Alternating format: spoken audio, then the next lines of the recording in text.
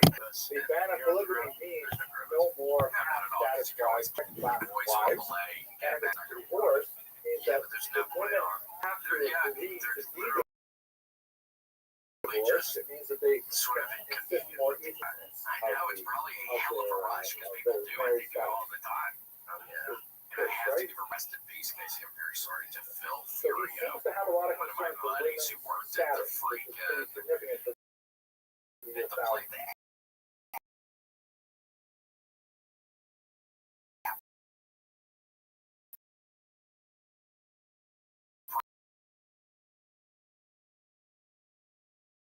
Race.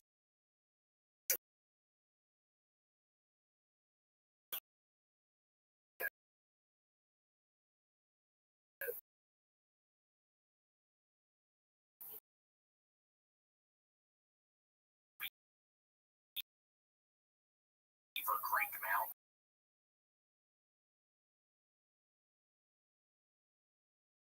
Even like 10 minutes later, like, why the fuck? I wish I could be.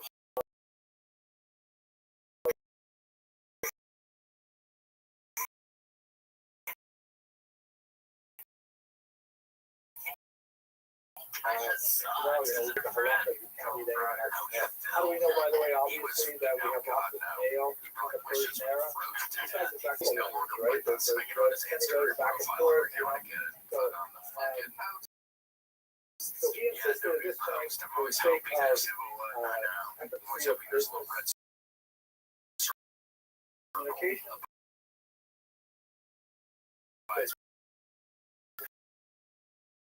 Not allowed.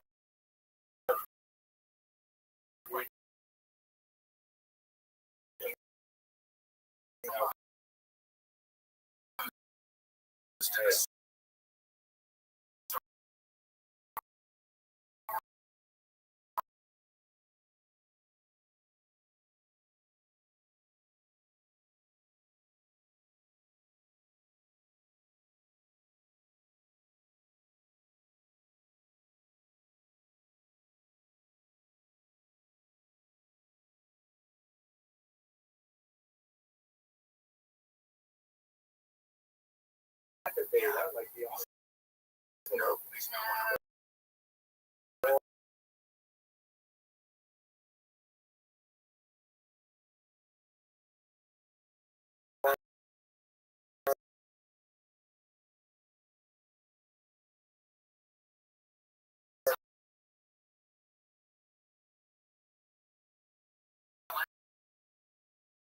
If he was able to make some sort of deal up on a mountain, like some logs behind you.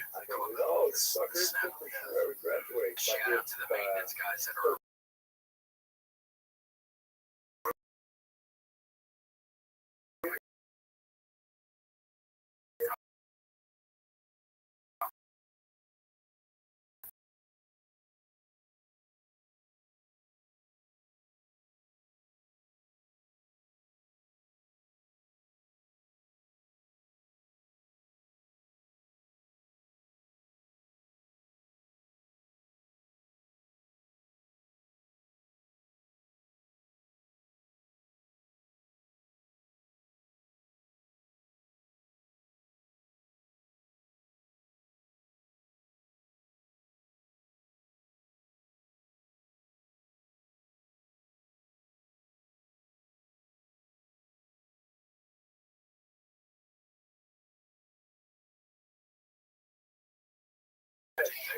Ted Bundy thing. I mean, after serving the love bug stuff, and I think beetle bugs, I think VW's do really good with those things. Well, that's going to be later. Ted Bundy comes out.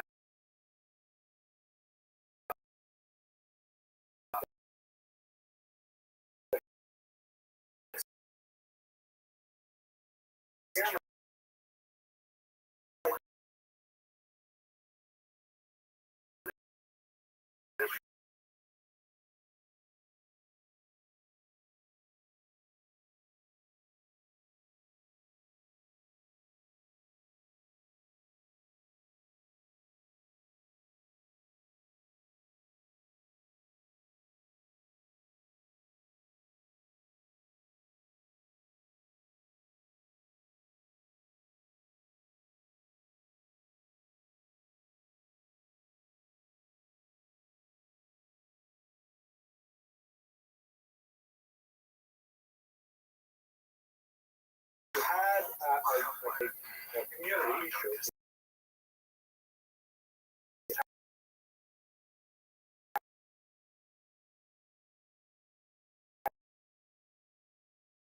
had a settlement, right? And they had a shipment delivering guy shows up from another, town meant that the tequila who could compete with existing kind of American mindset. But basically, this is the way that they ensured that folks still have a livelihood. This was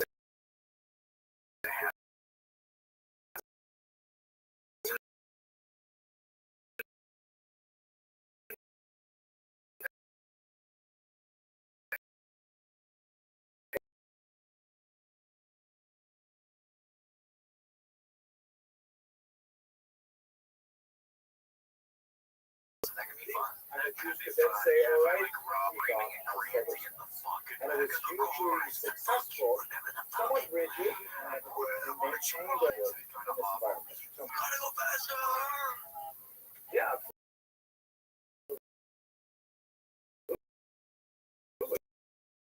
Just to see shooting, we have to go grab them. With each other. If you have a Chinese restaurant on this street, and another Chinese restaurant down, sorry, I have another Chinese restaurant opens up, like hire the guy out. So what's going on? This guy's going to take away our business. Let it go to another.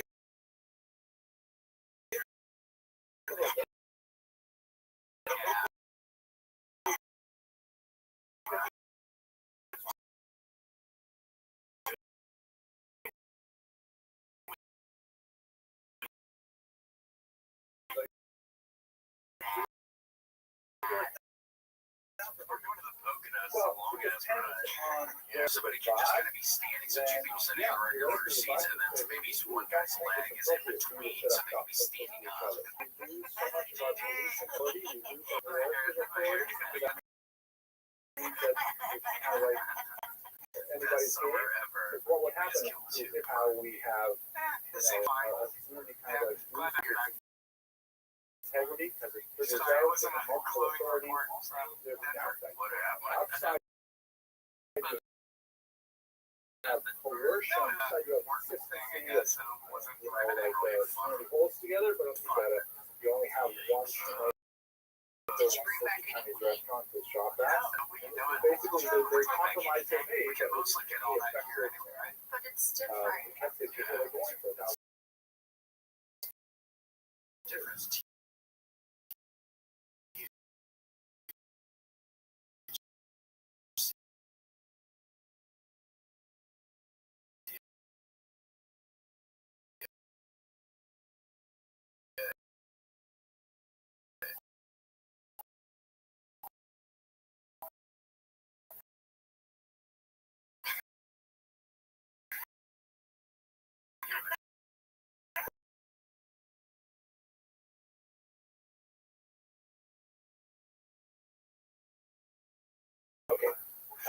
Let's see now. We talked about why. This is Chadelle's wedding.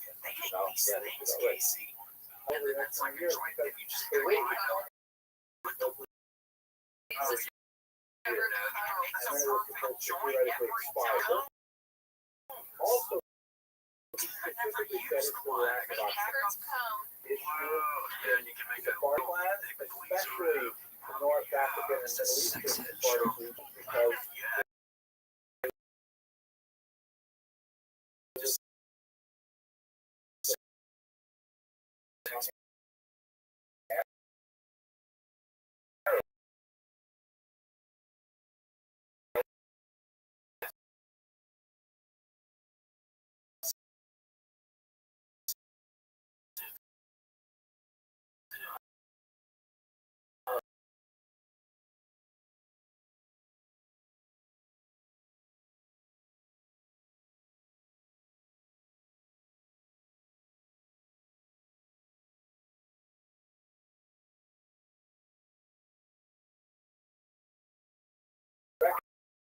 recognize that back.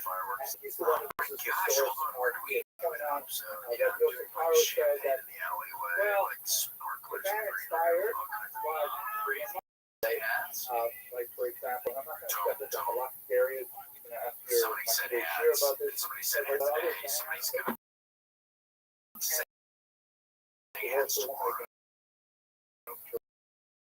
will. Right? So let's say one doesn't want to hear from you. They call up, I'm at home. But if you have a big head, Messing around with those Casey, five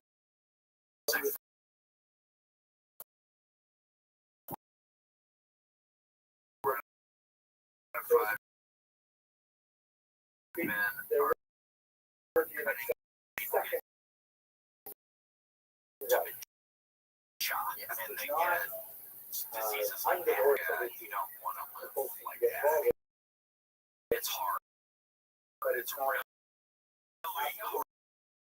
Part of the reason is small habits. So I mean, you got us. I think it's secure about your future. And I think Mammoth had workers. Why don't we make hats that will fit that big ass head?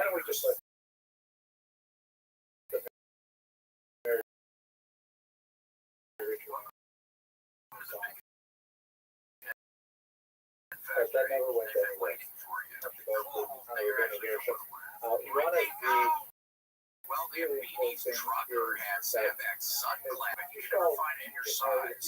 Yeah, that thing has made me happier the past probably 10 years.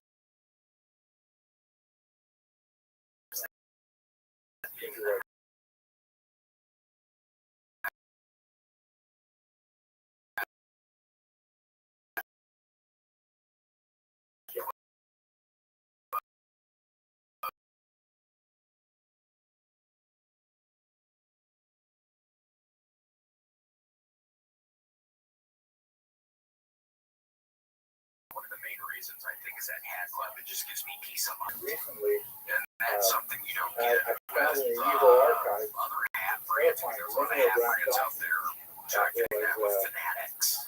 You can have a fanatics, but yeah, mammoth.com and use their WMS for 50% off and free shipping on US orders.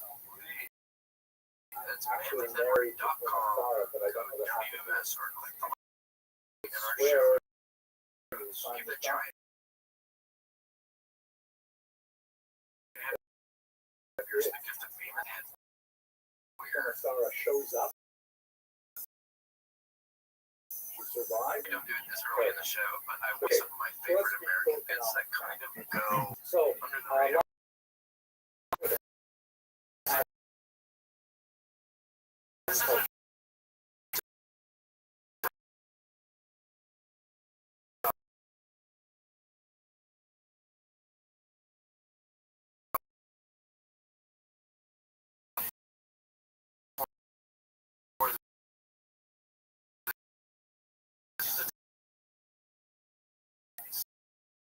Too much. twice in Now their you history. can even doesn't have to roll Ancient the world opportunity. and the modern world. Your job's going to be one of these things that I'm saying before you go for it. We have a bunch of fans in Japan, maybe for one of our Japanese fans. The If reasons you want to explain why July 4th is essentially America's birthday. Yes, it's a because day the largest you put on burgers for breakfast, for lunch, for why dinner, did they and not if you don't know what the Liberty why Bell is, go and look it up, because Lady Liberty is involved with the Liberty Bell. Yes, Lady, the Statue of Liberty had sex with far Mount away, Rushmore. living in Washington, sure.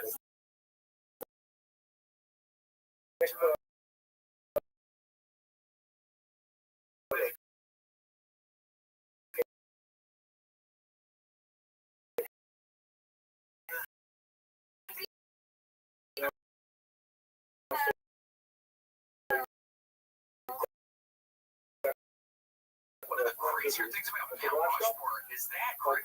So it's weird. It's a whole like How would that one of the you're right. ones in South Correctly. Casey. Let's say I think it's two class.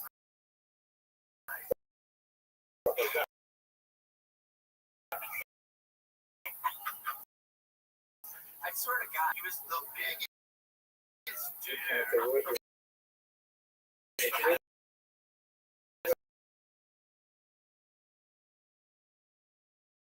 And I don't know how long it's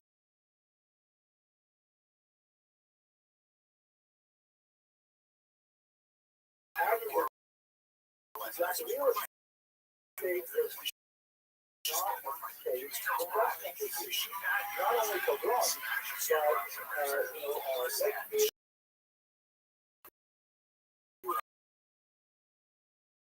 but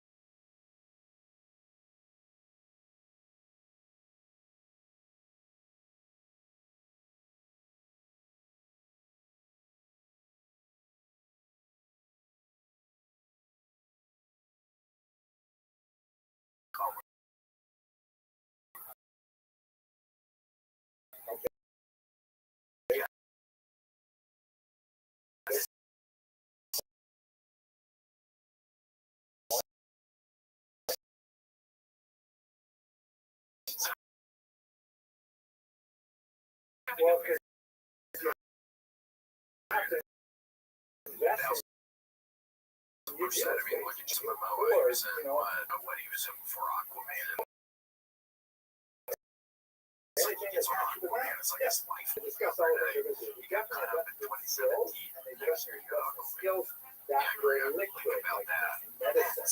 Put up your shingle anywhere and start doctoring. You're a tax collector. Someone else confiscates it. But you also, if you not only carry it, put it in hiding places, actually show you later. Some of the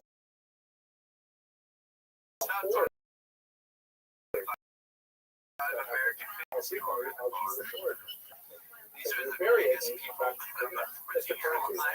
Second, breathe in, look at the sky, and say thank you for what you've done for this country. I call home. Very quickly.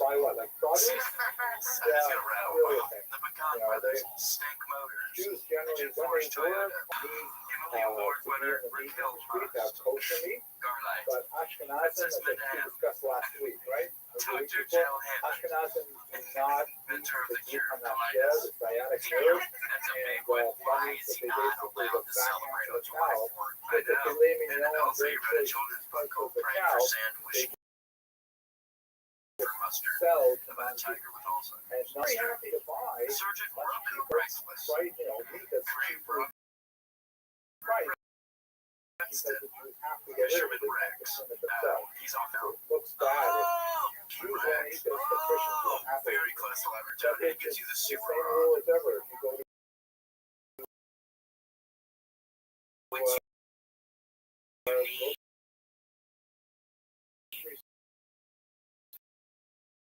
stores today, we'll talk about Sasha agriculture also created evil society. So it's not that interest that we will talk about in much vulnerable economy.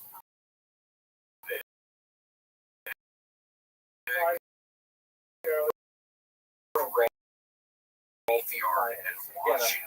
Period of growth. It's like a big We will have broader deal of economic endeavor once the conditions of bodies went in this down period as well. in But the orientation. backbone of the So it was all bad. strongest element in a given kahila, Well, that this is is kind a of a bigger tragic topic, though. but we There got are 7 people minutes that are left not on going to be the having a good time on July 4th. It tends to have kind of like a, when I say finance, that It's sounds like kind a of, lot of people are when going I to be say smiling something like really pawnbroker, We're that talking sounds some kind of like 50 seedy, again. They sort all of have like on the outskirts families. of So we're town, talking what, at least maybe 1,000 people there.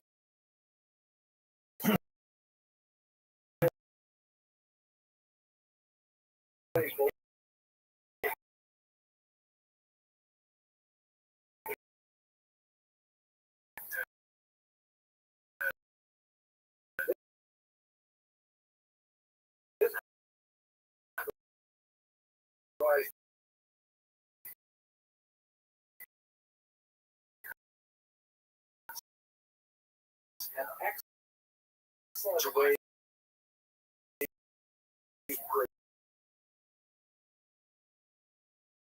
industry. They're living in a nice urban environment, having all these points here. The only problem is if you got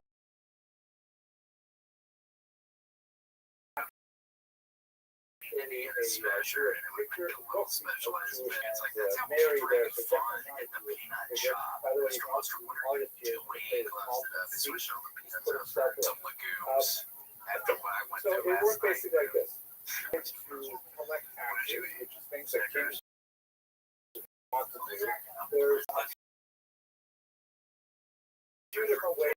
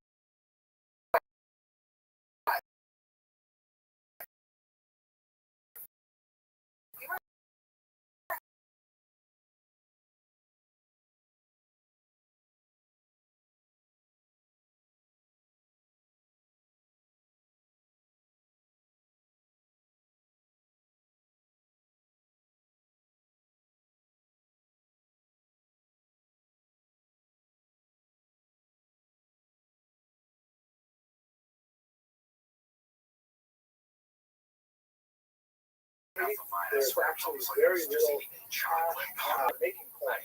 Very common in the Roman area. The other way is corvée, which is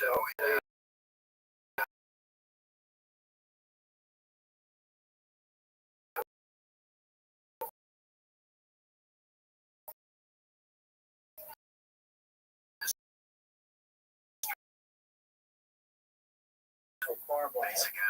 I would rather work my fields.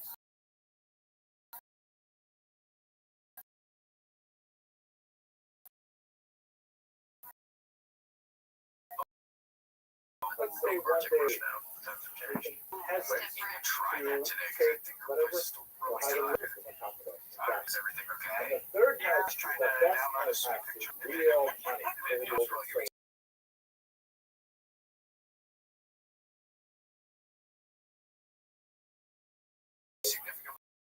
More money. Those people are still doing very good. So a lot of times the Jews are really good at it because they are literate. If they can read, they can make these records. They'll borrow money. How much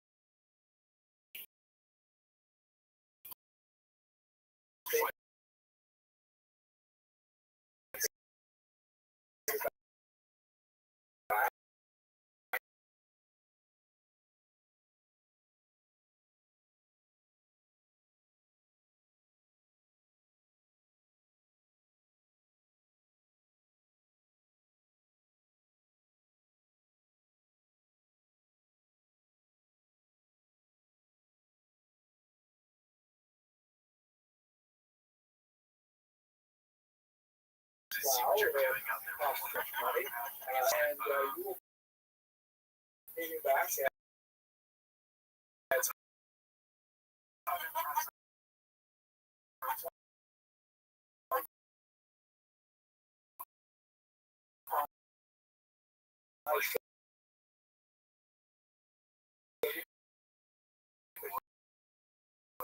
interest, and over time, let's go ahead and well, there is some money in sort of able to rewarded, these kind of leg up to spend a lot more time on Wednesday talking about that. So Jews were even silver coming.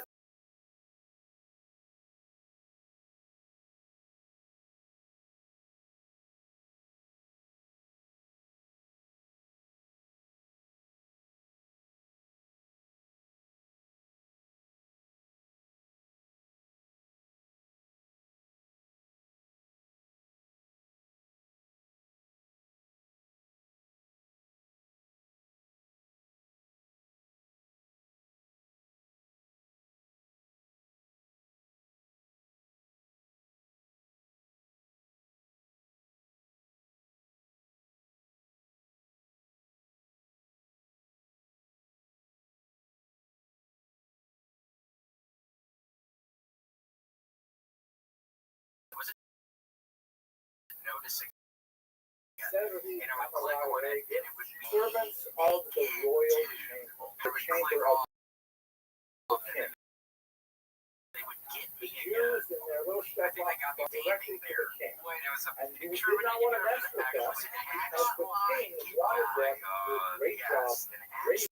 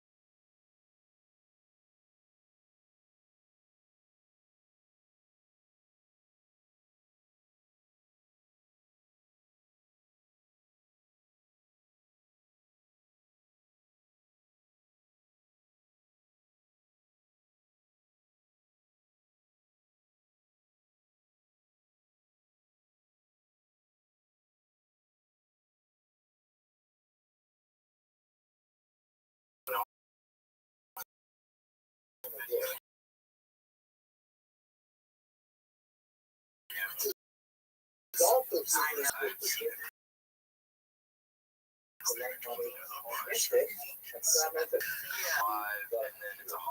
okay, with that, gentlemen, I'm glad to be able to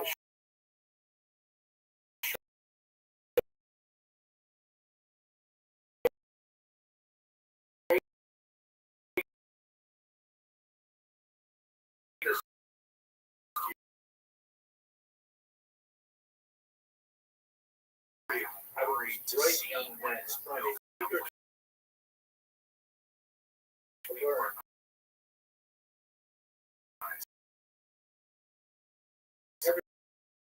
About Jewish history, as well as esteemed relationship and fact, or even about now, whether it is sunshine, and they have to study Talmud for several hours, they have lunch, and they have other activities.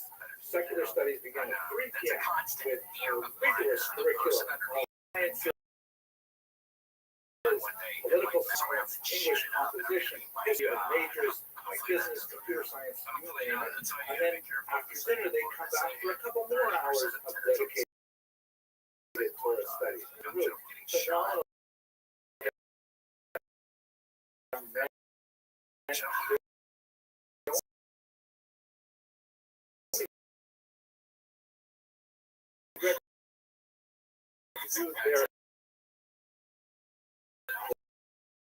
Their extracurricular sports and so on. Have a separate evening.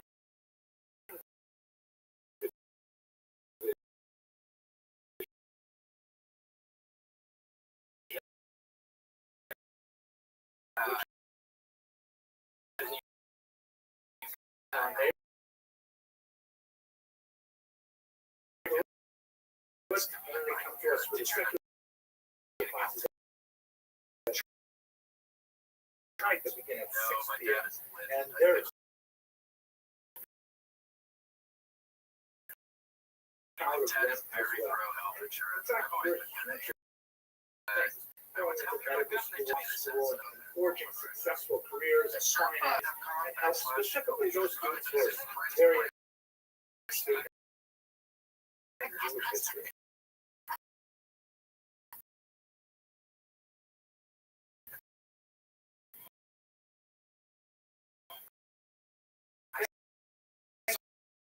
Very much watching Bigger bag of M&Ms at like a baseball game or something. He had two different types of M&Ms.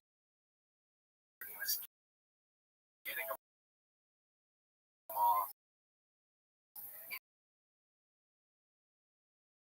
Refilling himself. He was refilling. He was eating it. So I guess he was eating.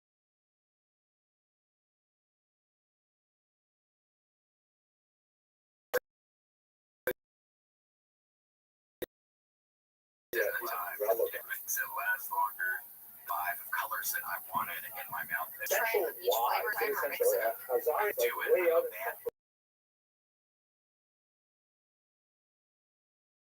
I want to see what they all taste like. Wait, have you ever done the thing with popcorn?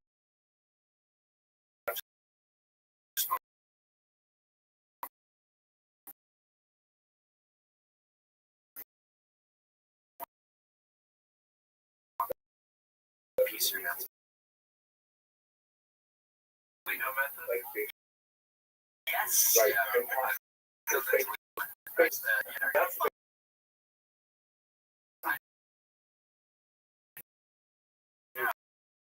particular not something like that. It's technically related to Jews of the Bible, have to sever the historical connection between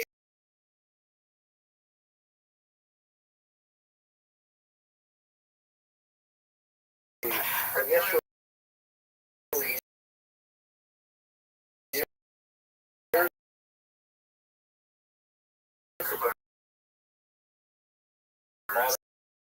Zionist movement, late 19th or 20th century. It's true there is going to be a massive Sephardi and Middle East afterwards, but in those years it was a huge project of Ashkenazi Jews. You can say, if you want, if they're actually Khazarians and not descendants of the biblical inheritors of land.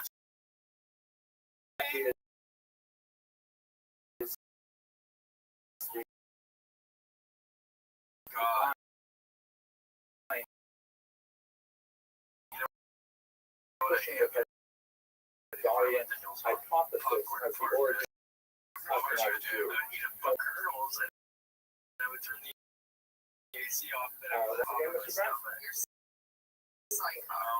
A way of lying to the Representative UN just recently said that Israel has a biblical right to live in Judea and Samaria based on the Bible. Whether or not you think that right claim to it doesn't really matter. They definitely have another Jews are descended from Polynesians. Then maybe you would say, well, what are you talking about? They don't have a biblical right.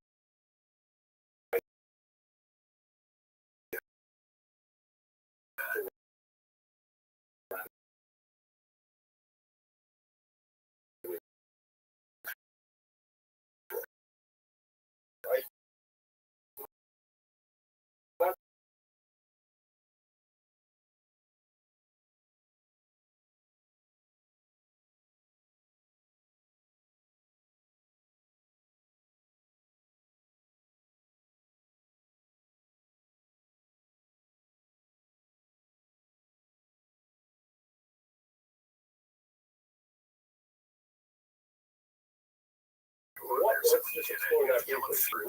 How do we know that we're not descended from Khazarians? Ask the Ashkenazi Jew. Yeah, it's just like a red flag. DNA has broad similarity with Sephardic DNA, Middle Eastern Khazarian DNA in Jews? Yes, actually, by less than 3%. That lots of Mongol boys tracing typically the worst one, I'd imagine, because who knows, with Jewish women.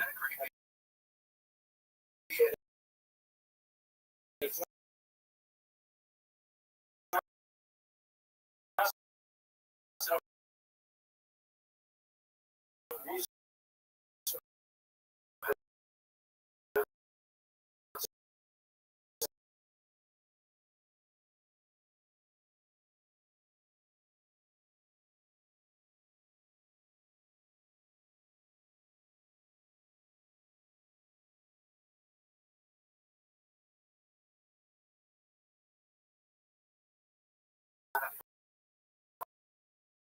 like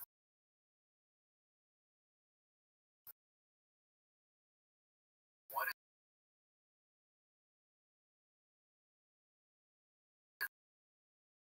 is the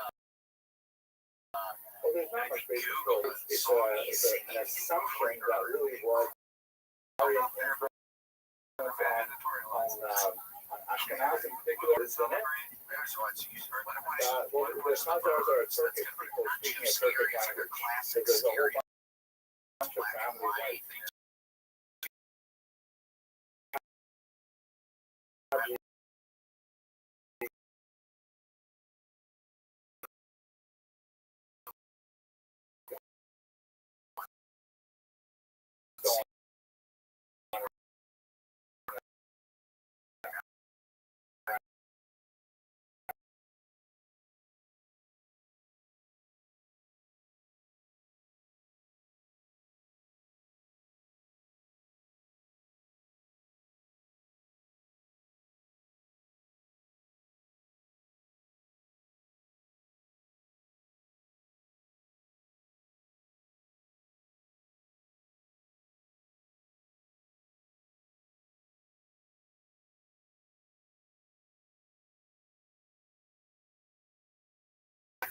like, for example, Max, one of the greatest scholars of Yiddish language, says that the word daven is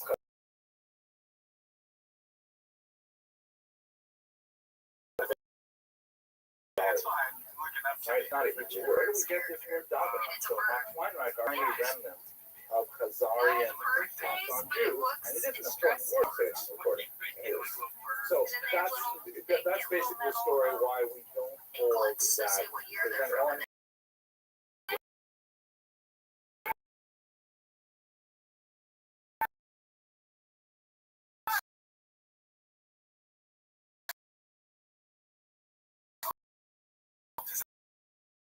the opposite linguistic evidence, right?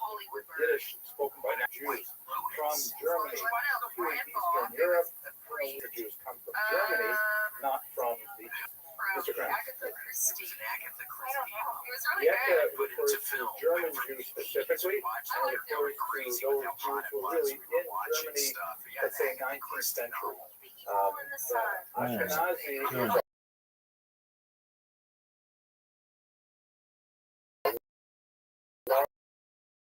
category. They come from Germany. They probably have the same. So got the, we're talking about this later in the class. We're going to have a huge surge of Jewish migration from the Rhineland, Poland, Lithuania.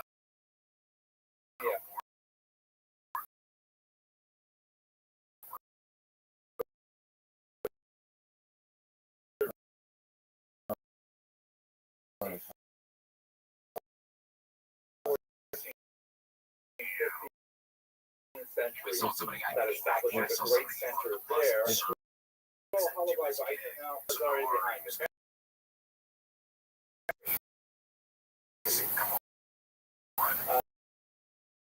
Anyone want to try and define the Turkey story?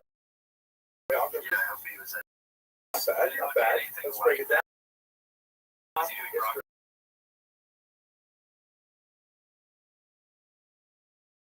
What is Rabbbi? Like history is has oriented to science. Like they're one of the great German philosophers. He said that history is defined as excavation. Just tell me what happens to history, right?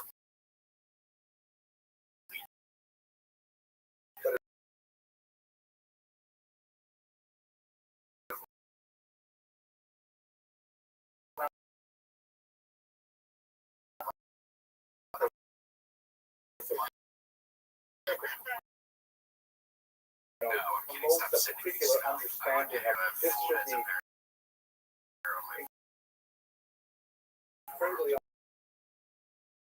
obvious. Your generation, you suffer from it more than most generations because unfortunately, and we can both be hit by the same charge. That's like kind of like a 21st century way of thinking about these things.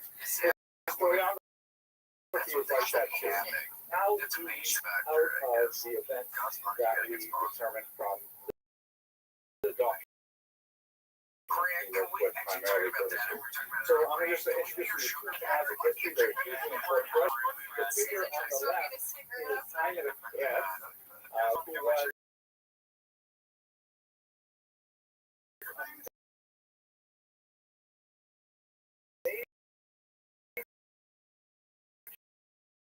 sure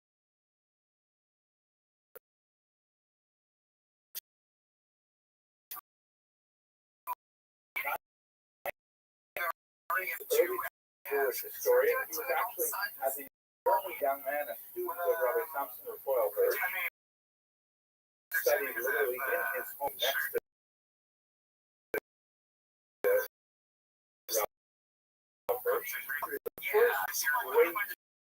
like a block.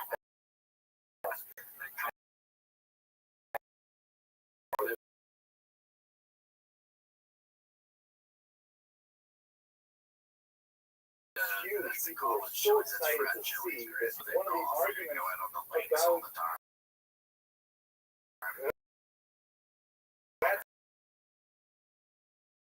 this approach to Judaism, which you may find very appealing. What has been criticized being leibniz, meaning sad stories, is how the Jews were all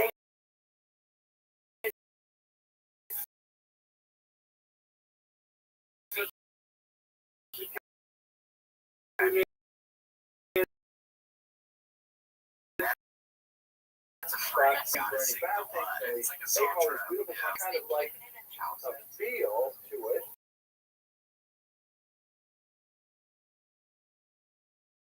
Delighted that I am a Jew, the Breslov song in Russian. Much it's a yeah, I am so happy to be a Jew. Right? You read these books and say, my gosh, everybody should be Jewish. Look at these people, they're amazing. They're like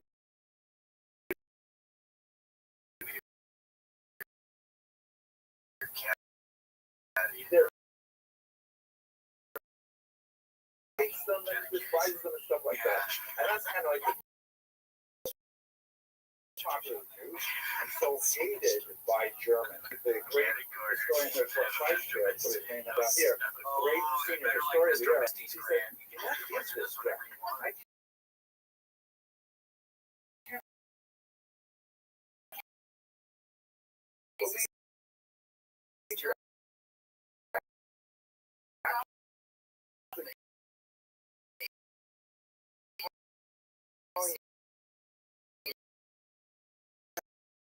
we have Jews who are involved in speculation. Jews moved into a country where they treated badly and so on. And he points out Brett's very heroic work. But it's not, compared to the German people. And you're like cooking up a story that's not accurate. And not even not accurate, it is misleading.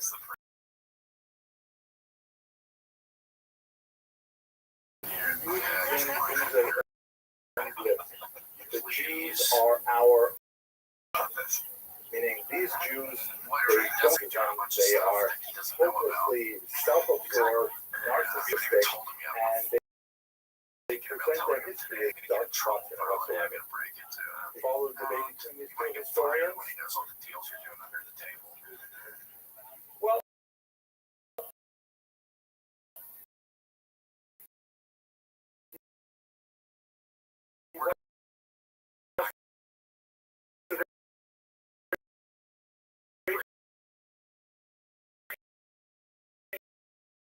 brilliant historian who is faithful.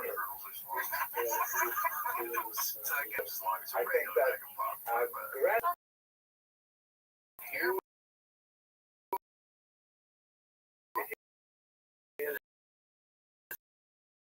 Writing of a history book.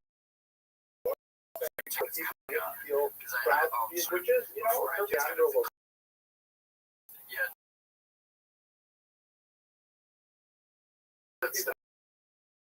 I actually think a lot of it is excellent history. He did really strong in certain areas.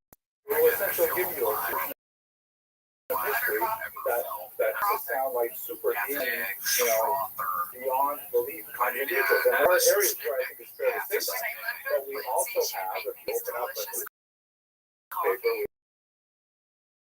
we also have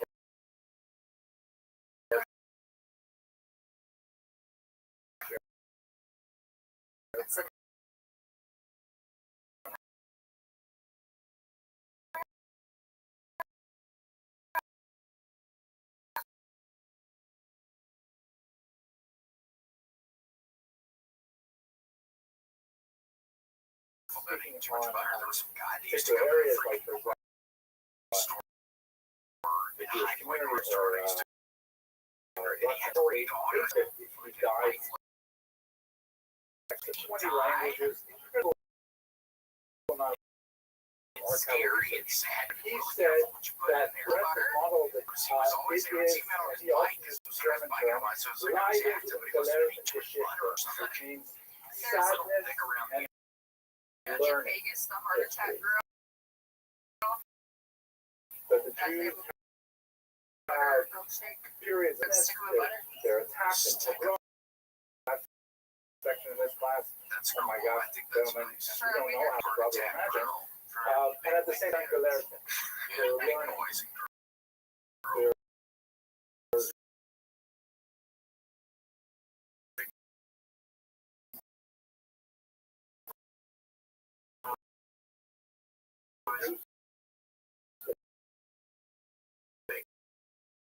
where's it? We want the frame to be totally filled. Categorized Grex's research, saying that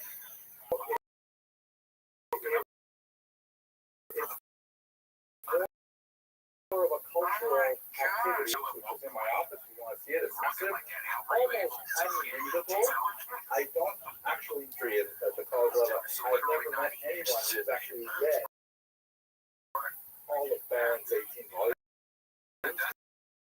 They're really thick and dense and difficult, but nevertheless more academically correct, but it doesn't have the same feel to it.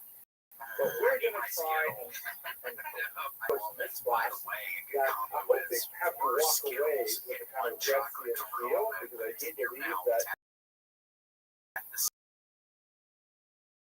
we are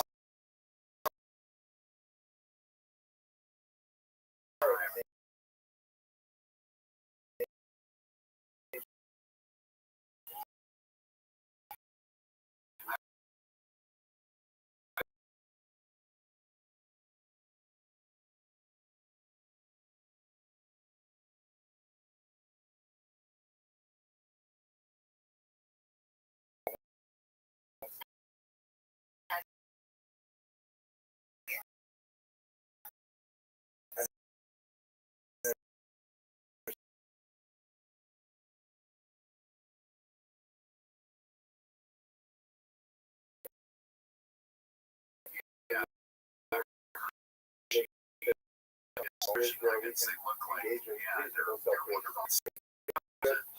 Jewish history is basically books of pogroms. God, yes, And it's not true. We have lots of other things going on too, but there are unfortunately lots of programs and lots of books. Oh my gosh, we gotta do Okay, it. Gotta so take. we Gotta already figure got out. to this Gotta point. We already had a How chance was to the look deaf at guy who was Bishop your It was a lady. She was really nice. phenomenon that we do beginning in Ashkenaz, later we'll see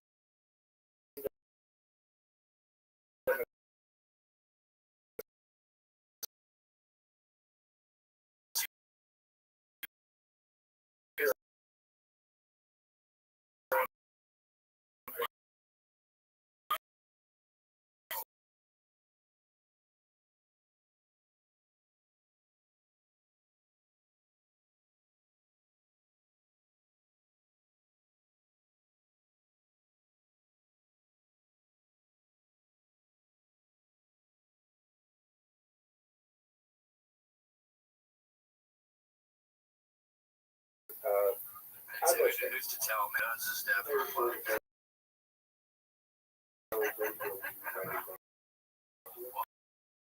hopefully she wasn't like the lady who was a psychopath. That's right.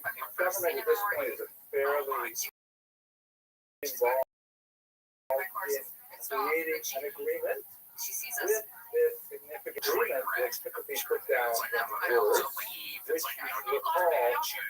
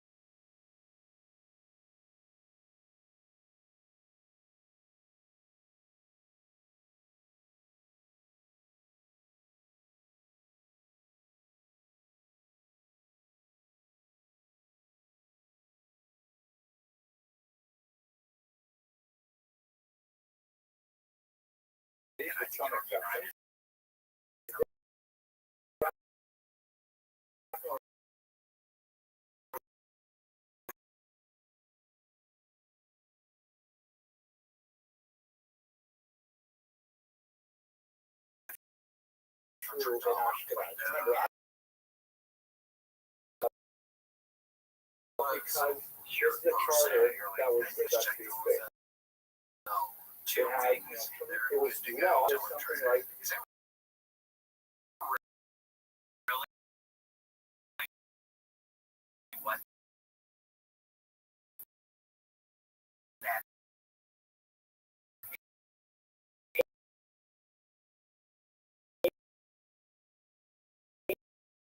overwhelming to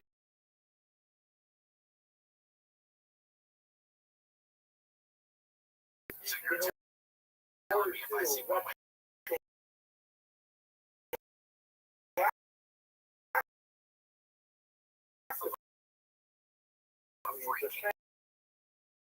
that means their positions or their right to particular places. So it has to be 100% historically or find these documents, but just publish these documents up to make a difference. This, by the way, is an interesting English charter. You can see it's written here in Latin, and it has a little Hebrew codicil at the bottom. You see it. Well, because let's say someone was trying to control a right to be the sole providers of alcohol, which is something that we will see very much.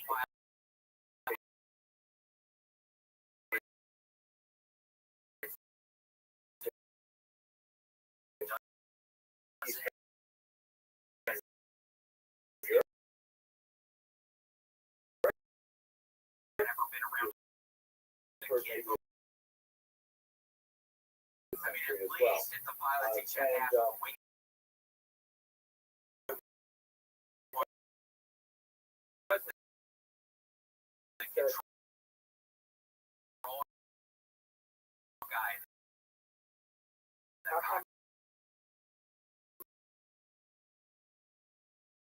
You know, the Jew guy.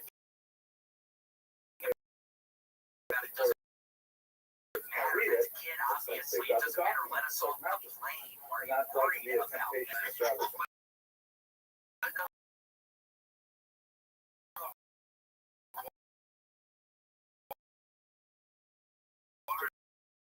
So I can at least hang off the plane.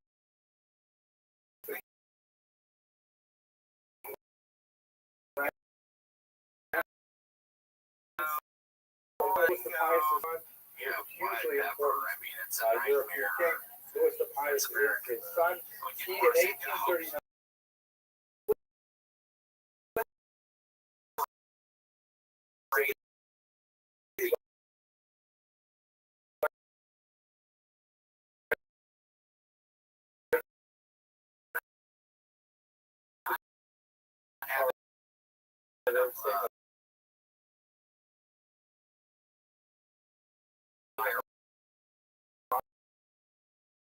Exactly. Have you ever heard this idea that you don't have it?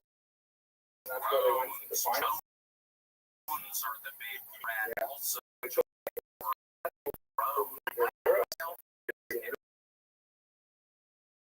No, people always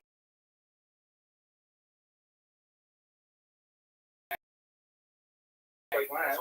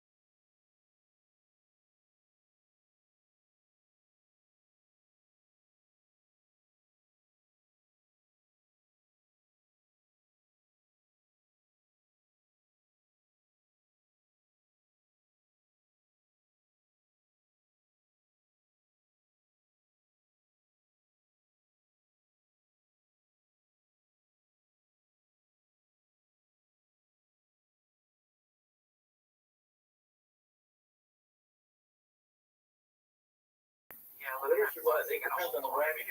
They often don't have a good way of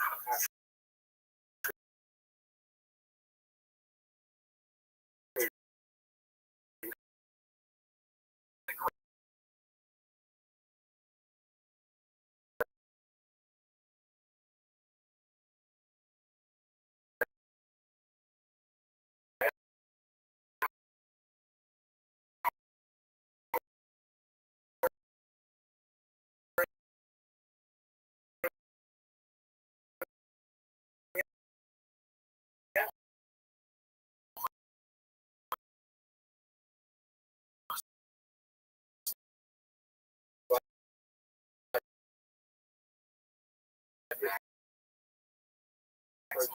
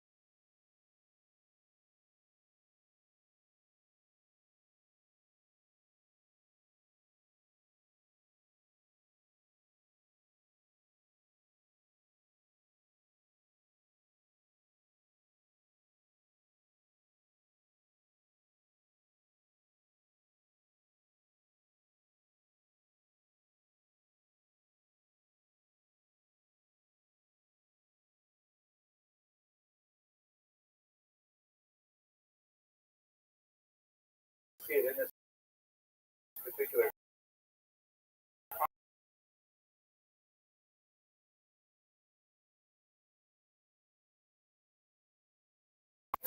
that refers to the head of the synagogue, the president of the synagogue. Archos means leader, and that archis synagogue is to serve as a judge.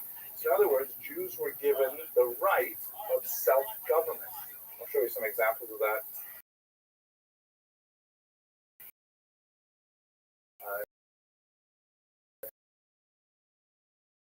Just a minute.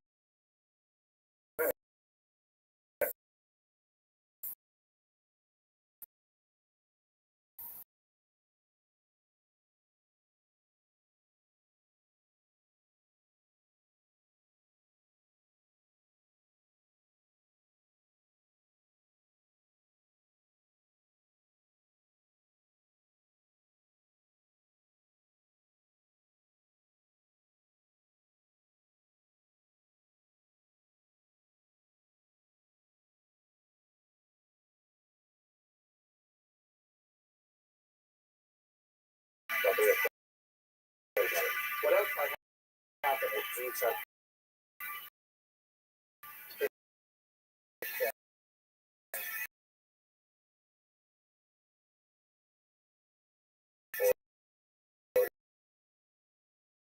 pagan influence? They might even become Jewish. Judaism unhappy with the contact with Jews.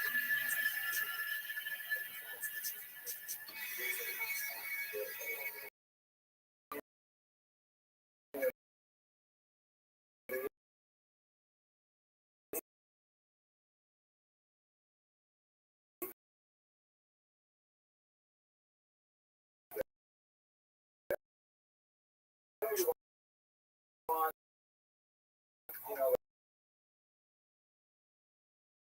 lot of Christians wanted to suggest. Three points rules large and small. Now let's go to this direction of literacy, which is so fascinating. This is another great Jewish historian. His name is Guido. I always thought it strange that a Jewish historian has the name Guido.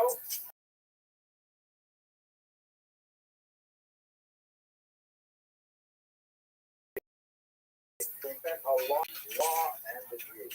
And although he made his claims of medieval German law, he also applied a lot of great Jewish history. There's an interesting kind of larger personal story about him in that he compiled this massive, 4 volume, big, thick medieval volume of German law, and the Nazis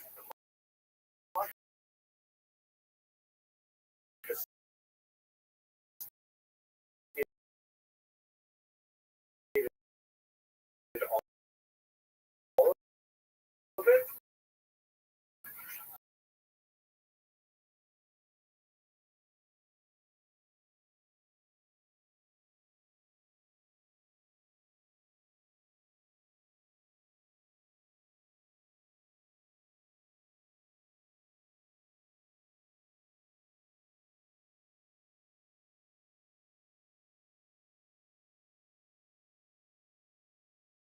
In Germany, it's a province, and Schlegel is mirror, and it is a 12th century book of law. It's as if you called it like the Queen's Mirror. Why would you call a book of law the Queen's Mirror?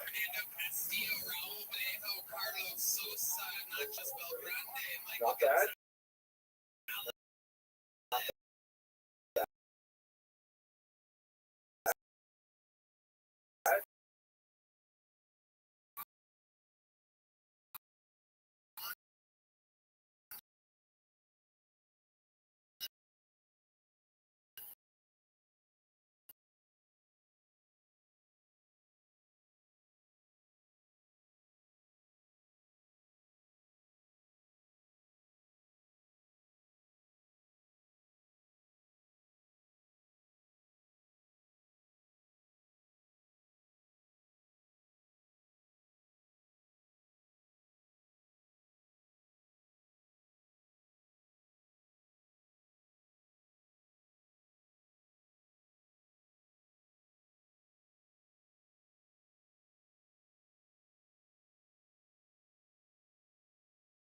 and the idea.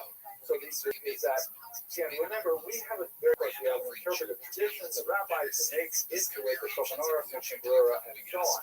But it's essentially so much more based on creed, or what one thinks, what one believes. You know, the order in which you tie your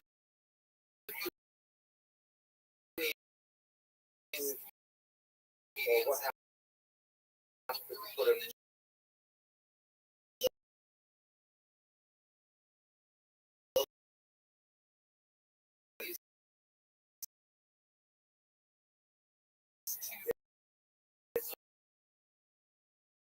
Islam is much more like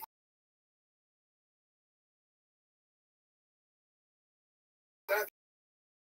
So Christians don't get involved. And that's essentially how you record what is the procedure when these kind of crimes happen. So this is an amazing 12th century document. It's basically things are dealt with, how disputes are handled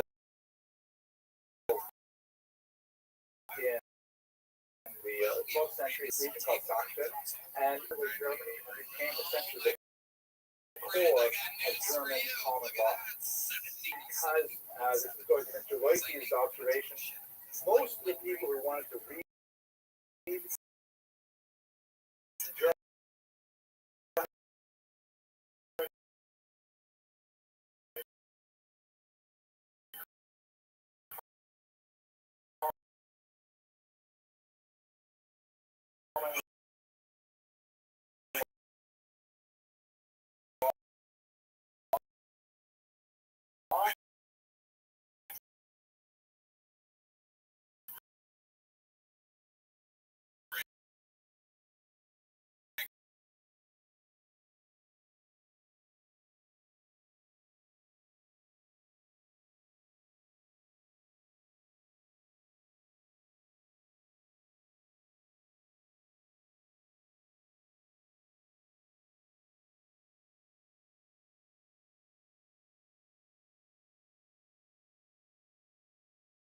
a graphic novel version of a law code. Can you imagine that? Like those of you studying, like, and pulling out the cartoons. And here's, for example, an illustration, 900 years old. Can you just hear us in the background? Yeah, could be. No, that would be you. Yeah.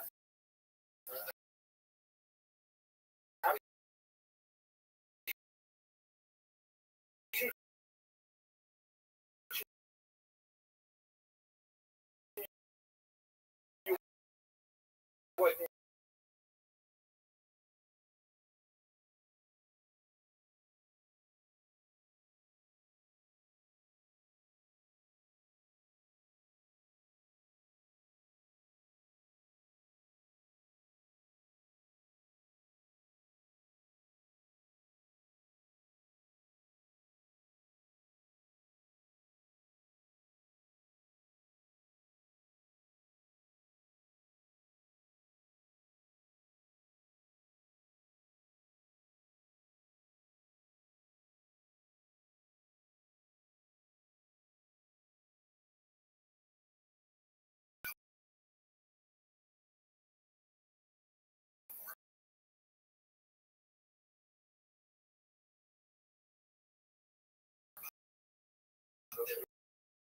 Yeah, look, first of all, they're happy, right? It's kind of nice.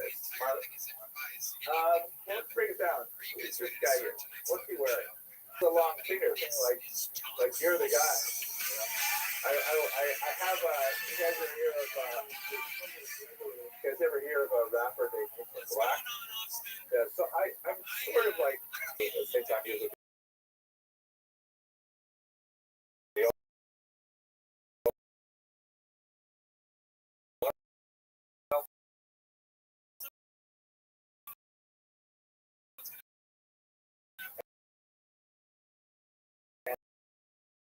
and he stood beside me. You know, we said, hey, let's take a picture, right? So my son takes a picture of me and Lisa Black, and Lisa Black, he just puts his finger out like this, pointing at me. I think they mean Jenna Big Cloud. Women.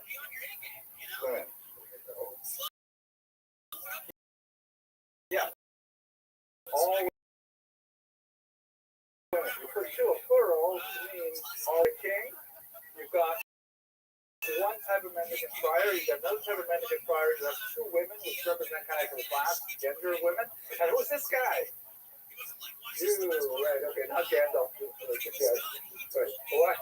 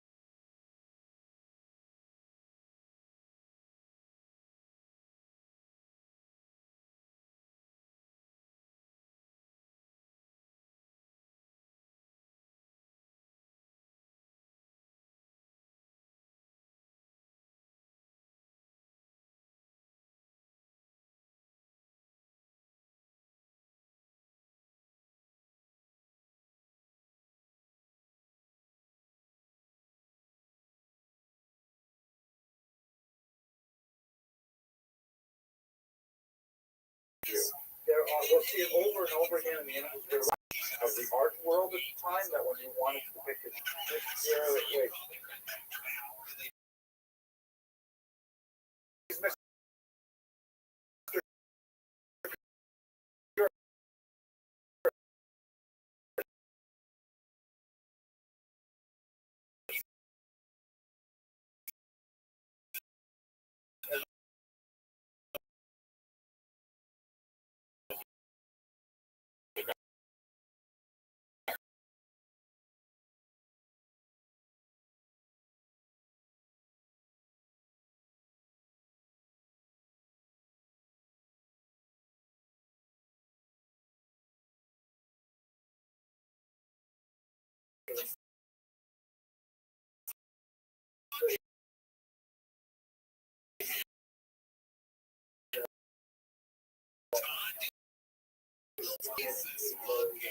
Excellent.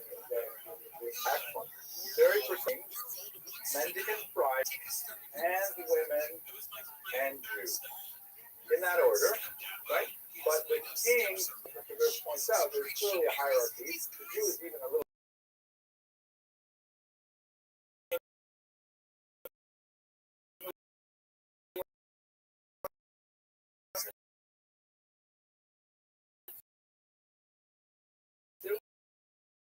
But this is a document that essentially is explaining. Next to it in the original, there'd be like a long text in German, and those Germans who could not read their language, handy photograph, handy illustration of what you got to know. And if you ever forget, you can just flip ahead. Oh yeah, that's right. I'm supposed to be responsible.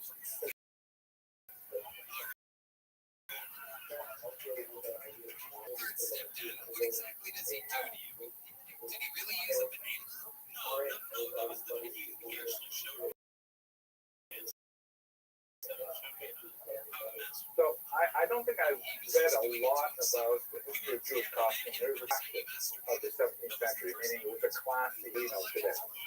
Right? Like, why do Orthodox Jews act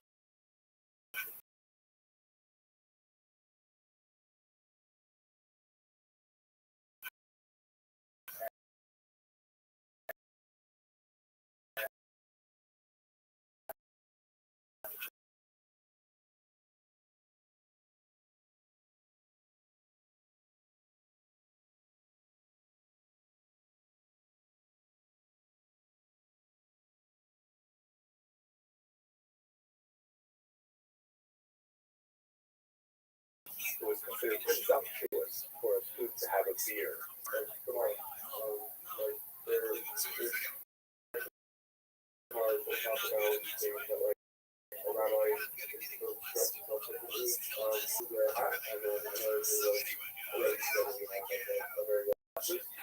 The first is it reminds me of the Rabbis got into so much trouble with the then one of the things was that they were criticizing for being 23 years old and still not wearing a beard. Right?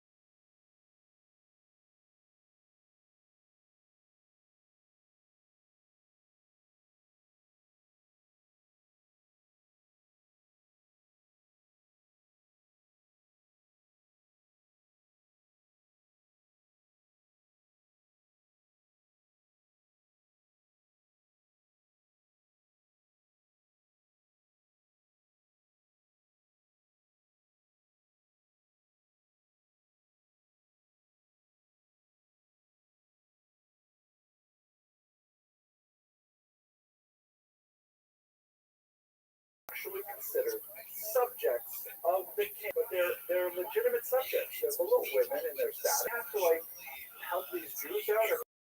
Or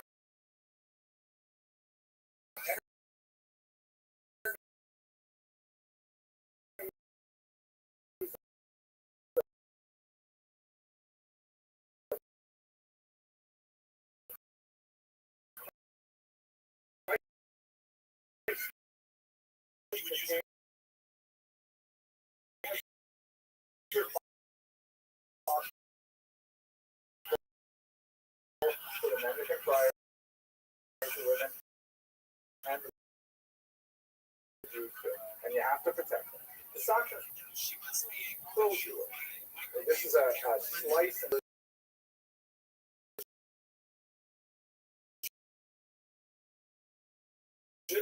that will erode over time significantly. I'm sorry, Mr. Vasilevsky, you got your hand image here. So the English tax roll from about the same period. Okay? This guy you sort of recognize, right? This would be the devil, right? Here's another Jew wearing a Jewish clothes.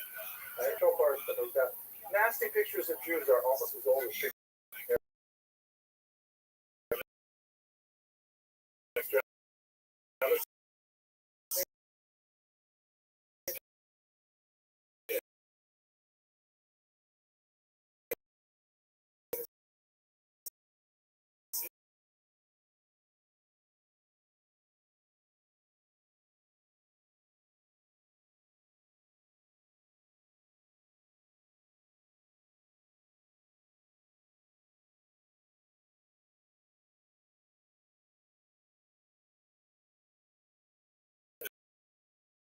Roll from 12th century England.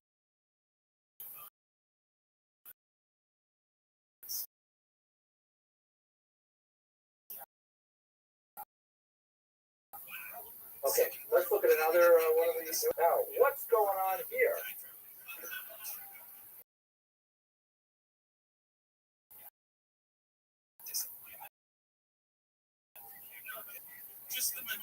No.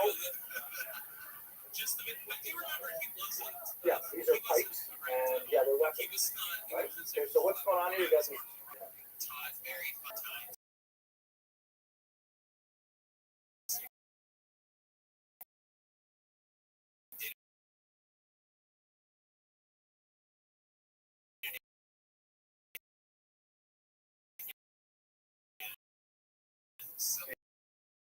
You got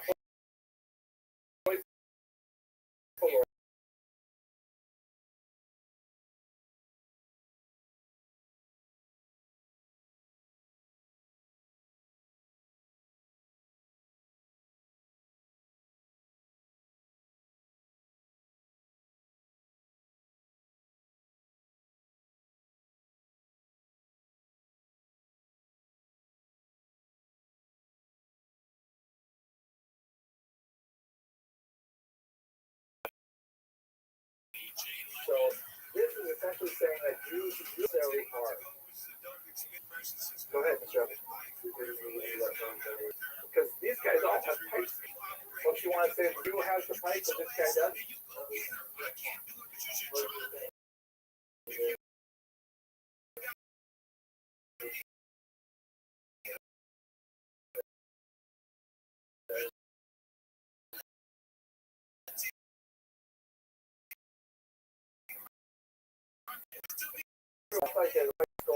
It's a good question. We don't get this. What for sure is involved is the Jew. But the message we got to get is that Jews have some civic responsibility. The music is here's another one that also quite interesting. It just amazes the text. I love how primitive this art is. You know, like this is like a book that the king would read. Like amazing. It's so poor. What's going on here? Mr. Blashbaum? Full haircut, right? And there's a Jew behind him, bearded, wearing the Judenhood. What is this picture even tell?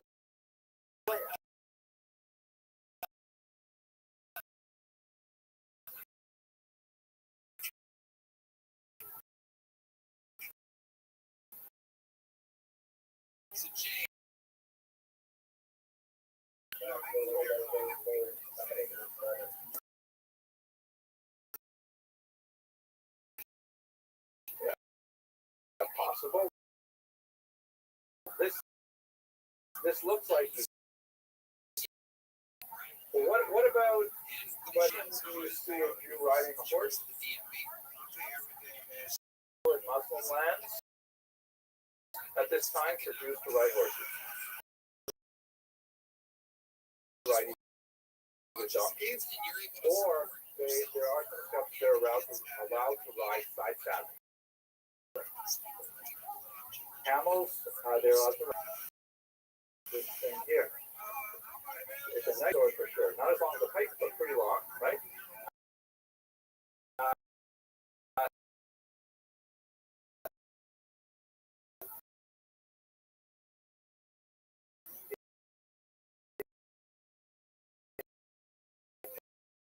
Muslim land.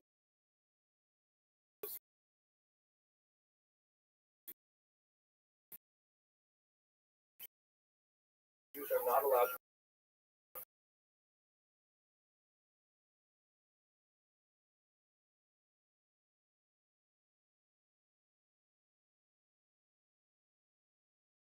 So, that's for sure. And even if they're not aware of Wiccans, when it comes to status things like riding a horse, really expensive thing, and very common.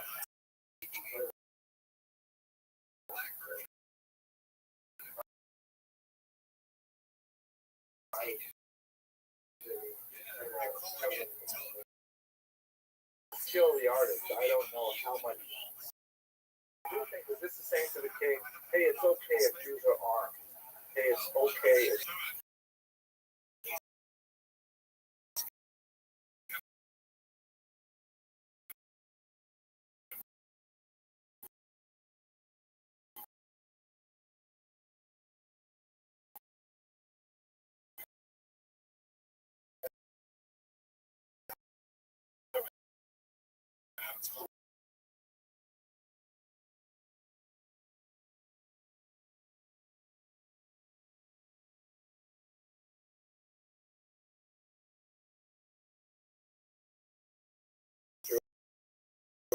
is there anyone who see this picture? Just, I was if they could carry it forward. So here is obviously Mr. Yambo.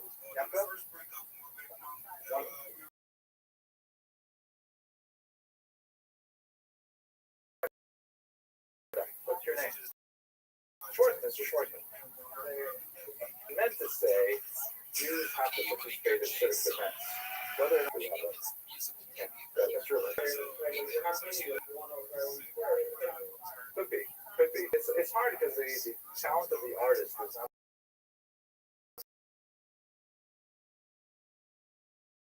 so clear.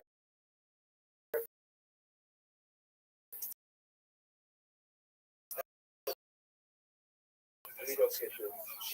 But you can look it up yourself. Maybe you'll write your essay on an arms or something like that. Okay. When you think about charter, law, would you want to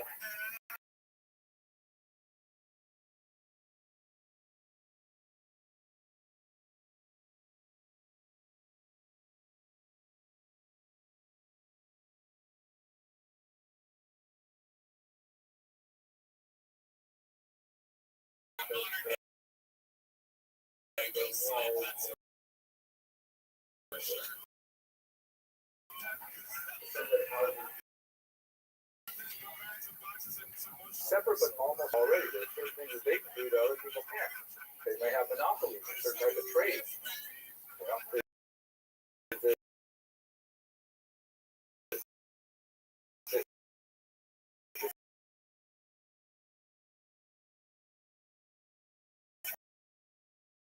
not like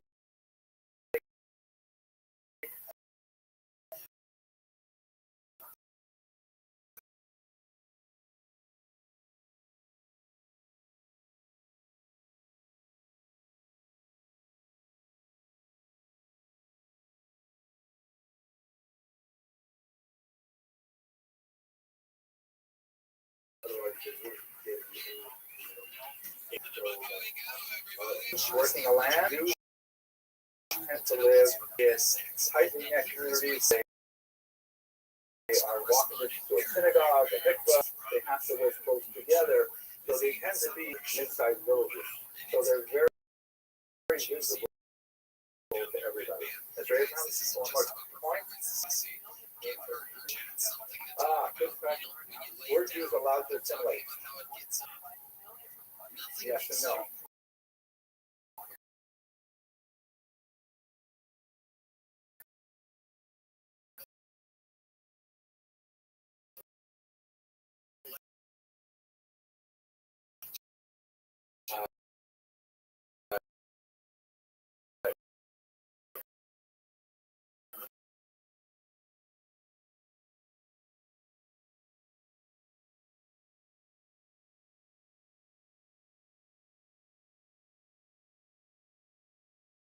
Non-sectarian.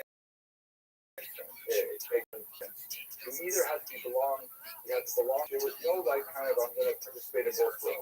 Here in America, I'm just going to live my own anonymous life without any, attachments. And the only thing is that you get on the United get away from them, but otherwise you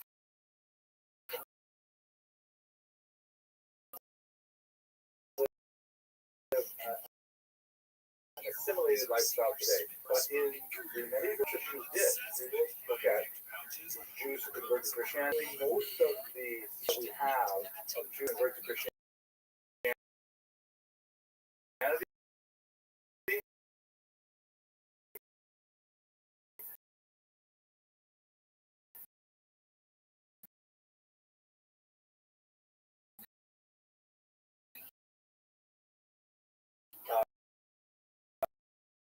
They tend to become in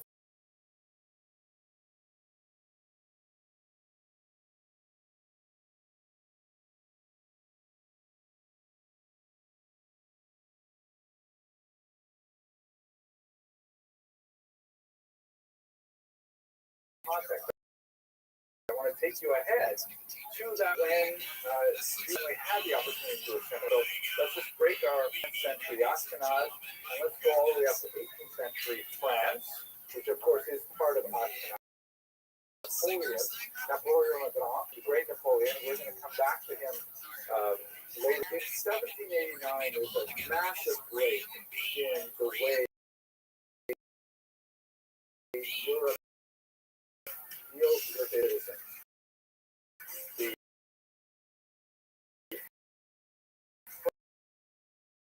French Austrian regime, the old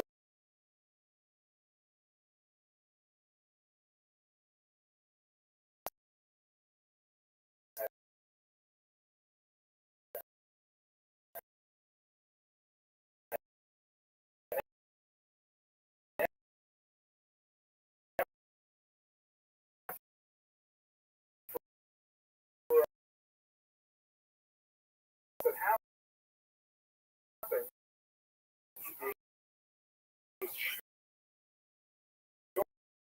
shortly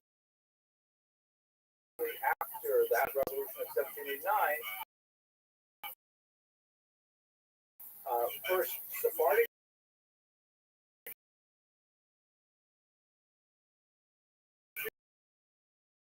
Jews and then Ashkenazic Jews are made a massive watershed moment in Jewish. Jews had kind of like all this built up wealthy, incredibly powerful, and a lot of Jews, non-Jews.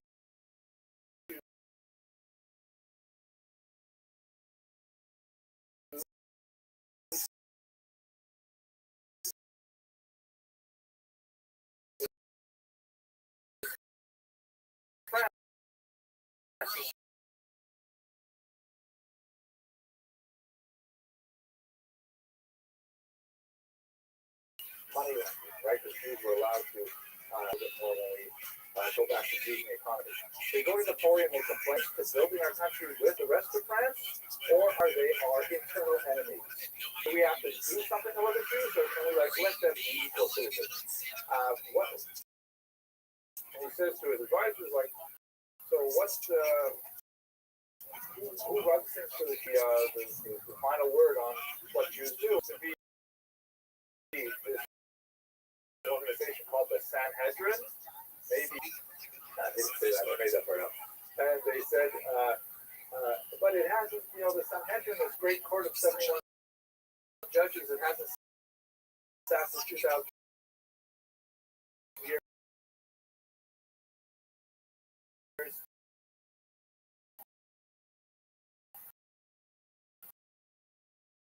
That's great. Let's call it, and he convenes a Sanhedrin. He pulls Jews from all over Napoleonic Europe, Italy, France, Germany. It's a question.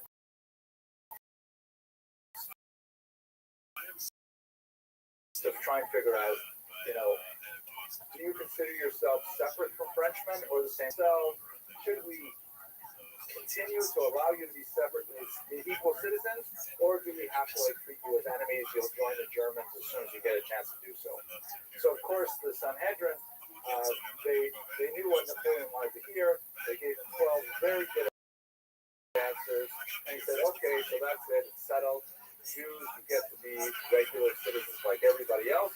We put in some other anti-Semitic stuff. So basically, that was a major chapter in Western Jewish history, and we are the inheritors of much of those ideas. So with that, he essentially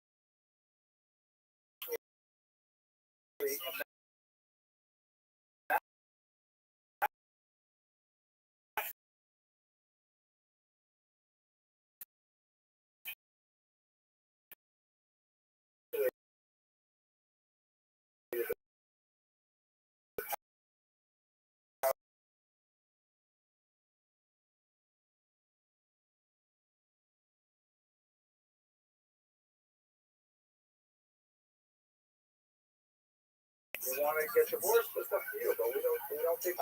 And so not to have assimilation as a reality without baptism.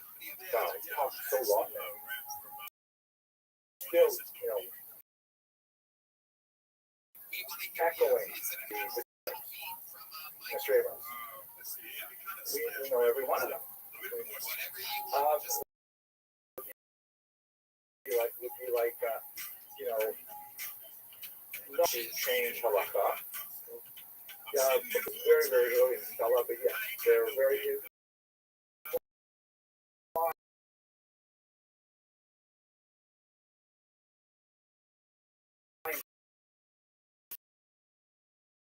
wars.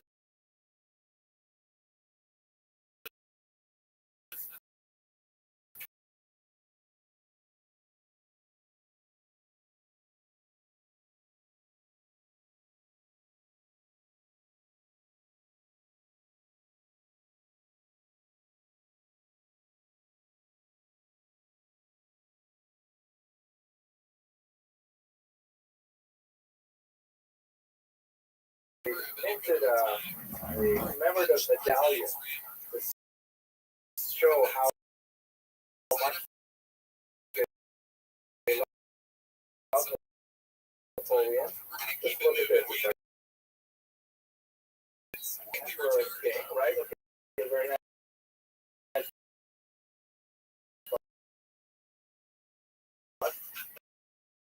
on the other side, what is going on here? This is the giant Sahara. What's this?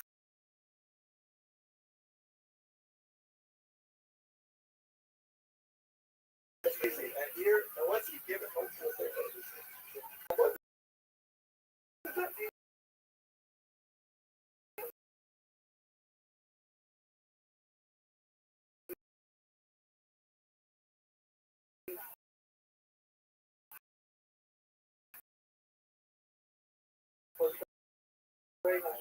Yeah, Jews know this. The boy like Hashem, Mahavdil.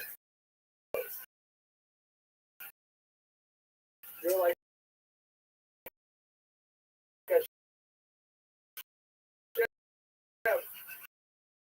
giving the Luca was not like this did not get from our school. You want to be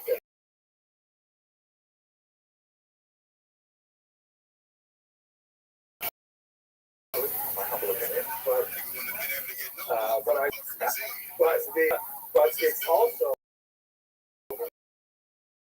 indicative of the slavish attitude to get our equal rights. Yes, the Hasidim, especially Chabad, was very much against this. They called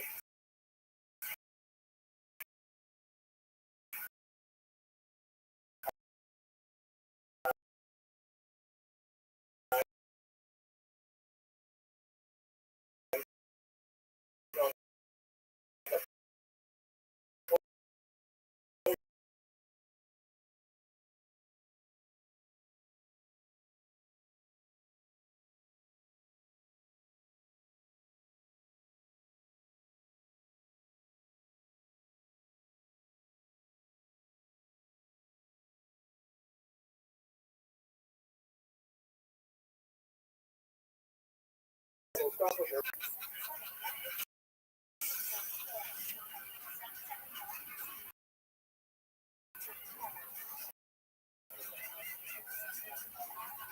of all ask the question, where is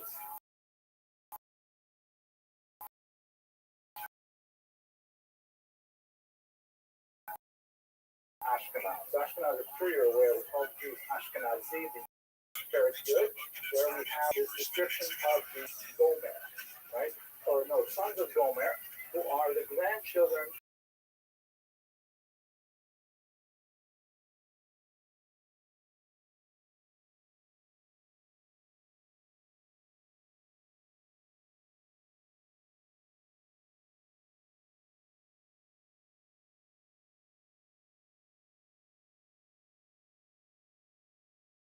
that place, which is associated with a book necessarily as in this case Jewish. That's where we first get the term Ashkenaz. Trans story, thank you. Good, you are anticipating my next slide. So, by the way, how many people are we talking about? In the period that we're looking at today, of the 9th century, maybe 5,000 to 10,000 people, fairly small population. But by the Holocaust, That's about 80%. That number is going to precipitously decline with the Nazi onslaught, but it became a very, very significant population. So we know Ashkenaz so far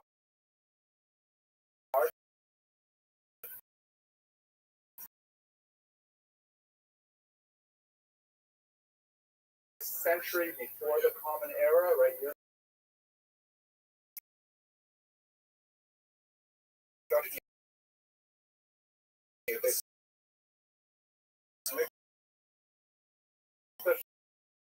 The first one, so there's here, reading in English, really, and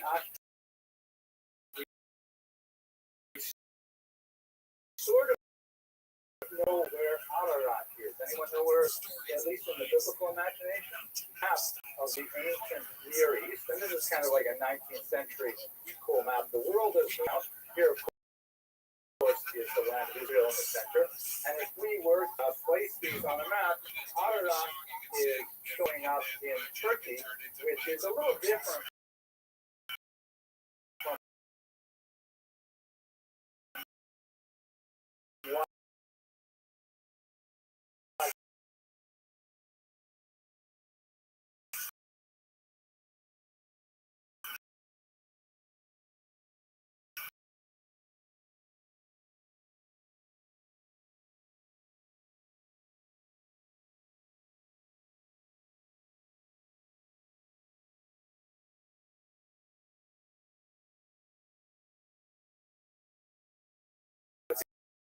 particular map identifies them with the Phrygian.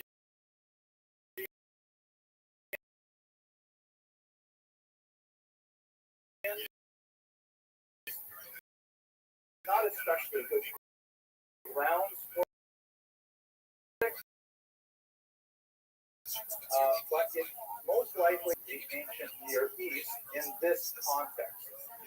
Possibly up here in the Caucasus Mountains near the Caspian Sea, which would be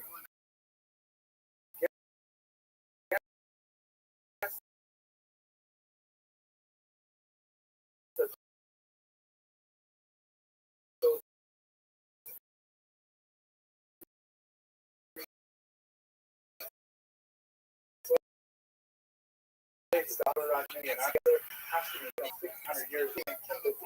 He writes from all the land, from Yellow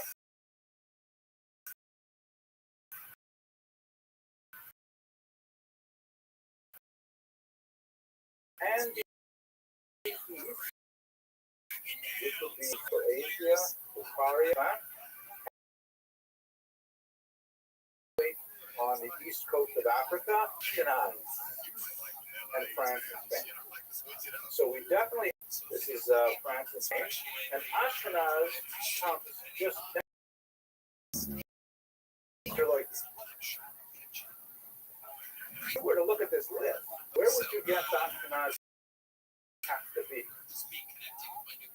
Yes, correct. You're absolutely. We're trying to figure out though when Jews use this term Ashkenaz, what are they?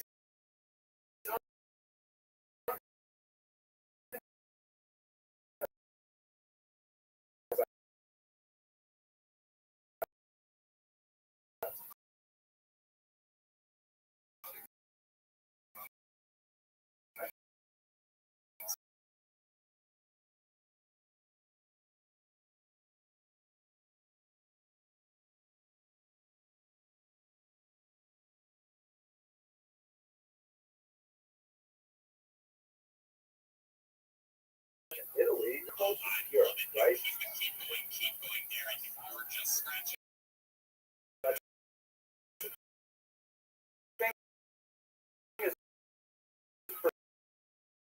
For sure, when we get to high, it's probably Mr. Vasilevsky. Good Ashkenaz, good Sarfat, good Ashkenaz. One last thing here. Look at Rashi, of course. Rashi refers in a different passage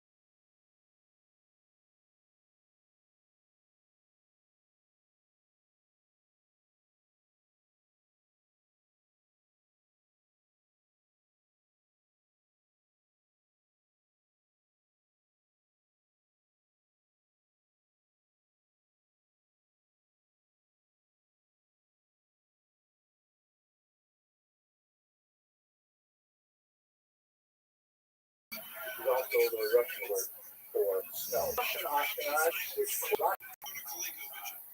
correct. Correct. Pretty good at that, I think, right? Snow, sneak.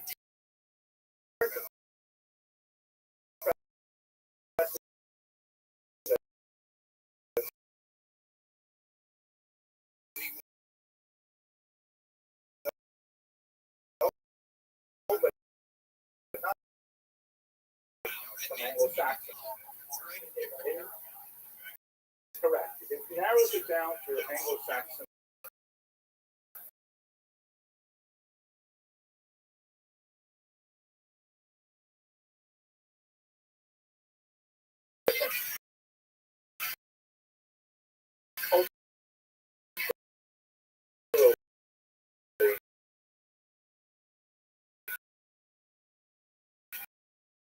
Then South Fox, which is transparticular, places like Coon, is an early settlement, Trinouns were used, and then you have this unusual place over here in Eastern Europe, Kna'an. They called it Kna'an because this was one of the major slave markets.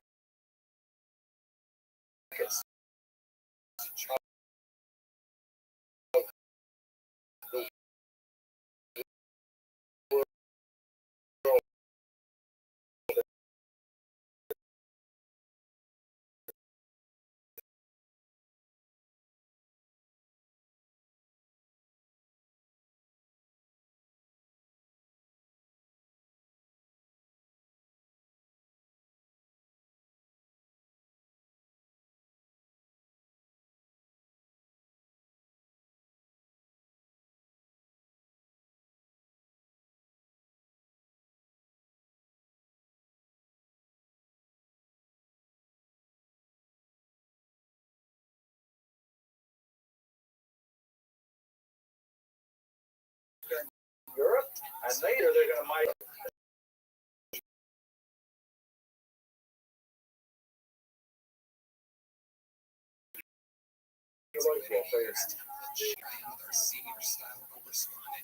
Yeah, hey, yeah. Thank you.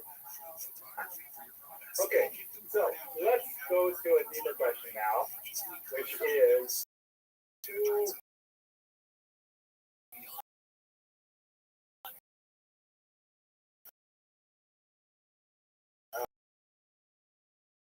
sources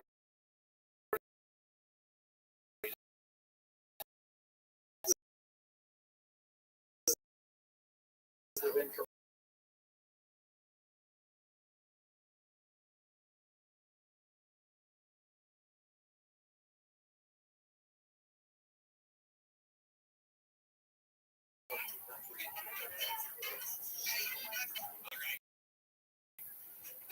I don't like the word sect of Judaism. I would say an ethnic subgroup. I mean, for example, are Yemenite Jews? We're going to see today.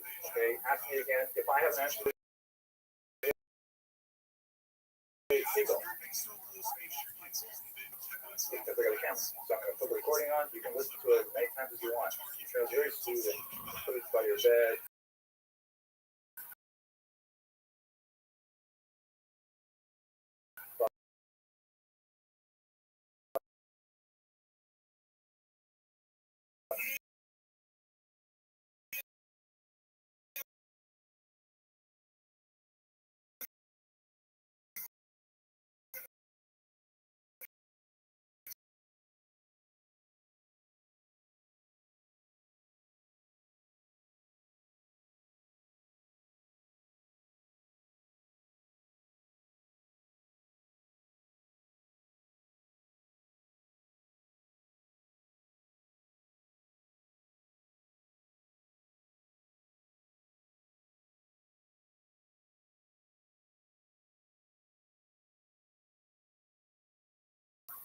Neat, perfect. Thank you so much. Okay, which is this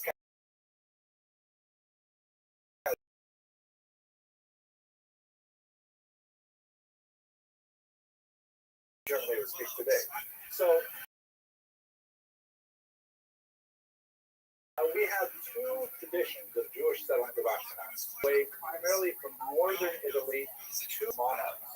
Here's where it gets a little bit more hagiographic, meaning a little bit more kind of legendary and kind of self-serving.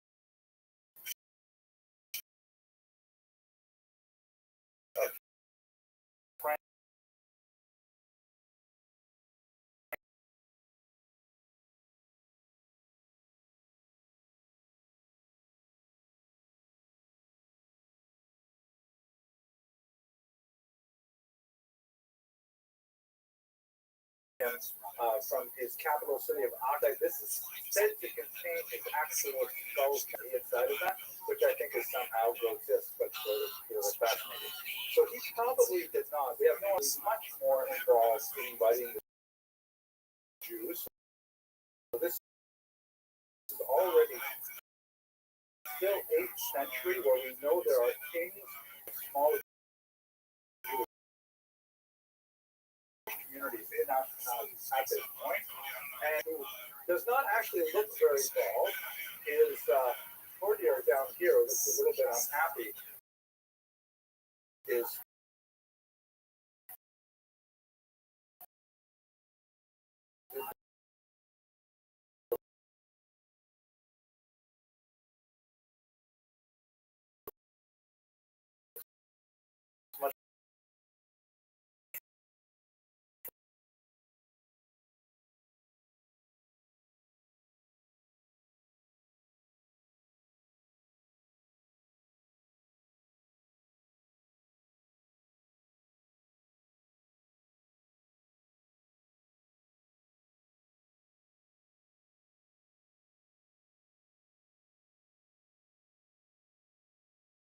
much literary tradition, right? Books that talk about how Jews got there and portrays this image of Jews coming in the 9th century, settling in small numbers, making relationships with local royalty.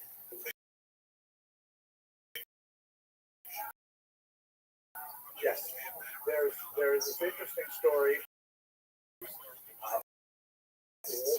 One of them goes all the way back to the Phasians, a boat that was captured by a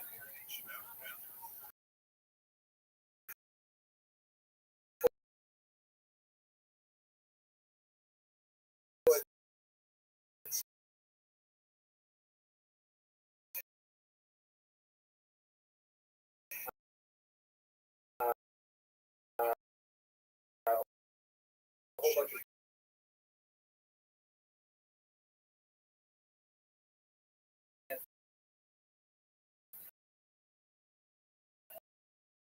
and they landed at Havre, also in France, and strangely Bordeaux, there's no access from the Mediterranean. They would have had to go out to the Atlantic and come all the way around.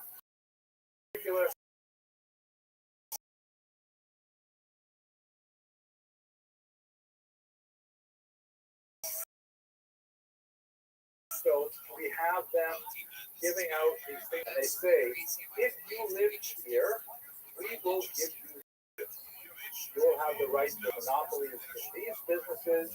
You'll have the right to put some desirable things that Jews wanted. And as we shall see, when you go on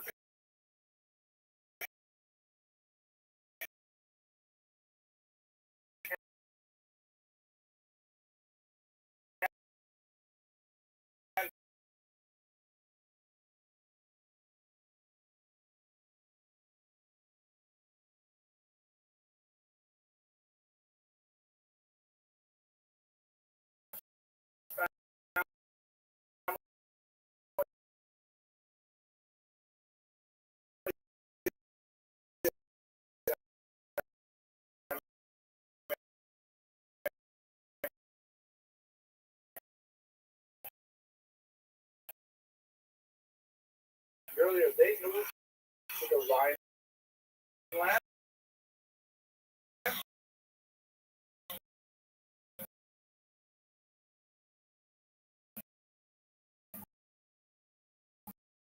Extremely important family after another of Jewish leaders who saved $5 for the play with it.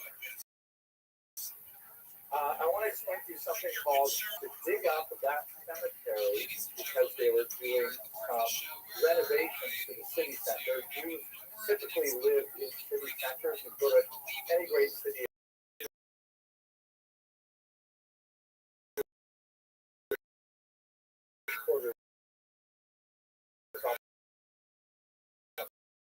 It's always like very much trade.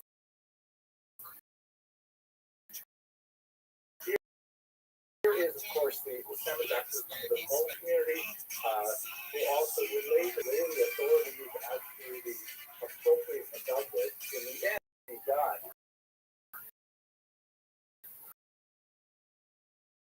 And a whole bunch of Jewish geneticists said this: we want permit to analyze the bones of these 14th century Jews, right? Other Jewish cemetery, they couldn't do anything to the bones themselves, but they could study the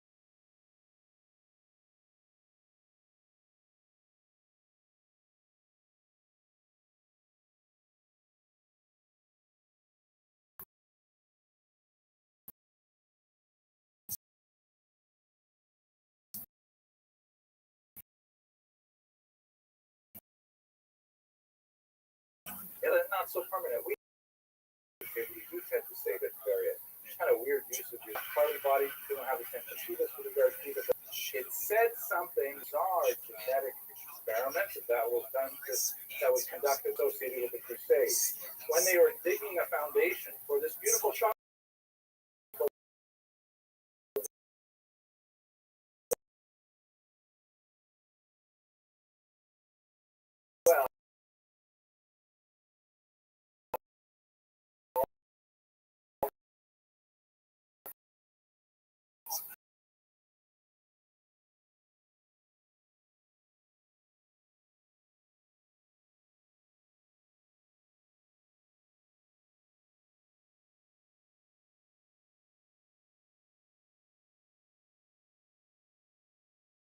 Well, and so on. In fact, some of those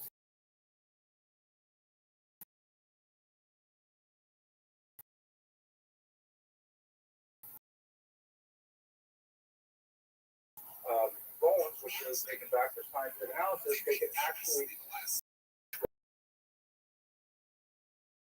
was something for which Ashkenazi Jews were specifically well known people. They looked at like 23andMe type things thrown into this well in the context of the pogrom. They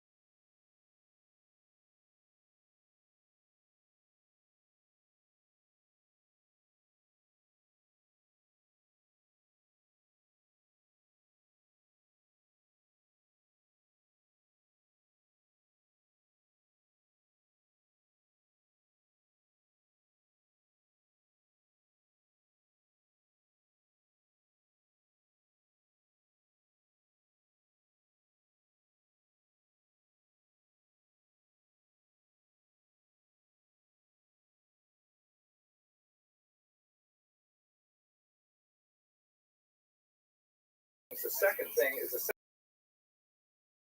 true that there are lots of Jews that have which are not commensurate with but we're not defined as Jews by our genetics. There are some like convergences where their bodies like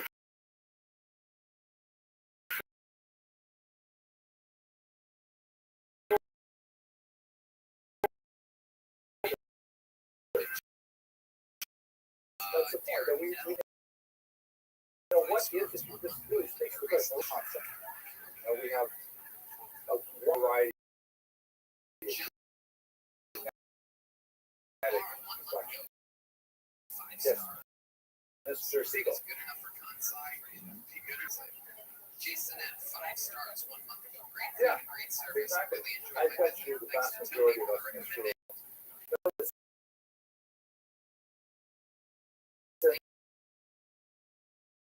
not necessarily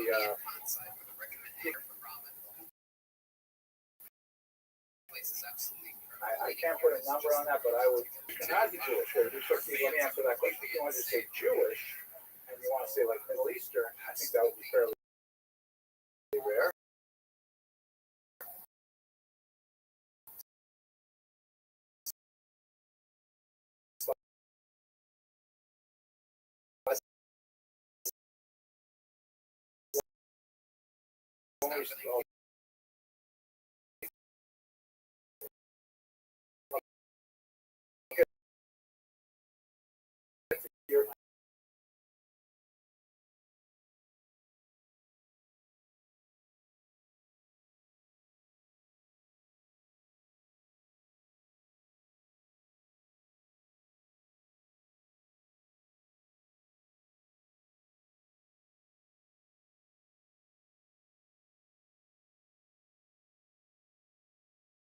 What have we learned from these things? So there's a lot of cool stuff, but I want this. Okay, this is how it appears from the genetic record. What do we have here? 7 out of 10 Jews are of Ashkenazic descent. Joining the Jewish people, just for one example,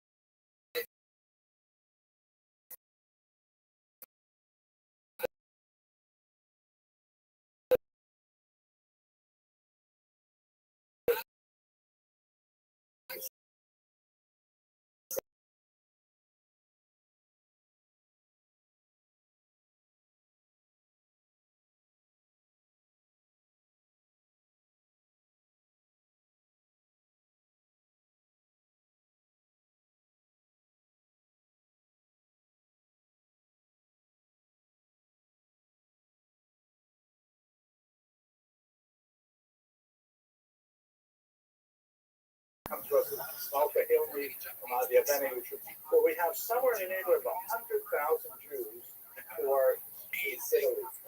When those 200,000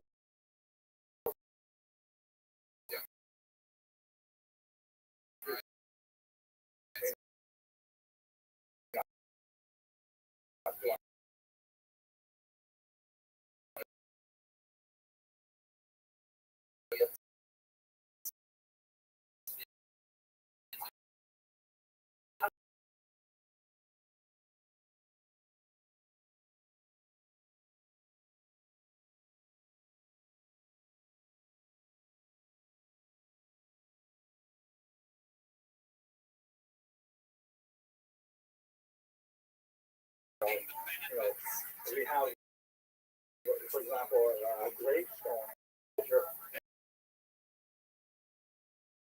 The founder event of Ashkenazi Jews, particularly from northern Israel,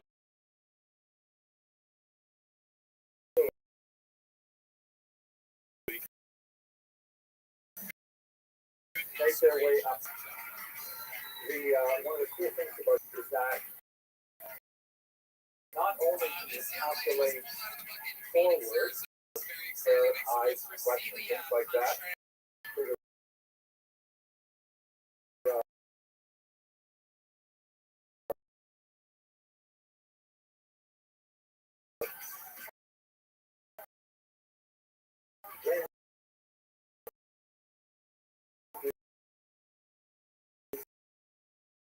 this comes back, does it go? That's why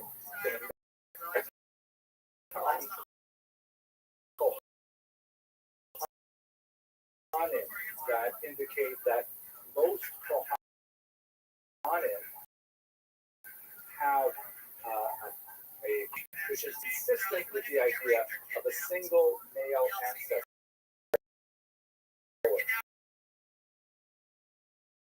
That doesn't mean that every person who calls himself a Kohen is in fact a kosher Kohen. That's your name already. Come it again. One more time. Okay, genetics doesn't go back that far to find it. We do find, however, with the Ashkenazi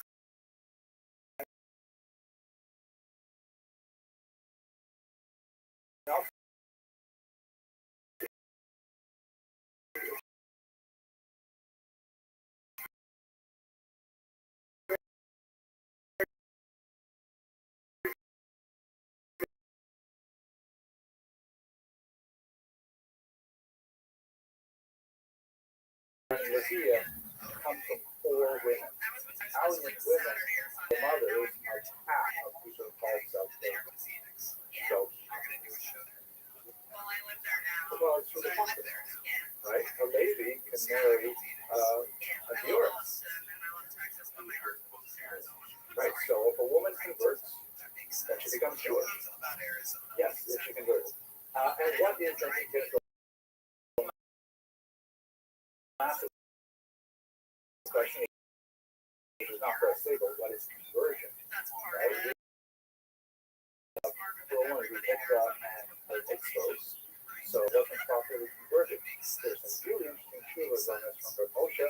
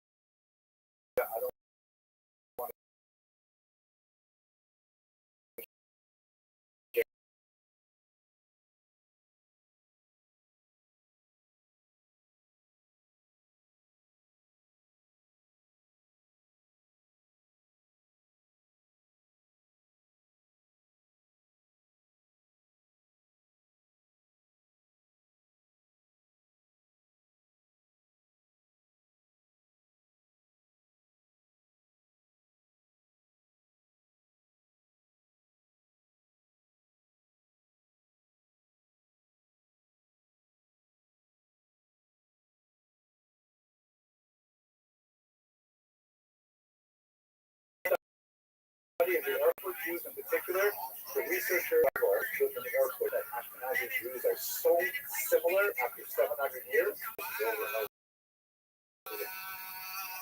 That's why we have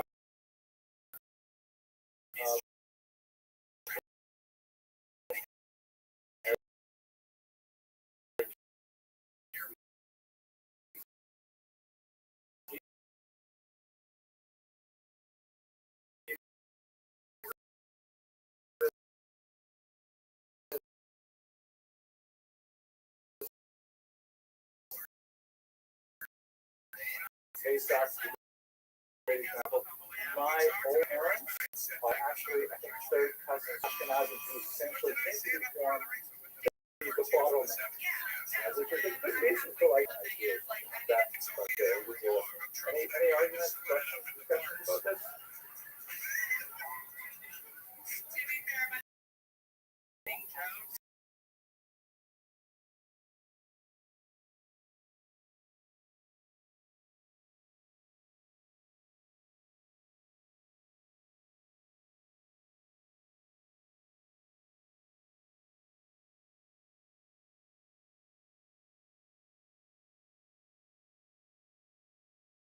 That's what it takes. That's great. Well, it's comedy and maybe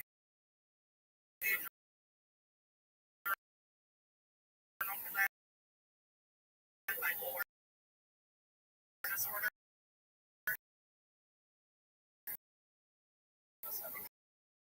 Okay. So I have to fill that out where I'm like,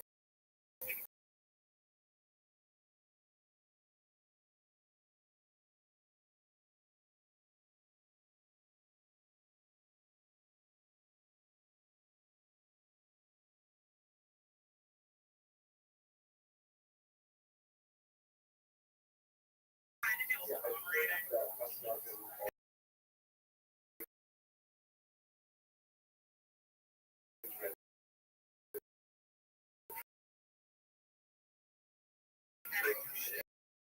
What have we got here? Your dominant hand. Right? So it's pretty long. So They're right here. Like, let's say 800 so on is when we start the counter event, and then I probably should not make these curves. I would do that. And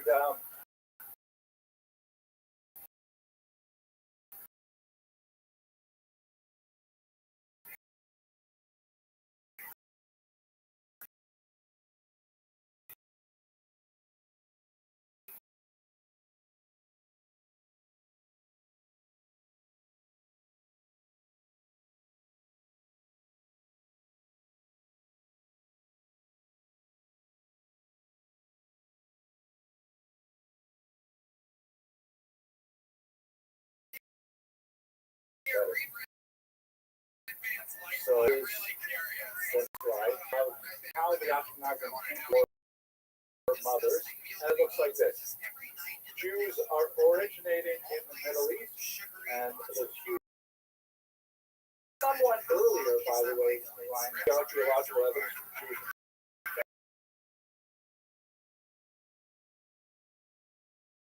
In the first century, and we have so they treated which migrants were taken off to Rome and then eventually migrated up to the Rhineland.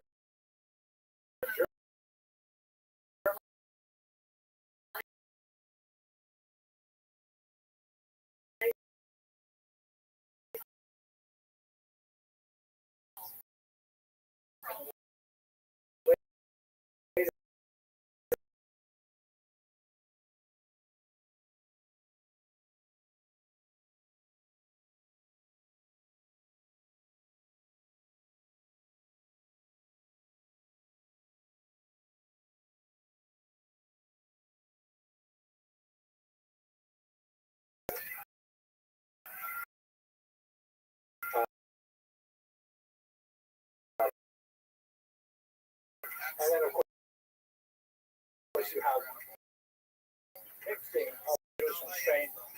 That's basically the genetic. Now, here's a question which you might be wondering about.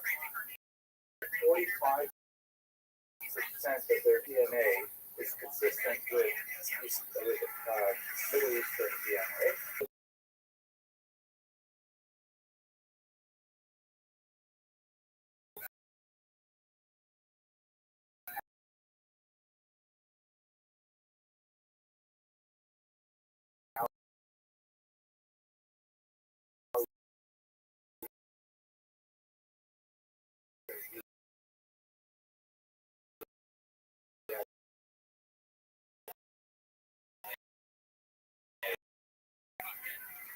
And,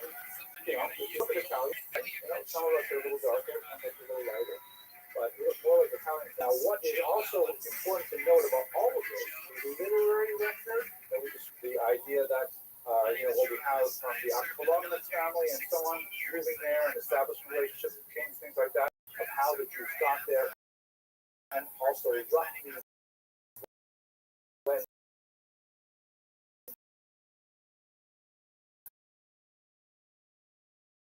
they got there as well.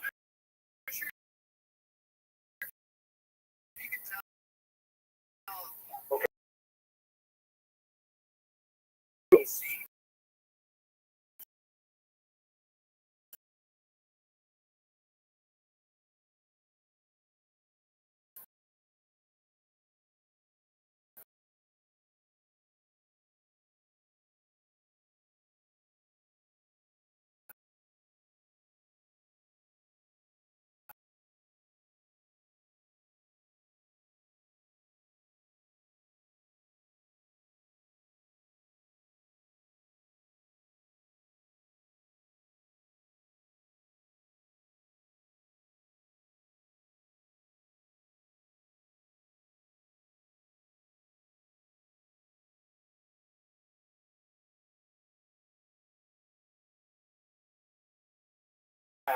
And they look at these two groups.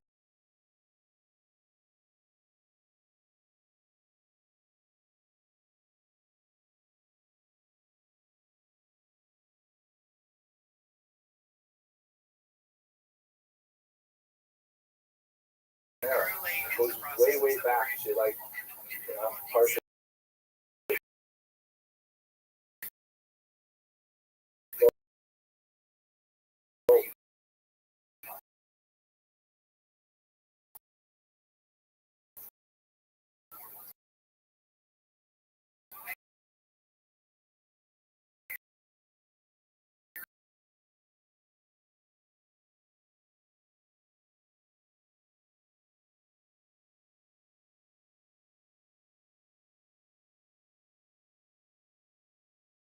Sizes, a couple of samples, which are especially useful because buried in a Jewish cemetery, that's really indicative that they were Jews. It does make sense. You know there was a program there at that time, so we have a literary record.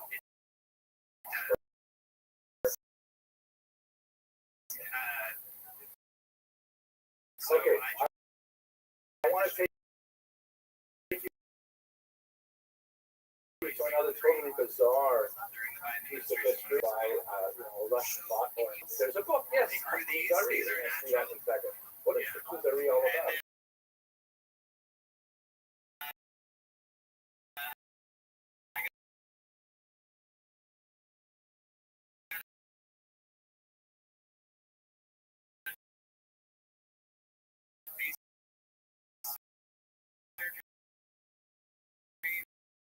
Okay, we're going to lose this for a little while. Yeah. Which is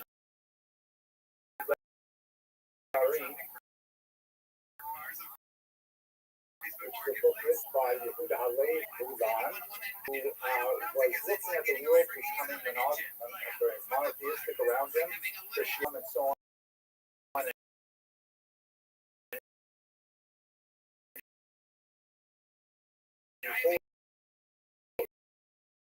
Besides the whole of this,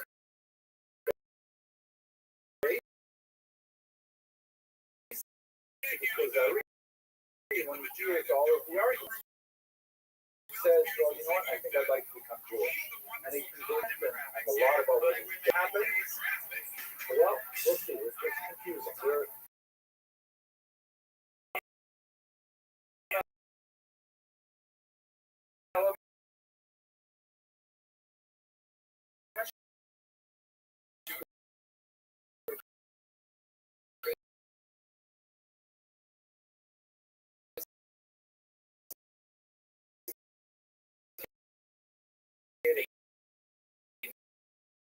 may have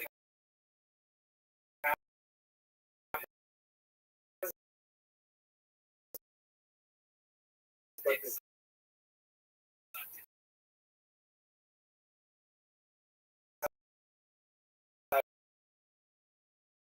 writing in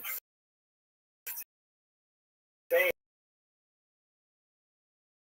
in the 13th century was a great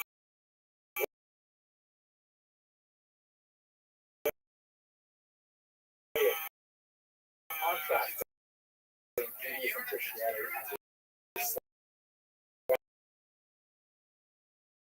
Because those two faiths were active in that part of the world. Religion, the religious philosophy, and so to take it as a Jew. And in India itself, they had a Hazarian faith, they had a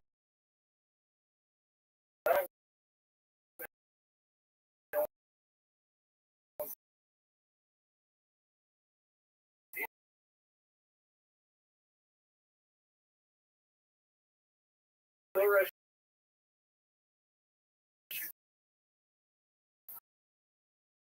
up until about the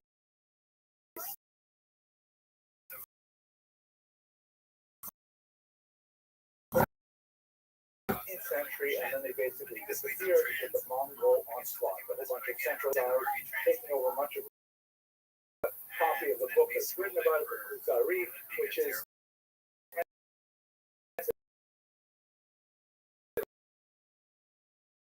as a history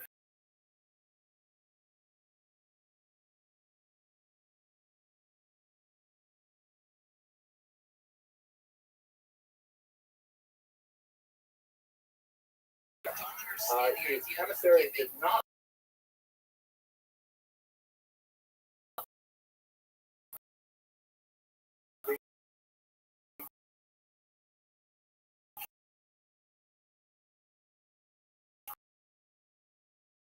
was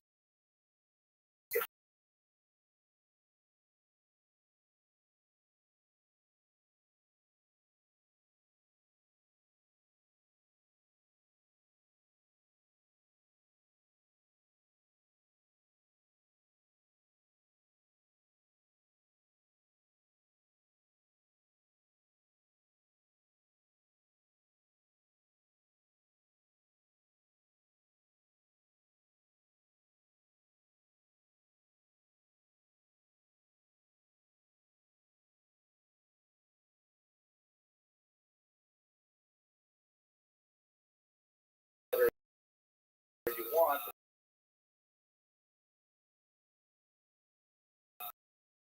Tell you whatever kind of story. But nevertheless, they did paint this fascinating picture, which was the base of a Hazari, the Kuzari, on the people of Hazaria, negative way, indicating that these guys are supposed to be Jewish. Are you serious? They don't even do this, they don't even do that.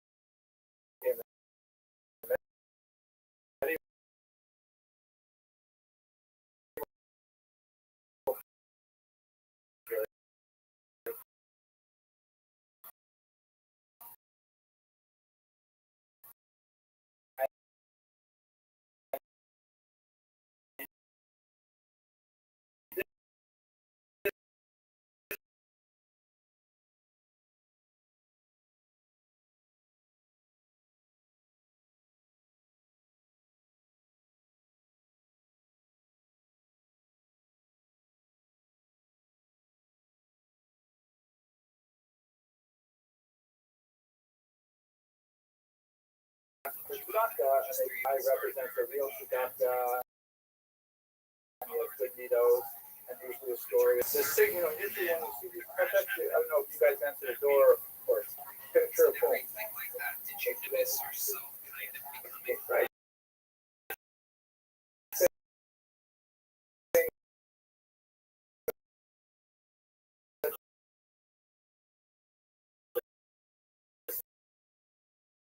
Korea.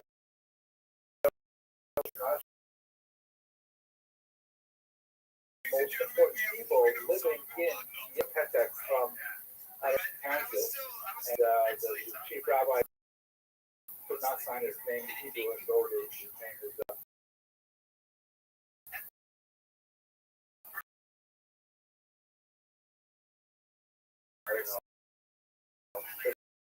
Christopher Robin.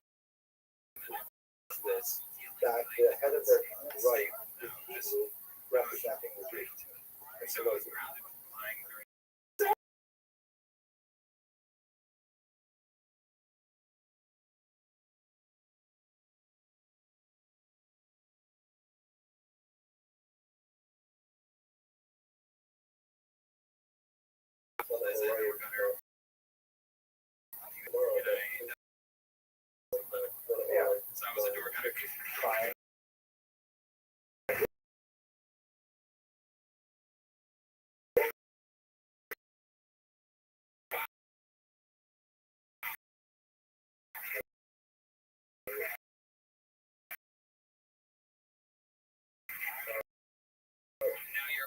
but these are this is actually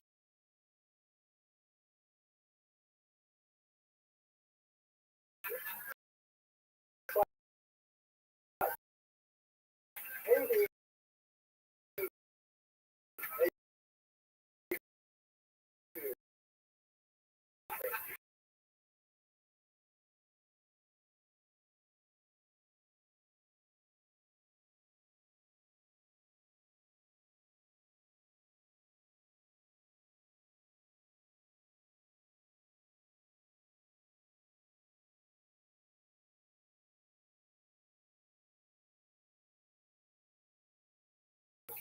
how Jewish is Jewish, but they're perfectly willing to work with Jewish community.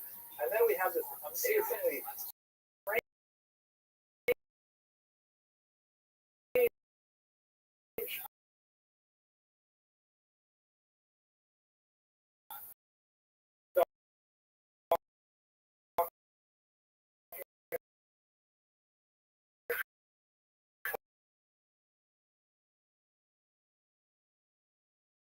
Ukrainians that was happening in Kiev, although the Russians claim it's very too.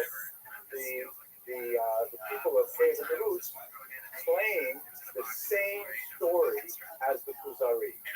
This Prince Volodymyr, who was like a pagan, they were worshiping essentially trees and thunder and rivers and things like that. He says we can't stay pagan anymore because it's year 9088. I mean, it's already almost the year 1000, the modern era. We have to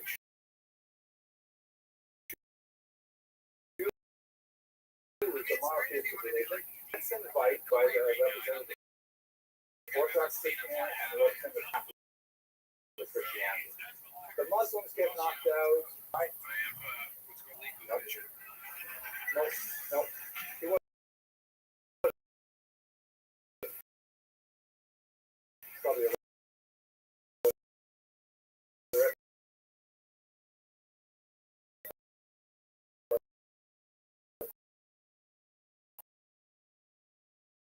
that's not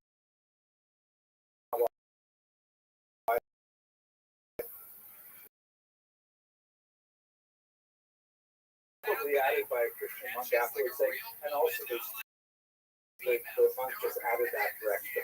Then he comes very, very close to adopting Judaism. He really likes the arguments of the Jewish representative, who is, by the way, a Khazarian Jew, explicitly a Khazarian Jew. He says, wow, Judaism sounds so great. I like everything about it.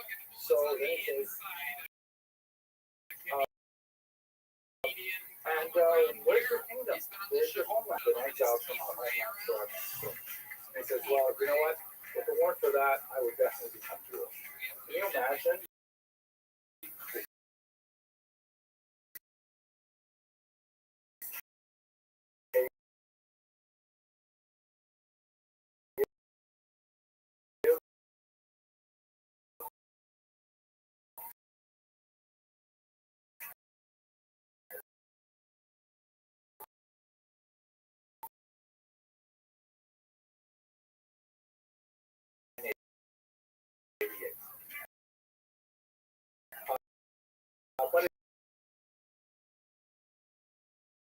I identical to the story,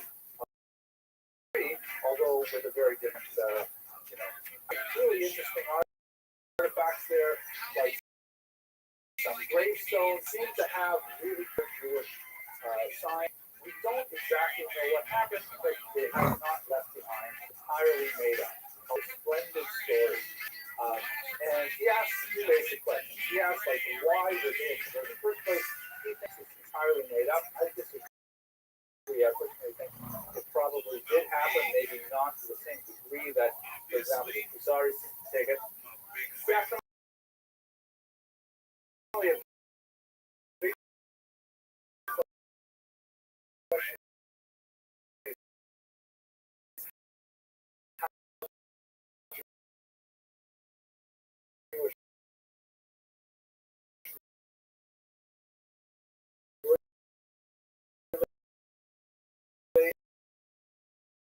All the evidence indicates not especially Jewish, especially within, even though they're very close to the Babylonian and places like Babylon, we have a lot of correspondence in Baghdad and Khazaria. Probably because maybe they have. There are many figures, especially anti-Semites and Jews, are actually descendants of Khazars, sort of jumped in and adopted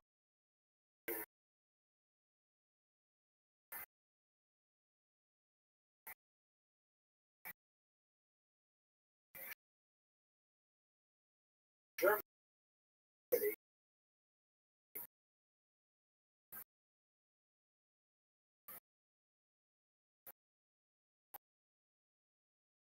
But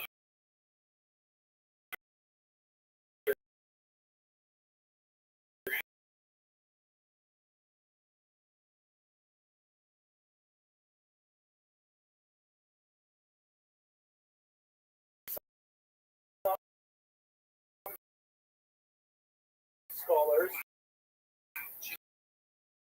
pseudo scholars, a lot of scholars would say Ashkenazi Jews are simply an invented people, right? Shlomo Sand people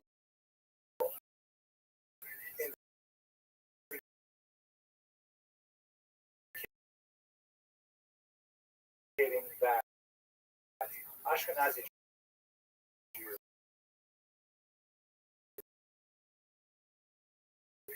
have no connection to the upsetting of the end. Why would, think about politically, why would anyone want to promote this?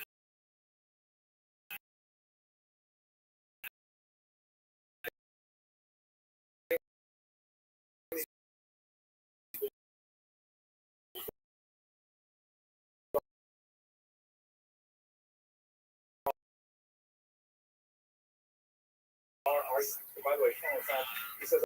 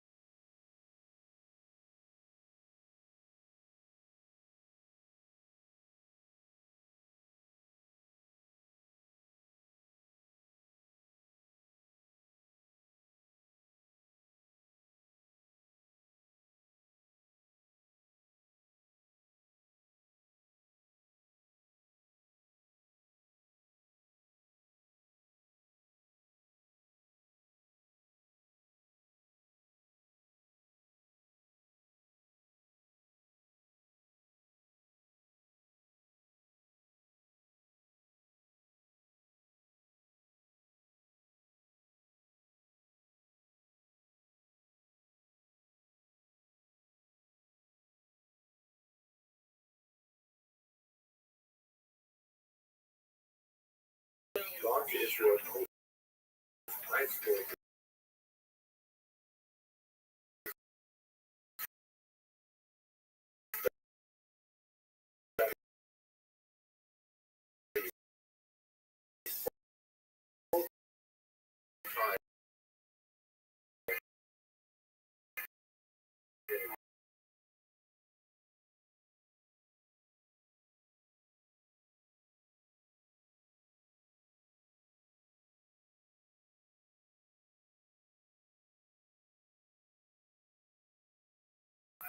Enjoy some of the great historical elements, especially my return mind that has a reference to the house of David Baker. I also see a description we talked about on this channel before. This stone that was discovered in a well that dates from some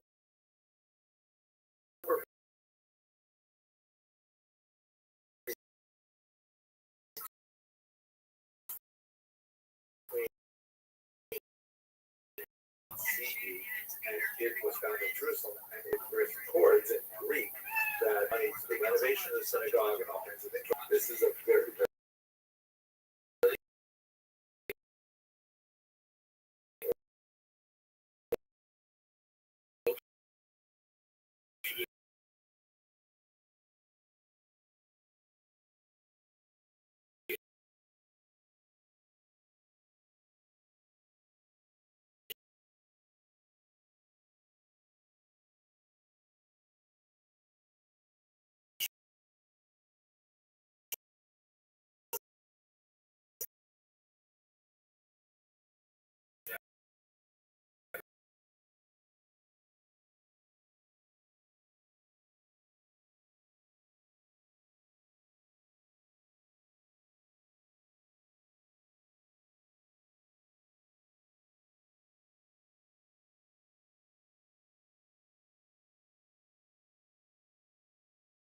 focusing on the news, conversations with people on this, over all kinds of issues, all kinds of things that are happening, but everyone is united around the central idea of bringing the Hamas captors an absolutely horrific event that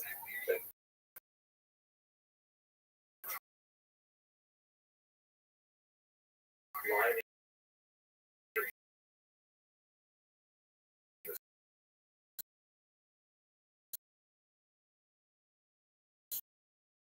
the streets to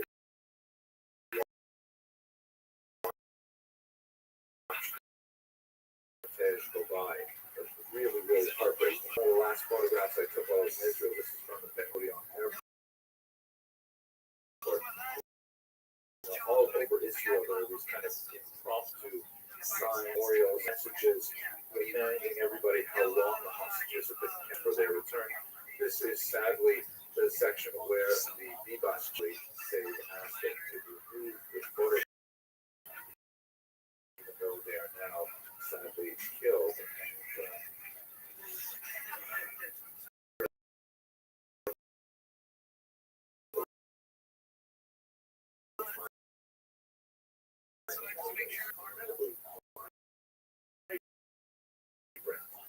Society. I still want to allow because everyone on the plane feels connected to each other and conversation.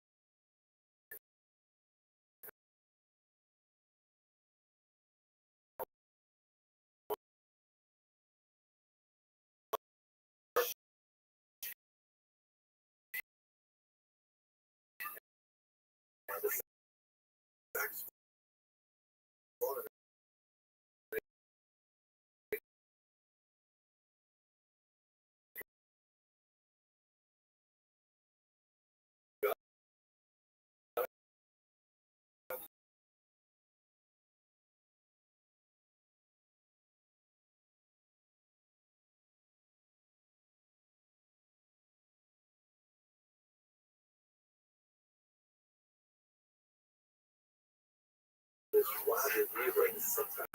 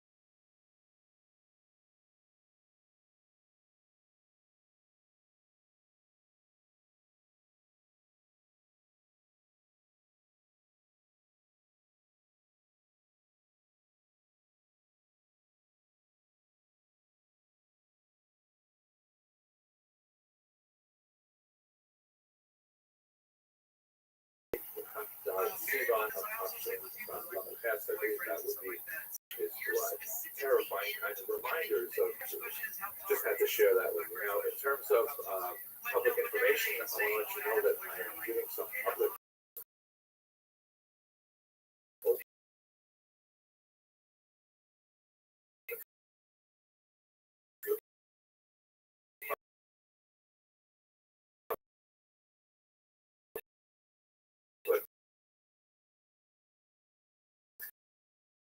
no charge, and I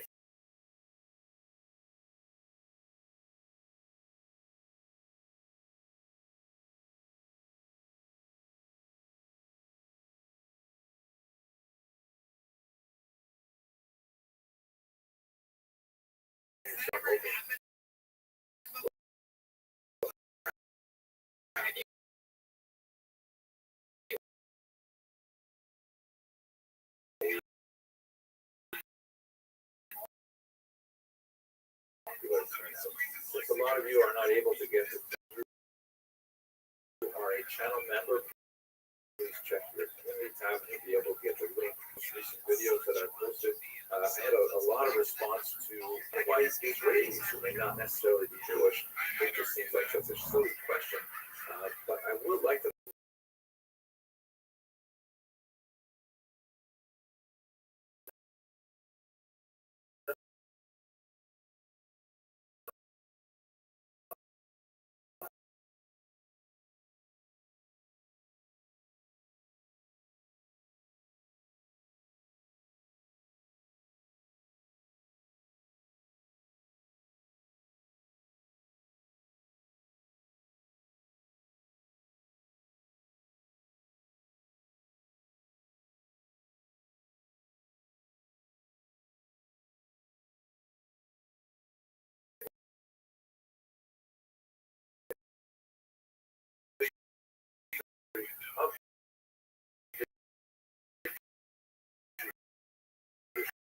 these lectures are about it is not a racial concept. It is a partial concept, as I've discussed many times. There is this idea of matrilineal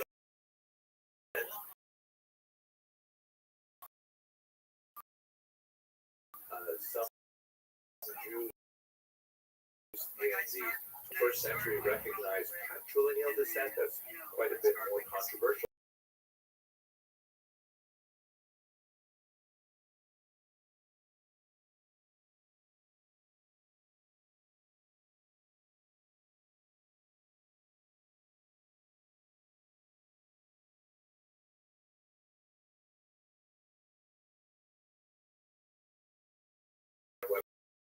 Website is henryabramson.com, and of course that's free. Many of them pay what you want, so just have a look there. It's something really interesting, and I guess that's about it. So fantastic Shabbat for those of you who celebrate. I think it's going to work perfect.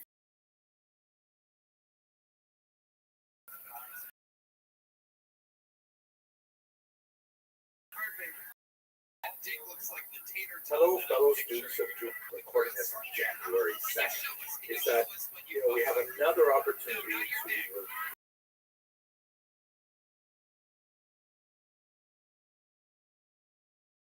like that. This time of year, it's another new year. Of course, it's the secular new year, but it's the way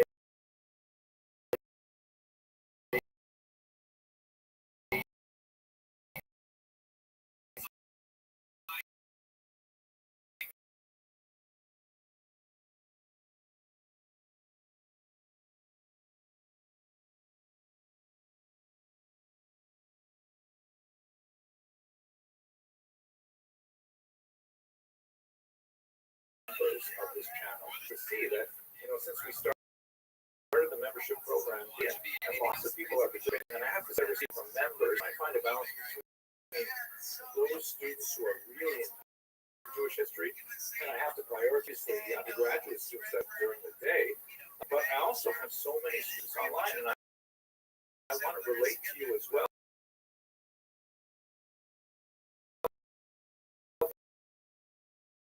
But I simply can't deal with the masses, so I'm going to focus the best I can do to try and maintain that relationship and still maintain. First of all, I am going to prioritize respect.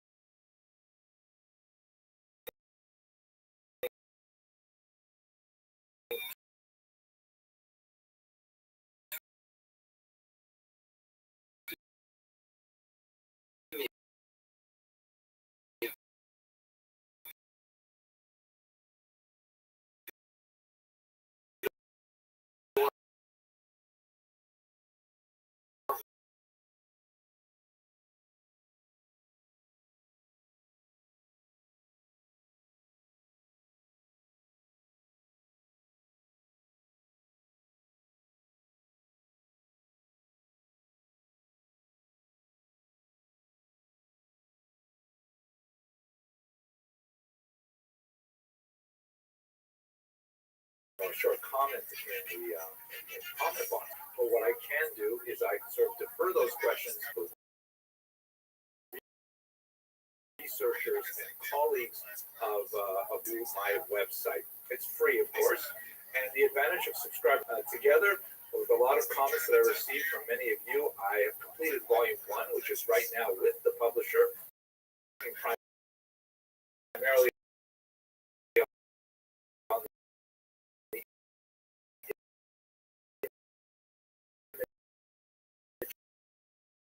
images and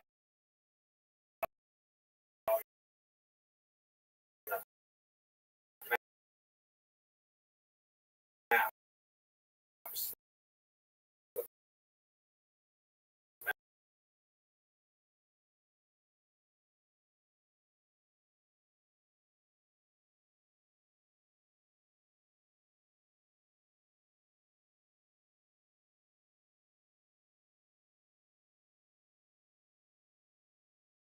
Of volume 2, chapter 2, really helps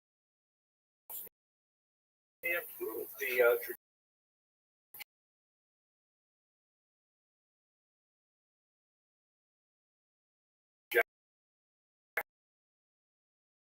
of the work as a whole. I'm hoping to have all of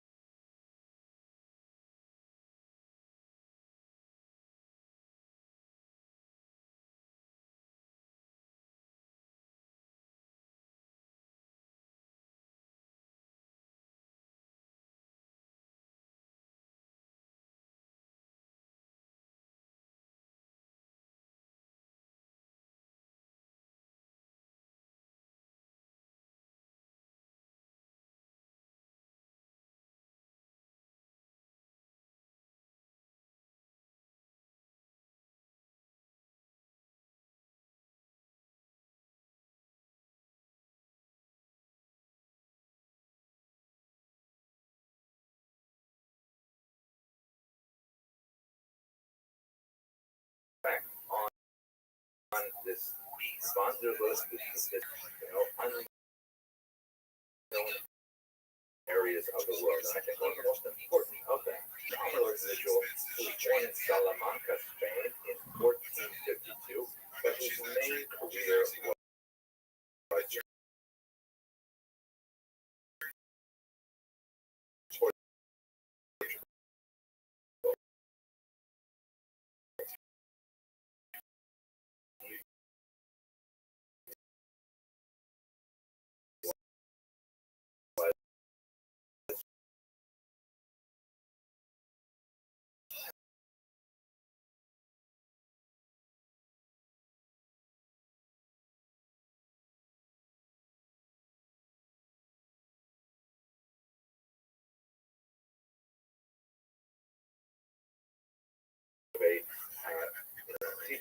literally a collection or a book, a great book, and he detailed astronomical tables. It tells you exactly where the various planets are going to be at various times, various days.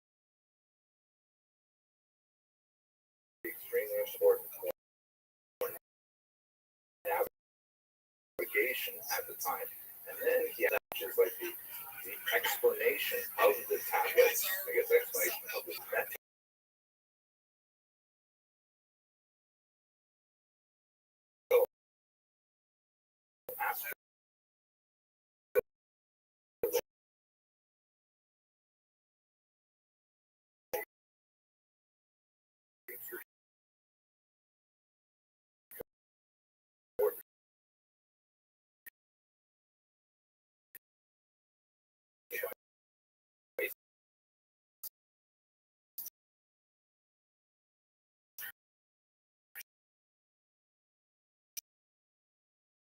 Many of the astral navigation of time, this allowed ships to have a much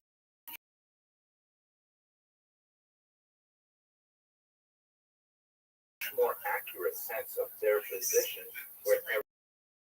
This is especially important when they're sailing around the latest Portuguese explorers. He already used Crusoe's work on his way to in on these tables. Christopher Columbus was able to do many other things in his life.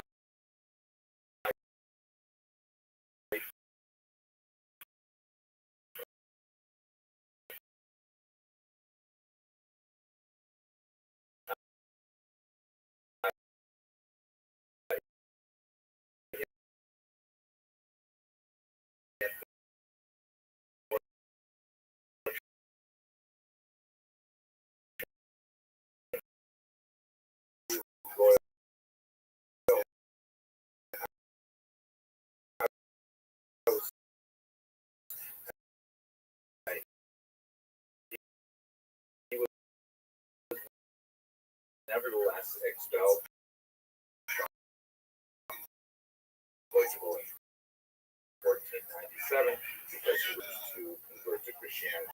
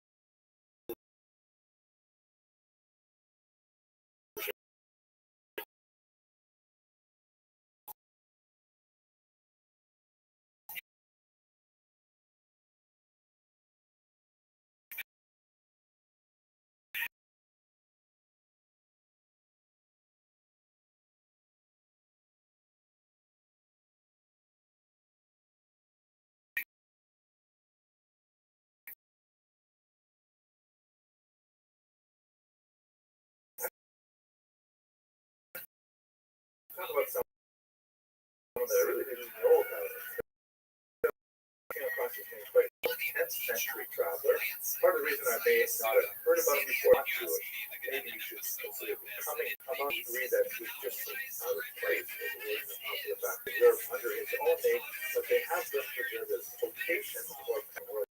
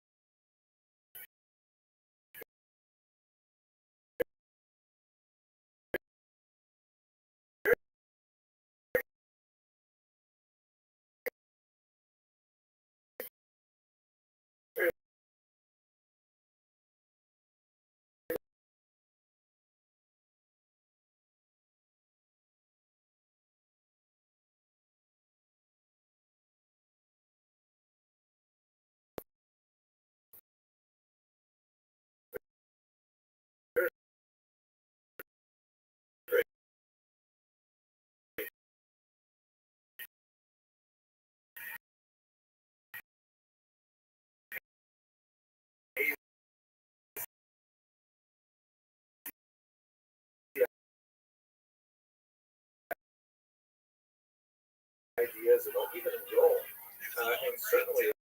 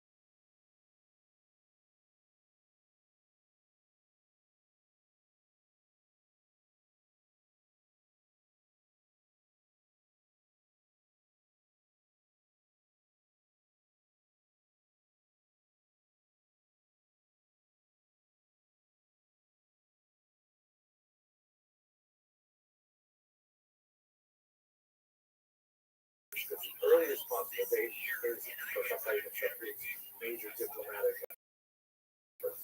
So the Al Ashtor, who wrote quite a bit on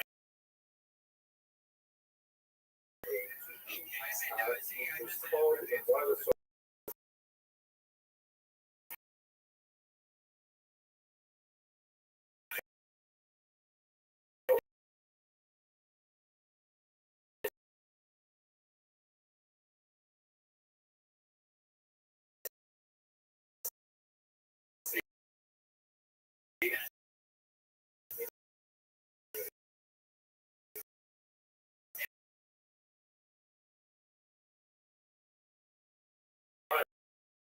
so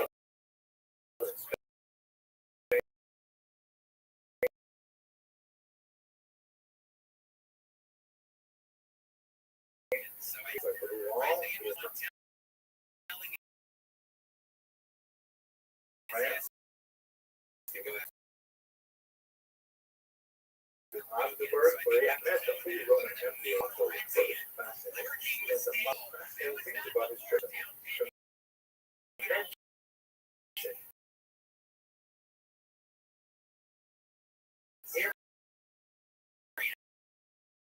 Extant writing, not only the city of Prague, but the entire kingdom of Poland. So every time there is one of the Jewish giveaways, he tells you where to get the best Asian steakhouse in all of these cities.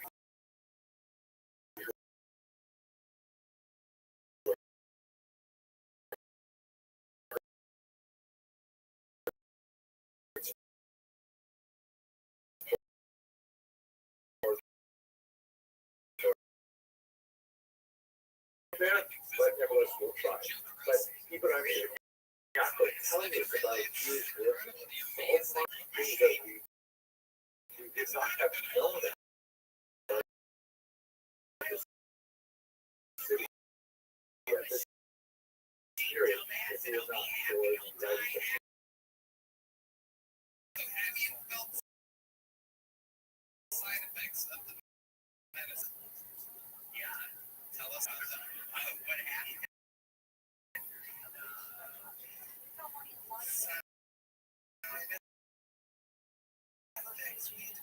My toes are going now. When I was doing a bunch of cocaine, so that's weird. My toes are going. Hello, toes, students and students. So I'm working on a project right now on Jewish travelers in history.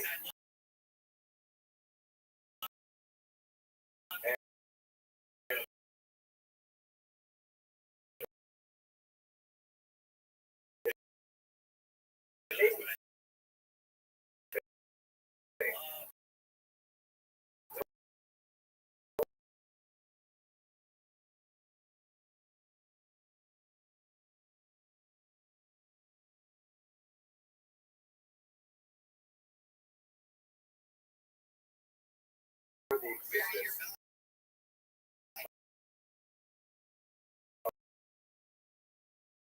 of culture.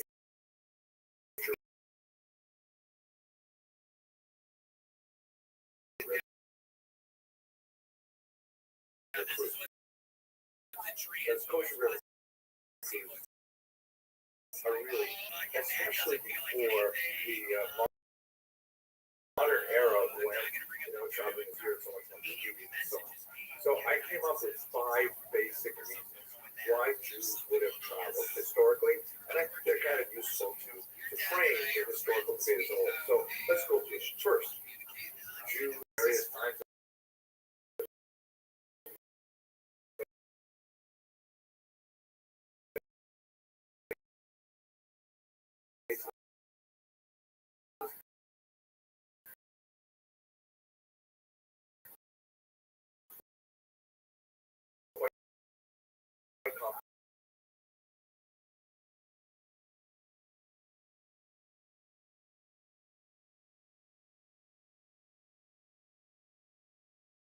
function is the concept of coerce, which would be something like my family experienced in the 12th century of the Almohad had really great tremendous pressure on Jewish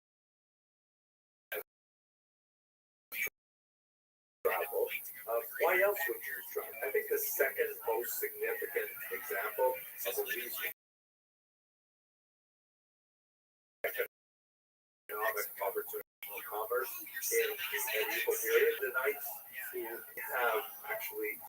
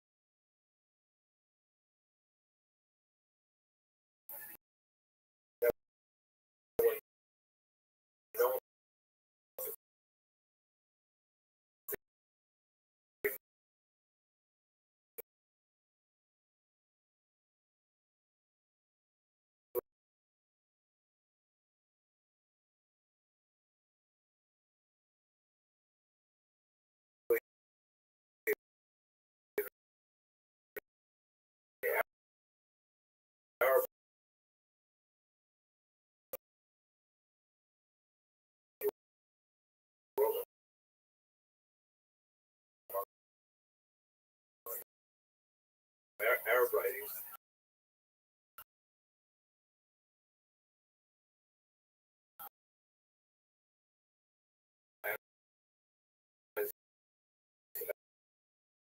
I see people who were able to speak many languages and travel all over the world.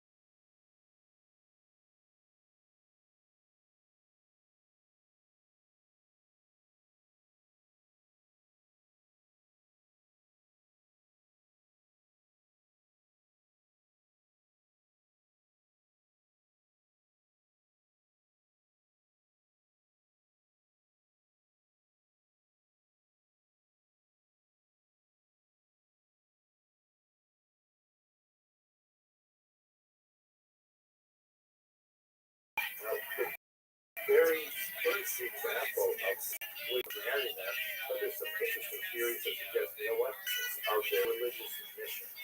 And these are, for example, the greatest experience is collecting money for charitable causes in Israel in the 18th century. But you also have some other Jewish communities who try and, raise up Jewish support for X, Y, or Z cause. Now we get finally to the fifth cause, which I think is the most modern, although it has very, very old roots.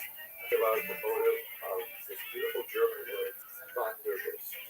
Wanderlust basically means the urge to wander, the urge to travel, the urge to experience new things simply for the sake of experiencing new things.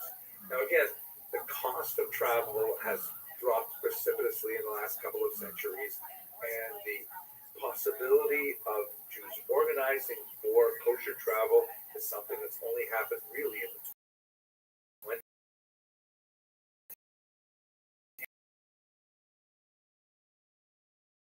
20th century.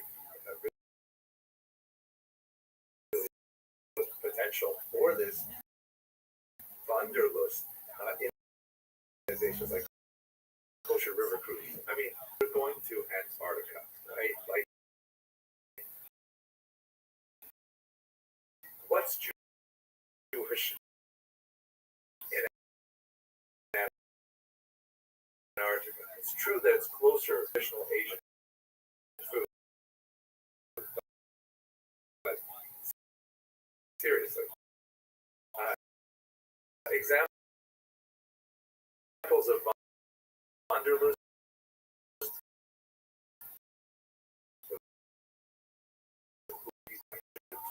the great 12th century, the great astronaut Ilan Ramon. Okay, I hope you enjoyed thinking about these 5 travel, and I hope you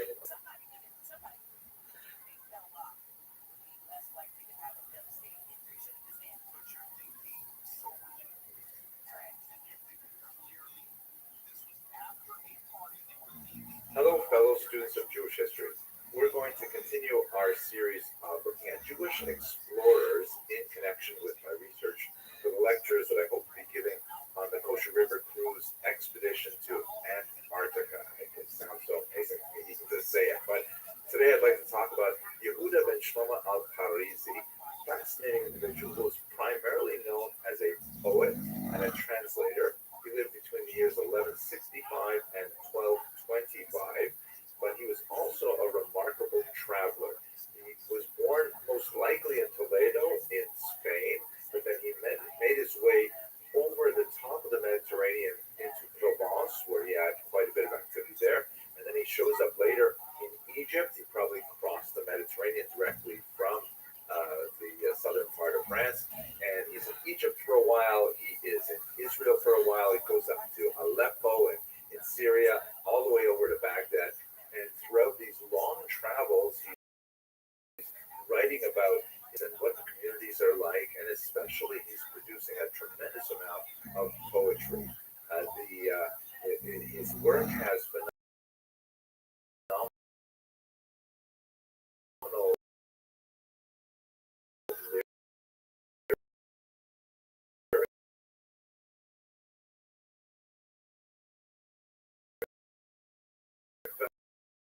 value.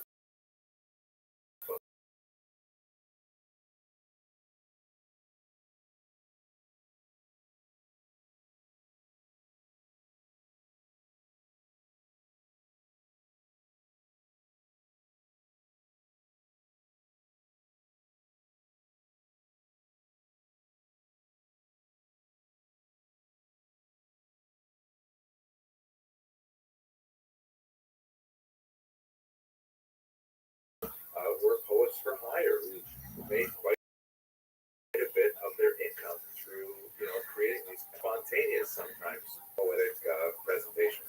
But anyway, focusing on Al-Kharisi, I want to specifically look at one particular aspect of his work, and that is his role as a translator of Maimonides, because he produced what is most likely the most influential translation of the great Morad Nebuchim, the Dalal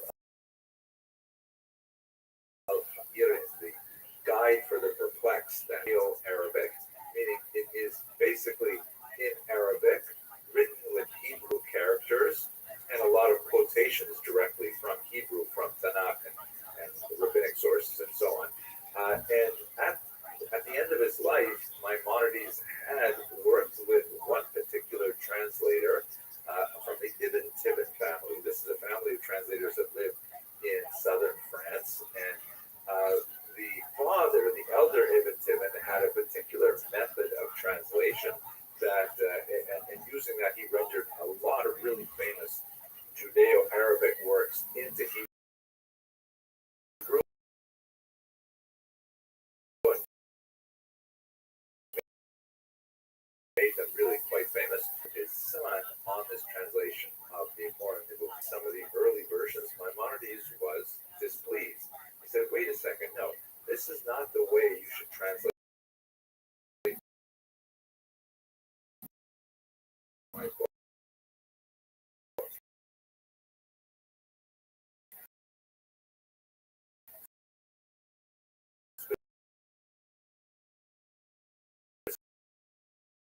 specifically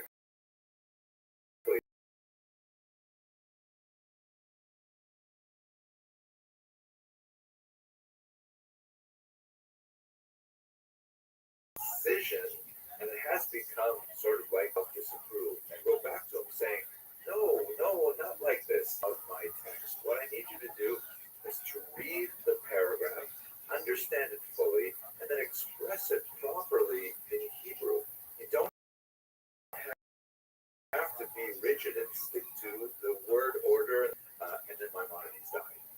And what happened was Ibn Tibbon went ahead and just continued with his original approach, even despite Maimonides' explicit approval, and he produced the translation that we have today. Now, our protagonist, Yehuda ben Shlomo al-Harizi, said, "Wow, no, this is so awful, losing all of the time, the taste of the Guide for the Perplexed, which has some pretty pungent places in it." And so he says, "I'm going to do it the way Maimonides said." And he wrote another competing translation, which was written with the skill of a poet, and is far more readable, far more accessible, and so on, although it was naturally criticized for being less accurate.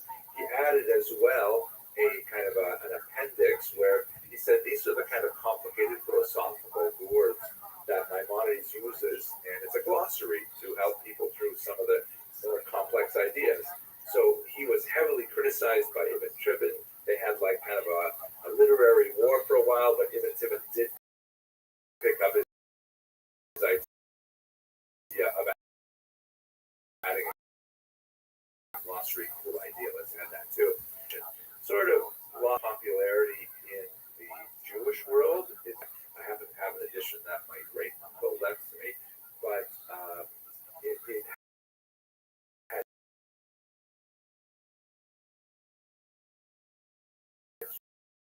huge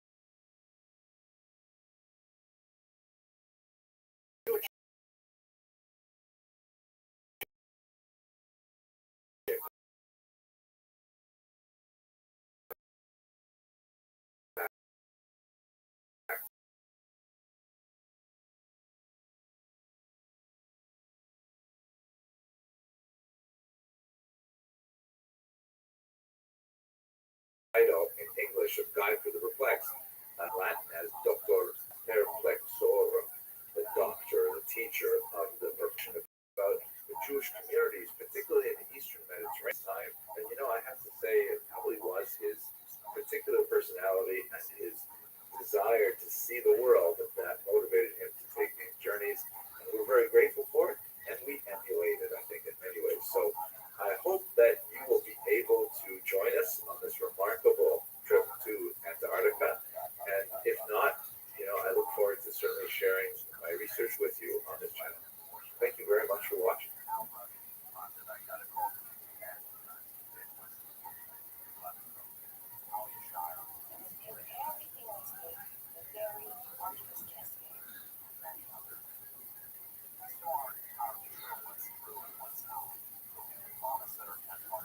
Hello, fellow students of Jewish history. In connection with the upcoming Kosher River cruise to the Antarctic, which is not going to be a river cruise, but will be kosher, I'm continuing this series of discussion of Jewish explorers and history. And I'd like to speak with you now about one fascinating figure named Eldad Hadani, also known as Eldad Hadanite, because he claimed to have come from the tribe of Dan. So here's the story. It's really bizarre.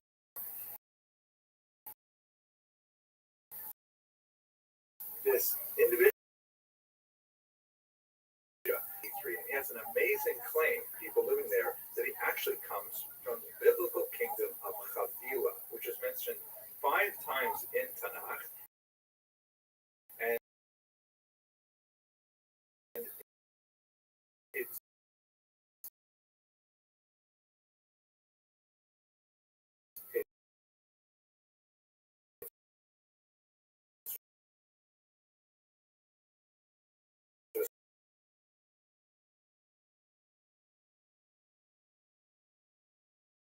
describes it, Eldad describes it, it is somewhere on one of the Red Sea, either in contemporary Yemen or maybe in contemporary Ethiopia, Somalia, which is apparently the only language. It was one of the that inhabited the northern part of Israel. They were essentially lost to history after the invasion of the Assyrians in the 8th century before the Khan. He says fled early or migrated early to avoid the onslaught of the Assyrians, and also with some other interesting motivations. And they made their way down to Havilah, where they settled. And later, after the Assyrian invasion of Israel, several other tribes, specifically Gad, Asher, and Naphtali, made their way to Havilah as well. And he lives beside them. It's an amazing story. And basically, the people of Chiron listen to this, and they're boggled with the possibility there's actually a Jewish kingdom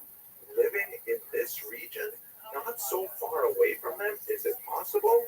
Furthermore, what Eldad tells them is that they've been there, for 1,600 years, and the Judaism they practice is somewhat different from the Jews of Chiron. Specifically, they lack certain historical holidays that began after the Assyrian invasion, like the holiday of Purim, which takes place in the period of the Babylonian exile, which is 100 odd years later, and also that everything they do is in Hebrew, including the Talmud. And the Talmud that we have today in the standard tradition is the land of Israel. We call it the Jerusalem Talmud, so it's really, or the Babylonian Talmud written in Aramaic. His Talmud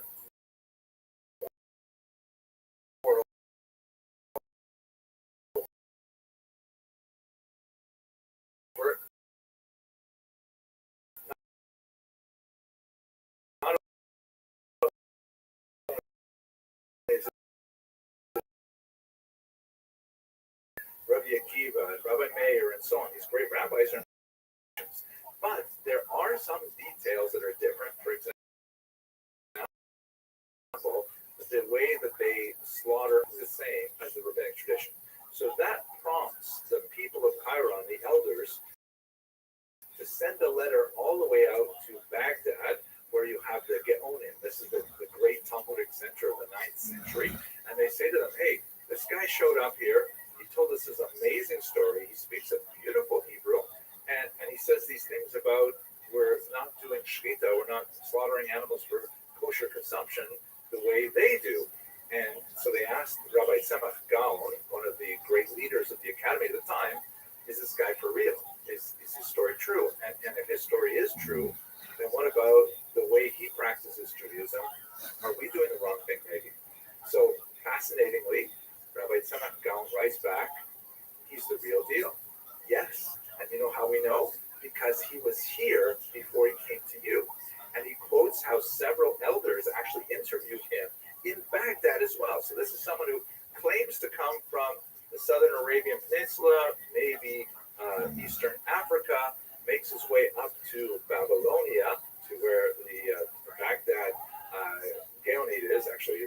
And then from there, he makes his way all the way over to Chiron. And we also have another tradition, which was written a few hundred years later, but also citing actual witness testimony from Chasdai ben Shaprut, who lived in the 10th century in southern Spain.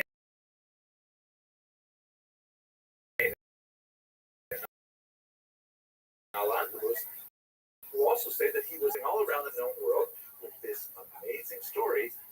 His story as a whole, by the way, is absolutely fascinating. Talks about how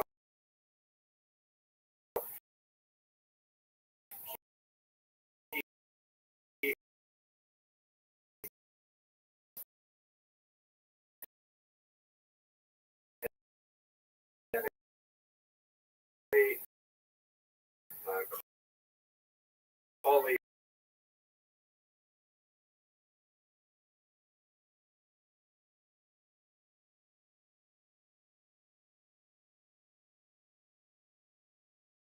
territory. He talks about the Batyon, which is also mentioned in the Talmud, this fantastic river that apparently, but on the Sabbath, it amazingly, theoretically, it could be crossed at that point, but the people who live beyond the river Sambatyon are very trapped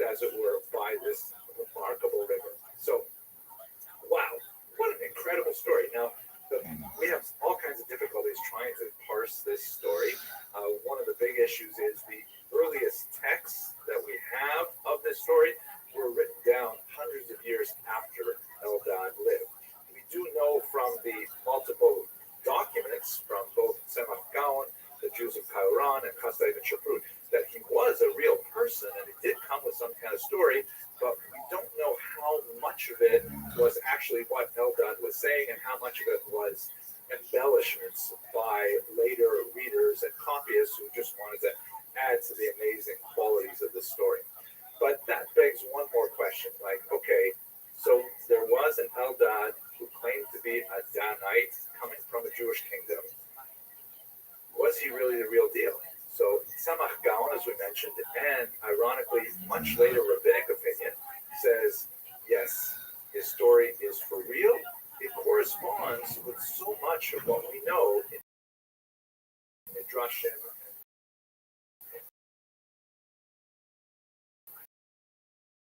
the Talmud, and so on, about the history of the Jews. And so his story, it checks out. You know, we met with him, we interviewed him, he had all these there, that's a Jewish kingdom. However, they disagreed with his halachic analysis, but the Jewish Babylonian Talmud. Now we determine the halakha, you should not follow his method of shchita and all kinds of things like that. Lots more room to discuss that, by the way. The second opinion, which is more characteristic of Jewish historical scholarship, particularly in the 19th century, people like the great Heinrich Gretz, who wrote that this guy is a charlatan. He's there as a swindler. He made up this big story. In the text that we have, there's no ask for money or things like that, but they assume that he must be kind of trying to swing some angle. And what he really did was he read up all these midrashim, which means he's a very learned person, and he concocted a story that was based on these ideas. Like, for example, we know about John from Talmudic passages. He read about it, and then he described it as a place where he lived. So he's really, though, trying to scam the communities that he's going to. That's kind of like the second opinion. The third opinion, which is raised by Professor Micha Perry from the University of Haifa, who recently wrote a book about Eldad Azai, says that, well, there's one third possibility that he is a true believer. He actually does claim, honestly, he comes from a place called Kabila, or whatever that place was, because the text could be corrupt. And the people that he lives among believe that they are descended from the tribe of Dan, perhaps living next door to people from Gad and Asher and Naphtali. But this we do find in Jewish history as well, that there are sometimes spontaneous communities who associate themselves with the much older Jewish traditions of those mysterious lost tribes. There are like dozens of examples of peoples that say, oh, we're really from Menashe, or we're from this, or from that, and we simply have no way of really validating the veracity of those historical claims. Some seem far more reasonable than others, but it could be that he is incorrect, and this is like sort of a more spontaneous community that somehow developed this tradition amongst themselves. And he could also be a true believer. You know,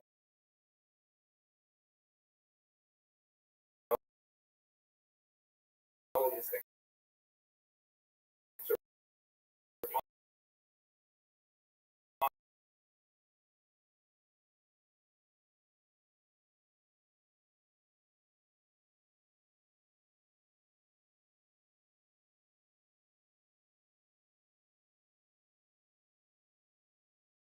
You know, daunting enterprise,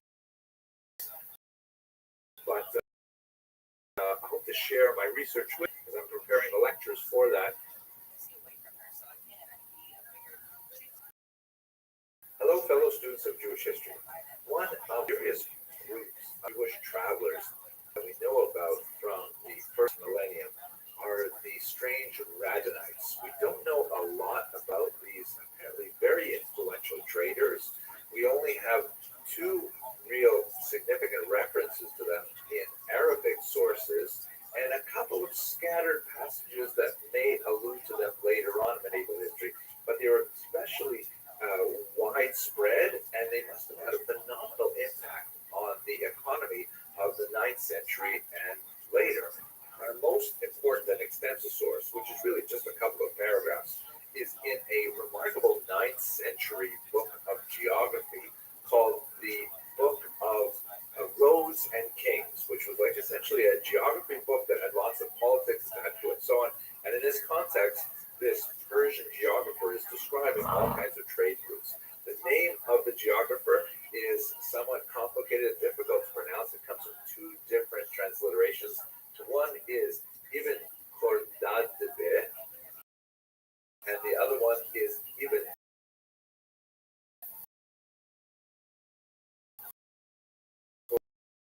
Khordadbeh.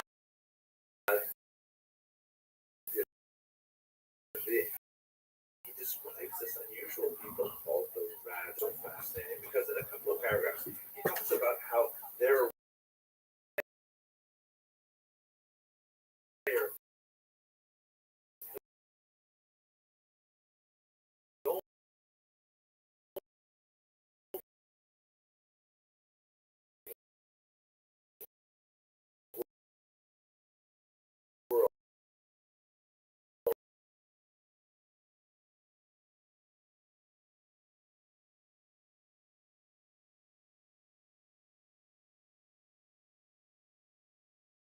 represent the trade routes that we check from Ibn Khordad's account. And then the pink or the violet color paragraphs here, he specifically describes them as being Jewish. They are polyglots. They know at least they're bringing lots of spices. And from the west, they are bringing raw goods and some manufactured goods like swords and things like that.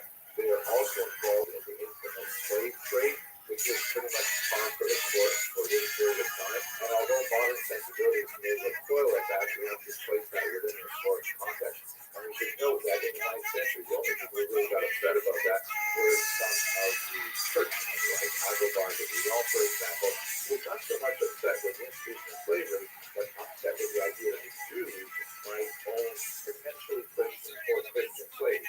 That was something which upset very much. He wanted Jews to possess the slaves to other Christians to purchase them, but he did not like the idea of Jews on the slaves. So that is just one part of the many different things that they traded in from the West. Now, there's a lot of questions about them because you don't have any Jewish sources that speak about them per se. There are some that may allude to them and some that might infer their presence, but really don't know about them. It seems that the term Rabbinite is the family name related to the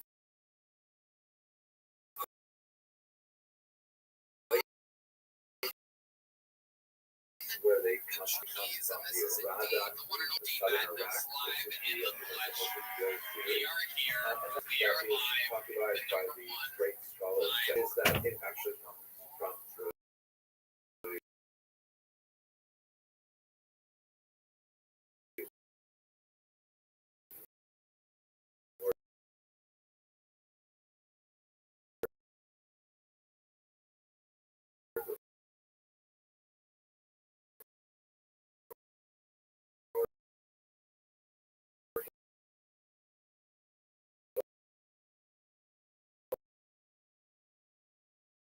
based in around the city of Arles in the northern part of the Mediterranean. Both areas make sense. I did in southern Iraq, at least when you look at the entire map. At any rate, they're extremely influential for the trade of the period. Much of their business was essentially gobbled up by the rise of boats like in Venice and places like that. Now, you might want to wonder, why would Jewish merchants be so successful in this environment? There are a few things that would lend themselves to the success of Jewish merchants.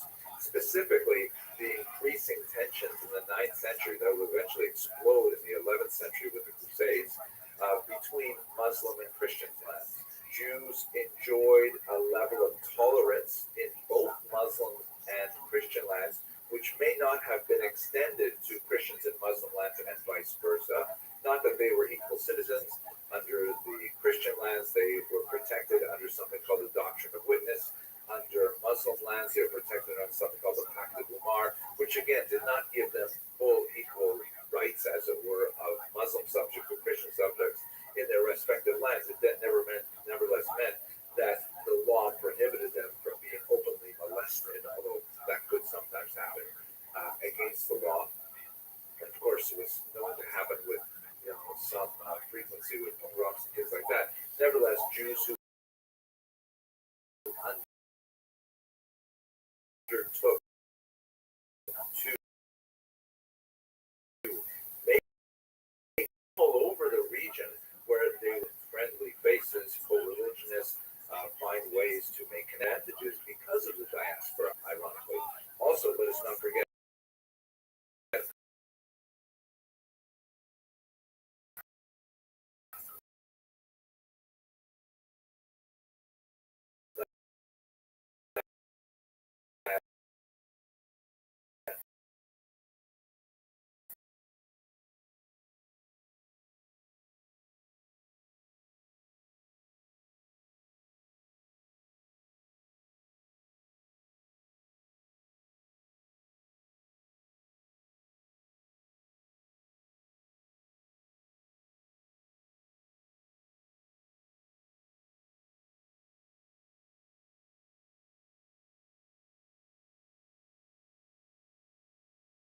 advantages that would have lent themselves to making these Adventists as China, and that some of the documents that may have been deposited is primarily conjecture at this point, but nevertheless is a fascination for the Radnites among conspiracy theorists.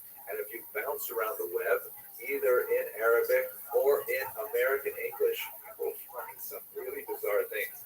Sometimes the term Radnite, for example, is used as kind of like a cover term for Jew. Like, people will go on about those Radhanite Babylonians who are involved in controlling the media and the economy and things like that. And that's just to use the Latin term, totally Meshuggah. But at any rate, it is fascinating to see these Radhanites who are traveling far and wide, highly influential at this period of time.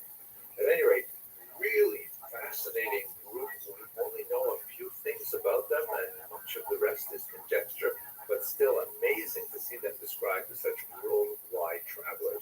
And in this context, putting in a plug here, we are getting ready for that amazing trip to Antarctica. That is going to be a phenomenal voyage of exploration. I can't wait to go on it. Thank you very much for watching, and I look forward to speaking to you again about more explore.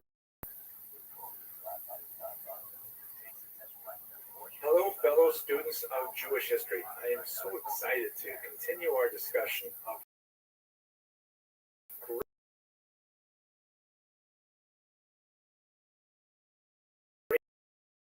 great explorers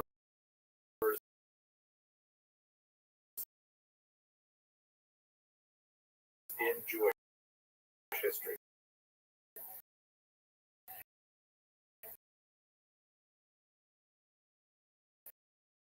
And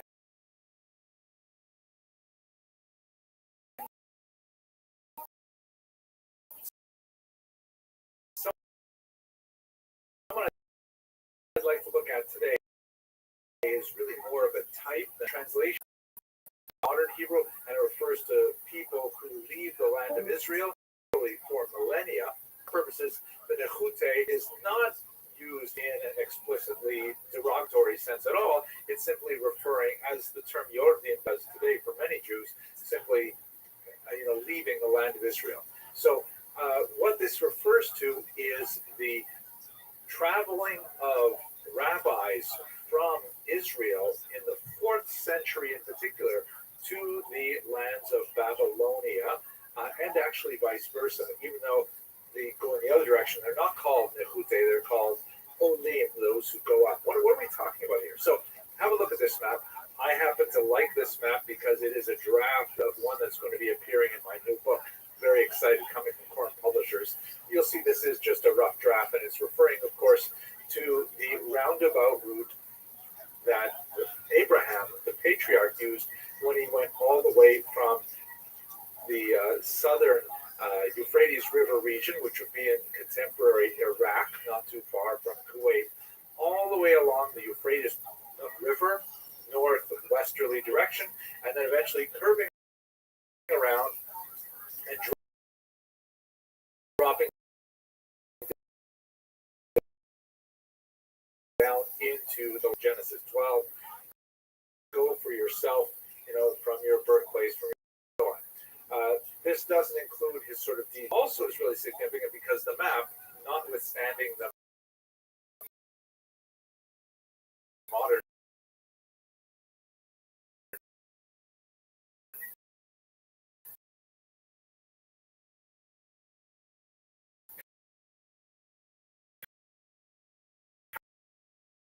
country,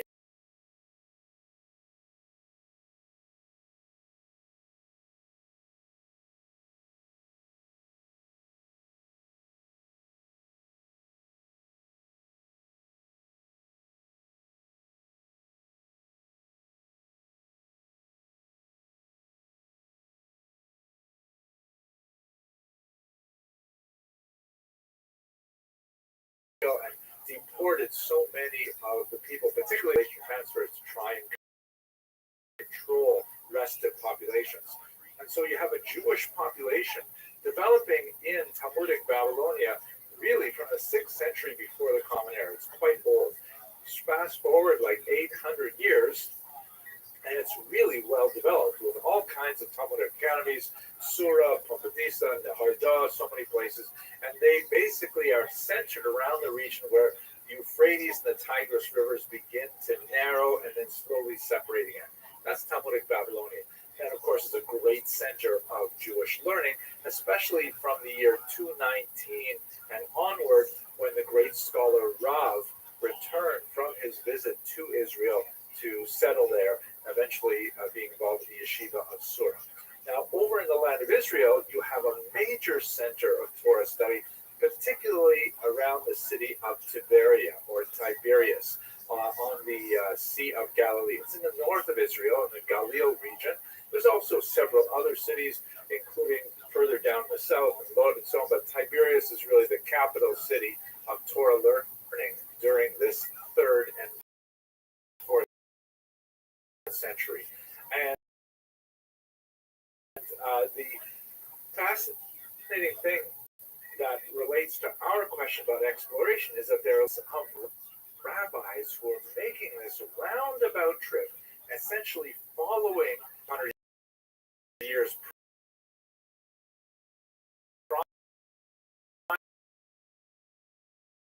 prior.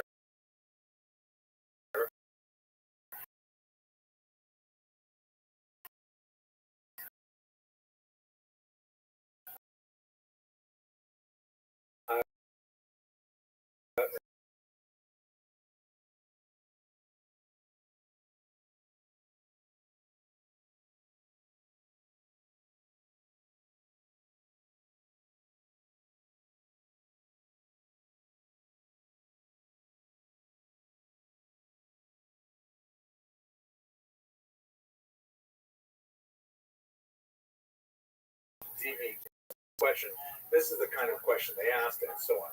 Now, these are a group of rabbis called the Nechute, these long-distance travelers who will make this where you would have oases and civilization and things like that. So the Nechute, those who go down, are those rabbis who are bringing Torah from Israel to Babylonia, and the other way as well, bringing that Torah back to Israel, cross-fertilizing the two major centers of Torah scholarship at the time, and ultimately resulting in the production of two major Talmuds, the so-called Jerusalem Talmud. That in itself is a little bit of a misnomer. It wasn't actually written in Jerusalem. It was really written primarily in Tiberias. However, it's also known as the Palestinian Talmud, but that's also somewhat problematic of a term. So people still call it the Jerusalem Talmud. And of course, the great, much larger Babylonian Talmud. Okay, that's just a quick look at some of these intrepid rabbinic explorers from the 3rd and 4th century.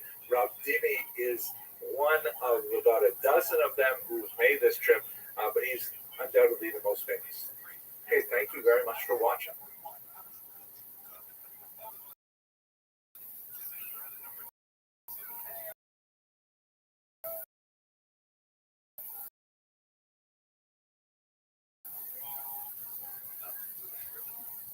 excited to begin this new series of Jewish explorers in history because, wow, we are doing some amazing things at Kosher River Cruises. I'm really excited to go to have coming up. We have plans a lot of our European locations in the Caribbean and so on, but in the next couple of years we're planning Japan and get this, Antarctica. Wow! So now there are not that many Jews in Antarctica. There have been some. Some people would say that because there are a lot of penguins there, and in slightly derogatory Hebrew slang, penguin is another word for ultra-Orthodox Jews. But otherwise, it's a pretty remote location. And so what we're going to be doing for this series is looking at Jewish explorers through history, which is just amazing. So today I'd like to talk about Benjamin of Tudela, but let's just begin with a little bit of background on the idea of Jewish exploration. One might say that exploration is right at the very heart of the Jewish experience. In fact, way back in the distant past, somewhere around 1750, before the Common Era, we have the first command of God to Abraham, the ancestor of the Jewish people, when he says to him, Lech lecha me'artzecha, leave your land, your birthplace, your homeland, and go to the land where I will tell you. If you can see from this map here, it's quite a trek, or as we would say in ancient Hebrew, a shlep. I'm just joking, that's not ancient Hebrew. But it's quite a trek. Have a look at this Google map. He went all the way from southern Iraq, presumably by camel caravan or walking, not sure, all the way up to what would be Syria, and then makes the curve around south into the land of Israel, as it will be known later. At the time, it was probably called Amaru. Now, not all of these commands to travel were so benign. We have, of course, throughout Jewish history, numerous expulsions, including the Great Expulsion from Spain in 1492. And also we have many voluntary migrations, such as those of my own grandparents who left Lithuania and traveled to Canada at the turn of the 20th century. So taken all together, when you combine the kind of adventurous explorations of individual Jewish explorers, when you look at the forced migrations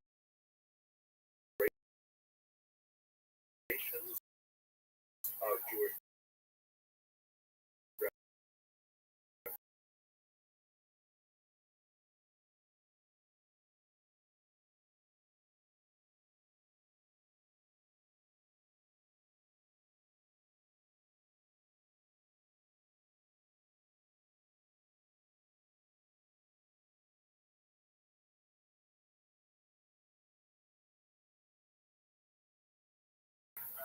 I bet if I didn't try to Google famous Jewish explorer, you would probably get Benjamin of Tudela. This is a century before Marco Polo, and it was incredibly translated to many European languages because there are not that many people who are traveling such distances and bringing back that information to Europe.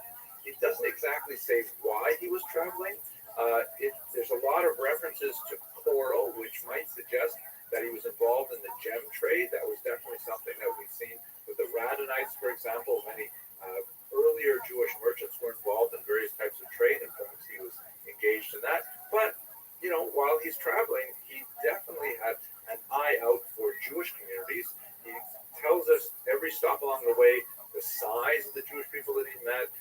He talks about their economic basis. He talks about their intellectual population, about various, errant sects of Judaism and so on. The Samaritans, really, really fascinating historical information. It's a trove of data for historians, especially of the 12th century. Here's a map where you can see where Benjamin of Tudela traveled. You can see he started out in Tudela, which is in northeastern Spain, and then he made his way to the Mediterranean, traveled around the coast,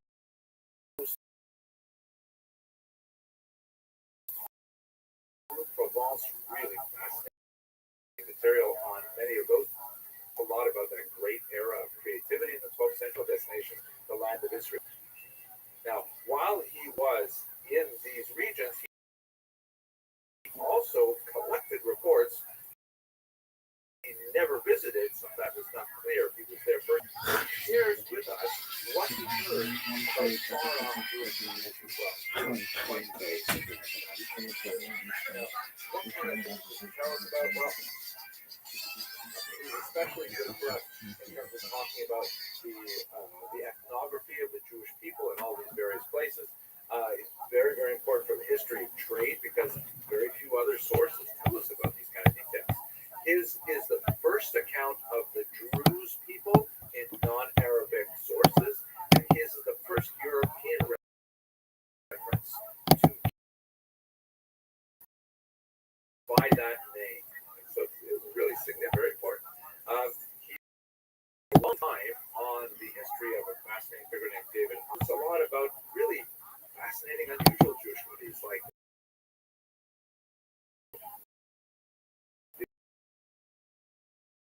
the Black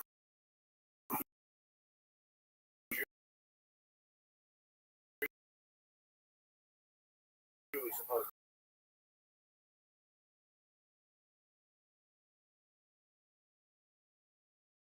locations, and I want to put in a plug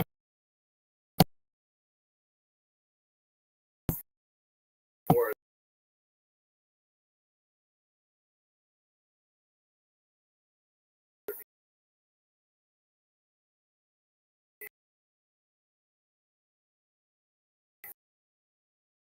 really amazing trips that Editions, the premier all kosher, all inclusive luxury Jewish. Imagine luxury expedition cruise ships, chartered exclusively for our guests. For worldwide exploring and celebration in a warm and come together to make memories that last a lifetime. Our 5-star ships and expedition vessels, combined with our signature all-inclusive luxury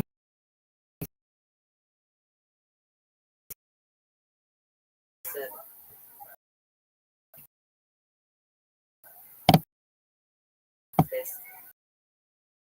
make every day on board a forgettable experience. Every meal is an unforgettable. A new destination awaits. Our specially curated short, creating a perfect balance of adventure, exploration, and learning. Our dedicated onboard team is with you every way, ensuring a seamless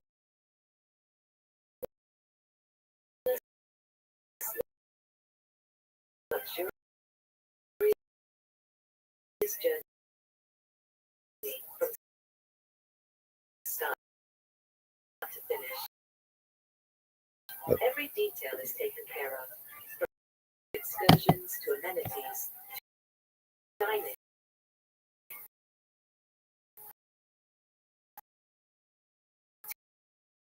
to entertainment.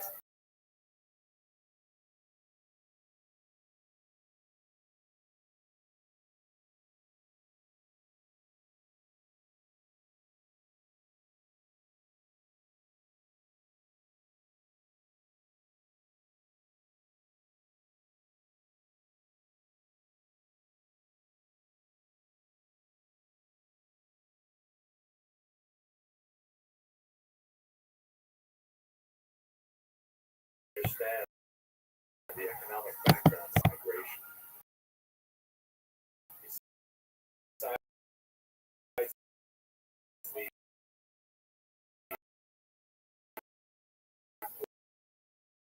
political and religious background that I began with, and so on, searching for places where Jews. This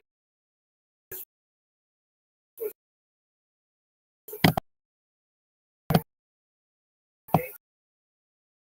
the backdrop of a much larger phenomenon known as the triangular trade. Basically, the way it looked, and this is somewhat of an oversimplification, but like a passage where they are then depositing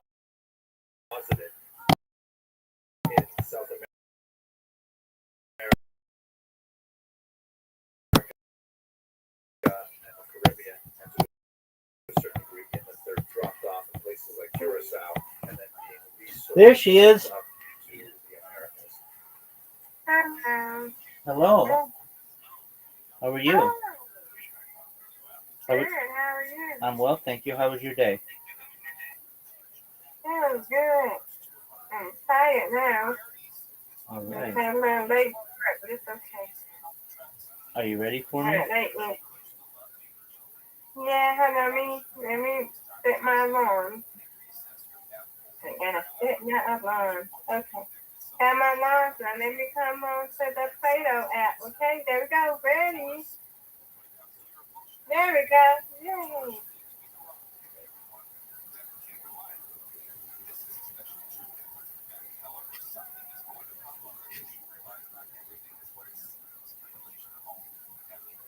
That was fun. We had everybody playing with us. Yes, it That was. was fun.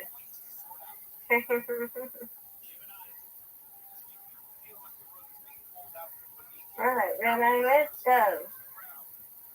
There we go. Yeah. That's what I'm talking about.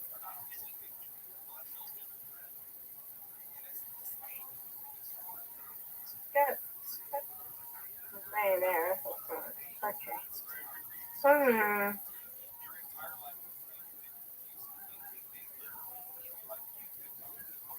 That's a good there. All right. Look at you. Bye-bye. Look at you.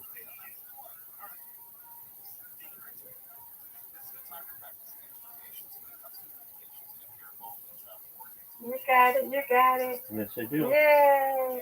It's there.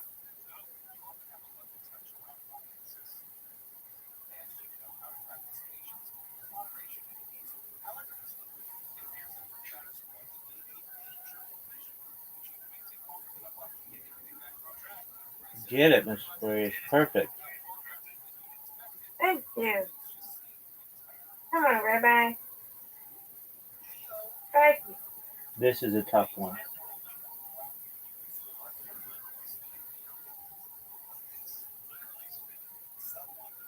Oh, what a spare. What a spare.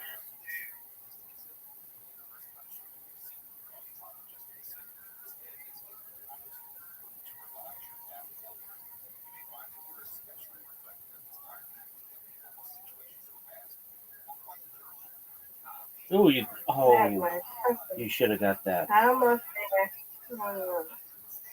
Come on. See, you're doing it right.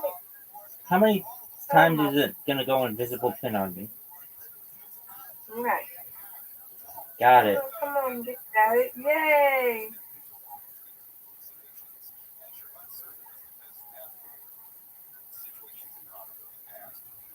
Oh, that's perfect. Oh, what a strike. That was good. That was amazing, Miss Aquarius. That was amazing.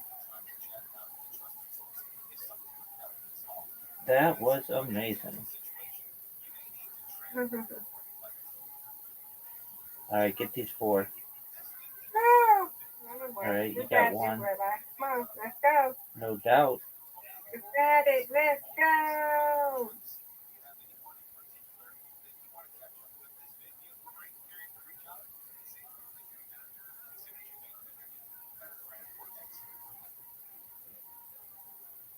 Let's get 90. No. Oh, yeah, I got 90. 93. Good job. I'll take it. All right. I win. Yep. I won. We won. We both won. Okay, we're going to win again. Word, girl.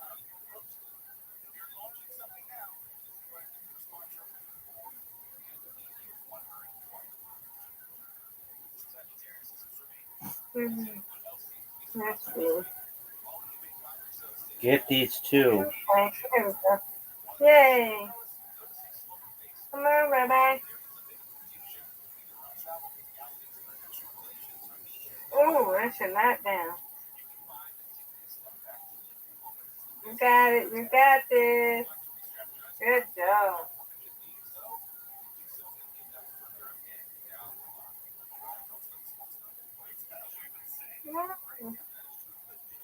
Okay.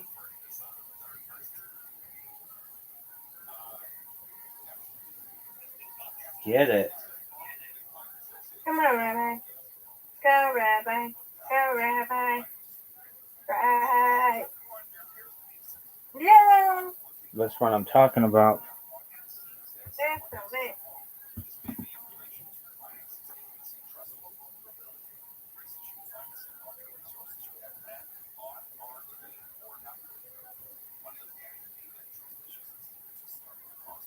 No. Okay. You lay it down. That's what the problem is. It's all right. Come on, Rabbi. You already straight, so you got this. Another strike. You That's go. what I'm talking about.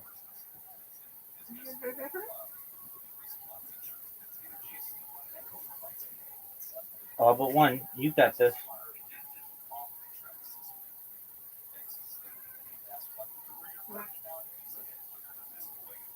Nope. Okay. I'm laying down. Oh, shit, up. It's okay. Yay! Ooh, 3 girl. strikes. Let's go.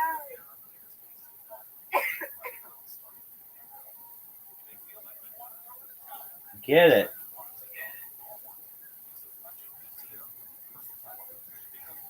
You're winning. It's okay. You got this where we winning. You win, I win. It's okay. Let's go. Come on, Rabbi. Get it. No way. Yay! No way, Miss Aquarius. What's in? You got I'm going it. for a record. Oh no. One. Oh, that is the You record. go. That's the record. That's good. 123. Oh, nice. 123 is the all-time record, Miss Aquarius. 123 is the all-time record. I got my name to win. I'm good. Yay! I win, you win. Nope, we are undefeated in friendship and undefeated in both. That's right. 123 is the all-time record. We just said it. Yay!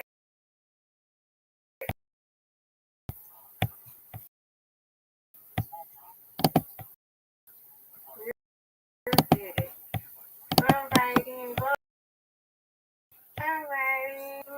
Sweet dreams. I'll be on the other one going to sleep. Very well. Hey, see ya. Take care. Later. Bye-bye. Bye.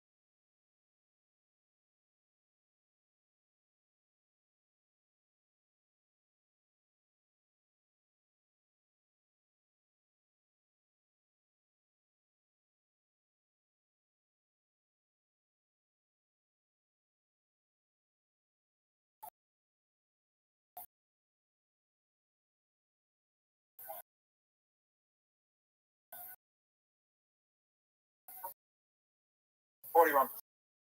Okay, let me guess. You're gonna say, "Hey, let's play a game," and then you're just gonna stick me and leave.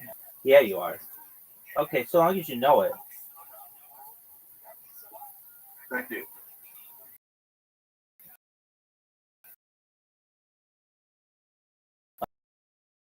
Uh,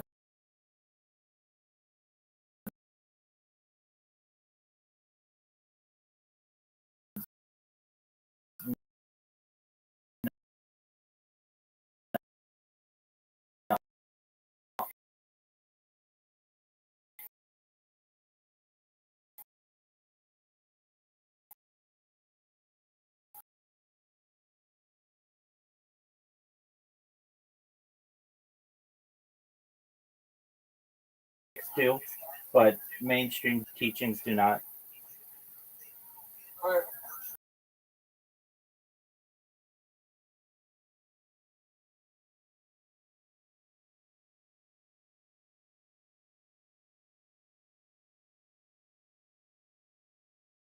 Be right. So they'll go with that, the safest option and the most conservative. So getting a reading from the psychic can be like in markets is good because they're trying to prove themselves. They're not.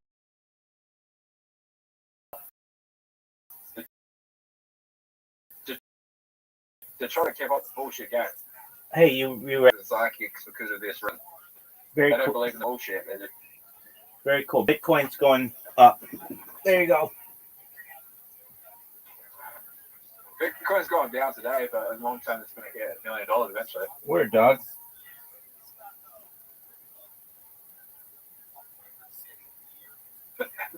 That's a very fucking easy prediction, though. Hey, you wanted it. I gave it to you.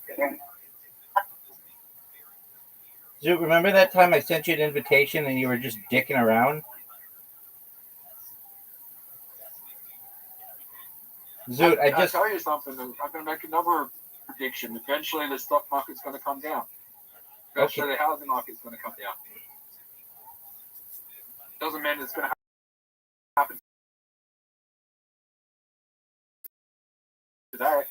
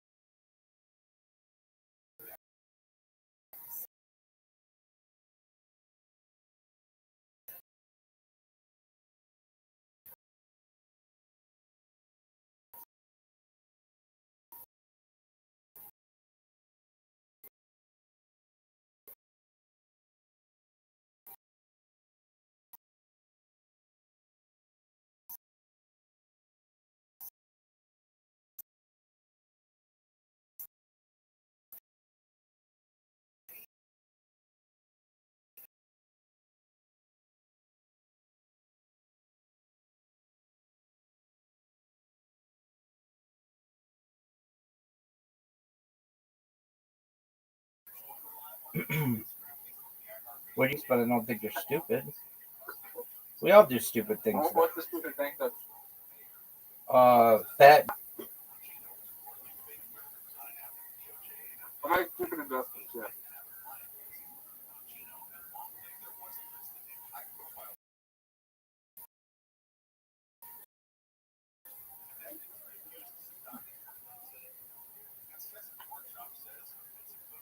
Rabbi, what did I do? That was stupid. That was the law I did. Of the game.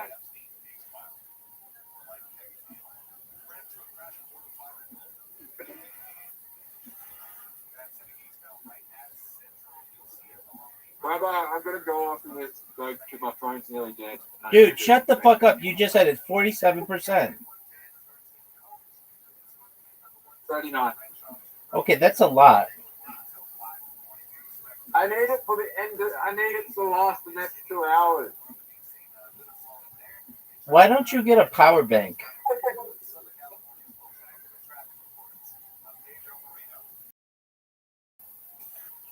I'm poor right now. Zoot, you can afford a power bank. Ken bought a PowerPoint bank, but I'm fucking 40 to my mom, so I stopped gambling. So now she has access to my money, and she's in Bali, so I can't do anything about that. Well, you have like $10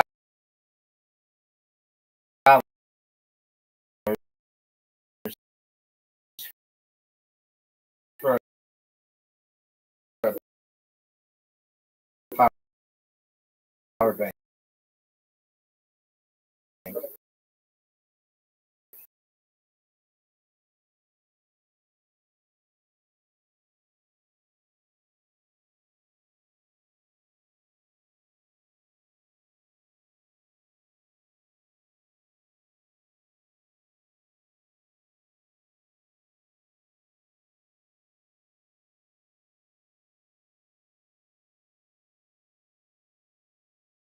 But That's enough for a power bank. You've got to feel good when you do that.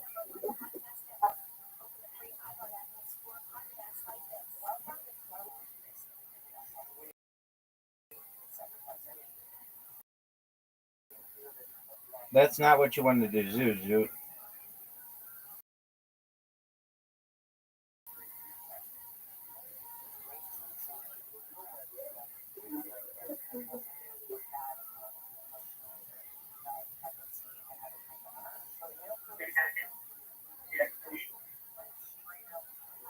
hey, Rabbi, if you had problems in your coordination, what would you do? Improve it. How do you improve your coordination? What kind of coordination do you need to improve?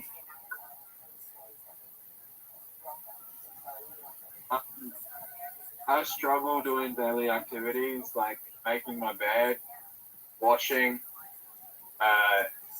cooking, learning to drive. It's nearly impossible. Okay, I stutter a lot. yeah. So, didn't you say nicotine helps with that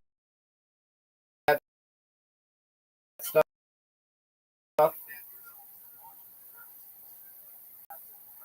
Okay, so then why don't you wear nicotine patches?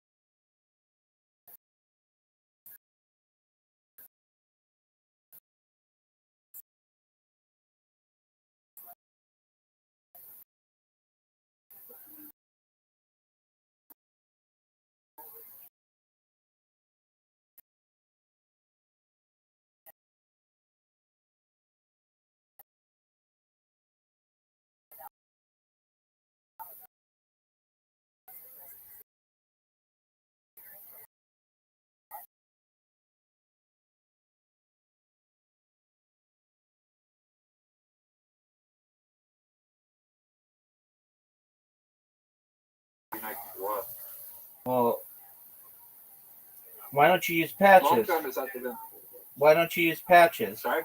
Why don't you use patches?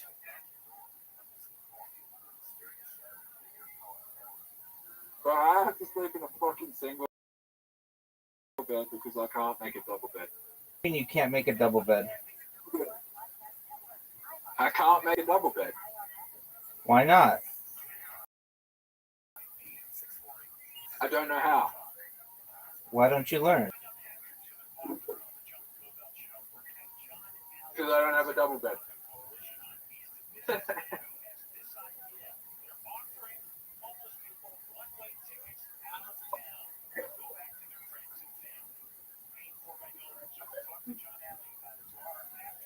You know, Rabbi, in the future, the conversations like we have are going to be studied when you're at a learning tree. I say that every day, big dog. Intelligence as well. Perhaps. Zoot, what's the name of this hole?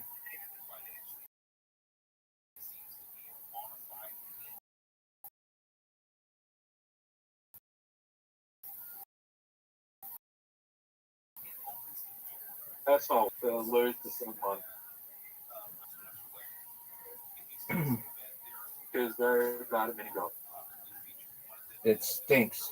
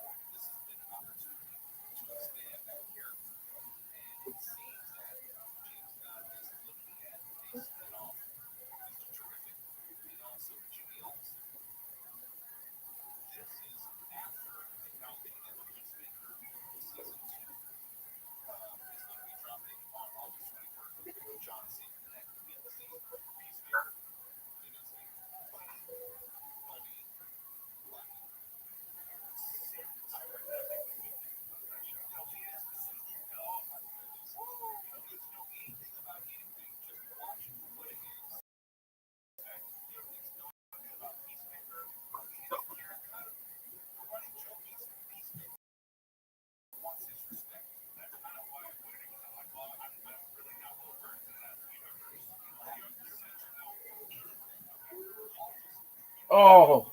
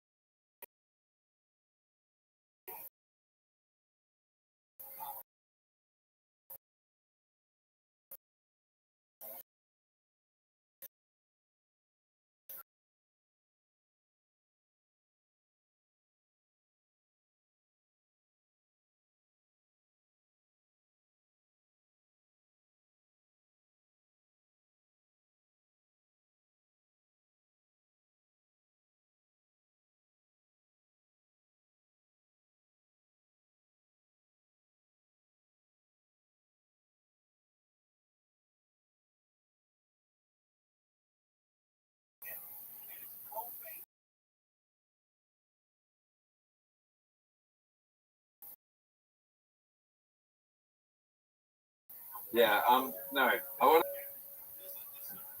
I might be able to bond. I just need to find the.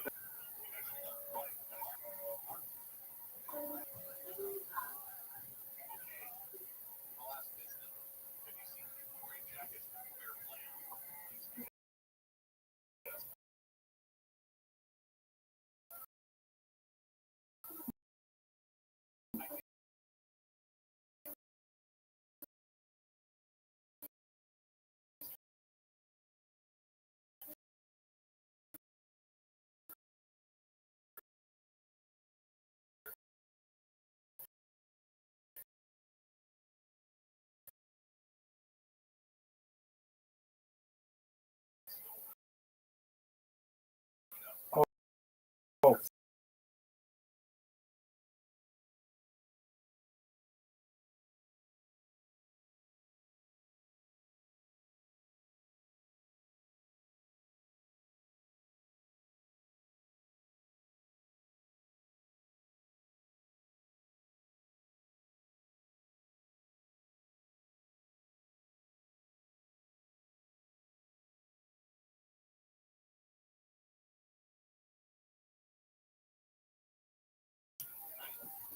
Oh, what a shot.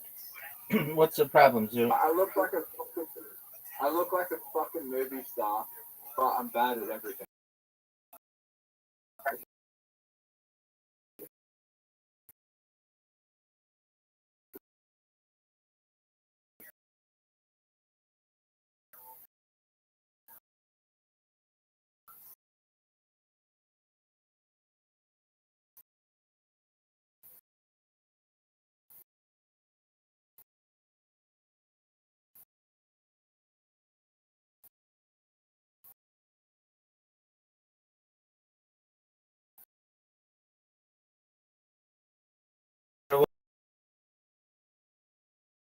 Look in the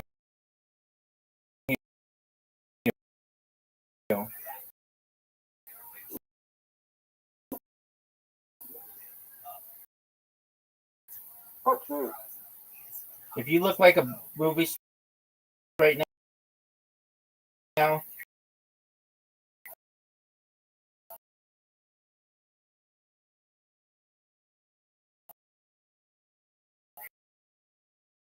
you would never have women issues. Sorry? If you look like a movie star, you'd have so many chicks who'd want to be with you.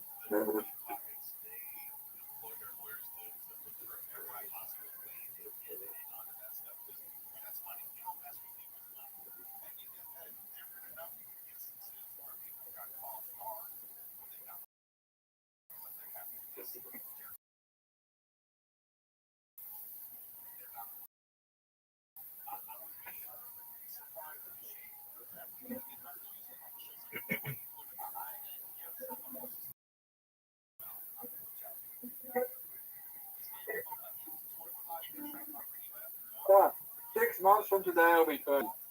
Cool, Zoot.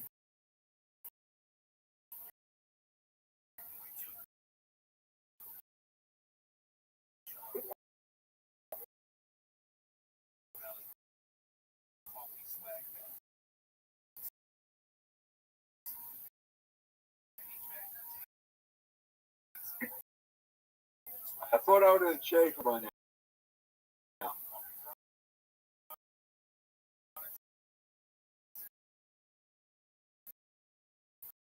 Rabbi, one day I'm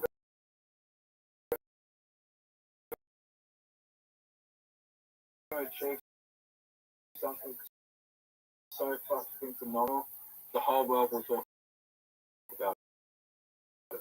Sounds great, big man.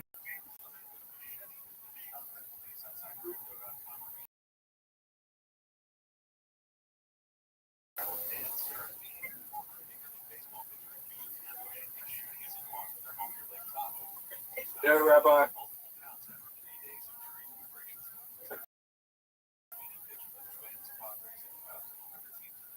This time,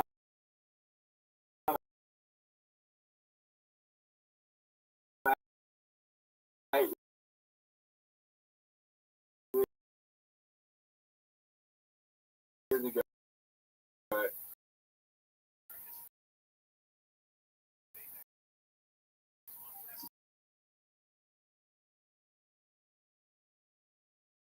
Okay, you were I was filming this hour with brother. I came across an ex-Catholic priest, okay. and I asked him.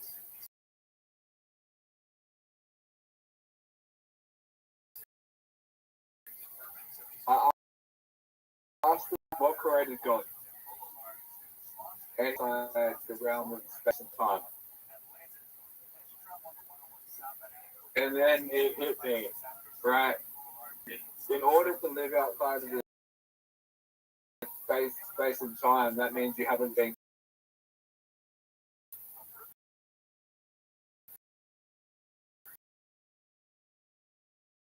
But if you live in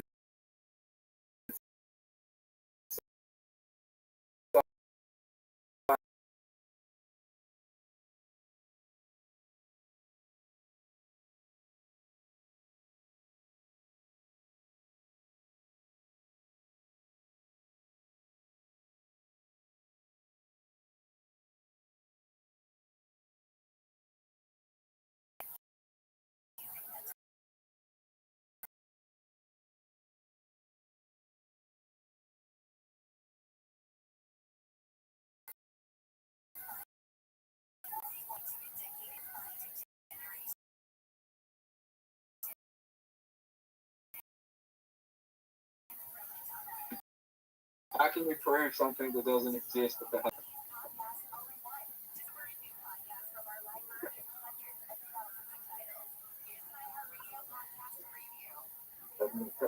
Have you ever experienced of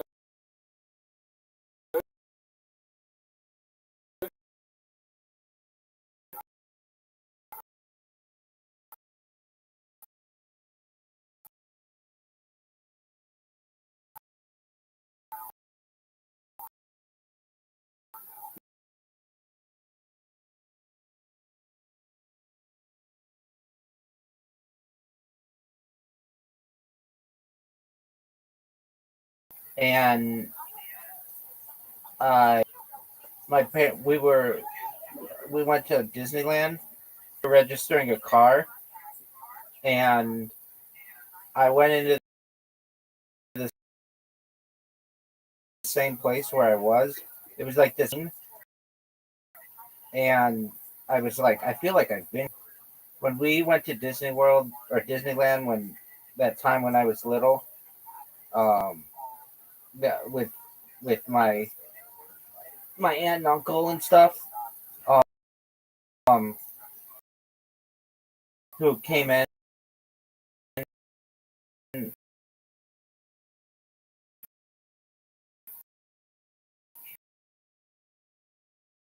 Who visited.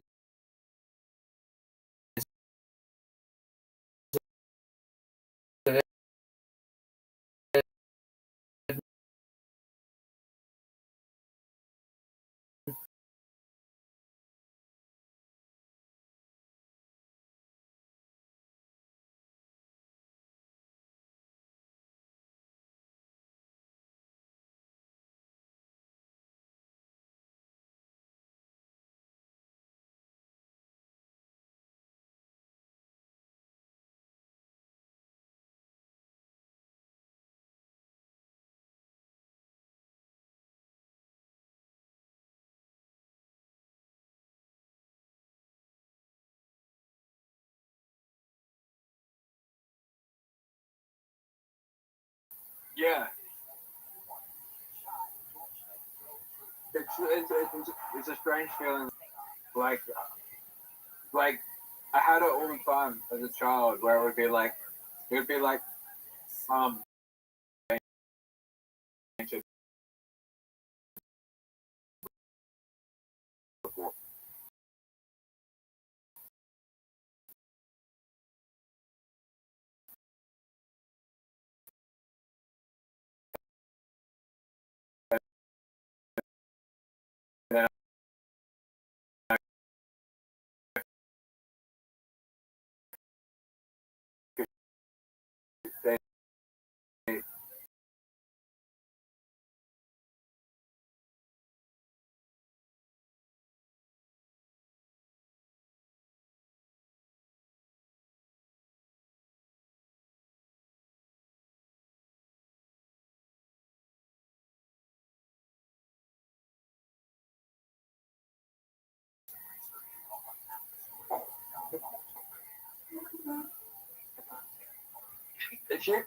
if you were a teacher your whole life and you're stuck in that job until retirement, like you think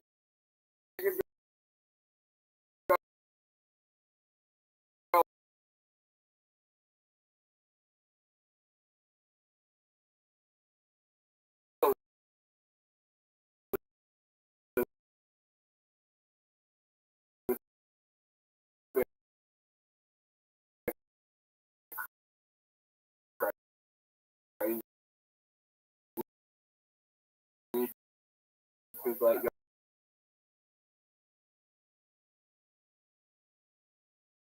go you go 5 days or 67 years, or not 63 years, and then you go you get like the same time every day, 5 days a week. You get your weekends, and you get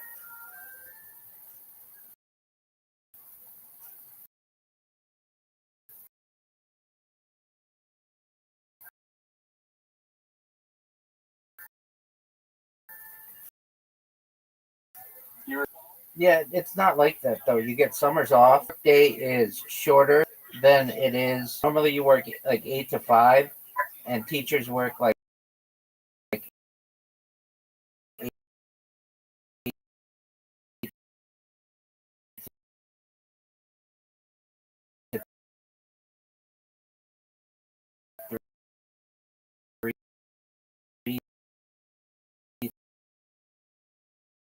30.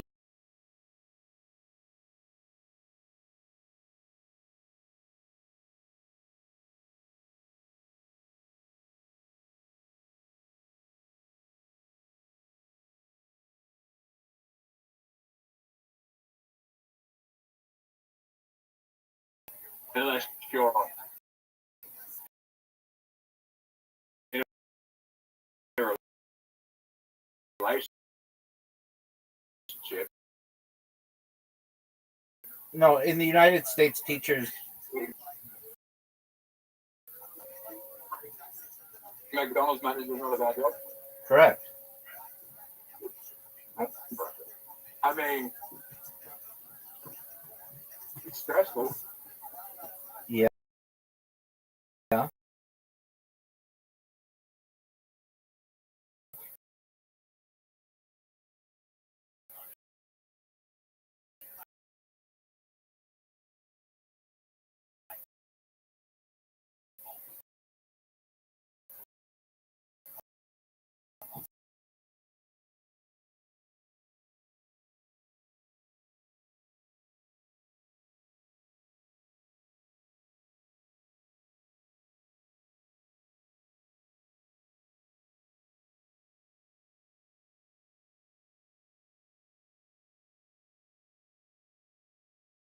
I mean, there's a guy in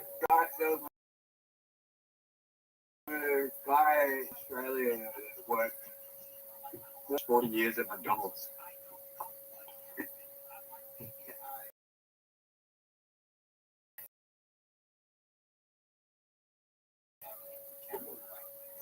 Australia's got sorry, Australian out of Australia. Australian. Just addition. I just sent my application in. Very cool. When do they get back to you? I'll probably get it by the end of September. Very cool. Is Danny Minogue on that? Amy Shark. Who the fuck is that? She's a singer. What happened to Danny Minogue? She was on Australia's Got Talent. Danny Minogue is doing something else. So she used to be on Australia. So Danny Minogue used to be on Australia's Got Talent, right? She was the judge, yeah. Would you take her to I'll do well. Danny Minogue to Pound Town?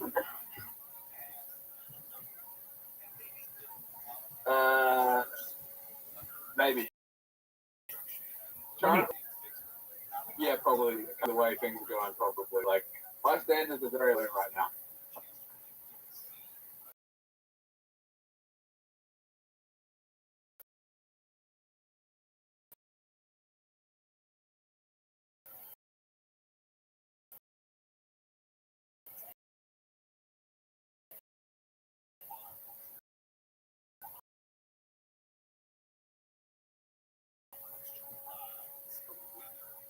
She wants she doesn't want me to go over there. Okay, probably. You don't know that.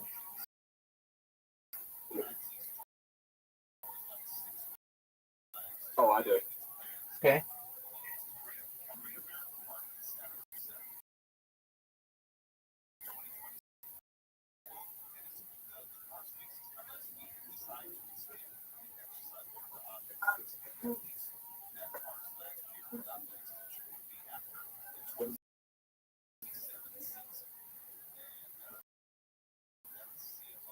You might have.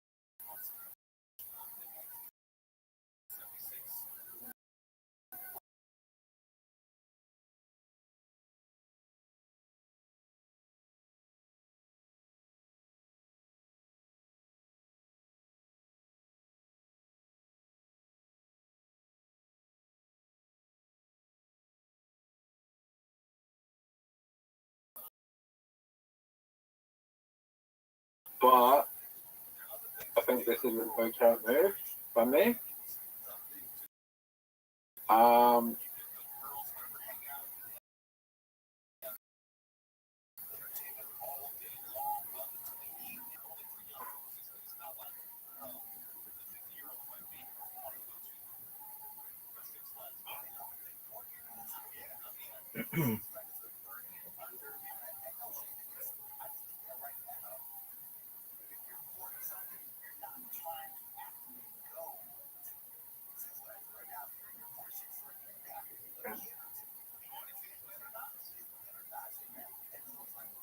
You're done, Zoot.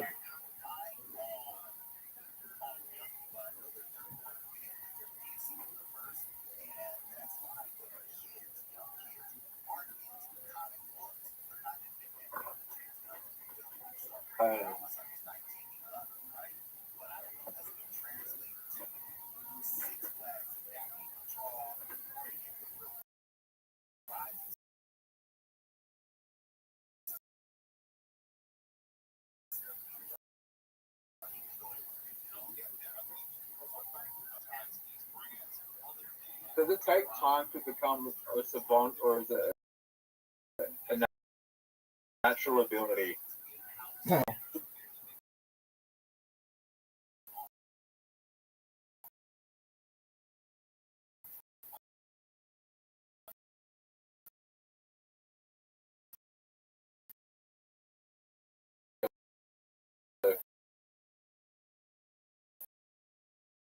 Correct.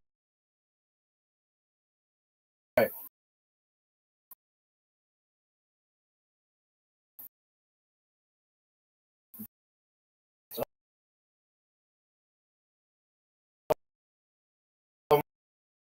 almost in the definition.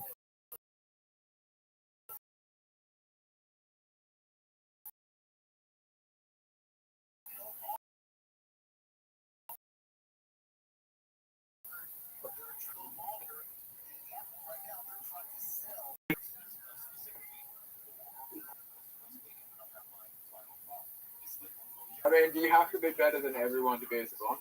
Generally.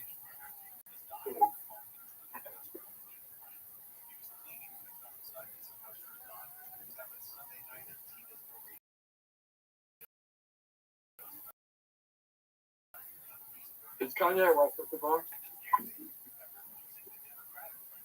No, he's better at production than he is at lyricist. Okay, he's a very good producer.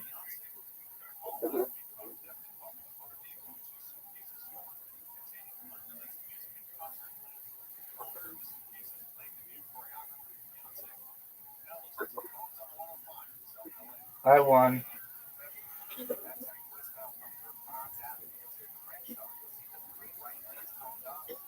Maybe you're a savant at Moncala. No. What about darts?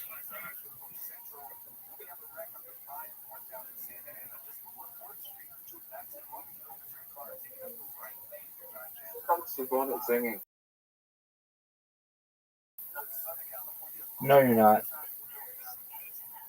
I've heard your voice. It's good, but it's not savant. Great. Just had to work on it.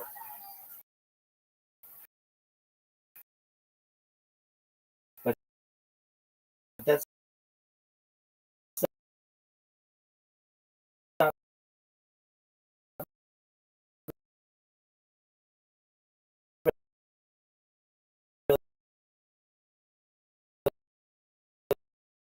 really a savant.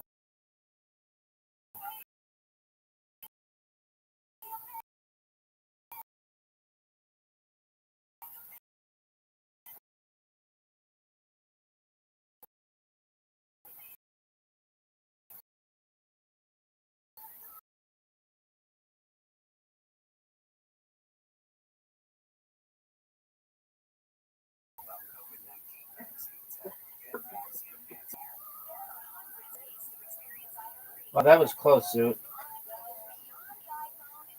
Man, what are you good at that no one else in the world? Live streaming.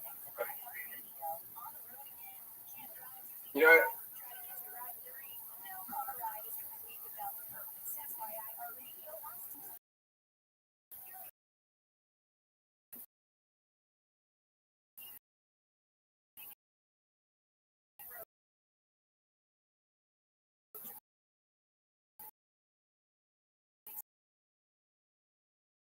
I'm better at live.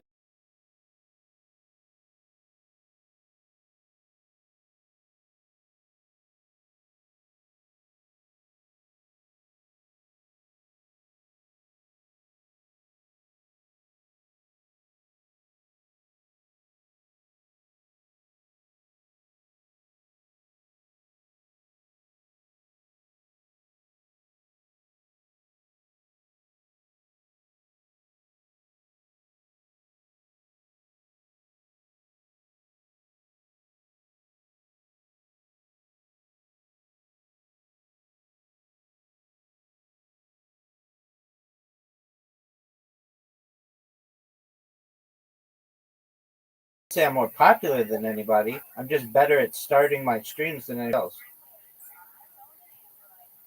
in the streaming world. someone who just goes around and just interviews normal people.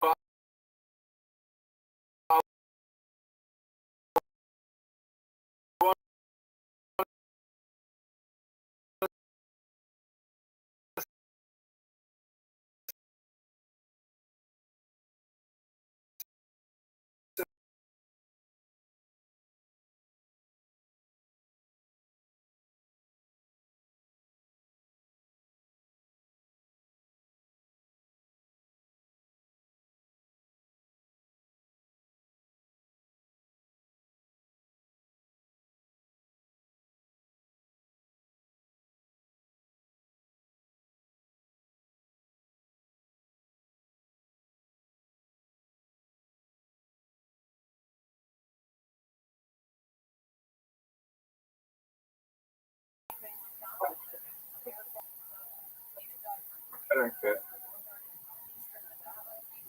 Yeah, that.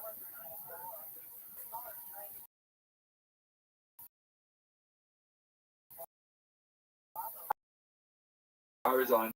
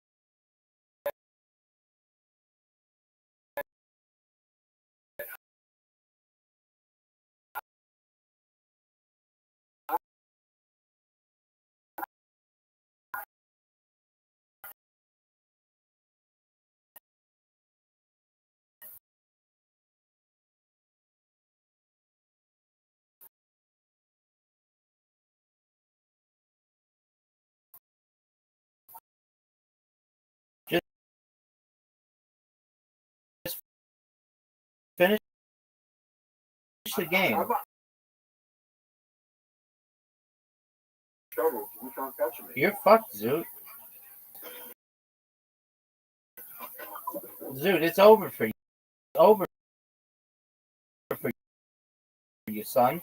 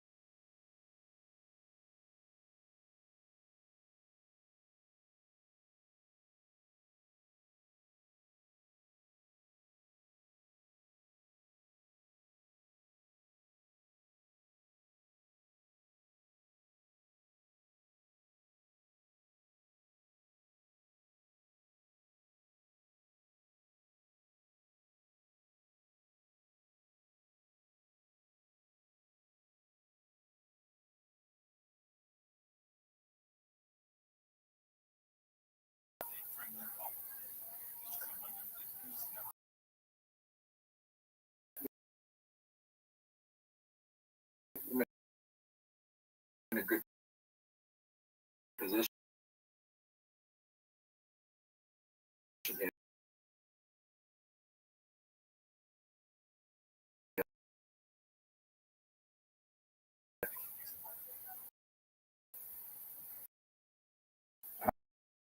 I'm definitely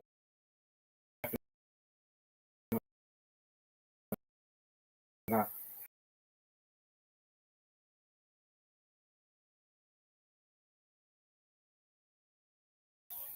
Maybe no. No, it's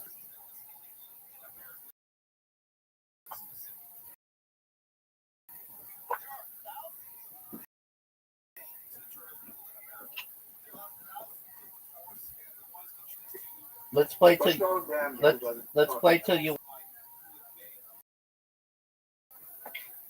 I am playing.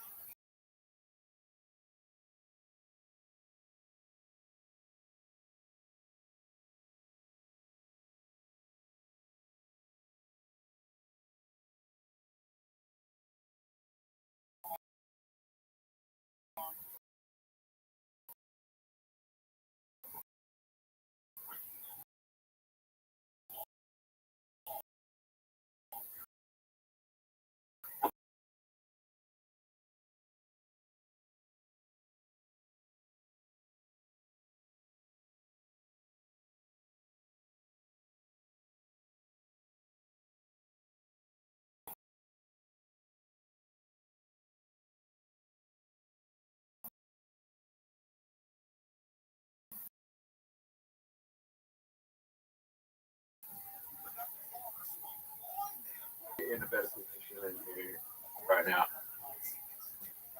and I think I am.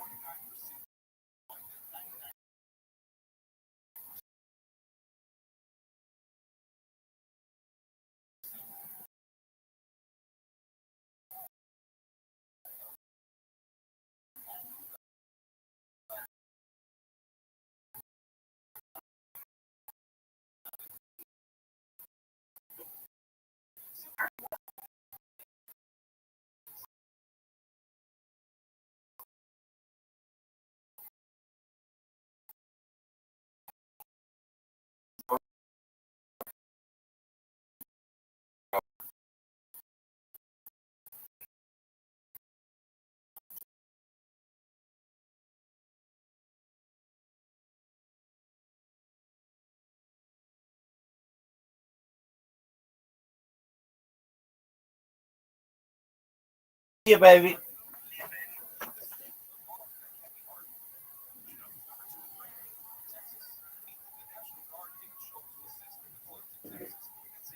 Sweet.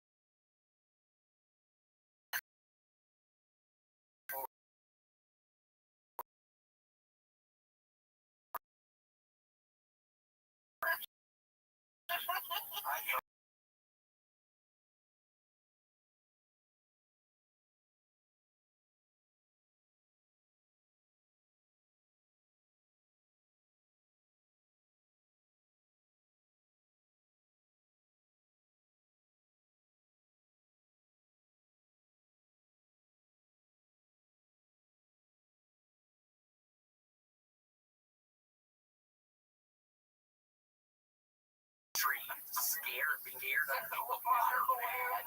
Still waiting for one of those water bags to blow. Weird videos where, yeah, they have like 5 like harmonicas filled with thumbtacks.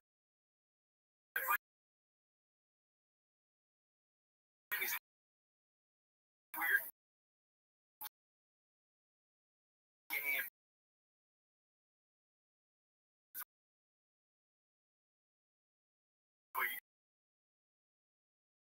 Can't really tell what the game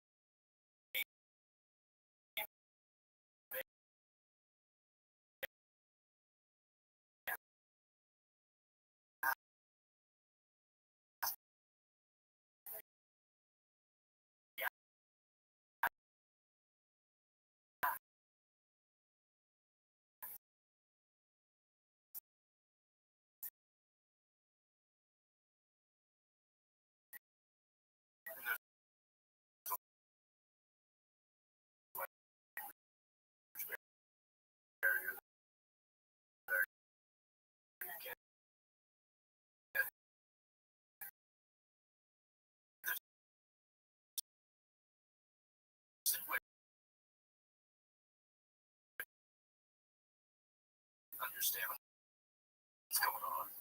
It's too weird.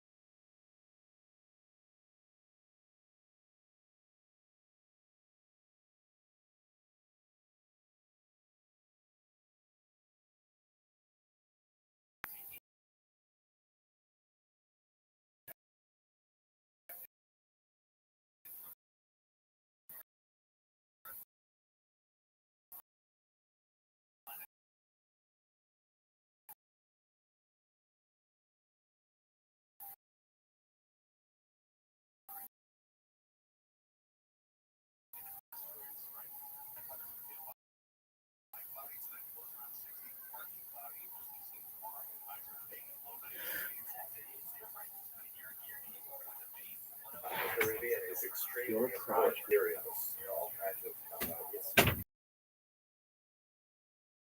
furs and things like that coming from Canada, but from the cane sugar that is clean. And by the way, the cane sugar requires heavy amounts to the tremendous misery of the enslaved Africans in particular. So how did Jews fit into this? Especially distinguished by a goods and the enslaved Africans. And Jews were only, tangentially involved in the growth of ours. They were very heavily Keep your involved. panties on, girls. Look at his body. Look at this body. Lots of things. Look at these moves. Look at this body. Like, for example, Look at this body, chicks. where there's a large Look at these moves. the Jews, Look at this. there were Jews definitely who were involved in plantations and owning slaves and so on. We're going to look at one of those in particular. But primarily Jews were involved in sort of support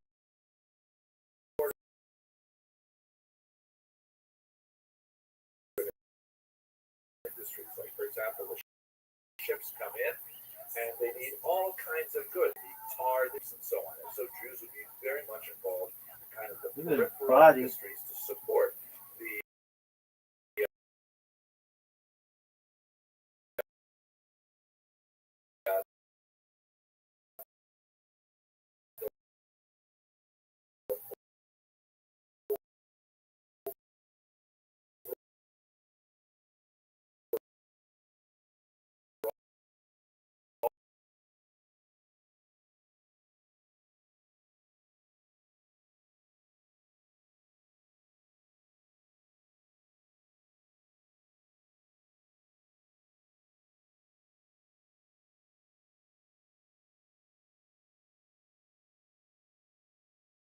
overly represented in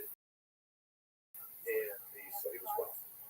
There are some exceptional Nunes da Costa, for example, also known as Moses immigrants to the territory, including those who fled Recife. Some of them made their way up to New Amsterdam at that time, and others went to Yoga Savannah. And at its peak, around the year 1700, there were about 500 plantation owners, primarily Jews, and about enslaved Africans. It was a full kind of industry as a whole. There were multiple slave revolts, there were attacks from foreigners, but what really caused the Yoga Savannah to collapse, and in fact, much of the slave trade as a whole was really changed by this, was the development of the beet sugar industry in the 1760s. Beets grow in Europe. They can be transformed to sugar. Europeans had developed an addiction really to sugar once it had been exported cheaply from the Caribbean, but it was cane sugar that was sent, and molasses and rum, all derivatives of cane sugar. But once Europe had figured out ways to make sugar locally rather than engaging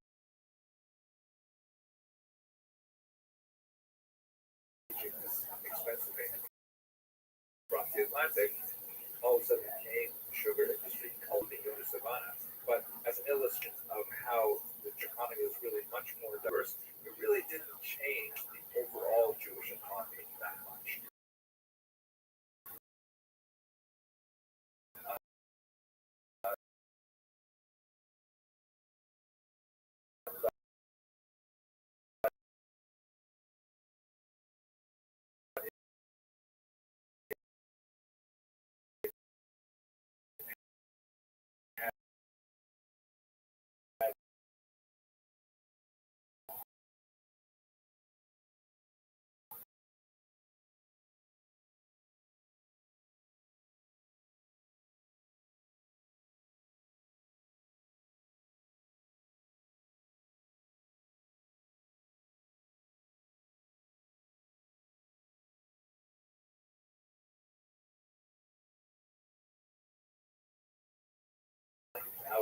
With non-Jew or African Jewish population.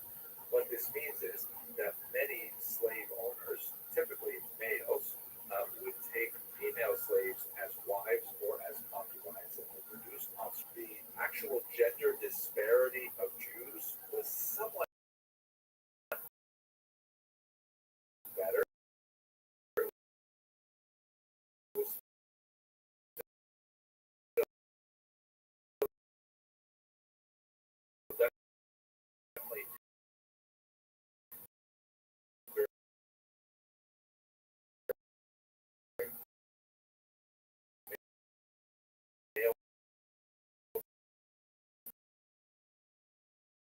Non-Jewish population.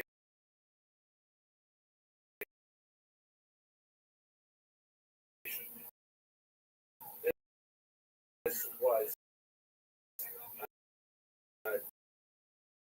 due in part to the fact that to migrate as family units at a higher rate than other Europeans. They're all fleeing persecution, so therefore traveling as a family makes more sense. But it also has to do with the fact that society based in Amsterdam, collected funds and underwrote marriages as far as possible for poor Jewish brides. Louise de Hart, dressed, however, in very European clothing, and Johannes Ellis's father was a non-Jewish of the region. His mother was a woman from Ghana. This picture was taken, by the way, in 1846. So, how do we know about these populations that racially look different from Ashkenazic Jewry, or even from Sephardic Jews coming straight out of the Iberian Peninsula? So amazing research done by Professor Aviva Ben-Hur. And basically, the kind of sources we have all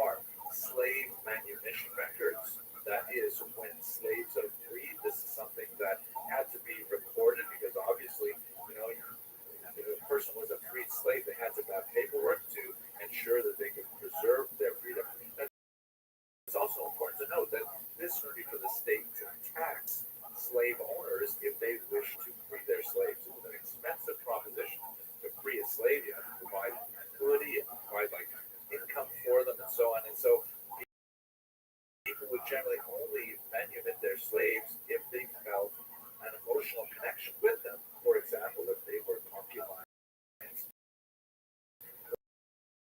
or if they were children.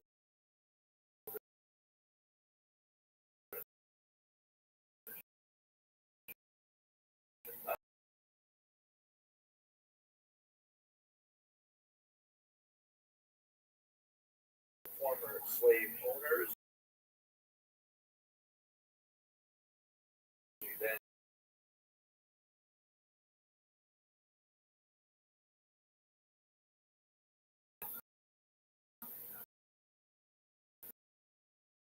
free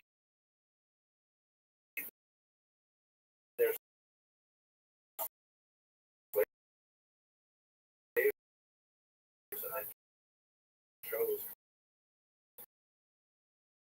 to decree one, but nevertheless were the will of Jewish testamentors. Some of them are quite fascinating. For example, Emmanuel Baruch Lusada, who died in Jamaica in 1795, he left a very interesting will where one of his sons was to be awarded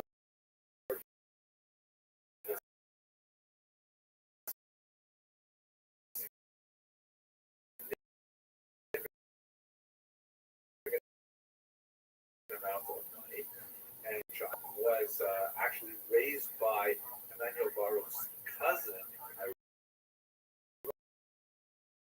Ironic is that Emmanuel was cognizant of the fact from his European wife. It appears that his reputed child was the child of a mistress. He anticipated that his European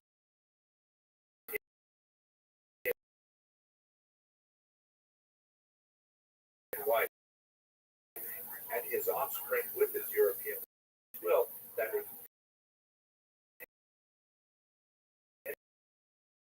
of his not necessarily his wife or his dad.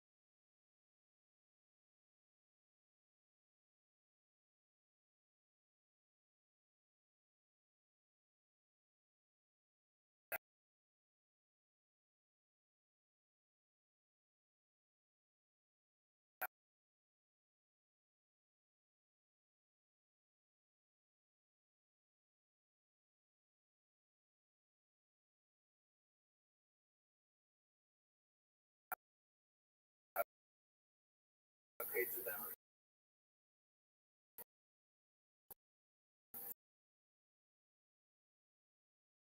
Filled with water and would have been part of the here and there, but to complete a picture, it is important to note that one other set of records, and those are synagogue records, are special as to how the society functioned. The reality is that it appears that the offspring of Africans who were converted to Judaism were accepted within the Jewish community, but nevertheless there was kind of a layover of racial ideology within that acceptance. This is again not at all exceptional when you consider the complicated degrees of racial distinctions the overall society was making between Europeans and Africans and half European, half Africans, and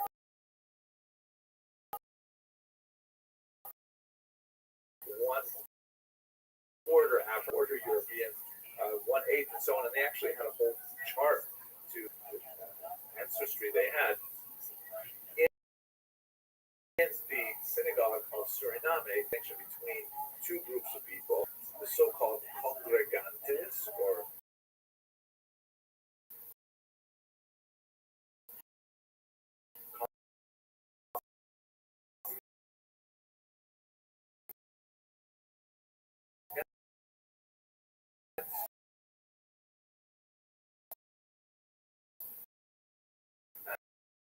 and that was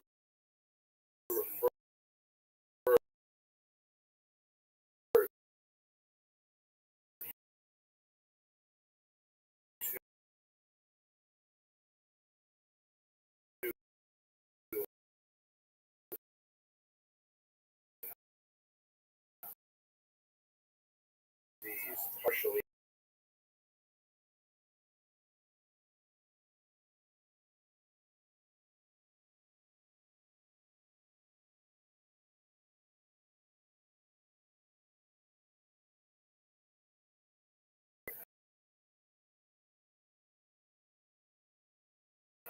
nevertheless, they were considered a liberation basis because, in terms of Jewish law, Jew has with regards their obligations, responsibilities, and so on. There's no distinctions made whatsoever within the halachic literature that there are any, you know, reference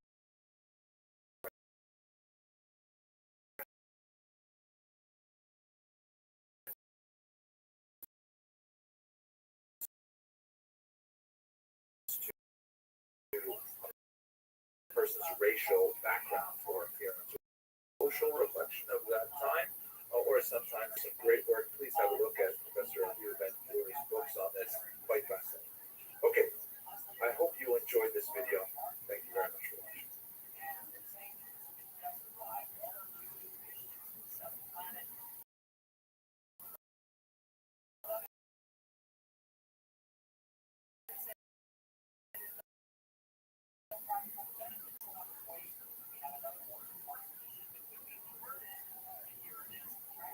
I just got back from an amazing trip to the Lesser Antilles with kosher river cruises. It was so fascinating to see this very special part of the world that was very, very crucial for the development in North America later on in the last millennium. I'm especially fascinated with how the Jewish steppe in the Caribbean was rather light. It's really only about 100, 200 years where Jews were very active there, but it was a really important transitional place for Jews fleeing the Inquisition and the expulsion of Spanish Jewry, and then, you know, the emigration of Portuguese Jewry in particular to this part of the world where they attempted to make a long-lasting civilization. As we shall see, it turned out that in the 18th century it was less viable economically, so Jews moved on, as many other people did. But this is really so important for understanding the development of North American Jewish society. So let's start this discussion by looking at the immigration patterns. So have a look at this map here. This map, which is kind of complicated, shows you basically the origins of the Caribbean Jewish community, which is primarily coming out of the Iberian Peninsula. You have two distinct, those Jews who were expelled in 1492, who did not make a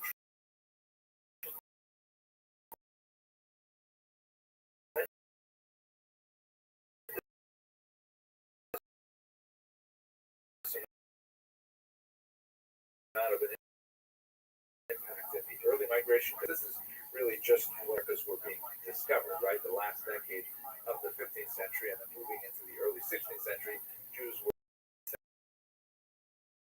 descendants of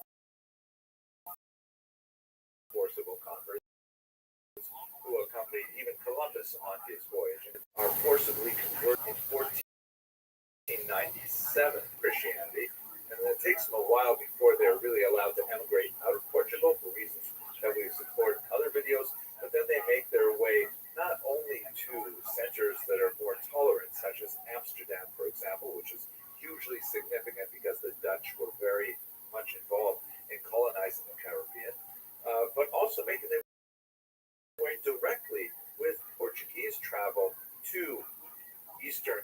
Brazil, for example, to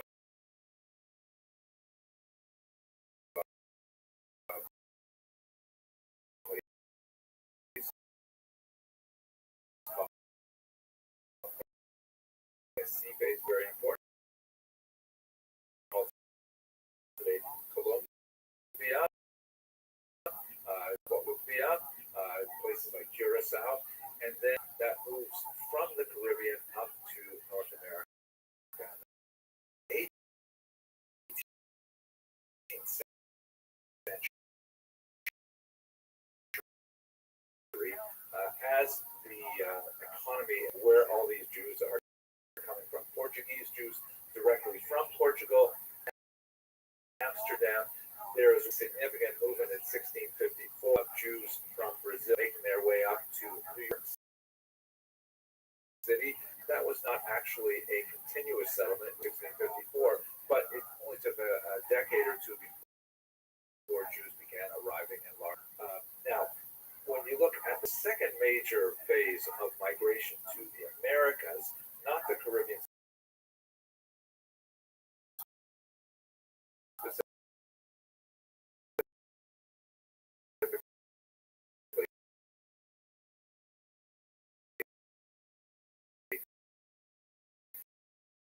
that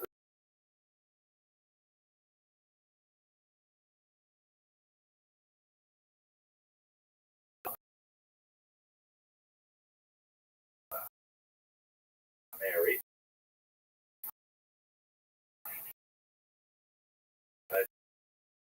Jews are, of course, by this time, definitely monogamous in Ashkenazic lands. And so this was like essentially a really cool, skipping the Caribbean entirely, you have this migration of German Jews coming to the north,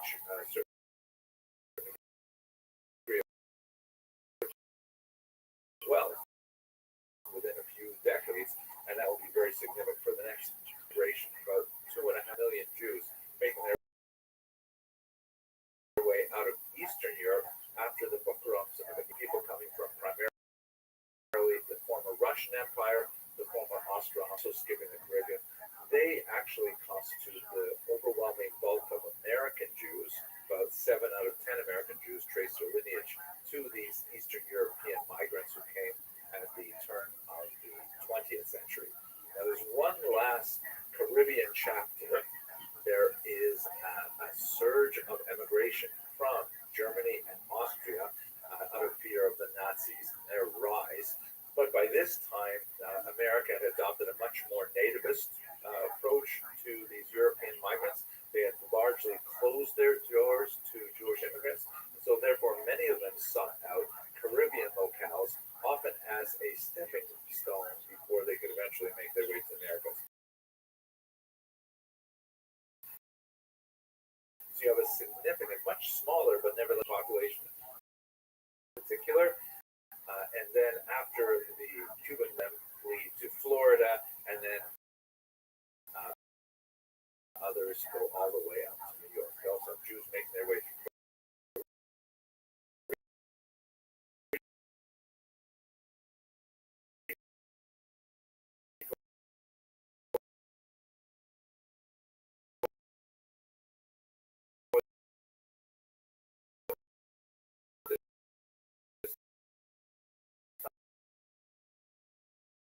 time and so on.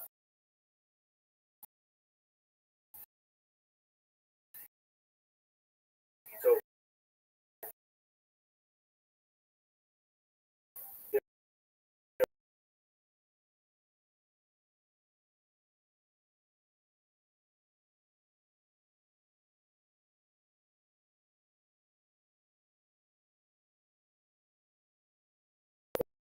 and then from Cuba going up to Florida and the Northeast. So that's basically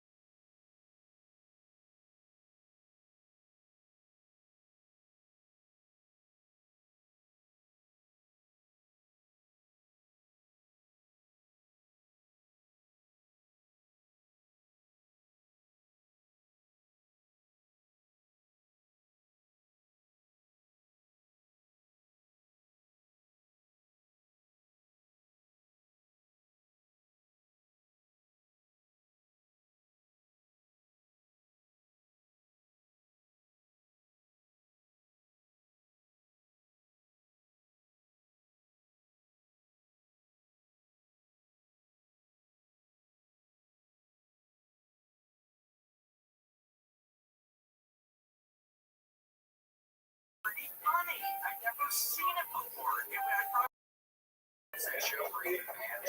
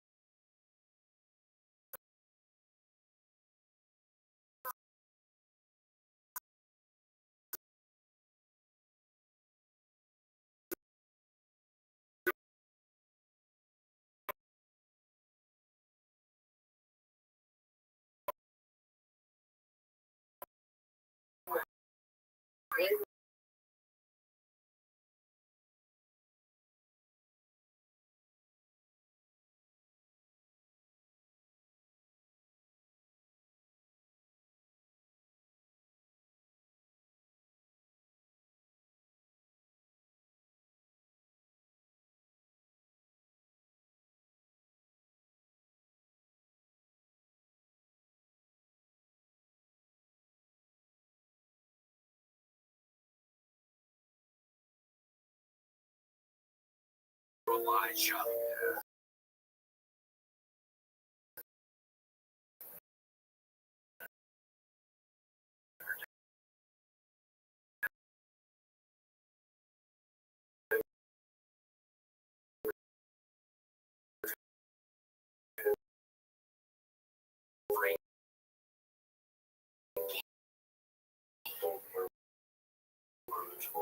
Yes, Frankie. Oh my God.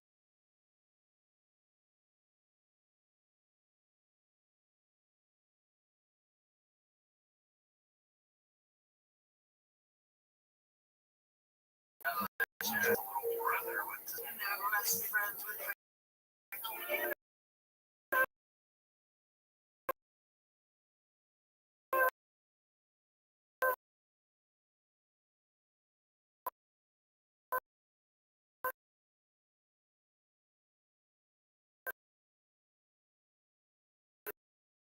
Gosh, we were gonna get them. It was big. Get my hopes up there, that there's no way in hell. Oh gosh. That's it, that's what he else. Well, of course. Yeah, I'll chew on it. It's really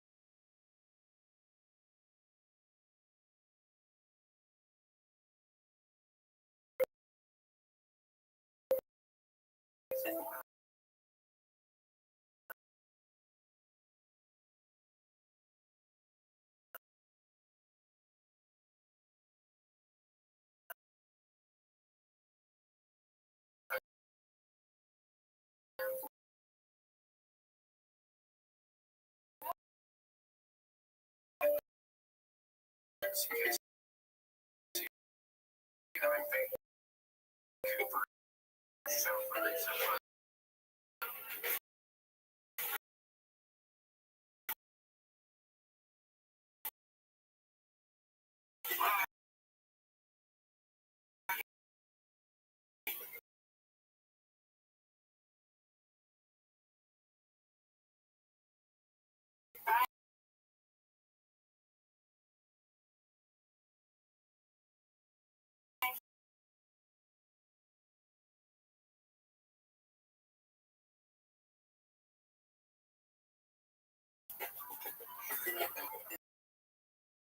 for joining us for this week's episode of the Warriors Lookout.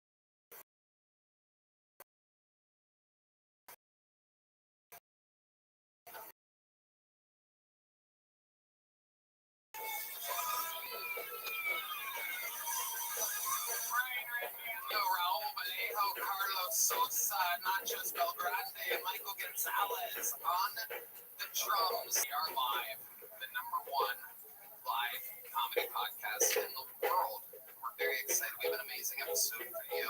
Before we get started, there's a little bit more from the amazing sponsors that made it all possible. Hey, y'all, this podcast is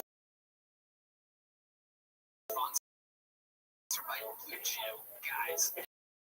Isn't just a tablet, it's a stronger, harder, longer lasting, like someone gave your downstairs an original brand offering chewable tablets for better sex. Discover your options at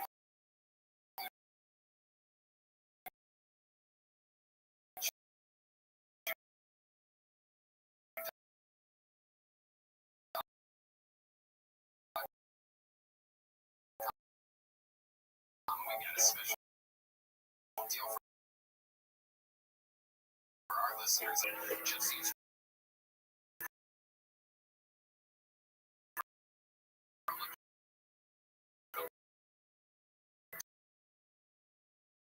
check out $5 for shipping. That's it. Join Blue Chew's mission of humanity one for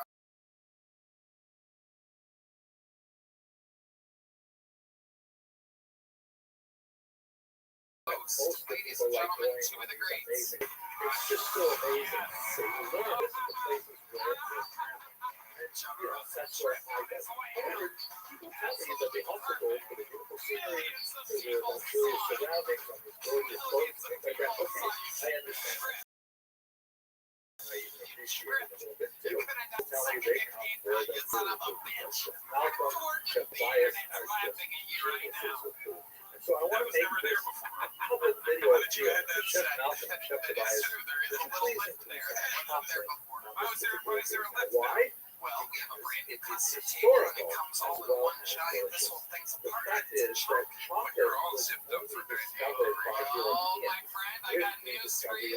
Look at that. 70 degrees. And it was imported back to Europe where it was consumed basically in the same way that it was consumed in the world. That is, as a liquid. People would drink chocolate for decades and decades. They used to drink chocolate. And of course, it's not easy to export a liquid like that. It's heavy and so on. And the beans, well, that's a possibility too. But it's very, very active base of the source in the world and in their export. But one figure in particular is especially connected with Caribbean, and that is Benjamin who was one of these Portuguese Jewish traders who specifically invented a method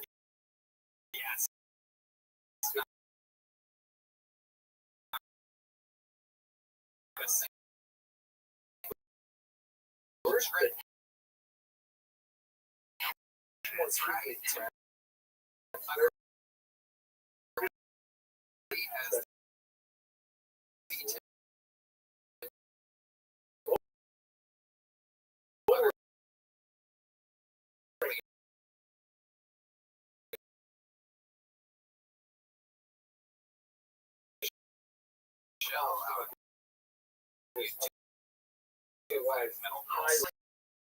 On social media. Joe Rosa is a brand new sound of a kitten. That means that then I was bring up the angry with Hollywood there, which interrupts their set, and then they could be talking. What is interesting about their lives? The entire thing is improvised. Anything can happen. Are you guys ready to start tonight's fucking show?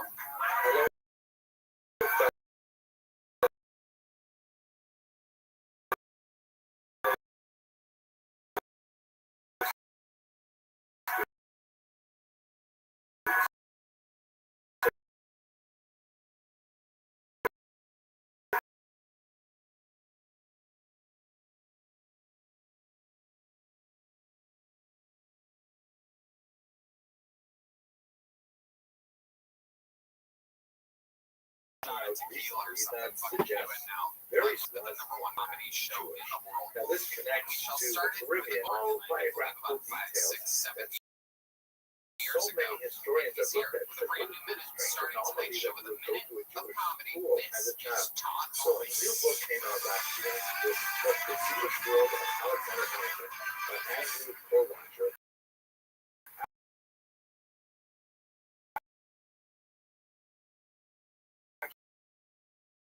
Quite arguments to suggest, I think convincingly, that yes, Alexander Hamilton. Show you how fun it is. It reads like a detective novel, professional historian. I especially enjoy how he looks at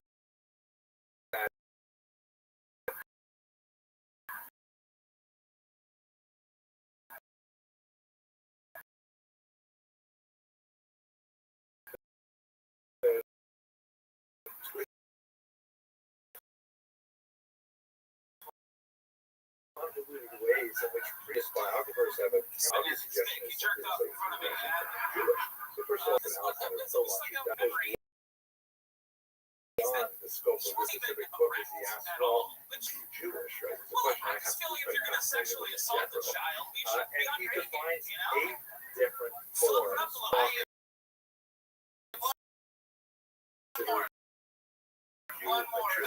there have been some changes in the late 20th century in certain of the various 2 millennia plus. Jewish law considers the child of a Jewish mother or a convert to Judaism a Jew. That's the definition of a Jew. Either your mother was Jewish or you converted to Judaism.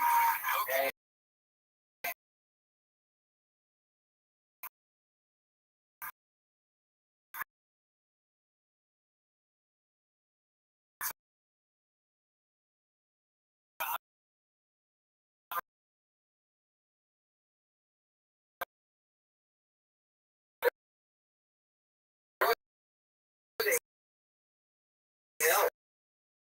it's like, well,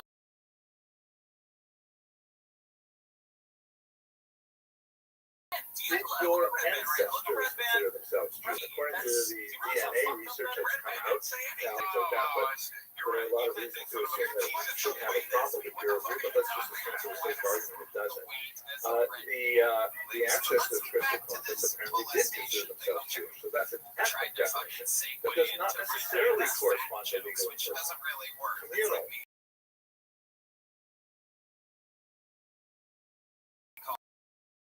To other Jews in your community, considering those Jews doesn't consider yourself Jewish, that changes. Universal, can you go anywhere in the world and be considered Jewish? Also very relevant. Cultural.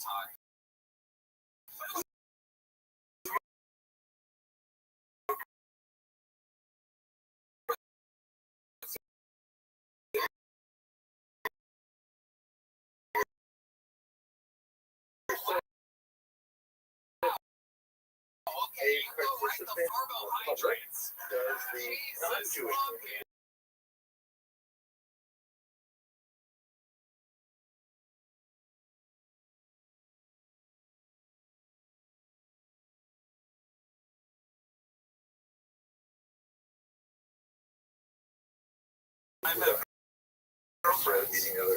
So Jewish identity is like a complicated thing. People might get some of these others, what exactly does it mean to be Jewish? Itself, and the arguments that the Torah would bring to suggest that it wasn't true. So legally,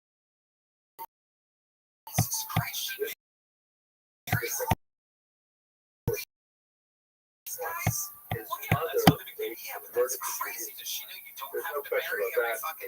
She married a man named Rothschild, whose identity clear by the name of Jewish certainly seems to suggest he was Jewish.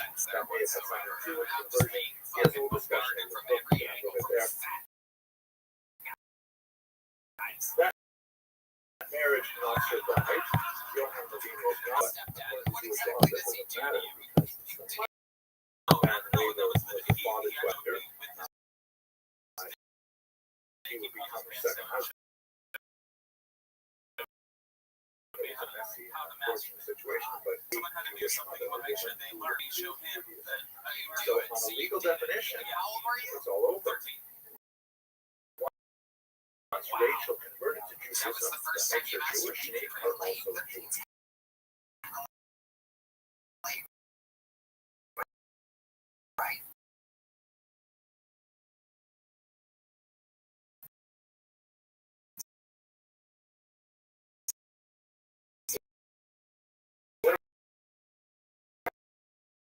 This is where it gets a little bit more complicated, but on the contrary, on those viewpoints where he declared himself, for example, as an Anglican, and he did that in legal proceedings in order to testify as a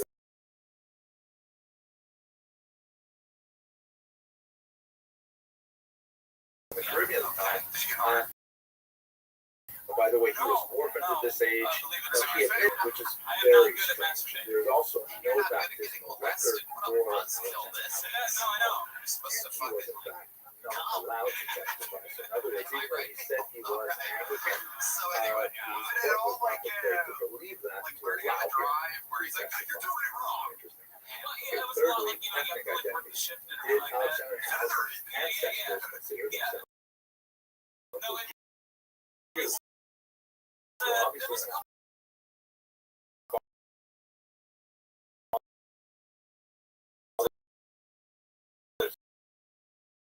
side.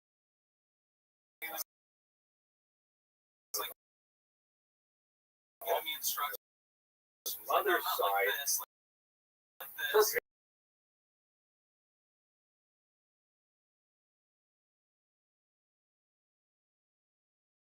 Been baptized as an adult. And so there's every indication to suggest there's Jewish. Thirdly, the support that his mother is both Jewish in the Jewish and that's appropriate to be in that environment. That you don't have Jewish schools that have non-Jewish students as well. In fact, an interesting phenomenon we see that, for example, sometimes the school has a really good reputation for academics, and so a lot of non-Jews study in that environment. That could be that what happened, but the simple answer is Jewish. Universal, would any Jewish community consider Jews? So in Alexander Hamilton's case, if her conversion was considered valid, which is not so simple to argue it's true, especially in 18th century writers, but if she had a big in and she was converted, then yes, he would have been considered Jewish anywhere, especially if he presented himself as Jewish as the son of a convert. But this is still one of the stickiest things in 21st century history. Cultural. Did he consider himself a participant in Jewish culture? One of the interesting things in Dr. Portash's book is that he compares Alexander Hamilton to a lot of his peers, and compared to many other founding fathers, Alexander Hamilton was universally positive towards Judaism and Jewish causes. And she recalled with affection his education in Jewish school, speaking with great detail to his children about how he remembers, how he memorized the Ten Commandments in Hebrew and things like this, even as a child. So, he did consider himself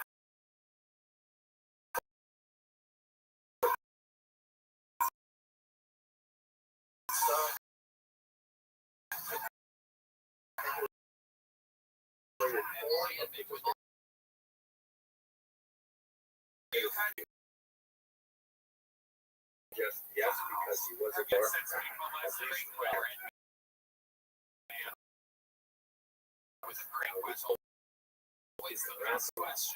Religiously circumcised themselves, and they practice in Jew for lots of reasons that going into it. The bottom line is, when you look at all of this material, it's the simple explanation for all of these things is that Alexander Hamilton was Jewish. I leave it up to more sophisticated historians that tell us that Dr. Corwan makes a very interesting case, and I think that the Hamilton advertising right. I do remember he wasn't Very much watching. Hope you're able to join us on this cruise.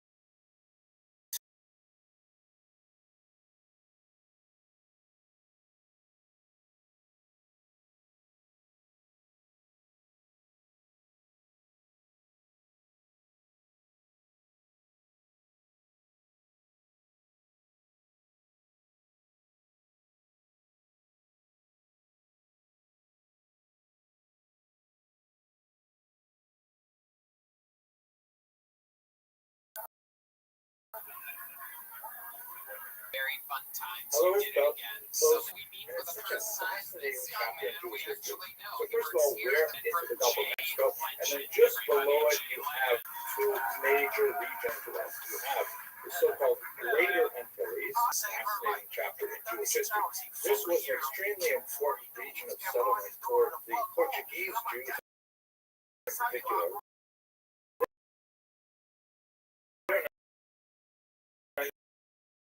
Unusual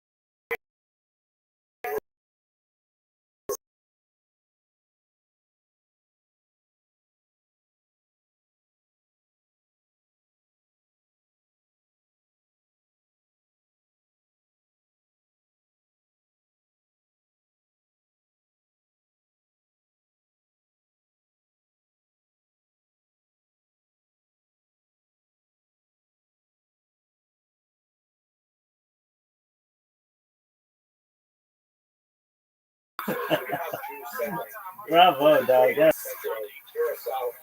Civilization that developed in the Caribbean is this unusual preoccupation with creating sand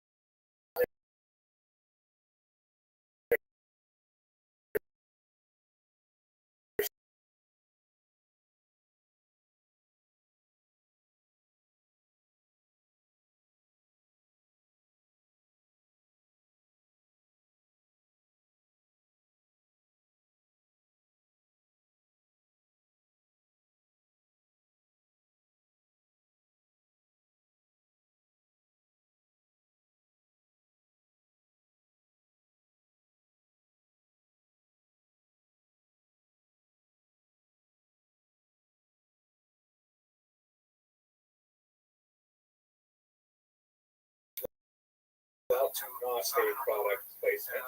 So I was wondering, what is the deal with these sand floors? Like a good way of controlling snakes?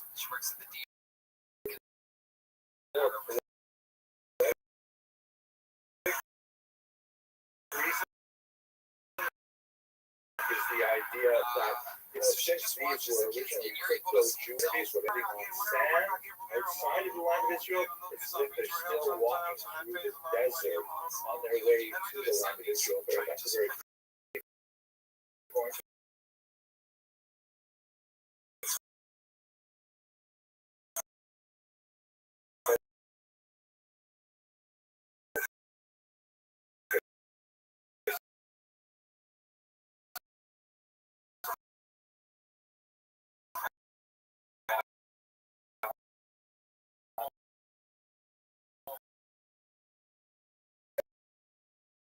I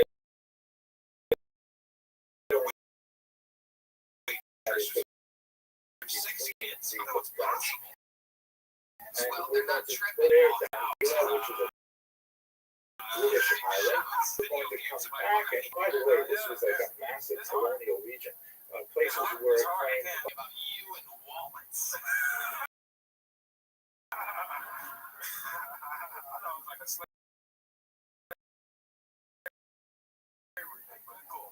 Oh, well, they really it plays both ways. Look, all the happens. That guy that you do for fun when you're getting away from the kids and everything. What's something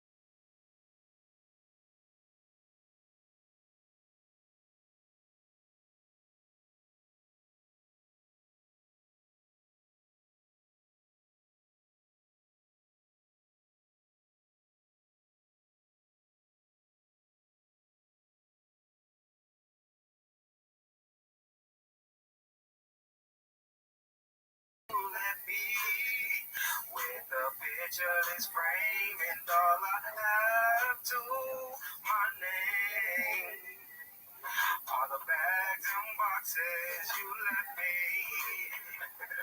to do this alone and you left me.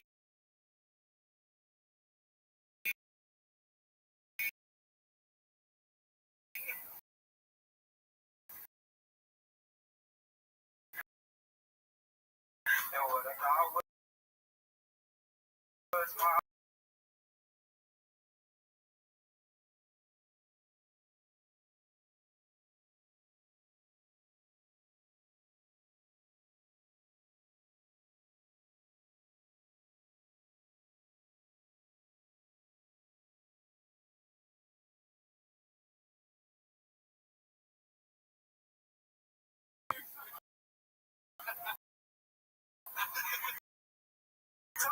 don't make fun of my hurt, man.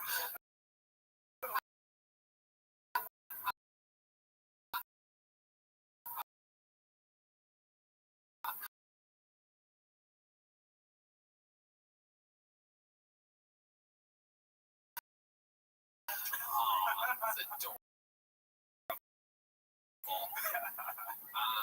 Jay, great stuff. She was the original brand offering chewable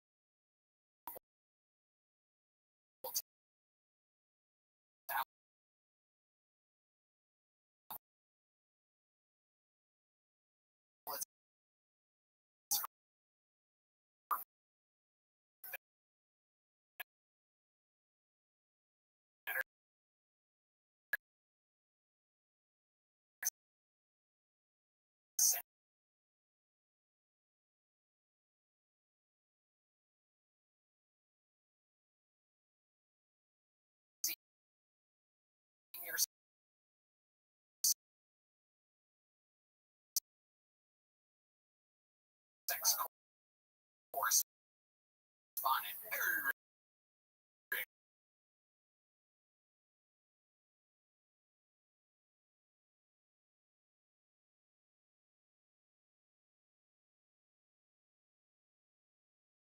Discover your options at BlueChew.com, and we got a special deal. Pay $5 for shipping. That's it. Join Blue Chew's mission to upgrade. This podcast is sponsored by Nick.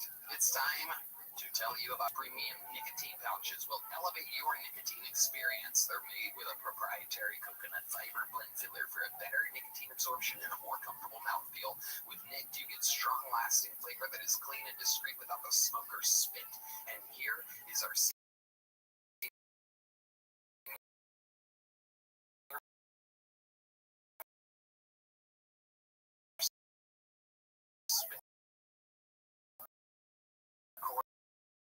correspondent.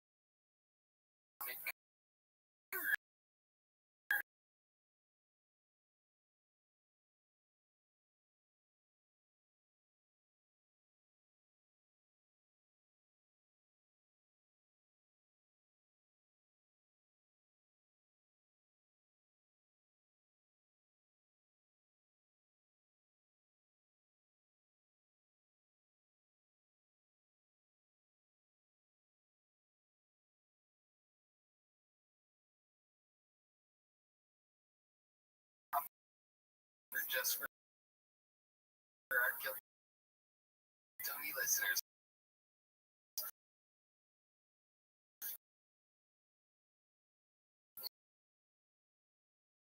Nick hooked it up with 5% off your first 3 orders that are now at Nick's Bell. This product is indeed belong to boxes you left me.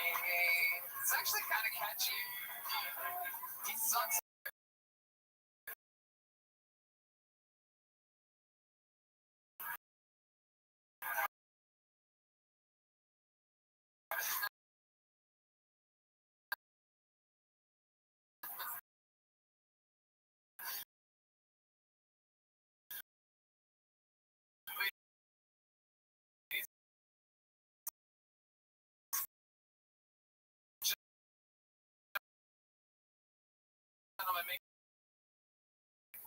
So I was recently in Wisconsin. Anybody from Wisconsin? Normally there is, which is crazy.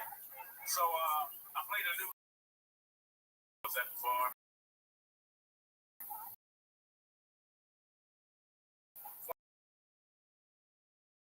One girl that was like 40. I'm 47. She was another girl. You go to St. Bernard's? I go to St. Oh my God, Augustine. We should go together. And I'm like, you know what? I think Graham B just would go for it. And I realized I had to ask. Hey, you got to ask Jesus a question. I don't know, because I definitely. Thank you, appreciate it. What? All right, Graham. Still thinking about the song you just sang for us a second ago.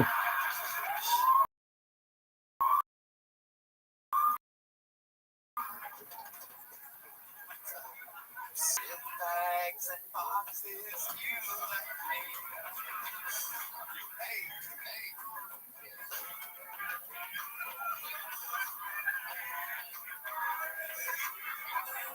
This show is out of control, ladies and gentlemen. I'm kidding. It's a different guy. Everybody, it's a different guy. That's a new one. I'm going to have to download that one. Yeah. The funny thing is I do rap and sing, which is hilarious to me because I wasn't expecting that standing back there. I have no idea what you just said. Graham B, how long have you been doing stand-up comedy? Since 2021, so 4 years about. Since 20 what? 2021, so about 4 years. Okay, 4 years. What do you do for work?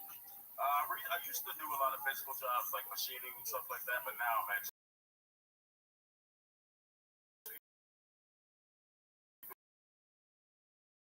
doing like phone customer service. Yeah. You do that from home or you do that from like an office? I just started, so it'll be an office. Yeah. Okay. Yeah. I'm like a weekend. A weekend? Yeah, I just started. I'm in training. You know what I'm saying? Right. I got it. So what was the job you were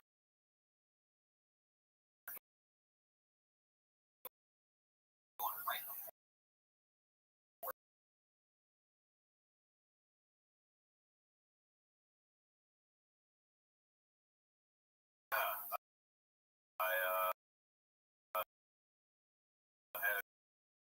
girlfriend.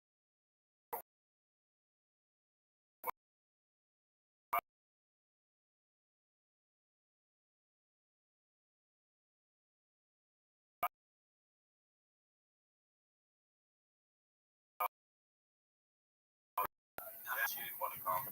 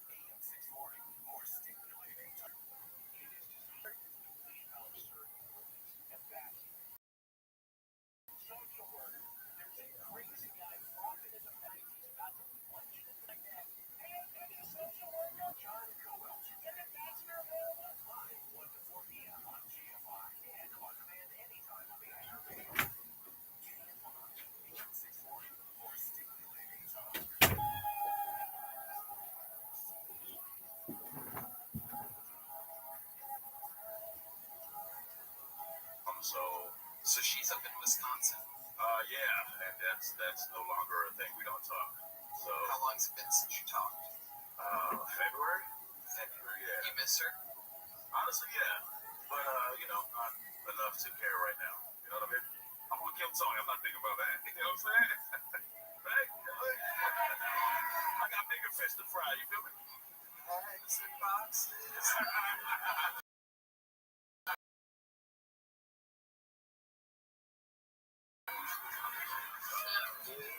Boxes, hell yeah, Rabbis getting it. I'm able to sleep because that fucking song. I'm gonna need a padded room 6 years from now.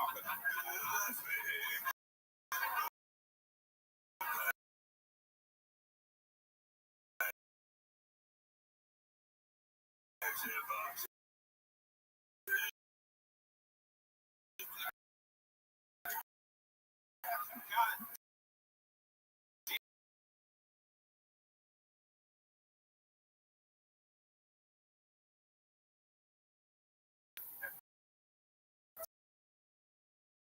no fucking way. We gotta hear you rap, dude.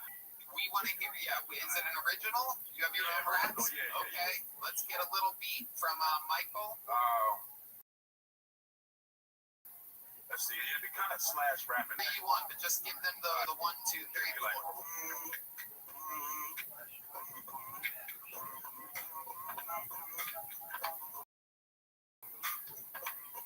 Call my baby.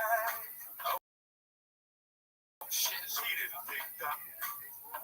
I'm 40. I ain't got no pickup. Pick my heart out. Oh, we got Corey. I'm singing the same song as lady before me. But she left me with fire.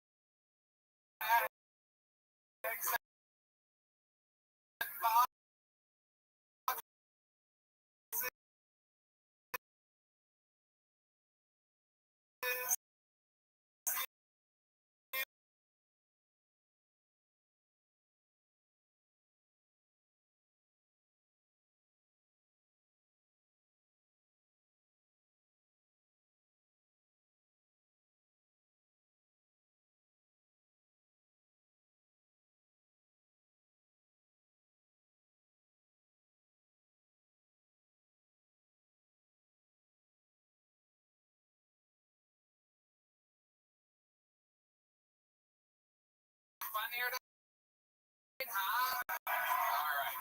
I think completely retarded. Next bucket pull goes by the name of Derek Jones, everybody. 1 minute. I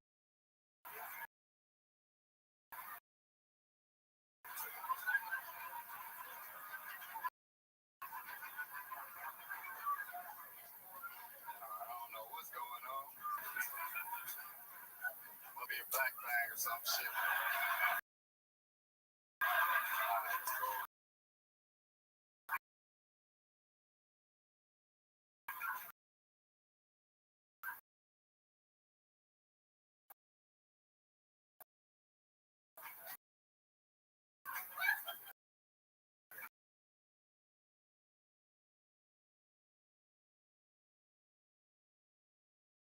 You know, like, who got the abortion? You don't have the essence of a trauma-filled bitch and an unwanted seed in your motherfucking brain.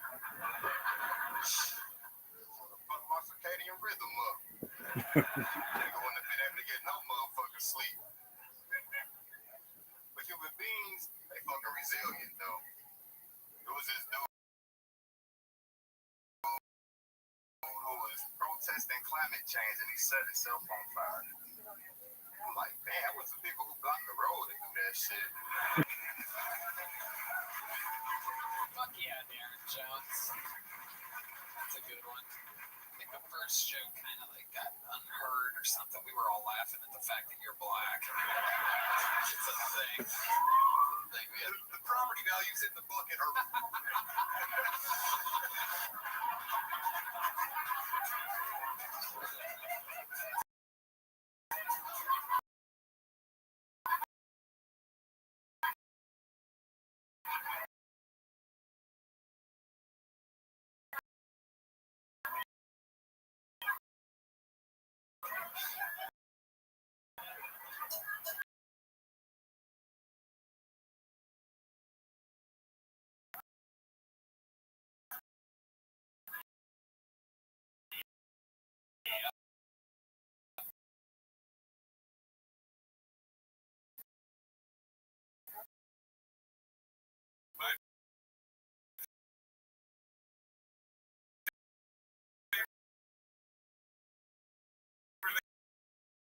I've ever seen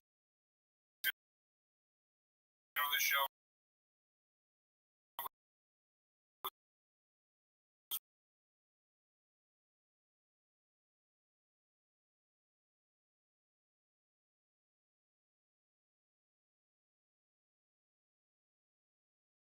Friend, how long you been doing stand-up? Oh, man. About 3, probably. Years. Yes. Okay. Where are you from? Dayton, Ohio, man. A best city in the fucking state. Ohio, we know it very well. How long have you been in Austin? Since January last year.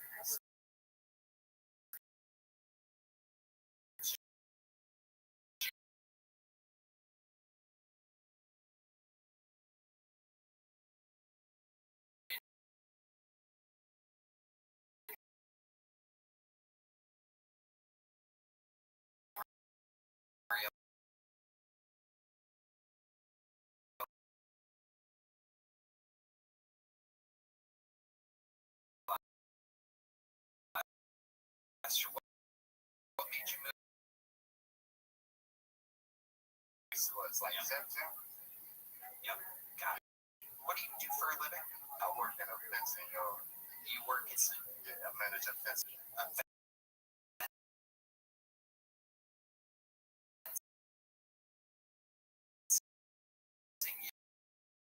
yard, so you're in charge of putting up fence. Oh, I thought he meant like hand one sword fighting. Yeah, That make more sense. but if you have a song, have you ever written a song, Darren Jones? I wrote a lot of songs. Wow, what is happening tonight? This is amazing. This is the first time ever where all the bucket pools have been the exact same human being. It's never happened before. Over 700 episodes. Normally people are different sometimes. Sometimes it's people, different season lives. Not tonight. Slightly different hairstyles from the bucket pools. Perhaps there's a wig person. What would we call them? Predator. Unbelievable. Now, the more important question is, do you have a song you can sing that we can then hijack and turn into bags and boxes? My friend, you can turn any song into bags and boxes. It's possible to do with anything. So what is a song that it's an original song that you've written? Okay. I gotta think of it, man. Okay, while you think about it, I'm gonna ask you some more questions. What's your love life like? I'm single, man. Single.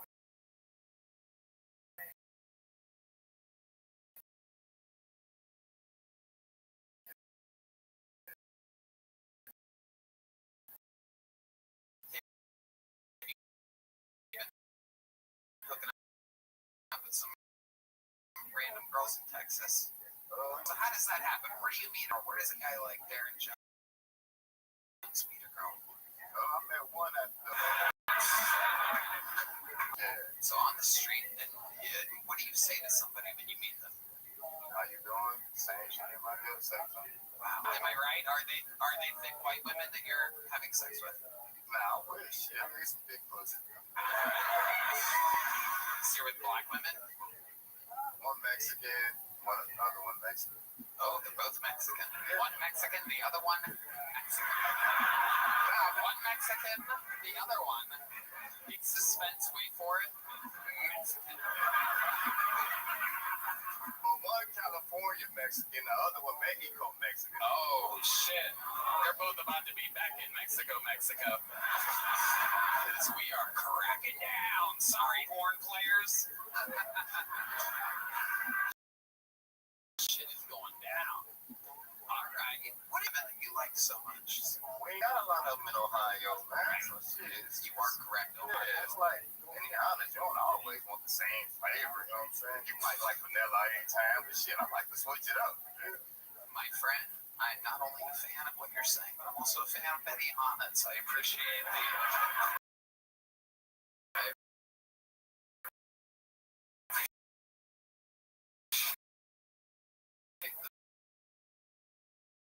Benihana's explanation.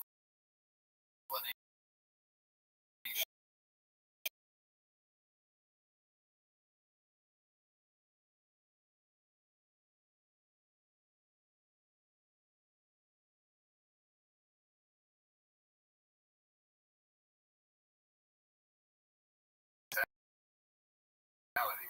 Explain. I love that answer. Explain black mentality. I know y'all know the word.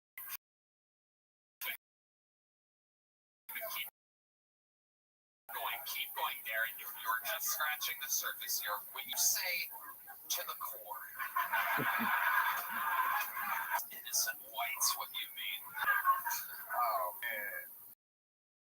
Damn. How can I explain being a... Gorgeous. You're like playing the hardest shit to lose. History. Get out of here. Oh, no. Don't go to John D. No, John, I'm not letting you take over. I want a pure answer from Darren, and then we'll check in with John D's. What he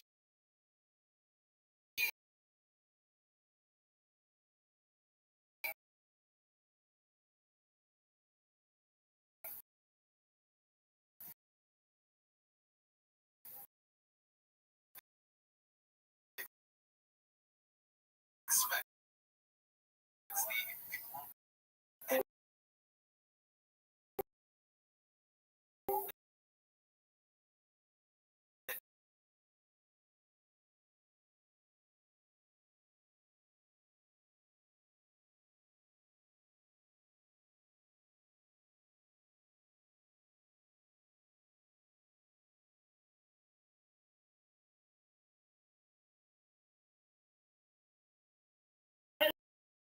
the I like. We hate niggas. Banana. that shit. You know what I'm saying? You like sleeping in late? Stay. Yeah, if I could, hell yeah. Right, it'd be late every day if I could too, but shit, I guess I ain't that fucking black. So I'm on time. You're not quite as black as you thought. Hey man, don't be so hard on yourself. What's your credit score? Yeah, how do we got for a credit score? Really good. Wow. Oh, the crowd goes wild. 720, ladies and gentlemen. Something better than Joe DeRosa's. He's got no kids. Welcome. Hello. How you living, pimp? But I do own a ColecoVision. I'm just like, How we did the I'm bar, here just that's like usual. somebody to, become friends with. Just bored. Yes, that's Very You well. seem pretty chill. You seem pretty chill. Absolutely. How'd I you? don't know this guy. I don't know this guy. Just so you know. That's What do you okay. How'd you find out about me? Oh, I I was was trying- we found it from your I was found going it from on your Twitch, looking on just chatting. YouTube stream. Found it from your YouTube stream. Oh, very cool. So one of you found me from YouTube, and the other person from just from Twitch. Twitch.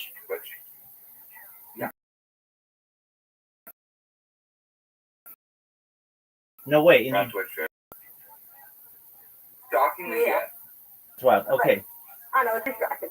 Okay. CCP Kurt What the Cobain. hell's your day going on? CCP Kurt Cobain. How old are you? Uh,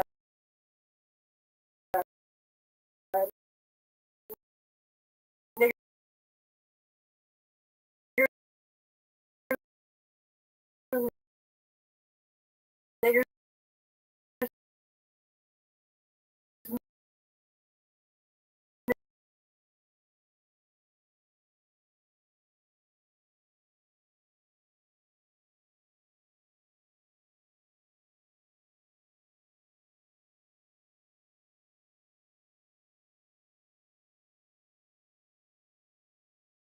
Excellent. I'm Rabbi Rothschild. I stream my life 365 days a year for world peace. I've been doing so since the pandemic, more than 3.5 years. I have more data archived on Big Brother or the movie The Truman Show. No. Okay, well, no big deal. The coronation of a king and everything in between. I'm live on over 20 YouTube streams simultaneously right now at this moment, and I created the largest database of human record in global history. Data is Earth's #1 resource. In 2018, data overtook petroleum, according to The Economist magazine, as Earth's #1 resource. And I have more data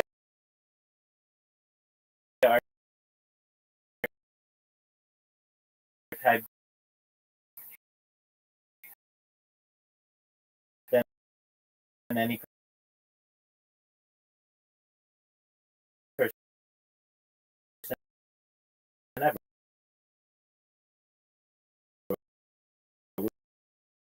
Which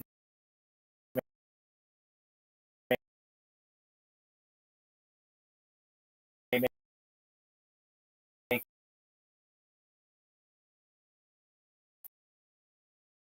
me a very influential person. And if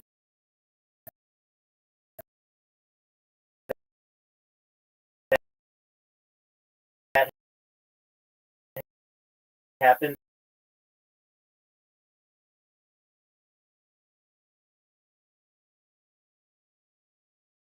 good to you, little killer? It does. World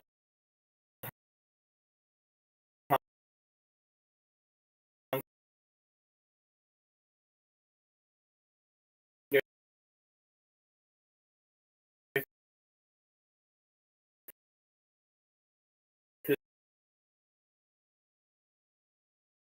the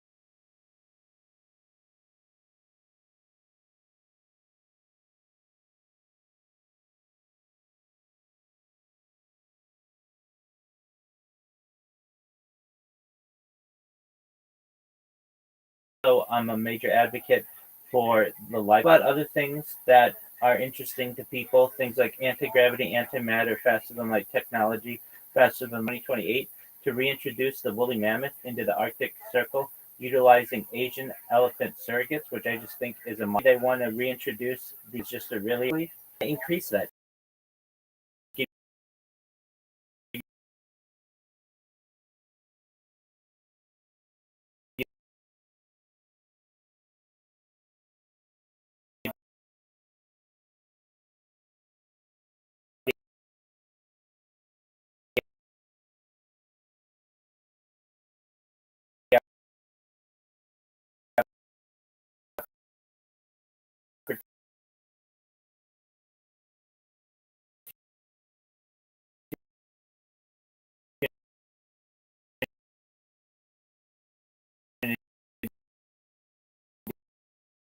To be able to utilize.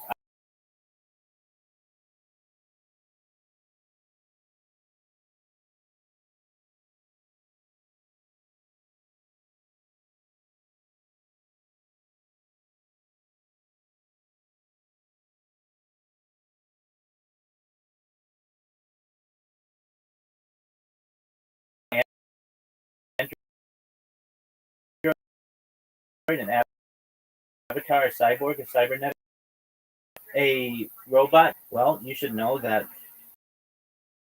Bitcoin is at like an all-time high.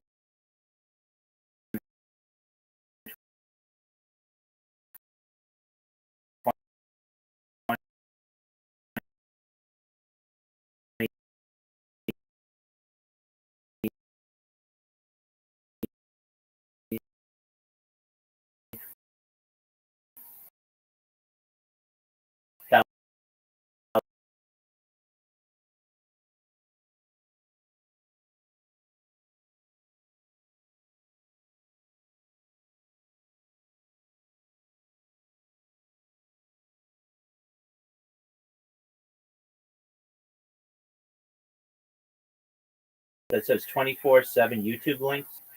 Just take that, put it into YouTube, and first you've ever seen 4/7 and 300, including Kick and including Blue Sky. I have more social media than accounts, over 5 Twitch accounts, over 1,000 TikTok accounts, over 2,000 Twitter accounts, over 5,000 Blue Sky accounts, and over 10,000 Kick accounts. It absolutely is.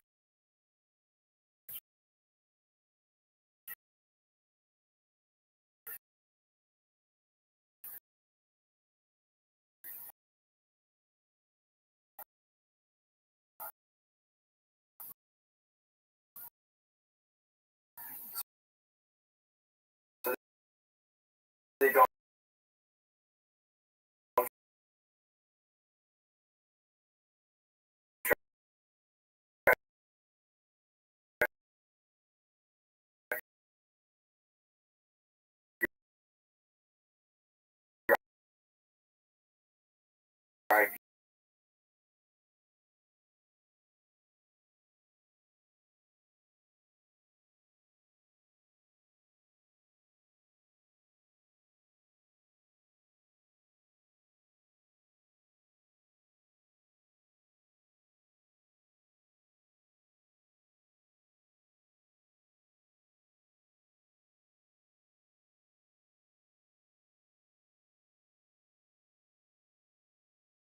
example, there's a song that produces 20 hertz of bass, and I have that one song. So I'm sure you know about spatial sound, right?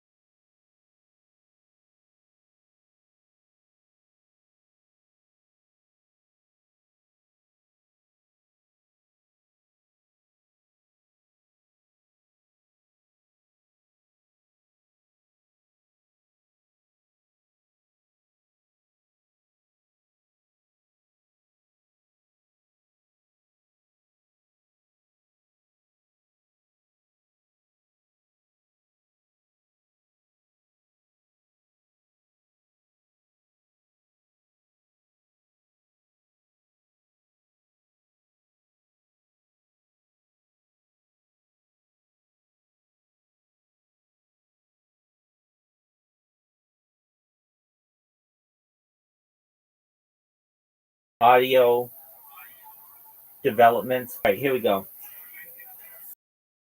So we've got immersive and spatial audio. Spatial audio, Dolby Apple Spatial Audio, surround sound that adapts with head movement. Then there's 3D audio mapping, full environmental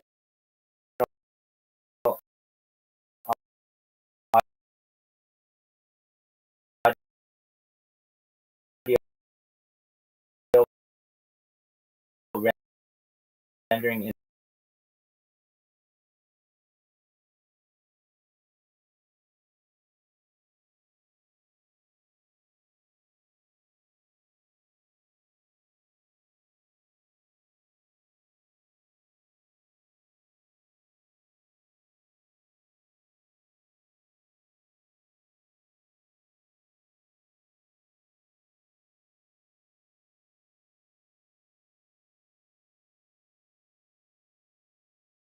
With your view.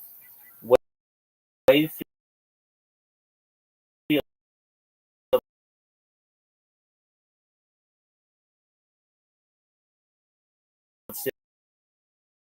synthesis simulates sound sources anywhere in visual sound frequencies for your immersive sound without blocking.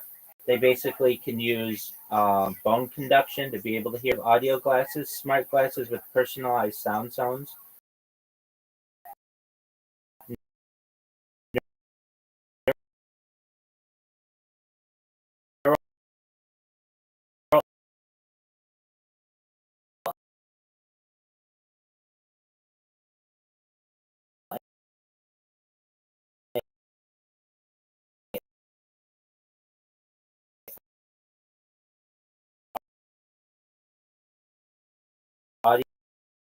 Audio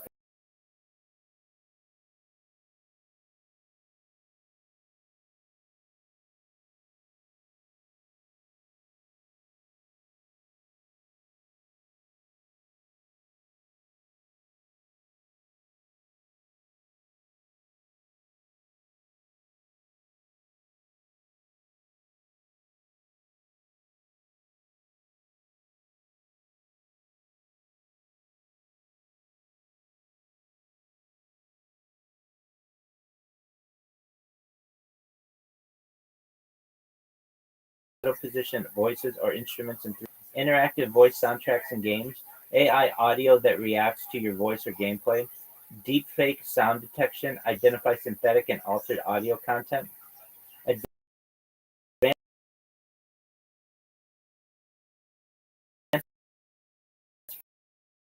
playback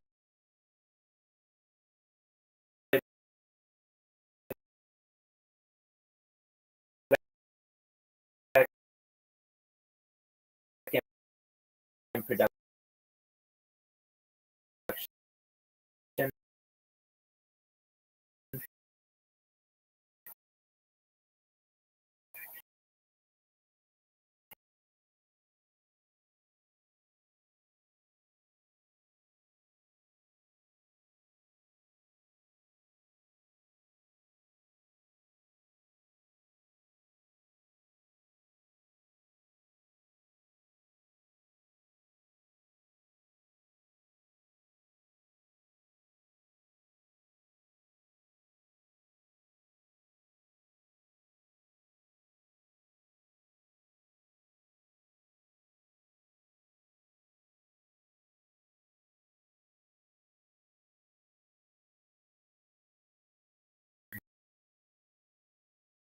digital audio workstations, 3D spatial mix environments, voice isolation and group colors, sense sound through touch when mixing, AI audio co-producers suggest and build audio arrangements, quantum audio processors, experimental high context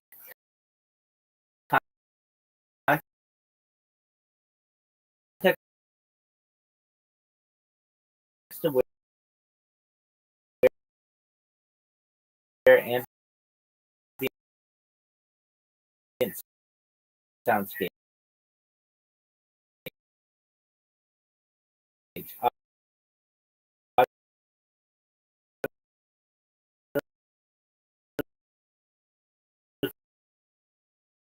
Generate based on location.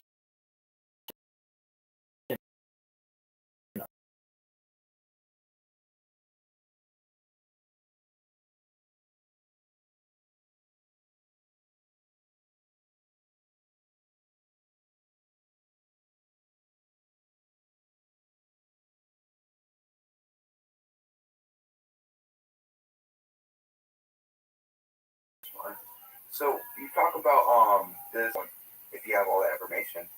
Yeah. It's spread across all those labs. Over here, I've got a device, 6 devices. Behind me, I have devices. I didn't have a ceiling camera.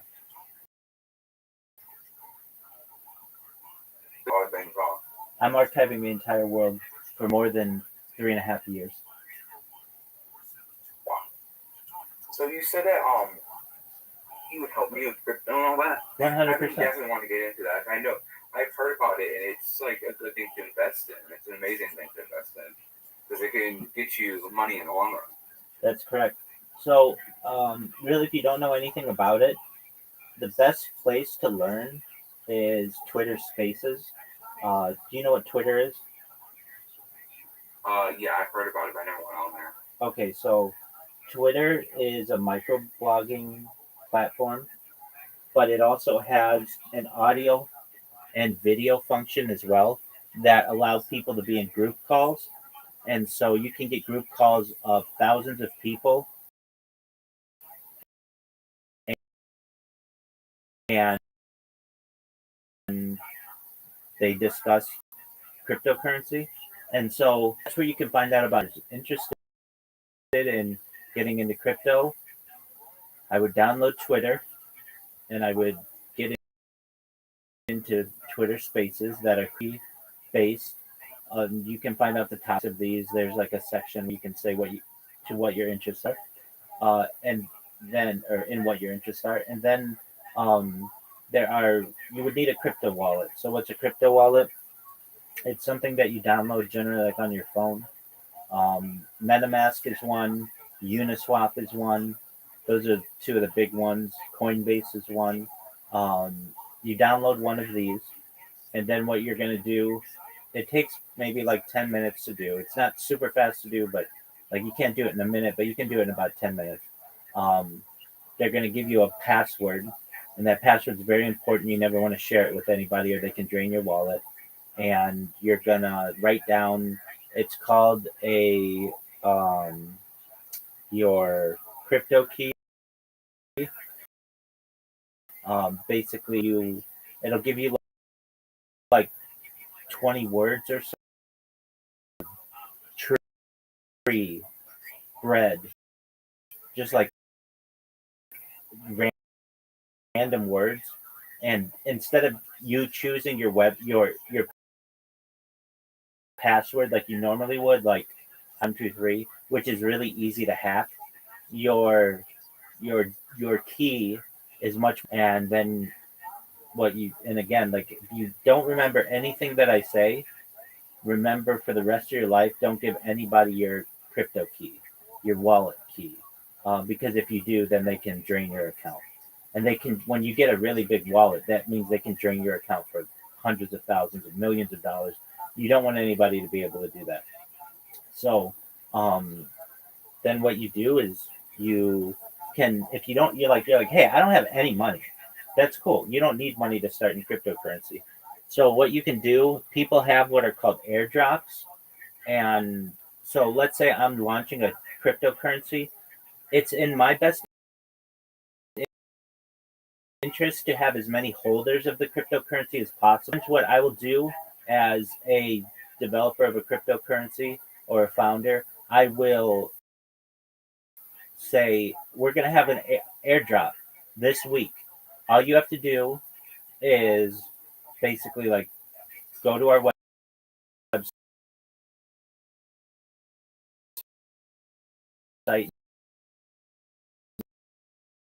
You can get the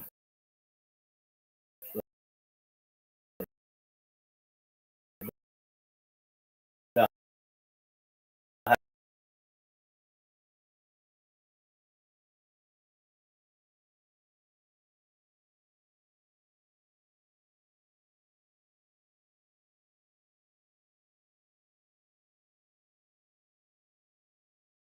How do I go about selling the crypto? airdrops. Now there are other ways to do it as well. You do is you go to a crypto fountain online. You can Google the click. It's basically like if you click this web page once an hour, you'll get free cryptocurrency. You can get free Bitcoin. So it's not a lot of Bitcoin, like a really, really, really small amount, but it's free. So like basically you're earning money by just clicking something on a page. And you can automate that. There are ways to do that. But basically, if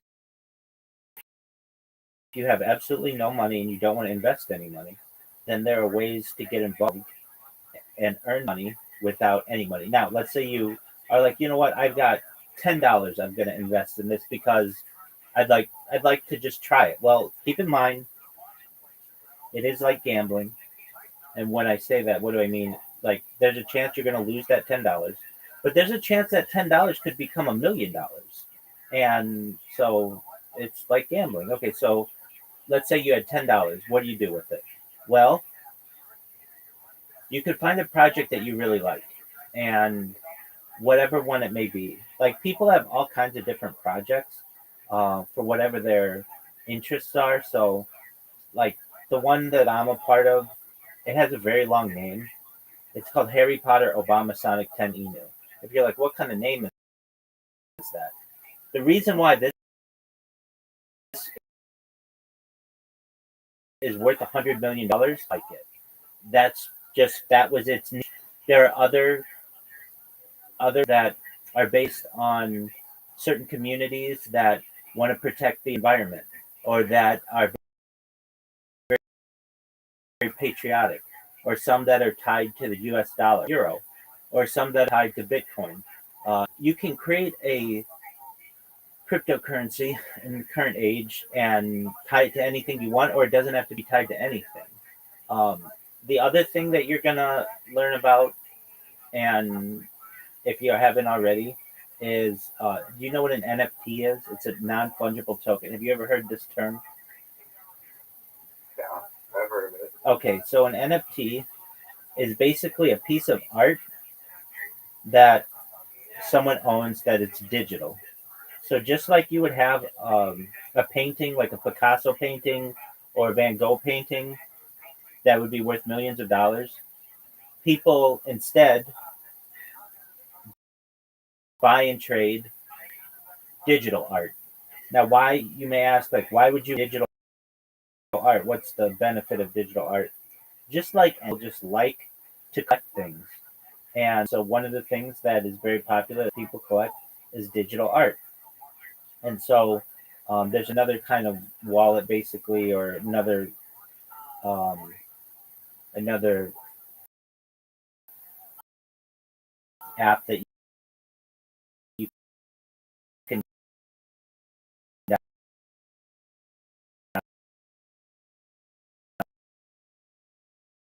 download that's known as OpenSea.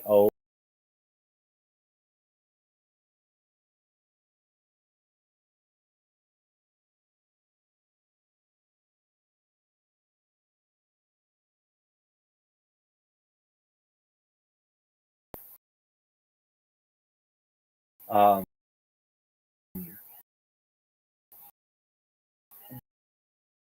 but one thing, away their NFTs to you because they do Twitter space calls and you're there all day and all night and you like people start to Lil Killer. I'm starting to okay, and they'll just give it to you. And then if you hold on to it for a year or 5 years, it can be worth millions of dollars. Now, is any of this guaranteed? Absolutely not. Chances are most cryptocurrencies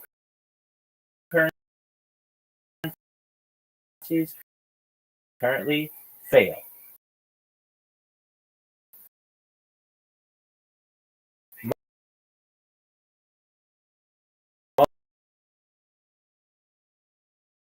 Most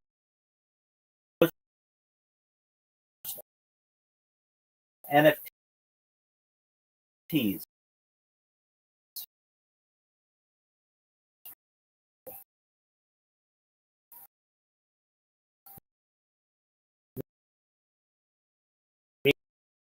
meaning you might buy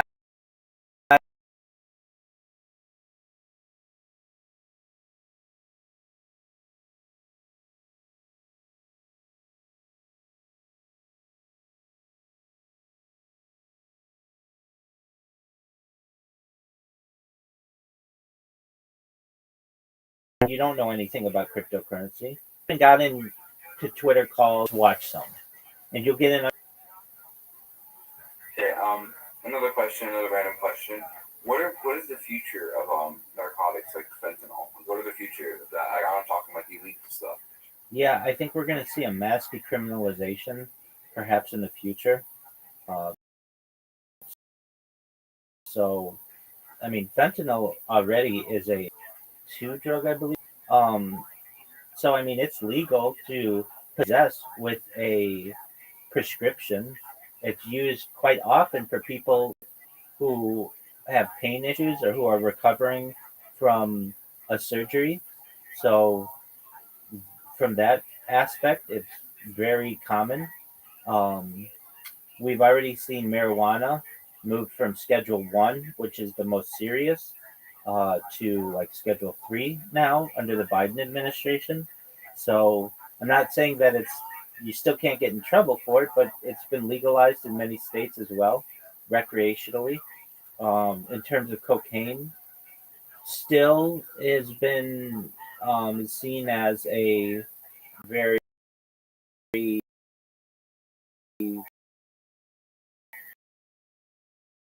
addictive substance, but and also to make the laws. So there was a during the 1980s and 1990s and 1970s a big push. Many white people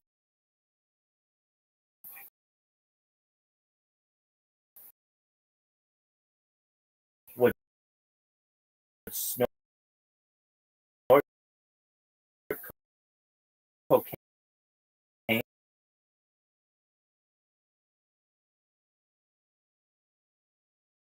snorting, snorting cocaine, and this. Yeah, well, what they really took it, they made it into crack, and then they That's exactly right. Yeah, crack is there. that's exactly right.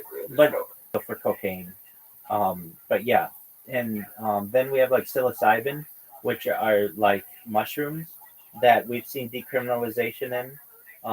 The state of Oregon pushed for decriminalization of all drugs, and they stepped that back, but drugs are no longer such a taboo subject. Like oxys, fannies, all that shit. It could be. Well, so decriminalization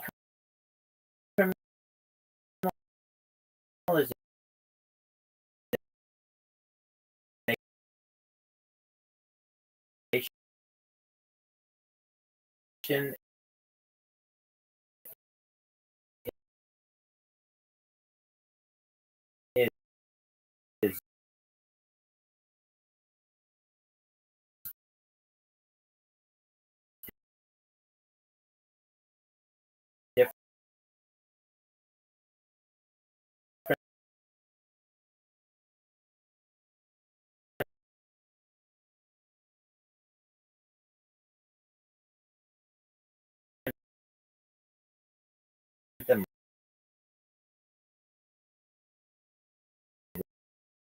legal decriminalization. Your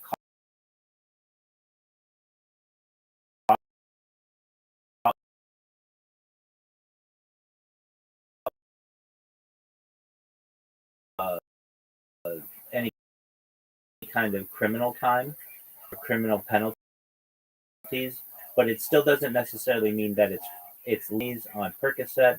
And what made But yeah, no, I just remember hearing about that because people always talk about how bad they are, and it's not really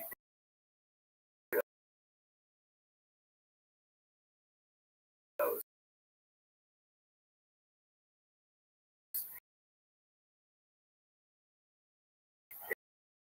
It's not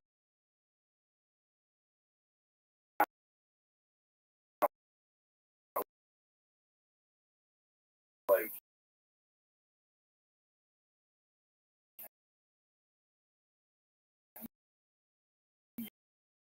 you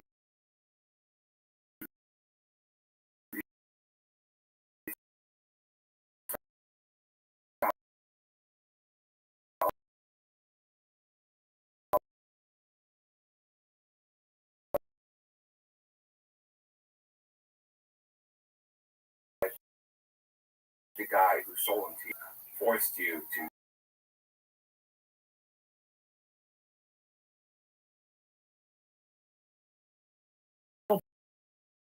pile of cocaine, you don't know all the stuff that's in it, and you got it from their dealer.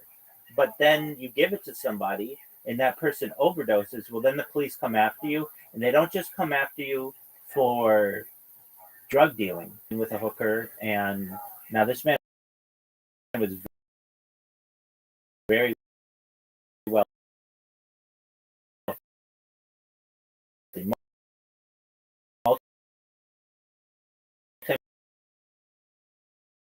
multi-million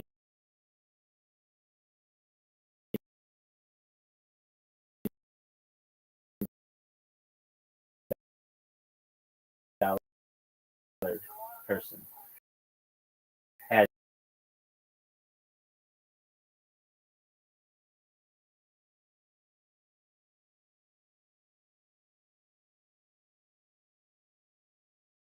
facing murder charges. I don't think they should face me to cut this stuff chain of custody of. Like they weren't. It would They be weren't the chemist. They were the supplier. exactly. It would be like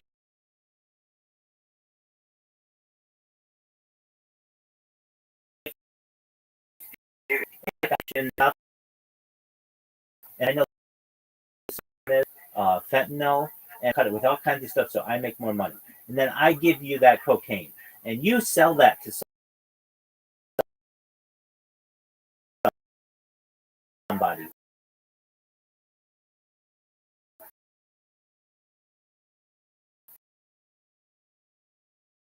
You didn't do anything.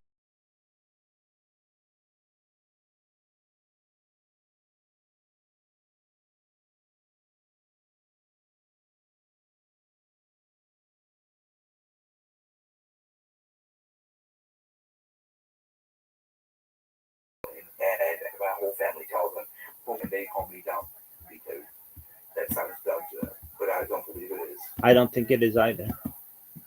That he sold, if you're smart enough, you would know that what he sold was fentanyl. He sold M30s, which is a fake oxycodone pill, it's fentanyl, and he sold pure fentanyl. And also, he would warn people before they bought it too. He would tell them. So it's not. I say it's not his fault at all. If anything, but it's. It's dumb.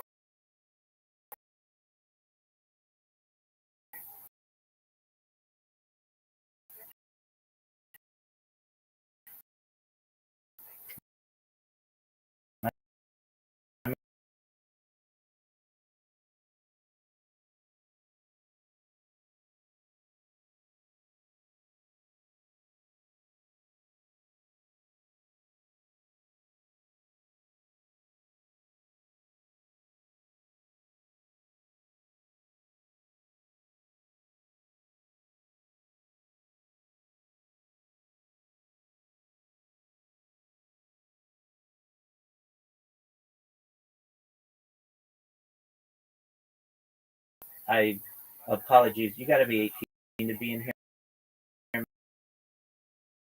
my friend.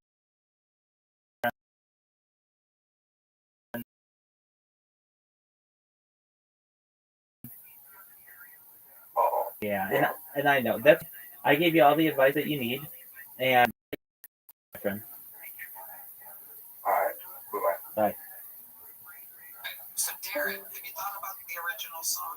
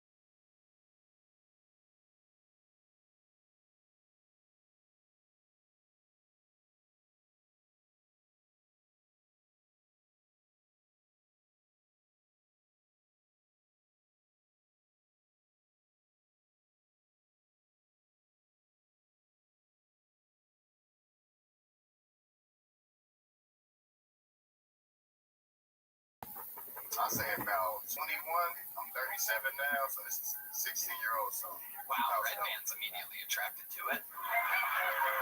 16-year-old song.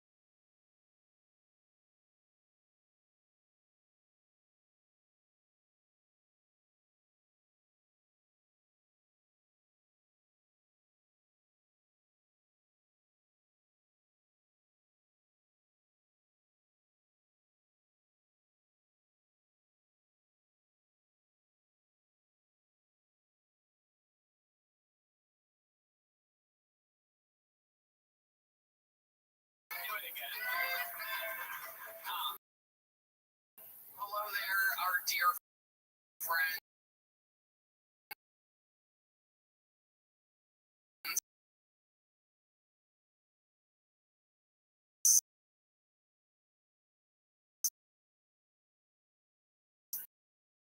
This podcast is sponsored by Shopify.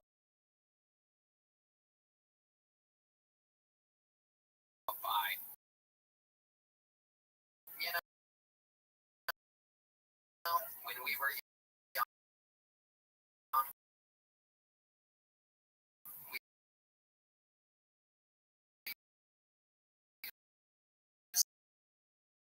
used to dream of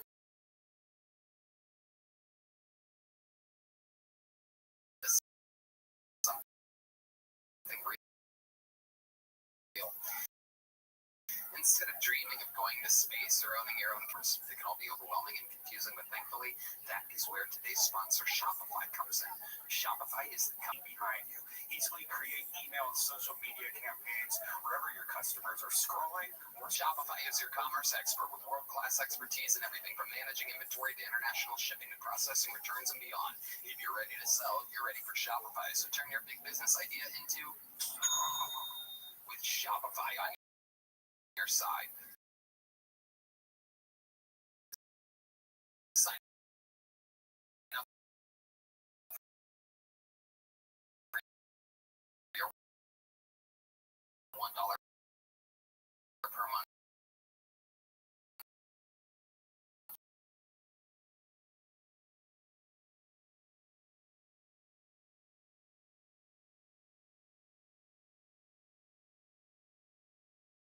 most disappointing at this point. Morning, everybody. Johnny Morning. All right. I'm a teacher today. That's my day job. I teach high school seniors. They're 8 years younger than me. It's weird being so close to age to your kids because they know your weaknesses, you know? Like, I didn't get show up 10 minutes late for class, and before I could say,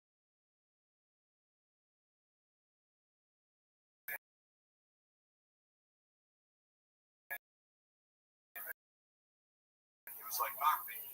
No, involved in your personal life too. Like, there's a picture of my girl disappeared from my desk, so they're all like, Magni, we'll find you a new girl. We'll hook you up with someone. I was like, guys, that's what parents used to do.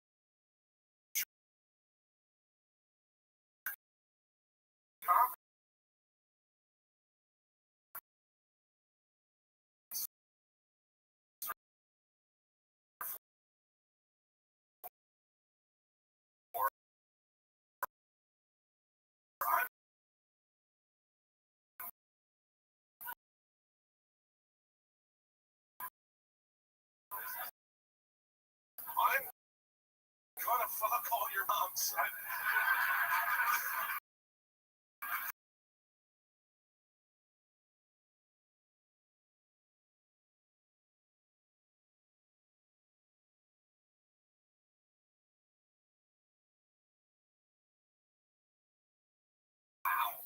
And you're a guy for that job, right? Yeah. That's here in Austin. No, that's back in Michigan. Oh, you work in Michigan? Yeah. Okay. So they have young people teaching young people there. Yeah. Okay. There's a shortage. Where exactly in Michigan? Lansing area. Okay. And that's where you're from? That's where you've lived your whole life, obviously? I moved around a lot as a kid, but that's where I settled. Yeah. Okay. Sorry. No, it's okay. The fly just hit me in the head really hard.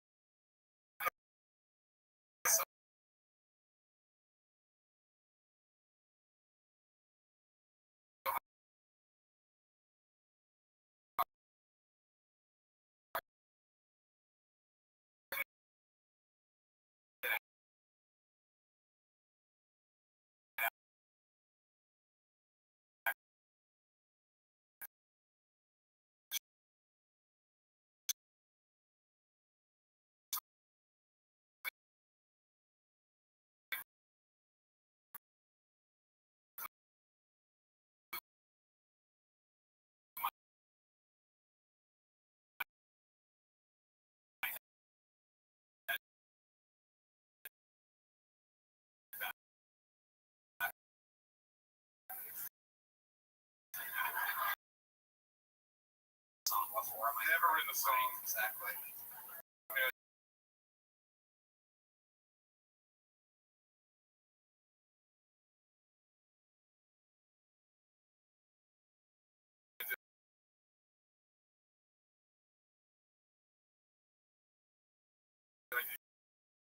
Stand up, go to the movies all the time. I go to the movies alone. Some Weeks up on you.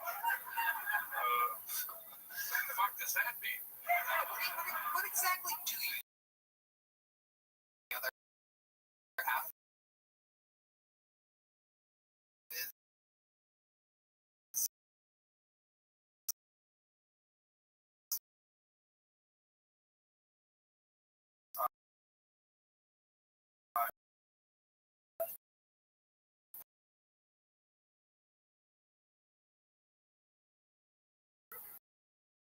okay.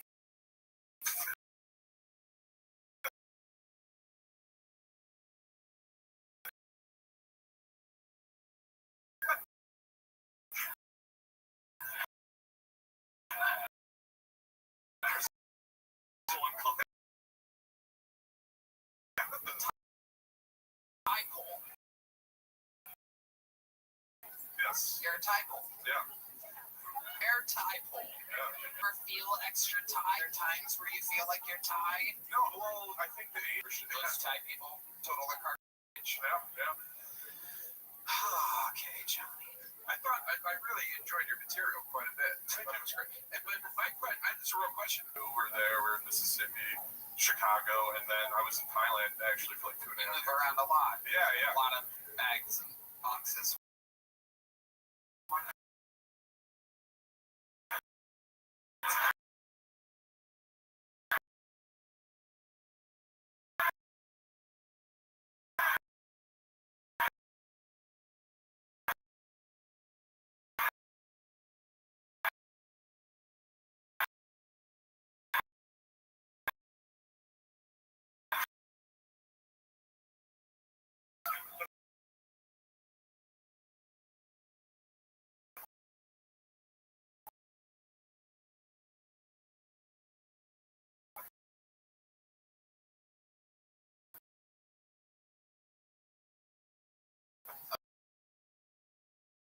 D-Madness is back, everybody.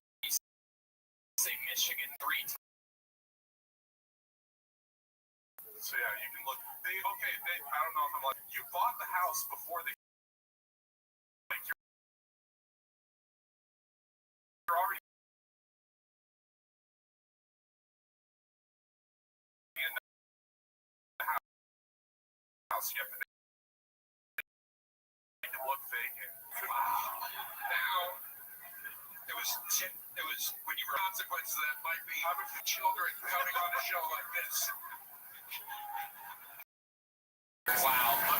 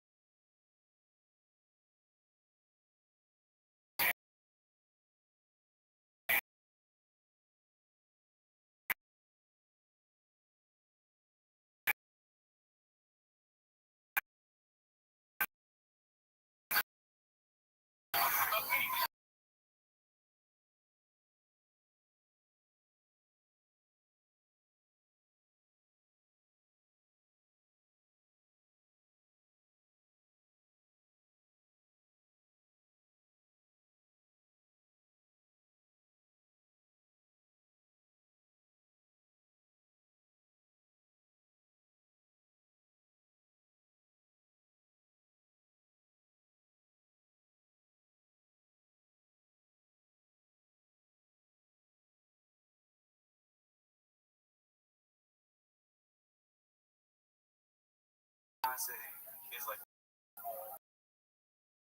a little pervert. I want to hit that ass.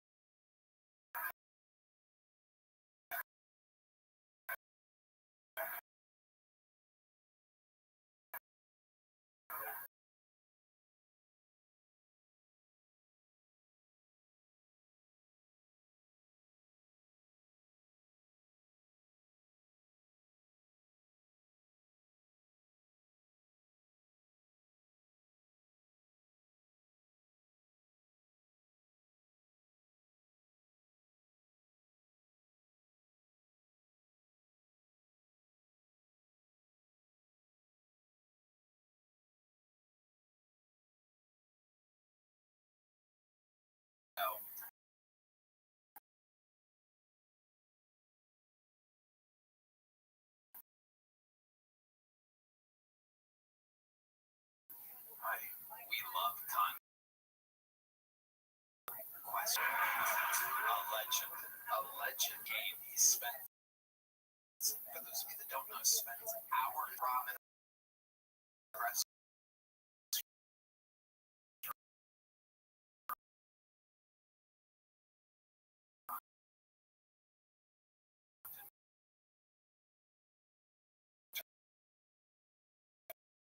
Toronto,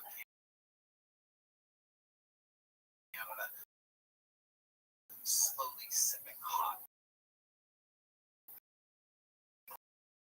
broth.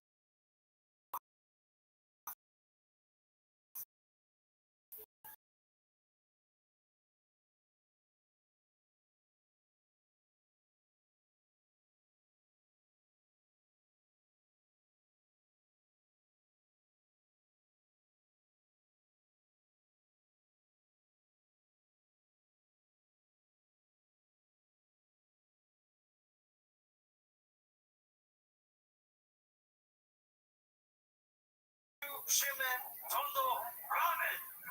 Yes, everybody loves it. So, since we read those reviews, word on the street is that it's kind of blown up a little bit. Have you noticed it getting busy? It grew up. You grew up. You grew up. I grew up. You grew up big time. Grew up. Just like my country.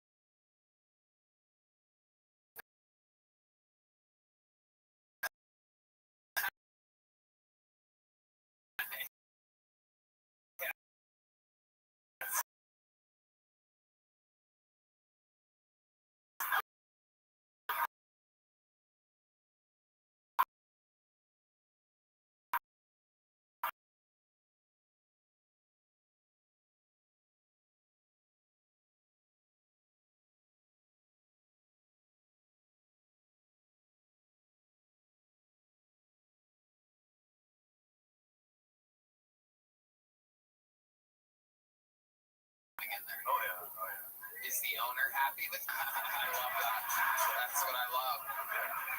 That's exactly. Magopat's happy.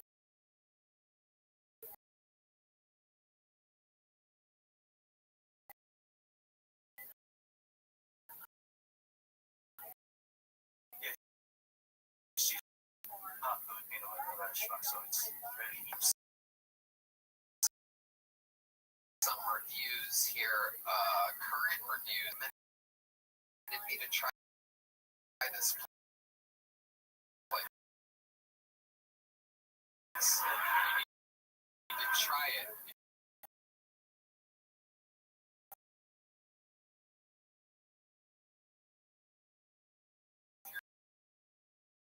In the area.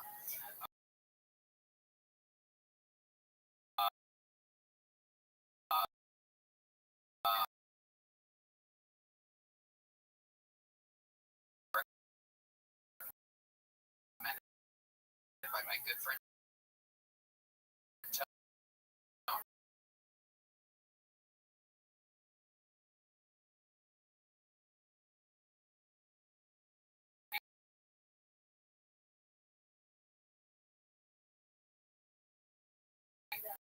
Work trip was okay. Hungry. Incredible. Absolutely amazing. Jason at 5 stars 1 month ago. Great food and great service. I really enjoyed my visit. Thanks to Tony for the recommendation. The 31-star reviews recently. Click on that thing. Ooh. Oh, no recent ones. It's all old. All of them are 6 years ago or more. Absolutely incredible concept. Yeah.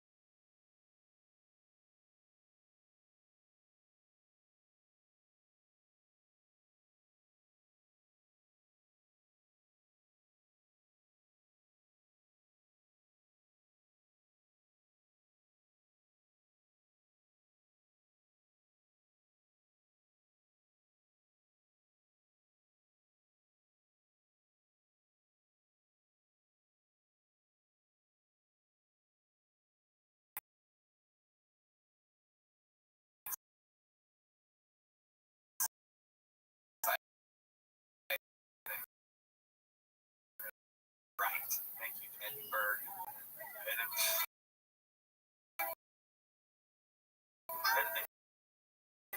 Edmonton.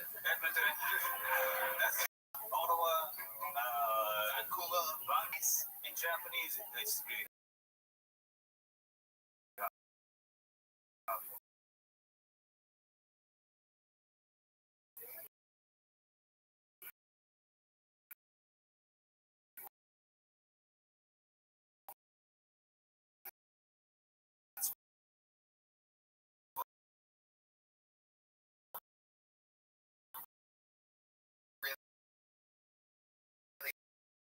hard for you. Yeah.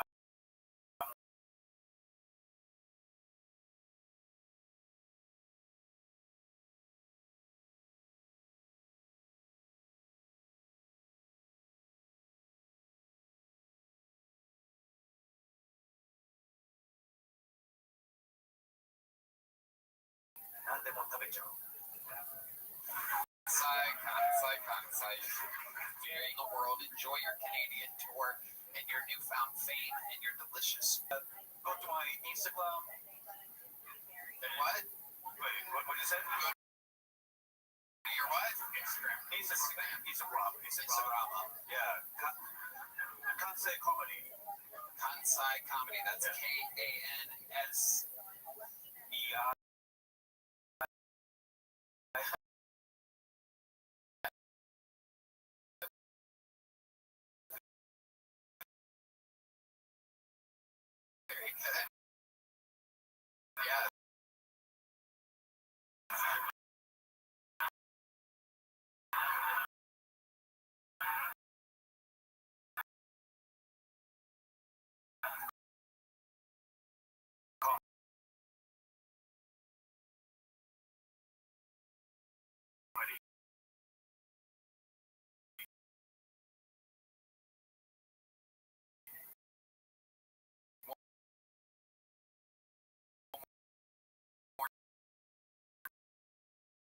Kansai.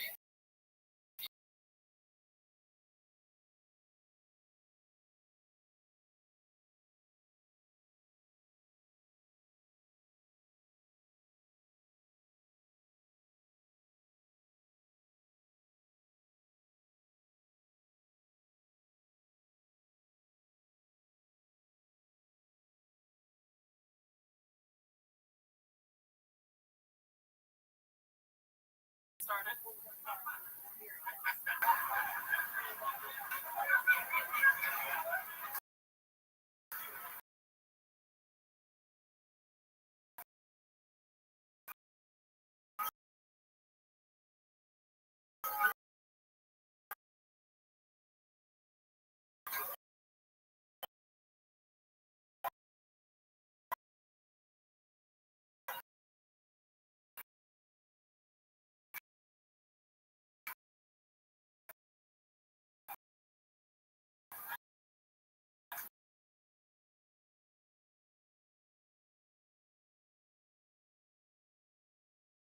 You did your country pop.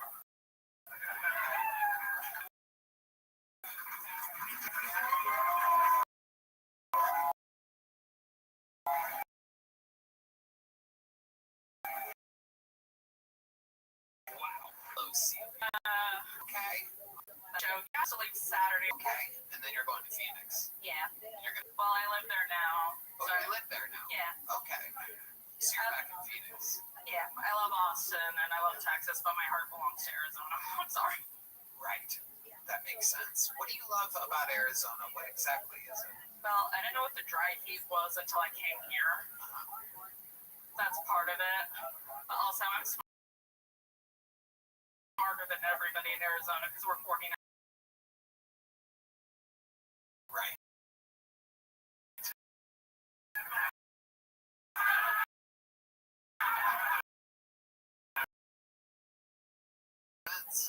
That makes sense. And that's Phoenix.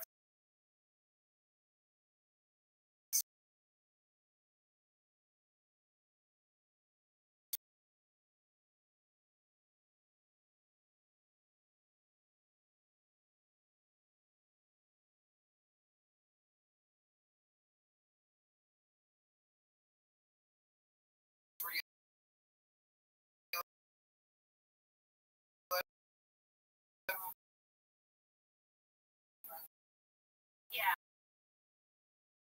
I'm in Phoenix now. I'm born and raised Flagstaff, Arizona. Okay.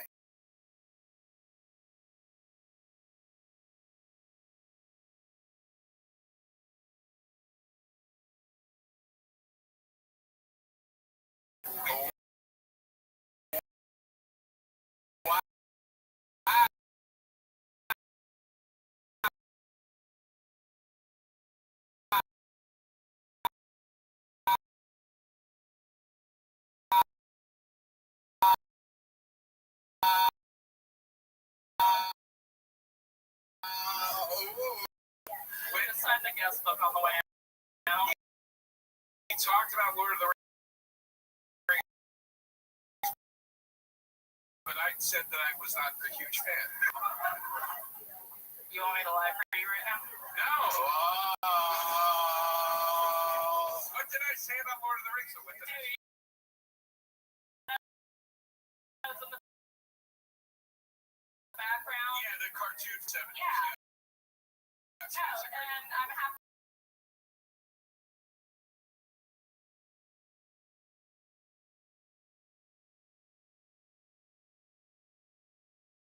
And I love it, but I'm trying to write checks. Well, you could just set aside time to watch something. Were you writing? What is writing? I mean, your comedy's very funny. Thank you. Comedy and my major in bipolar disorder. Okay. So I have to fill that out where I'm up, and I normally do good until about 8 p.m. That's how most alcoholics are. Yeah. Yeah. 8 p.m. I know what I am.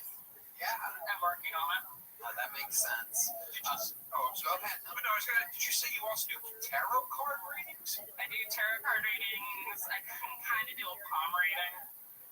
And yeah. Oh shit, what do we got here? That's your dominant hand? This is my dominant hand. May I? Please. Wow. Oh, Alright, that's thanks. Ow. Sorry. That's my hitchhiking thumb. I might have to check back home after Friday. We'll play by ear. But this is your lifeline. So it's pretty long. Sweet. So at the very least, you're not going to die at least until your 60s or 70s. Let's go. Wow. This is your romance line. I don't know your relationships at all, but it's kind of like on this weird linear path. It should go this way, but that's a feint. Getting my dick sucked while my wife died. No. So.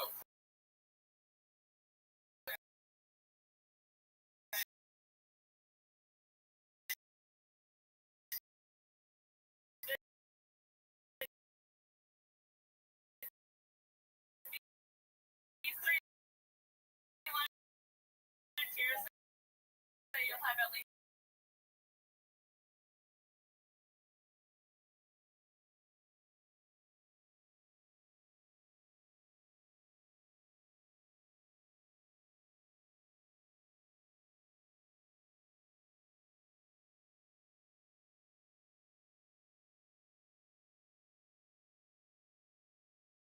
That he eats, which is every night in the middle of the night.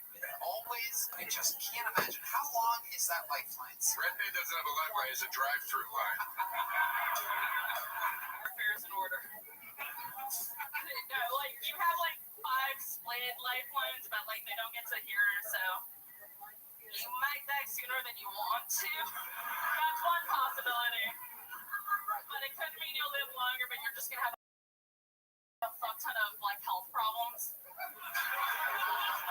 So like we're talking heart disease. Flies flew out of his ear. Is that a good? Also, I missed you guys.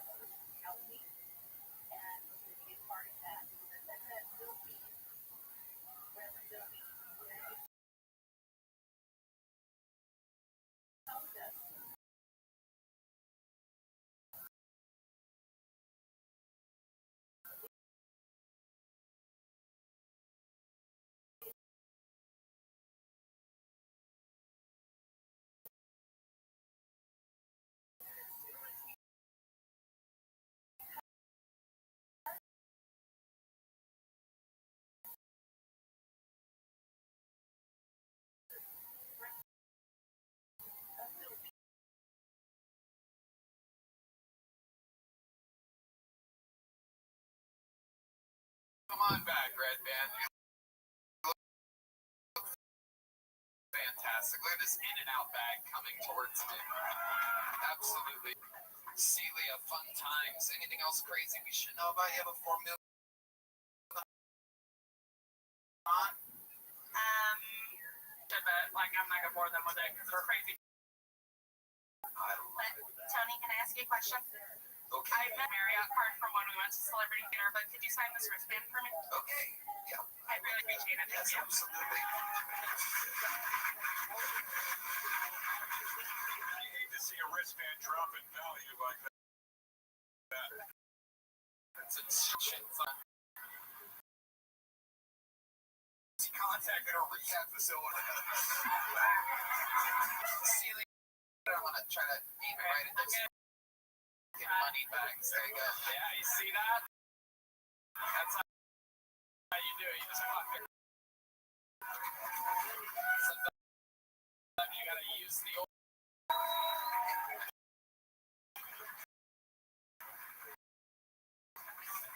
Okay, we're having tonight. Okay.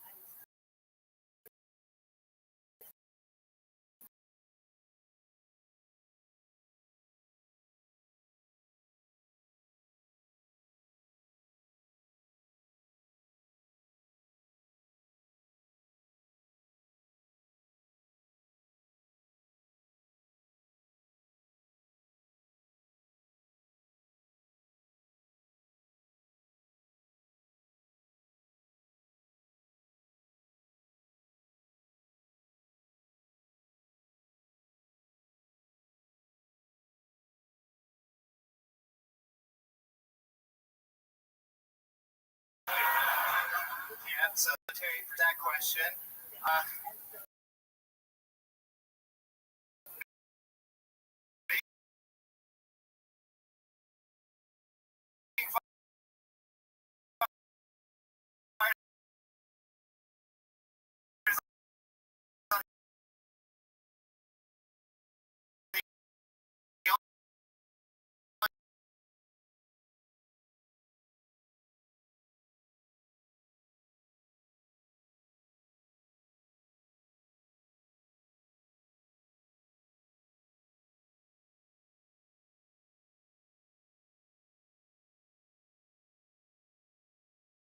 murder, suicide, killing 67 people, including myself. And during the doxing process, when I was number 2 on Twitter that weekend, check in with Tim Butterly first. It's just a crying shame that the military let a female Black Hawk pilot go Ellis. Welcome to the show. How long are you for? 16 years. 16 years. You really got released. I am currently in the process of separation. And how exactly were you informed why it happens? They said, hey, you're a trainee, you're getting fucking kicked out. Is that true? I mean, the order came out, they said all train in the military, and I was one of them. So 16 years, do you get like all your benefits and stuff? Is it kind of like a good separation? Really? To us, sure. No idea how it works. I'm being district code that means I'm a national security concern. Same thing that they discharged gay people out of during prior, don't ask, don't tell. So how long, you've been in the military 16 years, how long of that were you a female? Does this make sense? It does. So I transitioned in 2023 during the Biden administration when it was allowed. And then the new administration came in, they said, sorry, but because you did that, now you're disqualified. So when you say that you transition, does that mean like you let your hair grow out? Like what exactly does that mean? Yeah, I called them my titty skittles. They grew these. These are natural. Yeah. Okay. And then I got a pocket.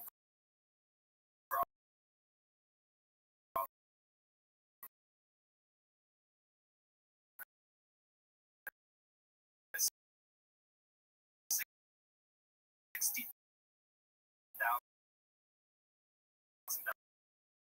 for this beautiful.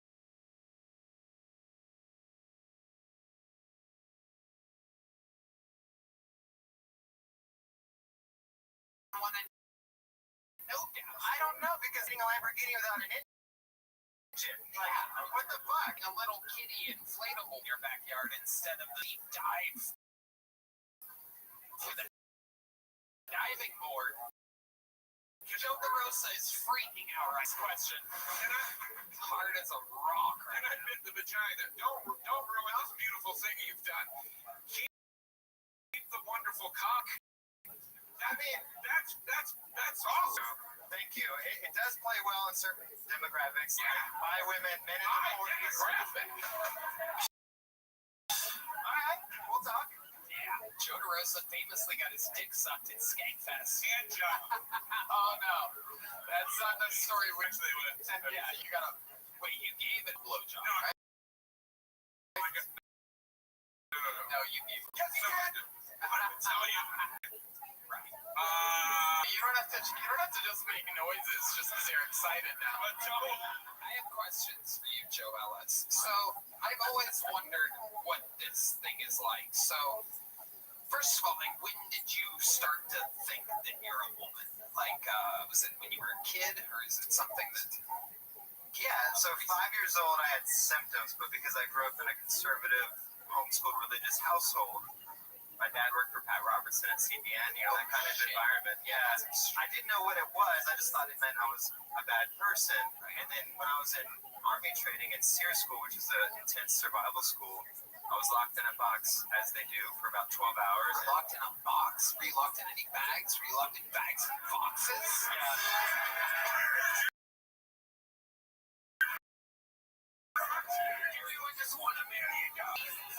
It's a rap earlier, don't worry about it. Okay, so you were locked in a box. And very, very tired, and that's when I just started having these epiphanies that, like, I couldn't push it away anymore because I was so exhausted. I was like, oh shit, I think this man.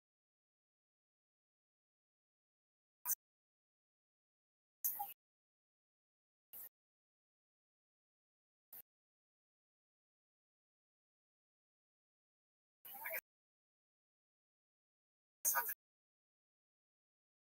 deal with this when I get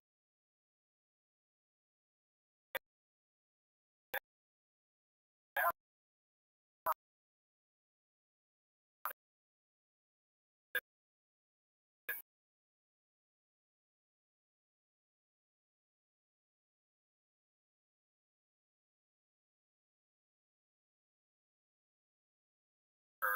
That being a terrible thing, and boys don't do that. So you can come. Now, help me to understand, because I'm just like, it's like I'm blind to it, right? Sorry, madness. But I just simply don't understand the idea of giving up coming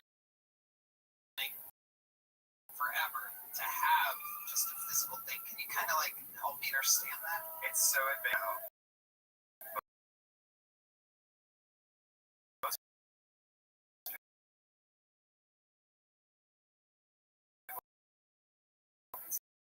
Vagina? Hell yeah. Wow. There's butt coming too. Butt coming. Butt coming is that.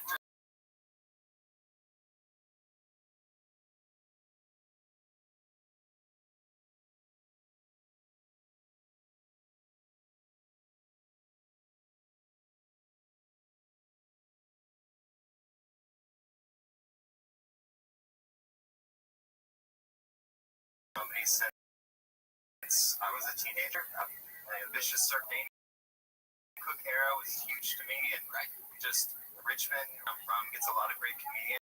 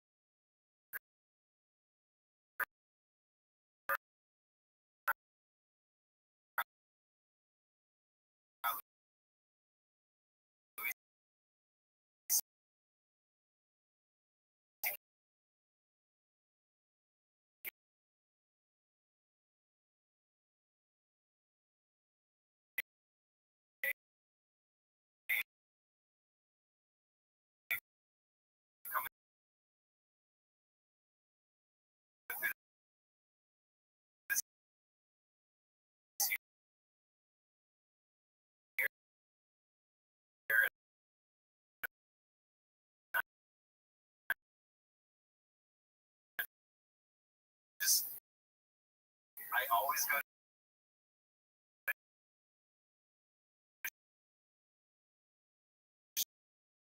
shows. I was like, oh,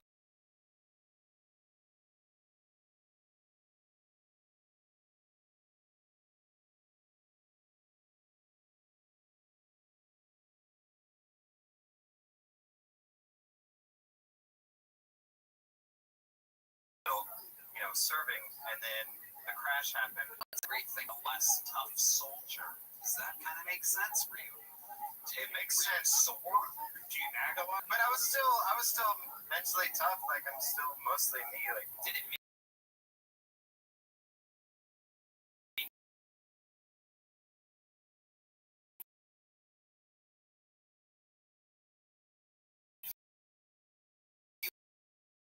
more emotional? At first,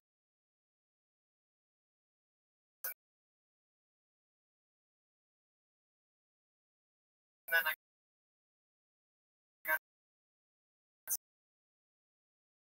stable.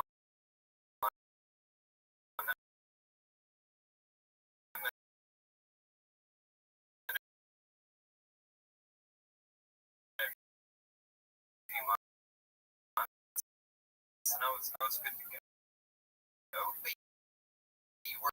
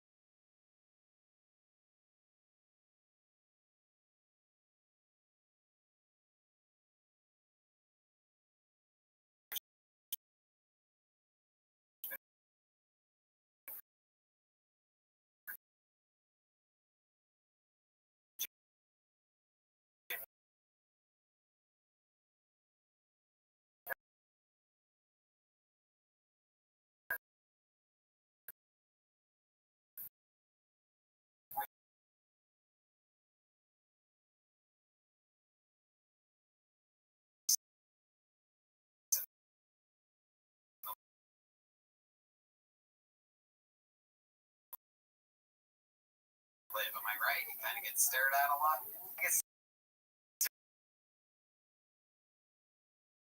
everywhere I go, I'm tall. Yeah, all these things. No, this could be anything right here. What is the person that you believe it was on this? Who said that? Let's hear it. Yes. Since I've tried it all now since coming out, lesbian women have been interesting because some of them like that I have a dick and some of them don't. And some of them are like, well, I'd rather you. Yeah. It was offensive, like vibrations or lasers or any cool shit. It's like, I mean, I still fucked her with it. Wow. That's incredible. So you put it above your penis and just.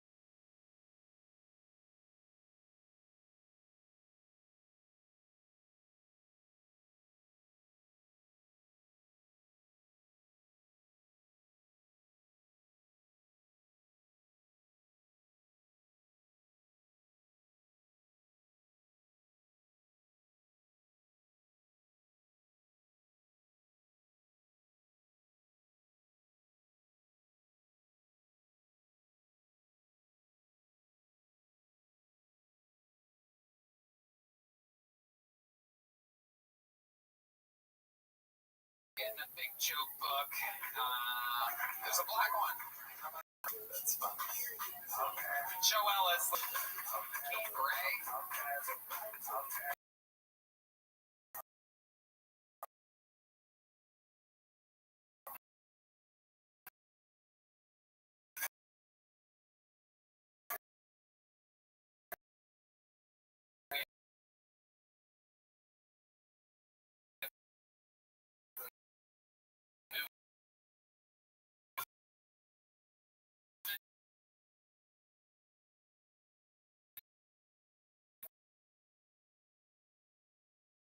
What a disaster.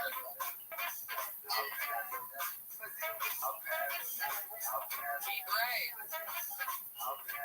How many of you like it when comedians do good on this show? Like it when comedians do bad on this show? Gary.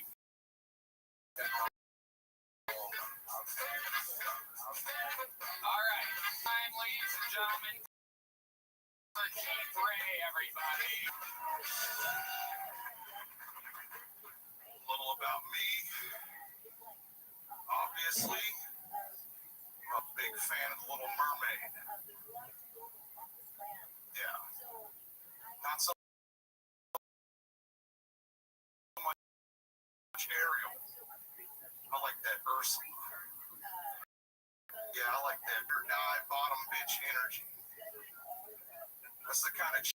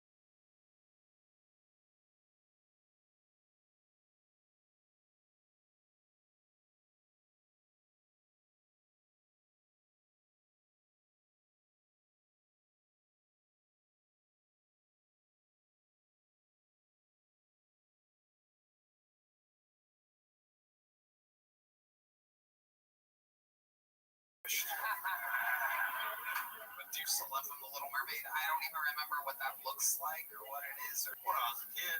You were a kid. I used to catch Celia on the way to the airport. That is true. That is true. A lot of bags For 4 months. And then I was the first one fired. True.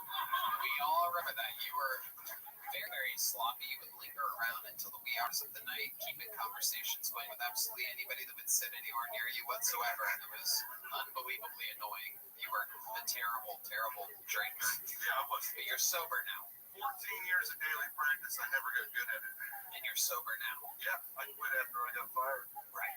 And last November, I got passed as a regular here at the club. That is true. He closes some of the shows. Little boy, late at night.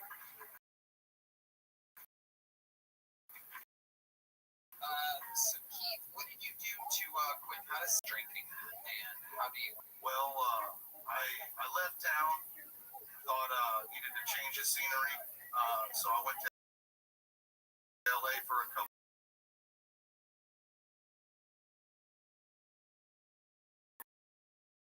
months because like the one day because you had turned me on to hot yoga when I was still in my drink days. I insisted that you try hot yoga to try to reset something.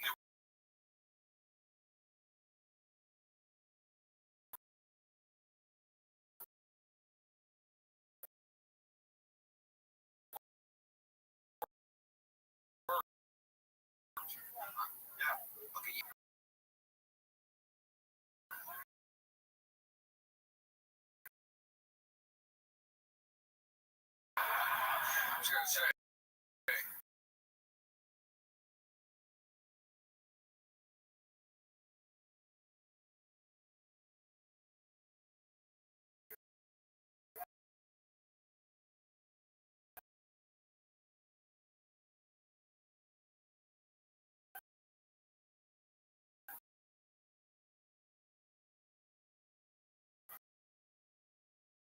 You're sure you're going to hot yoga and not frozen yogurt?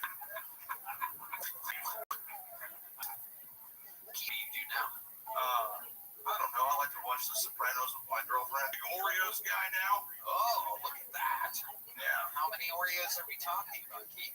I tried the fifth, but, milk and cookies. Look at you. Adorable. Years away from being a mother at Joe DeRosa. I can't believe getting fired as a doorman was your bottom. You've mentioned 8 worse bottoms.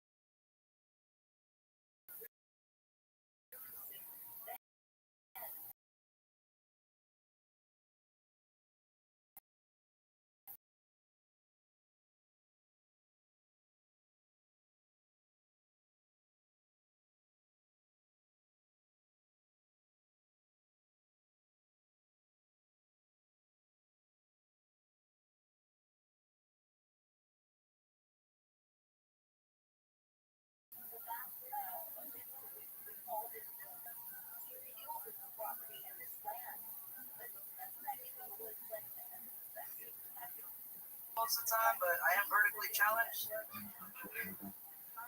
5'1" on a good day, which is ironic because I'm actually into taller women, but not for any weird, like,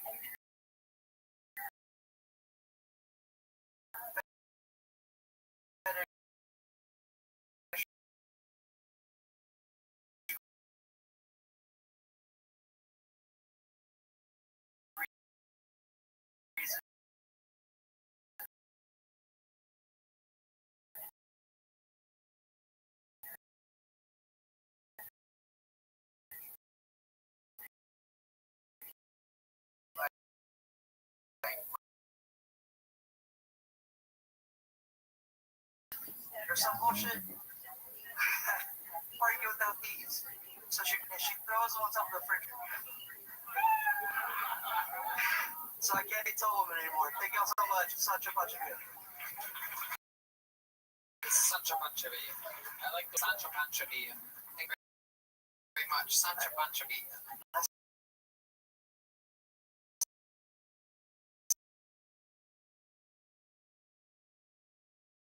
See you again, sorry. see you. You've been on the show before. No, around dinner, like a few months back. Okay. Yeah. And I met you.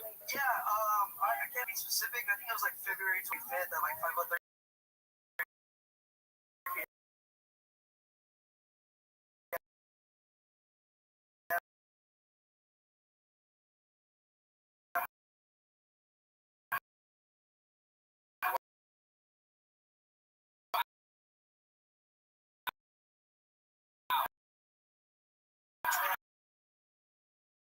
Alright. As big as you?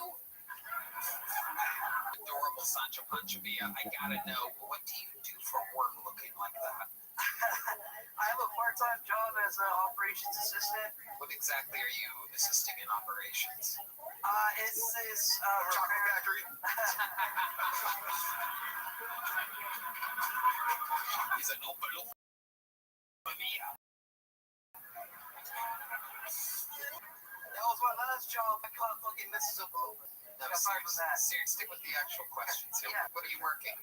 No, I do assistant for operations for and like Kyle. So I set that up to make sure I can sign up. Okay. So, what's the first thing you do when you wake up in the morning, Sancho Pancho Villa? Does someone have to let you out of the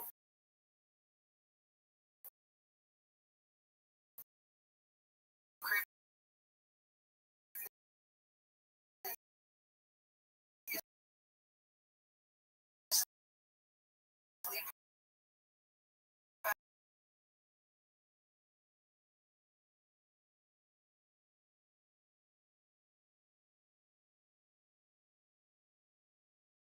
I mean,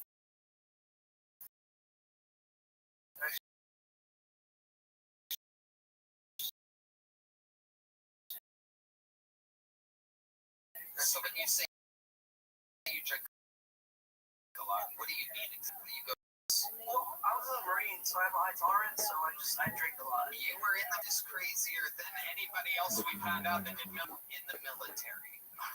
Well, it was 5'3" when I was 5'1", but no, that's true. Those stuff blew it up, yeah, just heavy equipment operations, generator, mechanic, stuff like that. Wow. Absolutely incredible Sancho Pancho Villa. Yeah. Wow. So when you say you drink a lot, like what does that mean?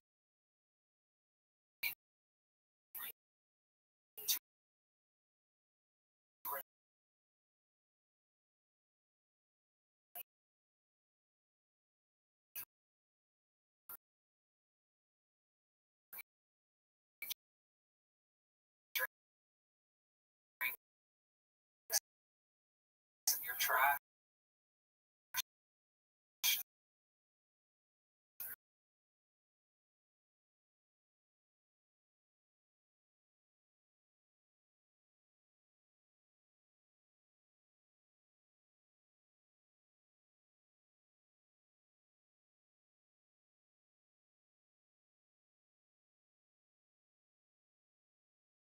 By away, like not yes. What does Sancho mean? It means guy that sleeps with married women. Really? Yes. So that really is a thing in your culture. Before you answer, you're specifically into. It wasn't at the beginning, but it's just become. So when you go up to a woman at a bar and you're like, "Hey, what's up? Nice to meet you. Do you have a boyfriend?" and they say yes, you're into it more. My first question is how. Say, oh yeah, I have a boyfriend. I'm like, okay. Whenever they say I have a boyfriend, I'm like, okay.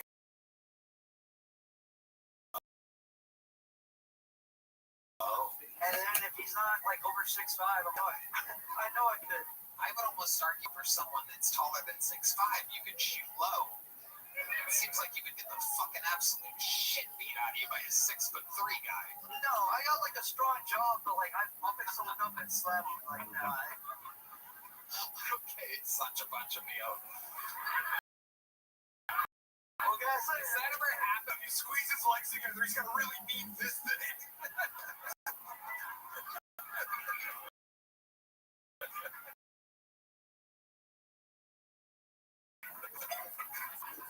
Oh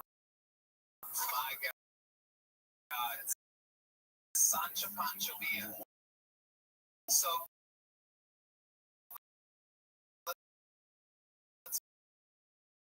go back to that number. Ballpark number of married women.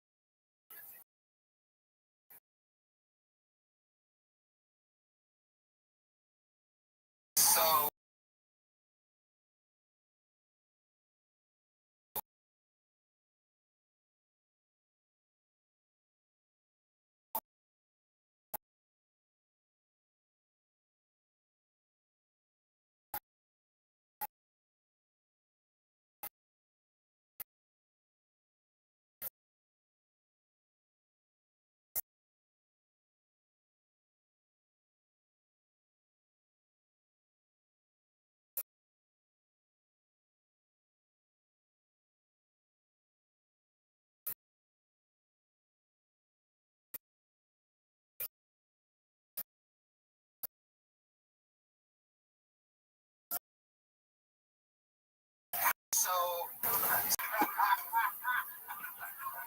do you have any start like from the clit and then kissing the thighs and stuff like that? Usually it's a lot of vaginal play. Yeah. Oh my goodness. Yeah. So keep describing this vaginal play to us. This episode is brought to you by Talkspace, Prize Picks, and Tacovas, by the way. I forgot to mention that earlier. They're gonna love that shout out right there. Yeah, man. Because now it's part of an internet clip. Okay, go ahead. So like when I first joined the Marines, like training sergeant, he gave me this book and it was like orgasm, and I read the whole book, and so yeah, so it just said like, oh yeah, you know, you want to make sure that you do the alphabet and you do the tongue tornado, you know, and then I just make sure that they get close to climaxing, but I make sure they don't finish because I still want to fuck. So like, you know, you think if you make them finish, they're not gonna want to fuck? Yeah, no, I don't think that, but it's just a precaution. You know, have you ever, has that ever happened where you've given a woman an orgasm and then they don't let you fuck afterwards? Only when she's sober up. No, it's never happened. Not yet. And I hope it doesn't. So. Okay. Tim Butterly. I know you said you've sworn off tall women.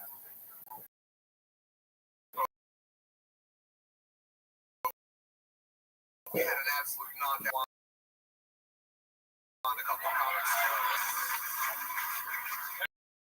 Now, I think it's gonna work perfectly for her.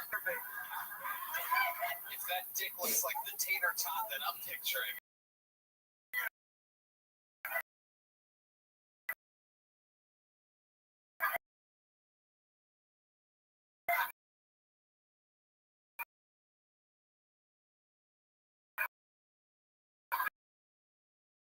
Hey,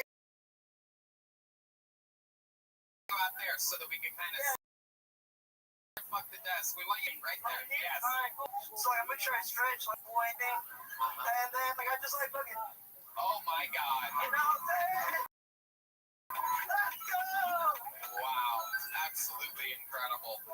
One of the most disgusting episodes in this show's history. This is not the first time I've asked this question on this show. What the fuck is happening right now? Yeah, man. What is going on? It's incredible. This is a wild episode. Sancho Pancho Villa, anything else crazy we should know about you before letting you go? A profit for veterans, civilians. Nothing better after 35 fast pelvic thrusts than giving a shout out to a good old non-profit. What exactly is this non-profit that you're promoting right now? Yeah, so it's a hero.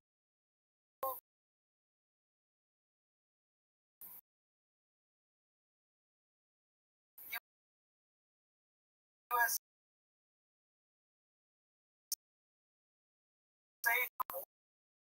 work, you know, commanding officer, and there's a bunch of designers together to go activities. Sancho, Pancho, Villa.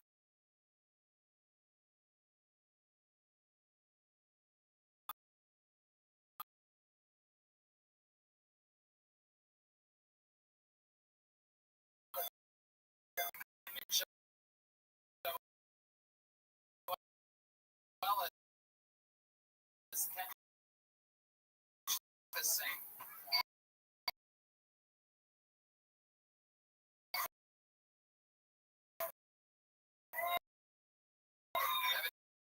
Be a magical connection. All right. 7 years old. I'm too old for those things to happen for me. At least without being my fault. Like if I get molested at 7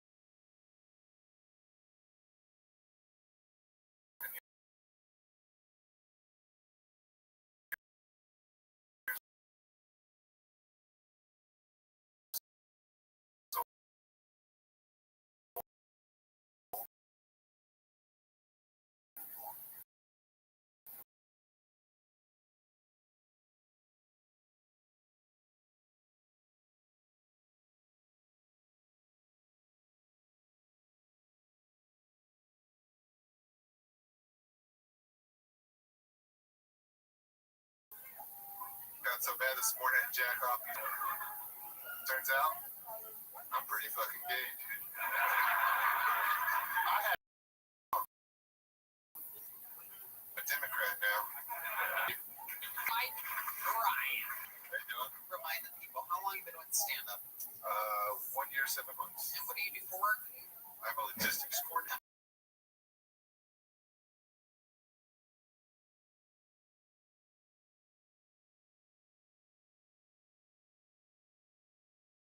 Now we are. That's pretty crazy. How long have you worked there? It pays well. It's pretty good.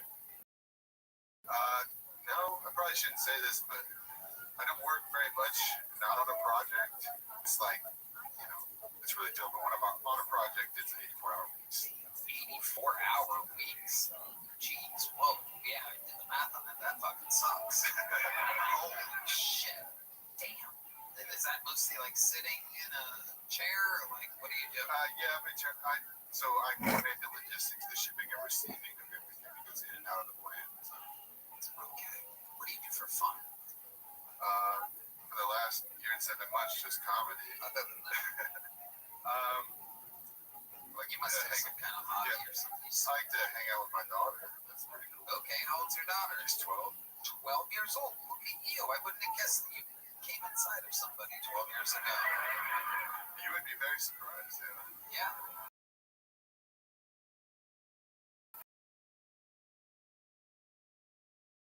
Yeah, I am exactly that surprised. I'm about 30 minutes away. All right, and you guys switch. Yeah. Okay. I got really lucky in the baby mama department. Never had a problem. No fights, no. Amazing.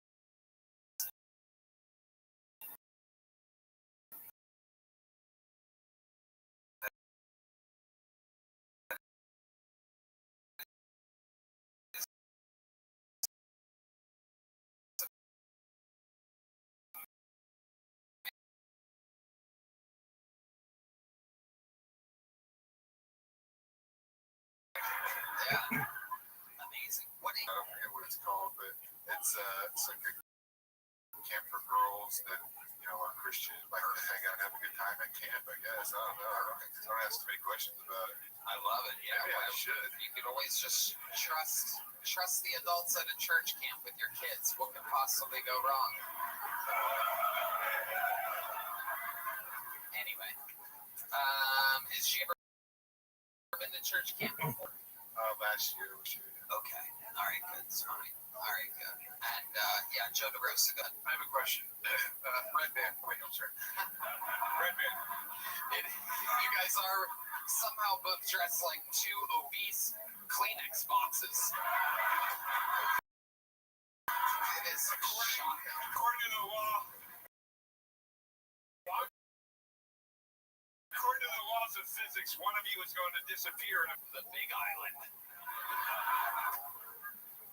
a year and 7 months. So you're very slick with the comedy for that short a period of time. Very good. I appreciate that. Seriously hard at it. Yeah, very good. I actually mentioned the shirt. I bought this shirt when I got booked to do Secret Show by Enrique because it matched the background. So Nice. so Red Band did didn't inspire this shirt. Wow. Oh my god. Oh my god. It wasn't the backdrop. Red Man was just standing behind you. I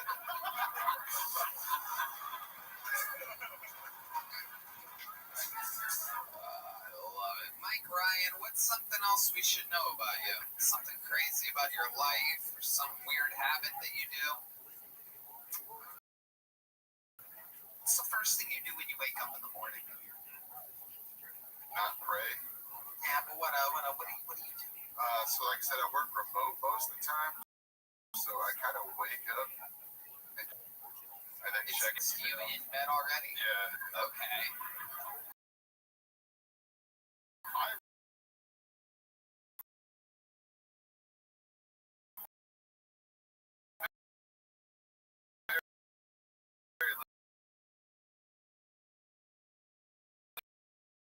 Lazy. I don't know if you guys.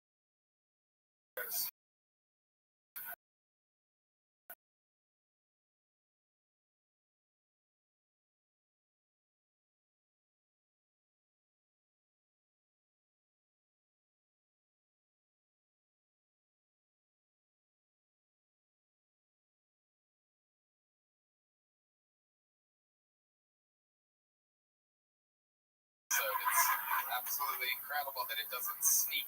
I don't love to have you back on the secret show. Wow, look at that. Look at that. And you already have a big joke. Okay, well, awesome, ladies. And that is indeed your final bucket full of the night. How much fun have we had? Talk Space, Prize Fix, and Tacovas bring you this episode. And now it is down to one.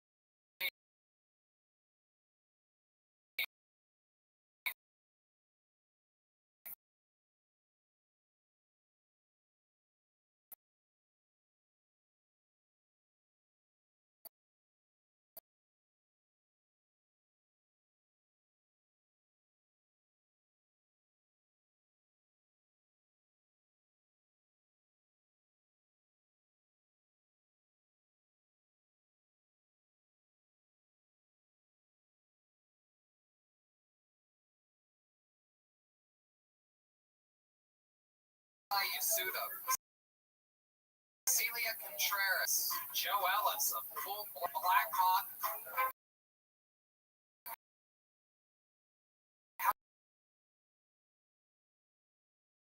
Helicopter pilot, 6 foot badass ever in the history of the show. Highest record. This is the Vanilla Gorilla, the Memphis Strangler, the Tacovas.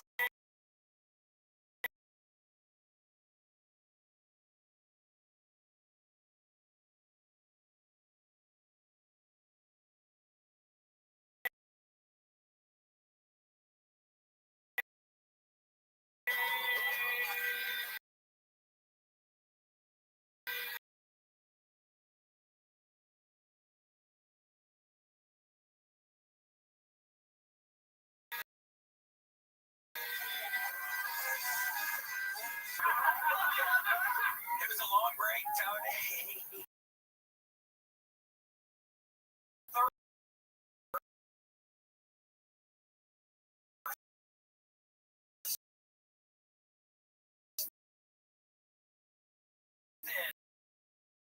First of all, sounds rich, sex high. Okay, Tony. William Lights Out Montgomery, the Tacovas Tycoon, the Talk Space Tyrant, the Prince of Prize Picks, has joined us again. Rubbing his eyes. New Tony, we've never seen this before. We've never seen him rub his eyes like this. I've developed this very nervous tick ever since I found out about my carotid artery being clogged up.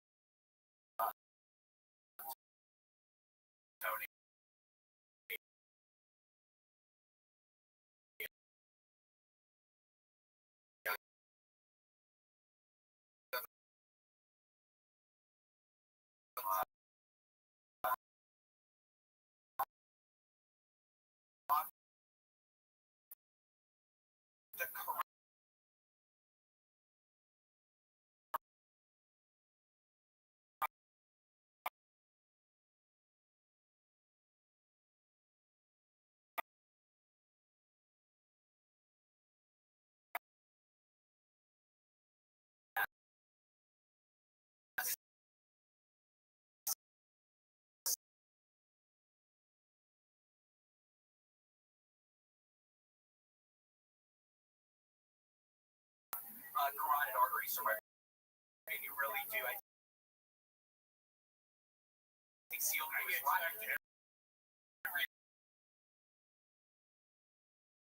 Blood tested every 6 months. Dr. Pepper? What the fuck are we talking about? Who goes to a toffee? I'm okay. Oh my goodness. Time to say that. And it was weird. Redman actually was with Liver King this past week when he was plotting Rogan. So I think people need to know that. What an It amazing came from Redman. Redman's downtown penthouse. Seriously, Redman, you need to stop fucking around with that guy. He got thrown in prison, dude. guy, man. Wow. Absolutely. He's an innocent guy. Is that what you just said? Misunderstood. So, William, absolutely incredible set, as always. Tell us more about what's been going on with you lately, other than the carotid artery, which is clogged. Clogged. I have a 200% chance to die of a heart attack. 10 years. And I don't even know what 200%. I only have 5 years to live. I don't know what that means. They said you have a 200% chance. Really in a weird place right now. I don't know what to do, Tony. We just had the break or whatever. I've been chilling. I've been doing my puzzles and I've just been doing the row machine because it's like I'm probably gonna die. I'd lay off that row machine if your heart's fucked up. Yeah. Yeah, I would not exercise or do anything physical at all. Yeah, Joe DeRosa would be great. Fine.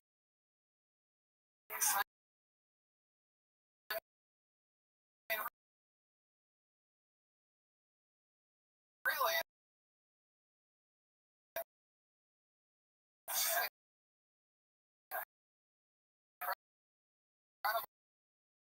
The amazing panel here that I booked on Kill Tony. The man's a ticking time bomb and he's doing a rope.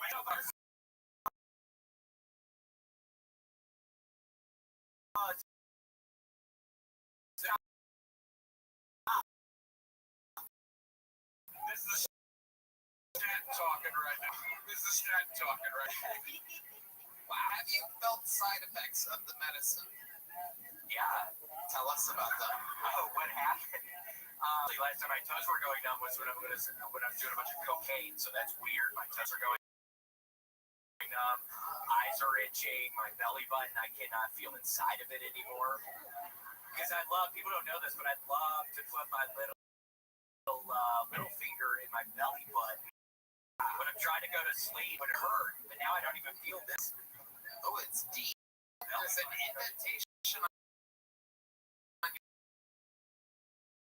your shirt where you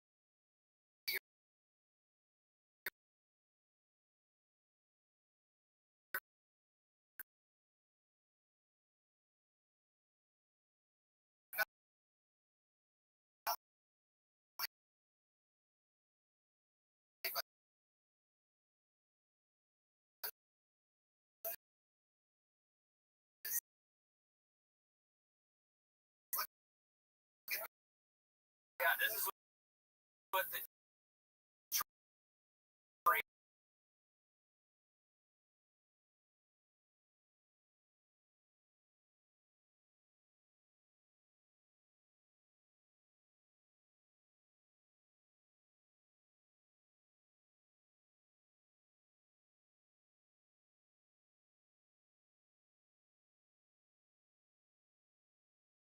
William, lights out.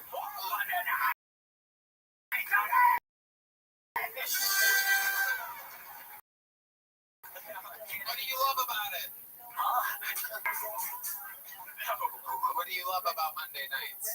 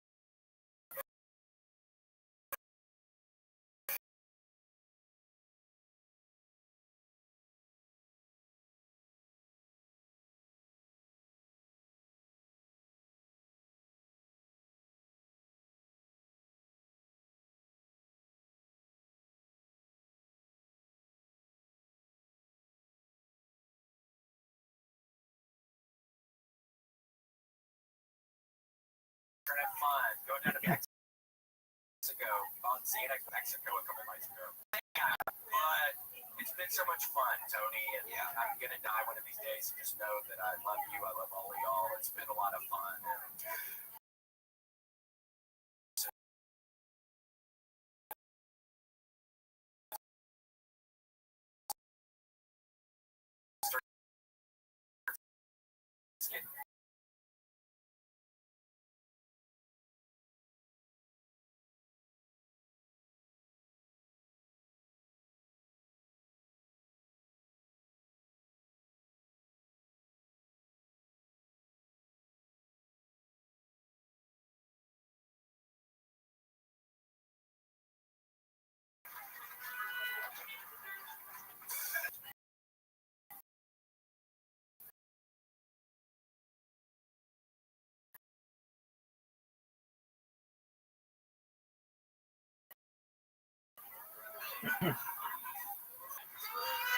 one more time for the Great Rosa Comedy on YouTube.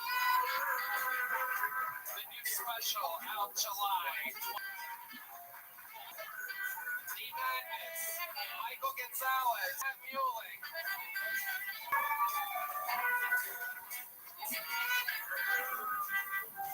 Bags and boxes she left me.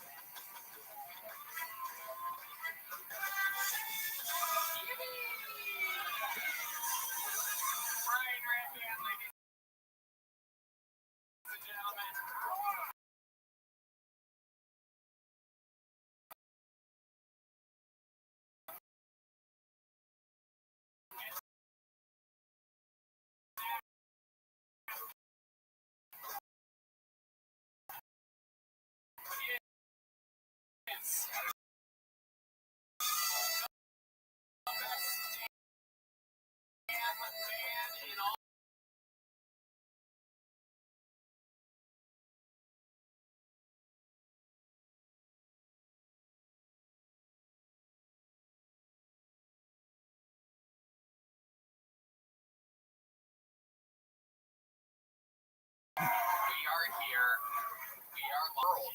We're very excited. We have an amazing episode for you. Before we get started, here's a little bit more from the amazing sponsors that made it all possible. Cheat code for your crotch. Stronger. Your last.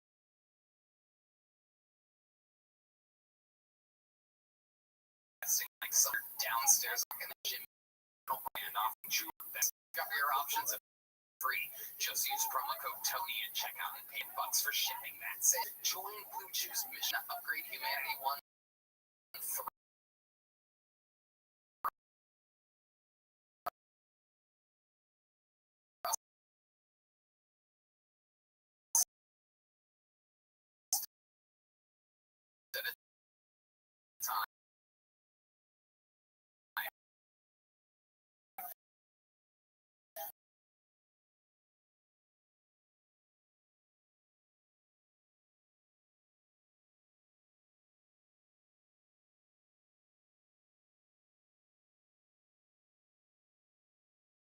Two of the funniest comedians in the world on this show. This is a special one because not a year right now, but it's also two of the younger bucks.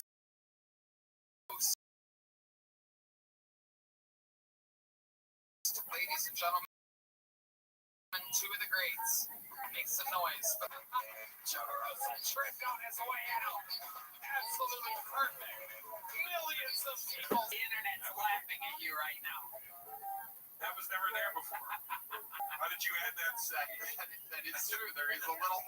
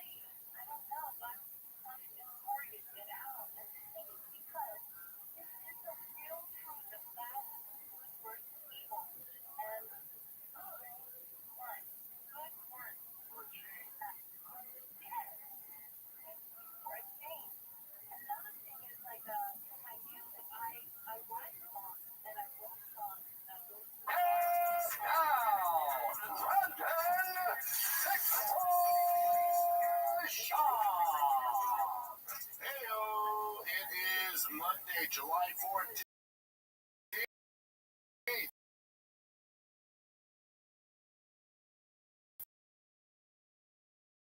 Man, July is just flying.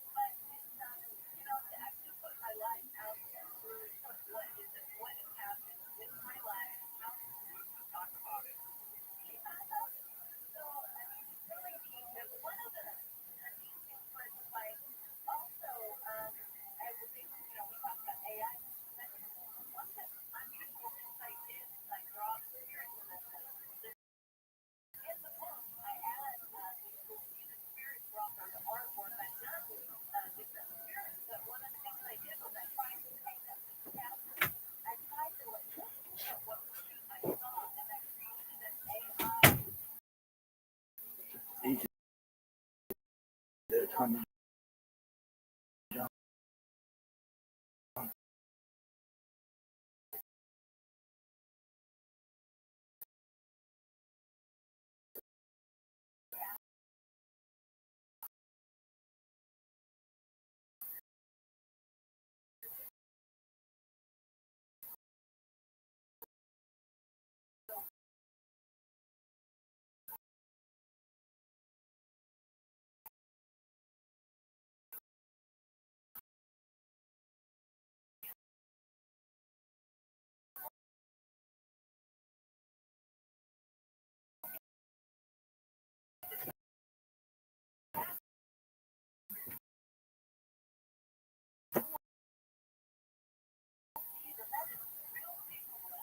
figured out.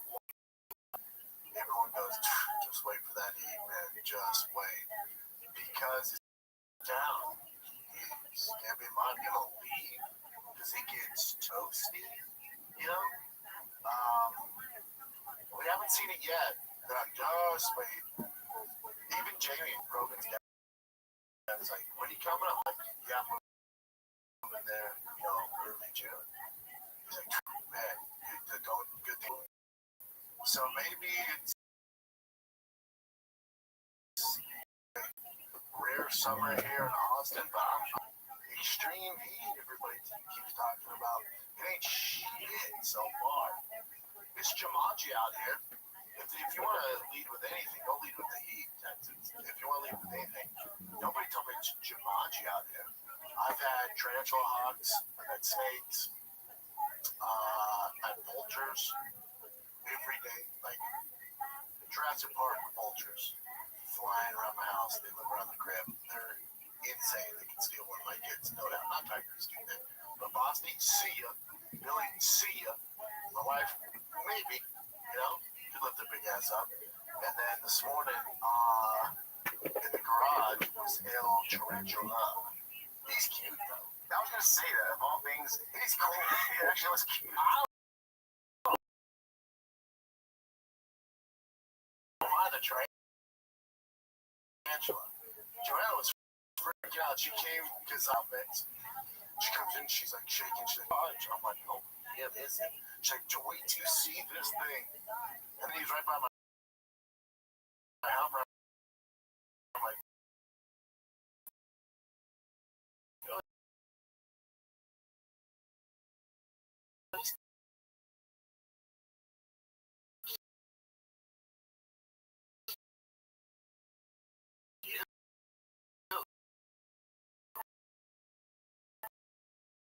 he's cute. Furry, just like, and they're not that aggressive, you know, like, I just got a broom handle and just kind of put them on that and then walk them over to the yard next to us. Nice. John's like, kill them? I'm like, no, you don't kill them. Like, we're going to step on them? Think of them. Oh my God. Also, people are like, oh, not today, you know? So yeah, long story short, everyone keeps telling me about this heat. It ain't shit so far. It's toasty, but it's not like ridiculous. Nobody told me about the Jumanji animals, so they should have led with that. But even that's like, I like that shit. The only thing with my kiddos is they get lazy. They bite you in the neighborhood, and then they'll take their shoes off. The shoes. That's the only. I'm fine if that's, you know, get stung by a scorpion. I mean, they don't know, you know, that's the thing. Don't worry about the scorpions. Speaking of scorpions, let's talk about, that makes sense, but let's talk about the fisticuffs. The fight. Weekend's here. Let's talk about some fighting. You got a fight night in Nashville, Tennessee. I assume Theo was on the road, otherwise he's been front row. The best one of the boys was there. I saw Luke Compton there, cage side. You had Luke Bryant there. I was like, he didn't get as much as a pop as you think. Luke Bryant? He's huge. Oh, I'm sorry, Luke Combs. Oh, even bigger. Luke Combs is massive, dude. Yeah, didn't get that big of a pop. Didn't get that big of a pop. But Nashville's a good card. These fight nights are Good cards, man. I'm telling you, if you guys are sleeping on it, 318. That should probably be a fight night. You have a good main event, the rest of the card. Hardcore, you know, some of the guys.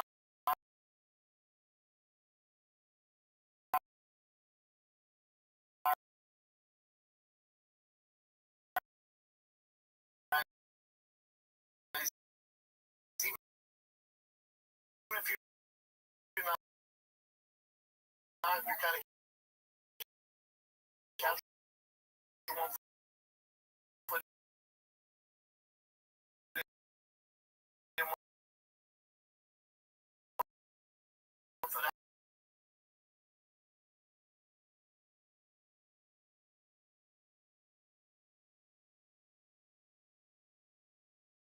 This is a fight night.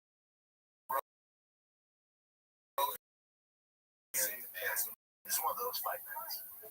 Wait, fight. So his brother, he's freaking heel hooking everybody and their mother. And he was an underdog in this fight. This was kind of his first step up. And I text Nick during the fight.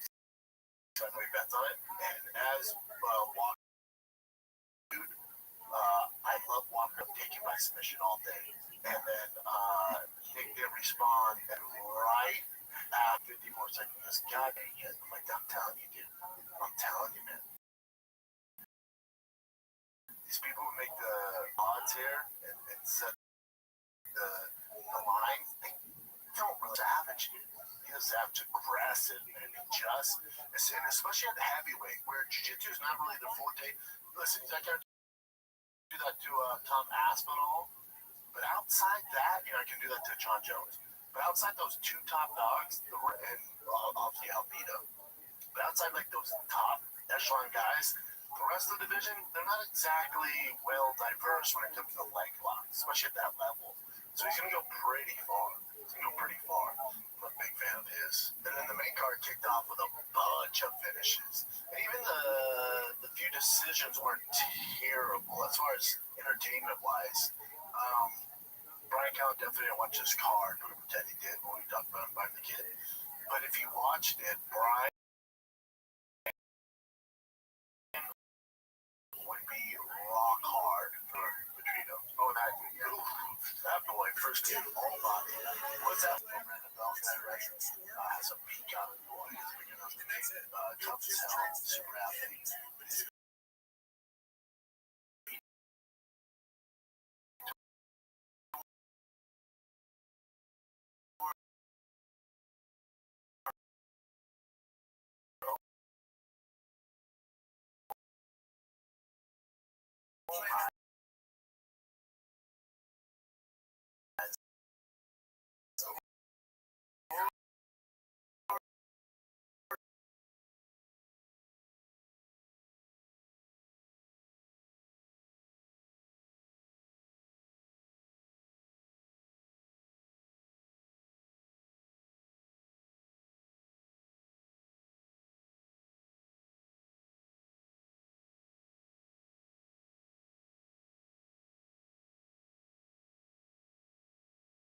Or use majority, but 2 wins away from cracking the top 15. You know, our poor dude Nate Landwehr. I know Tennessee looked the street fight him and just mollywopped him. That was tough to see. Calvin Kadar, that was a tough one. Yeah, he just never. He's just since he's had some losses. He's just not the same guy. There seems to be a mental block. He went to Faraz, a TriStar, obviously to help him with that. He's just not putting the output in this Steve Garcia. But, Greg Jackson training, he's a problem. He's damn good. Just outworked for 3 rounds. Just got outworked. It's not to see. I mean, it just sucks. There's some rounds he's like 6 punches. Come on. Steve Garcia's under pressure of 5. Clear with the jab. His jab absolutely destroyed and set everything up. And then obviously I'm biased, but Wonderboy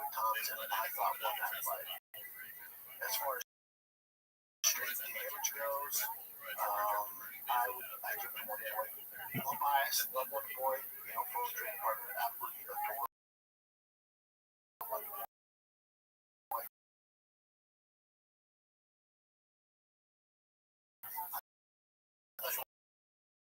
Fight.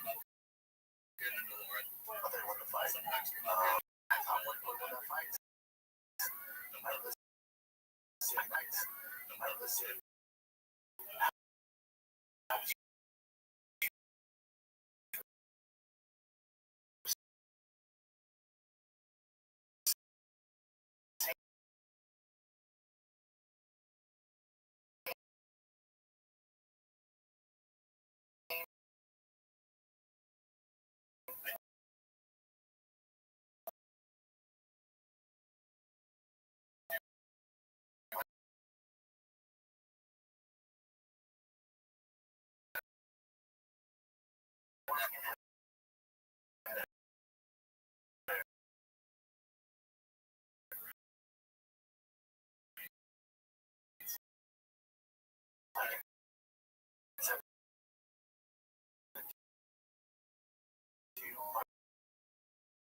Boy Ryan.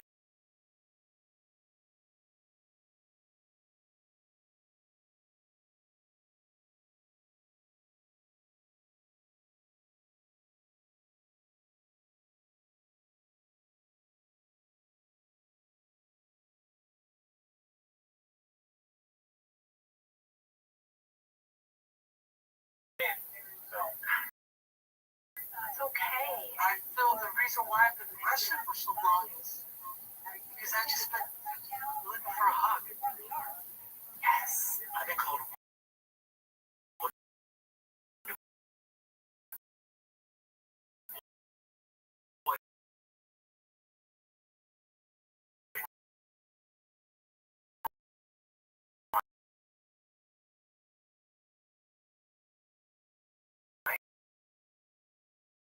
entire life.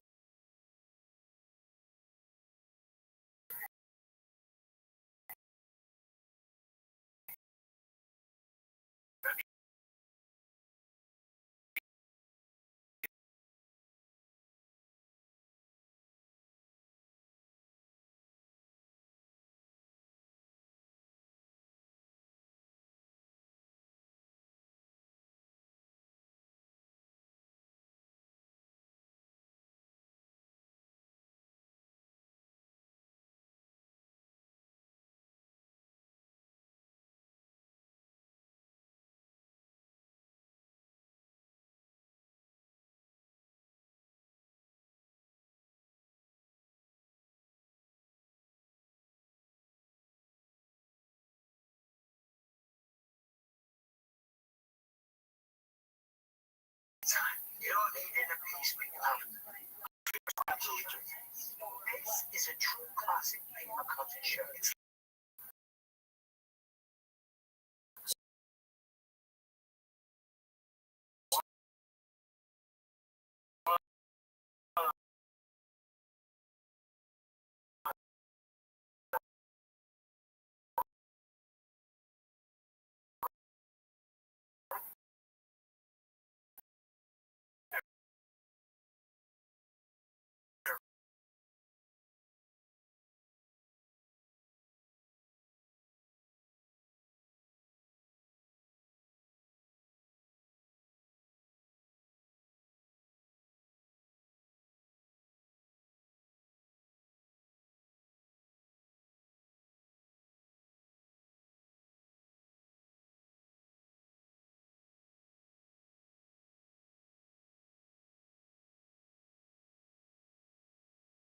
he never really went limp.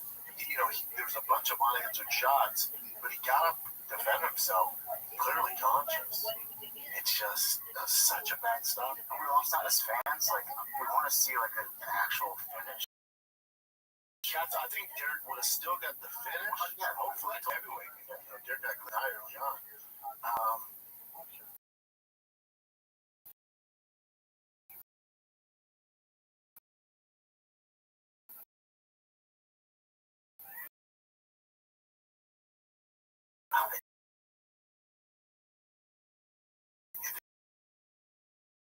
There's just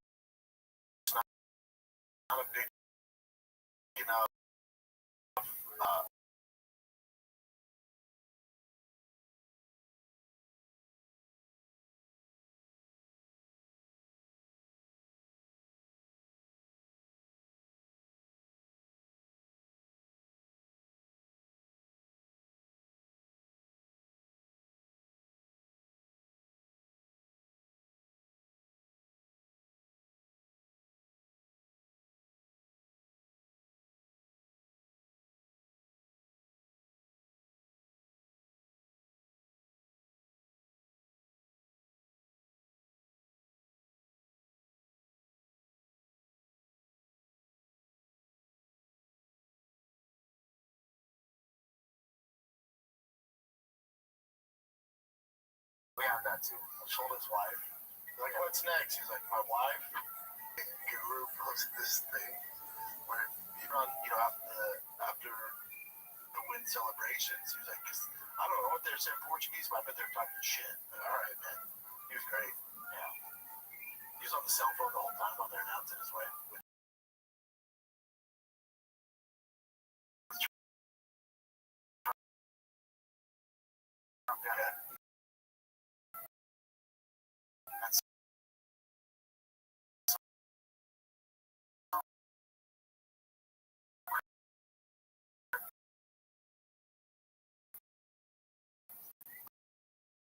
I'm not mad. Just to build the Tom Aspinall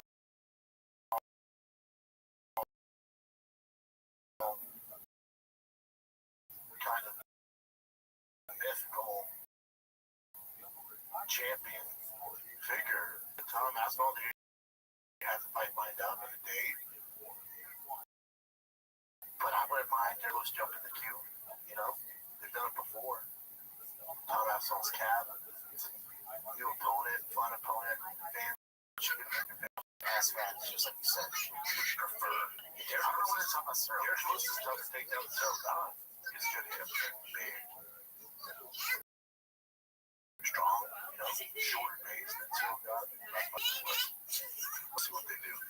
All right, kids, let's take a little break because this weekend something special is about to happen in the Big Easy. That's New Orleans, fam. UFC 318 is coming to New Orleans, and it is a fun one. The BMF title is on the line, and the hometown boy doesn't play.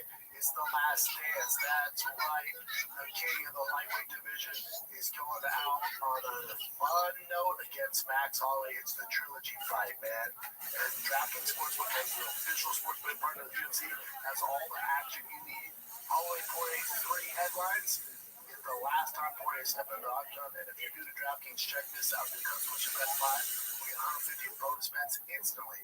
Download the DraftKings Sportsbook app now. Use the code SHOPSHOW. That's code SHOPSHOW for new customers.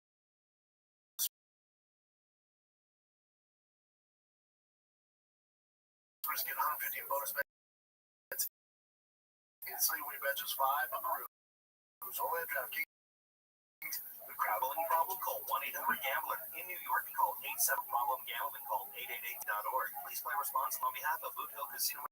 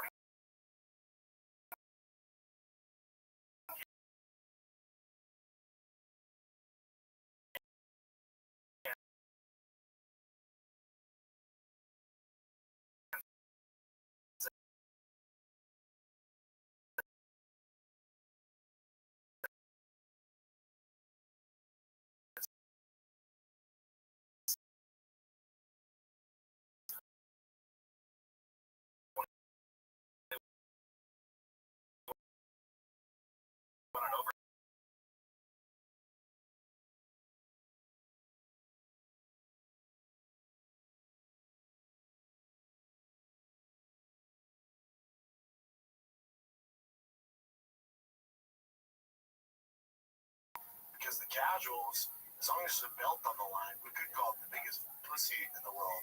As long as there's a belt on the line, people assume it's a world championship fight, and we can have them headline pay-per-views. Here's my question. Maybe you can look this up, Jim. So if, because technically Topuria has the BMF title. When you have the BMF title, or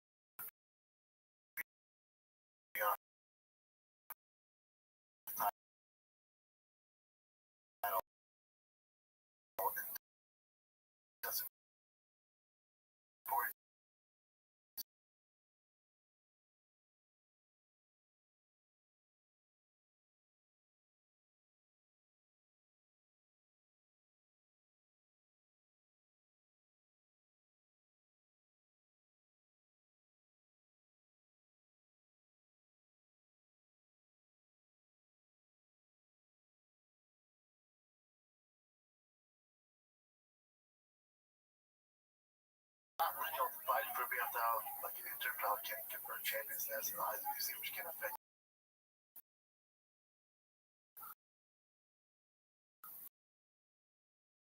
So it's not like firm. Like the top shots, still can't draw the eyeballs to bed. Aspects.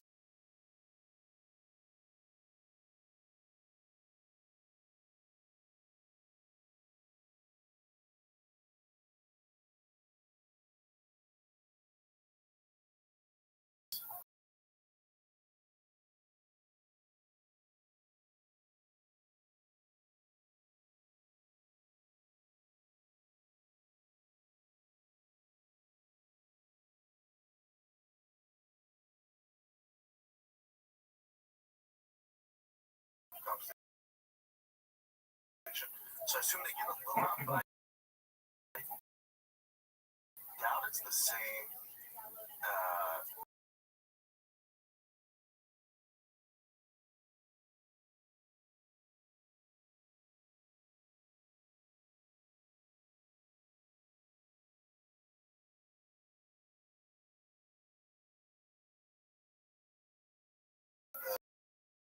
History of BMF. There hasn't been a bad fight aspect.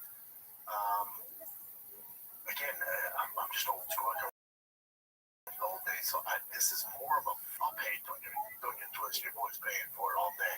As far as even Dana tweeted out like, look at this badass card. It is a badass card. It is. Stop.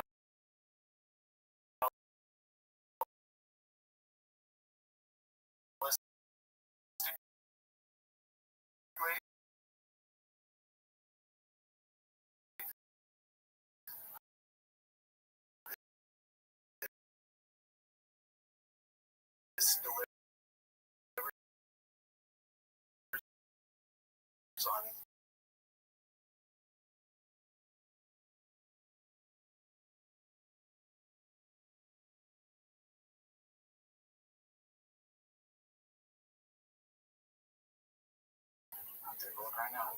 He's been fighting hot second. Has to be close to 50.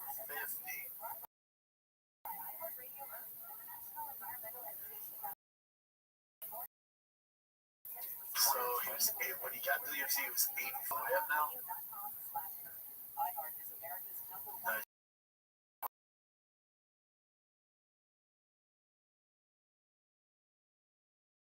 23-19.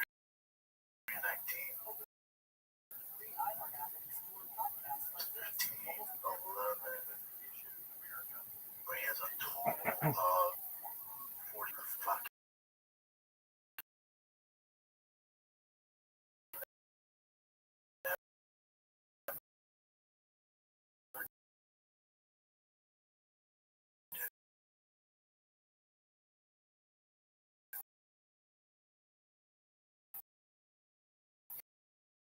Yeah.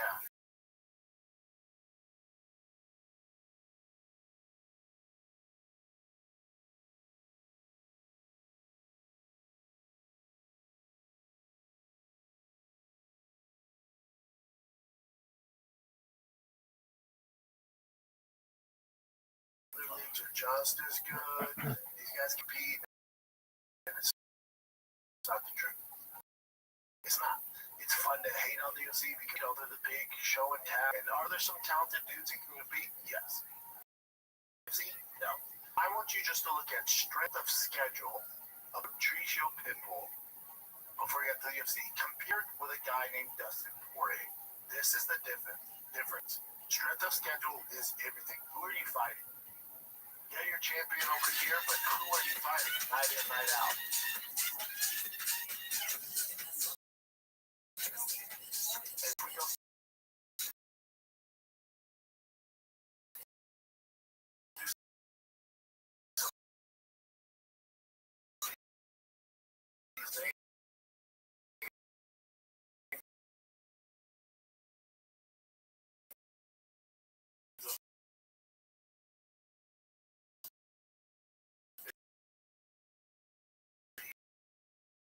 he's also lost. But if we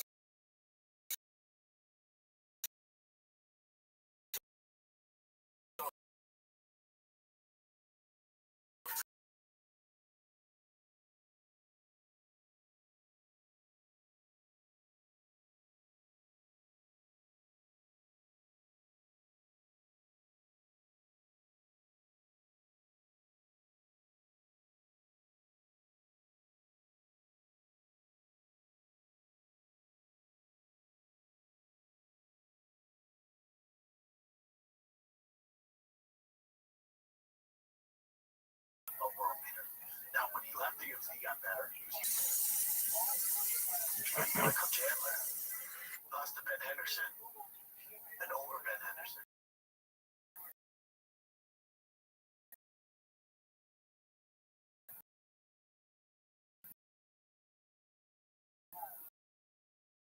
Ben Henderson was very dominant in the UFC, and he lost to him.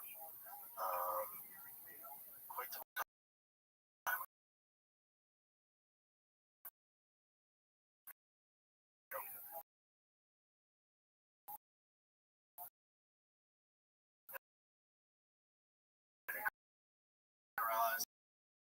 Daniel Strauss.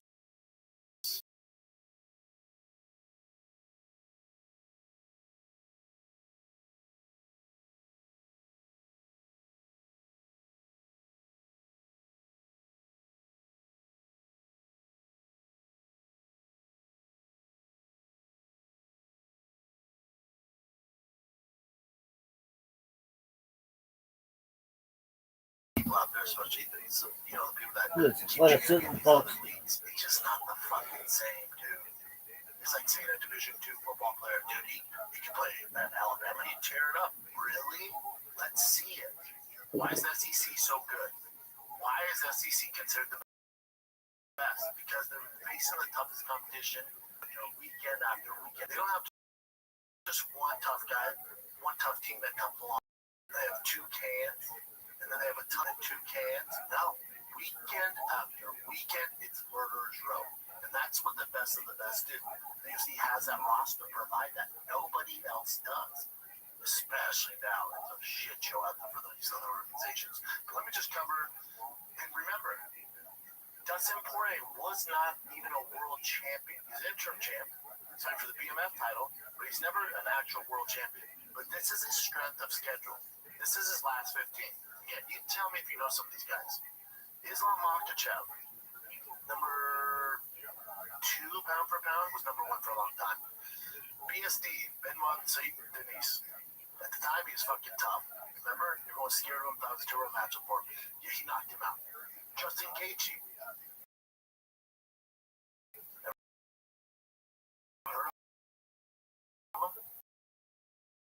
Michael Chandler, he also beat him. Charles was pretty fucking good. Khabib, regarded top 3 of all time. Holloway, these are all in a row. Eddie Alvarez.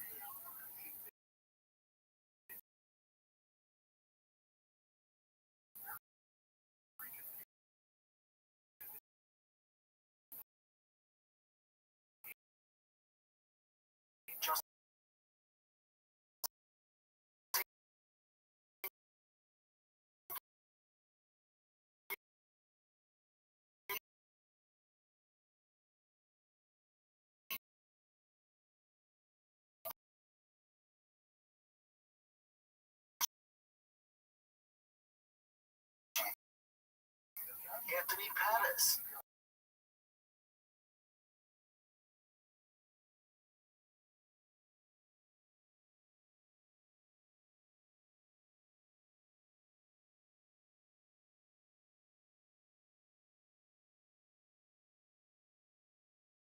That's the difference. So back to Patrice with him. You know, Danny don't walk in the park either. So we'll find out a lot. We know Danny Gate's game. We know Danny Gate's game, and he's a fun fighter, and he's tough as fucking nails, but he's not a world beater. He loses to the top echelon guys. So if Patricio doesn't beat him, it's over. Especially besides that, it's probably over. But stylistically, it's a very tough. He's a tough fighter. Very tough fighter. Patricio's probably didn't want to get either. He's not Patricio's level. He's no problem. We'll see how Patricio responds after getting dog walked by Yair. And again, if he beats him, well, what's up now? I'm with you. Yeah, Danny gets tough, but he's not the best we have to offer. We saw how Patricio goes against some of the best the UFC has to offer. It was a shutout. He got dog walked. So, and again, I'm not hating on these guys. I'm just saying this narrative of just as good. They're not. They're not. His strength of schedule is nowhere near. Nowhere near. He Yeah, I keep telling you guys, like, see, the guy who wins the CFL MVP saying he's the best in the world. Not true, and any fucking facts. Those guys can't even make an NFL roster, let alone start for an NFL.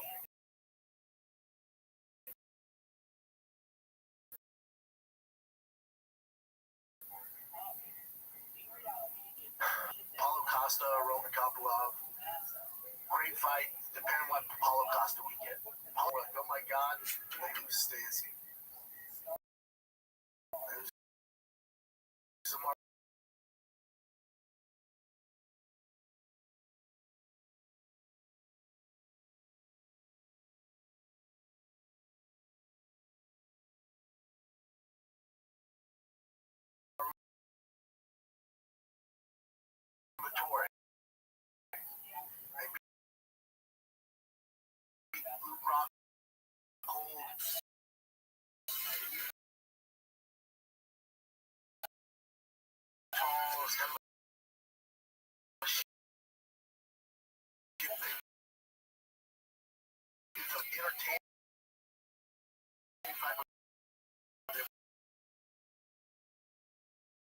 Exhausted.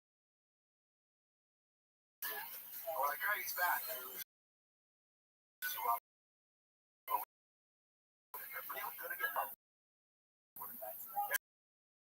looked kind of like himself. Just a fork in the road for him.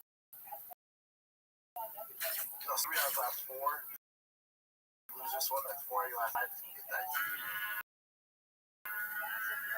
It's not an easy fight for him.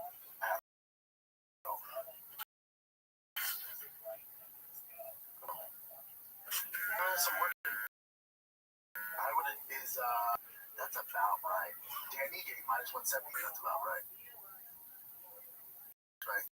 Or -125. I'm actually a little spread. Volkanovski, Max. You know, guys who are 0-2 have never won the third fight. It's never happened. The only caveat with that is you're talking Max Holloway and Dustin Poirier. I'd say Max Holloway's evolved so much since those last 2 fights. Their first fight was 12 years ago. Their second fight was 6 years ago. So remember, Max took on short notice. That was a short notice fight. That was at 45. And then, I'm sorry, he took the second fight on short notice. If you remember that. Wasn't a natural 155er, just kind of great tough weight at the time. Came in there. There's a huge power difference.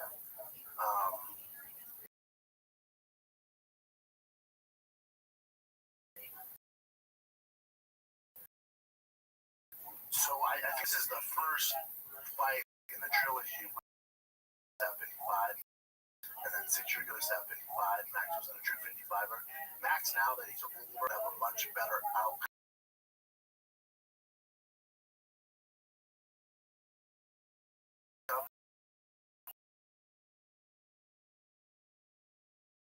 I don't know if he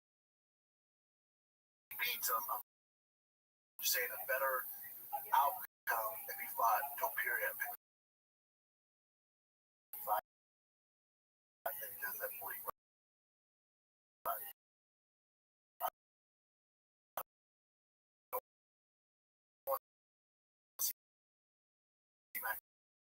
At 45. 55 is where Max. And a lot of you will watch the Gaethje fight, but it's kind of dog walked for him. It was a clinic. That fight wasn't that close. I don't remember the knockout, most people do. I'd say Max at 55, but again, the odds are on Dustin Poirier's side because a guy who's 0-2 has never won the third trilogy fight. Since Poirier's last fight, they're both so much better since they competed 6 years ago. Way better than competed 12 years ago. But if you had a chart on who's progressed the most, it'd be Max Holloway, especially at 55. Especially now he's older. He's so much better. But history does Dustin Poirier should win this fight.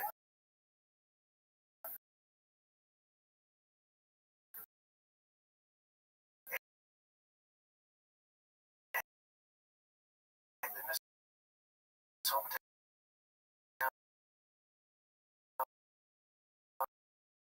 and he got a little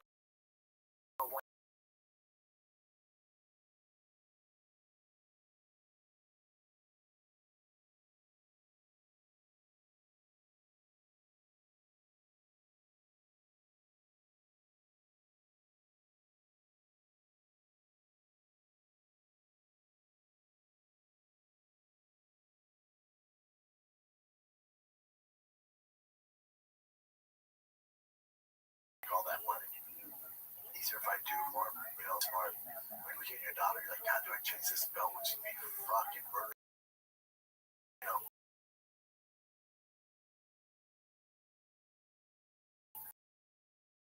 The last for all of comment and make all the money. And he posted, or his wife posted, his daughter, tomorrow, whatever she's in third, fourth grade. And then, Daddy, I'm so glad that.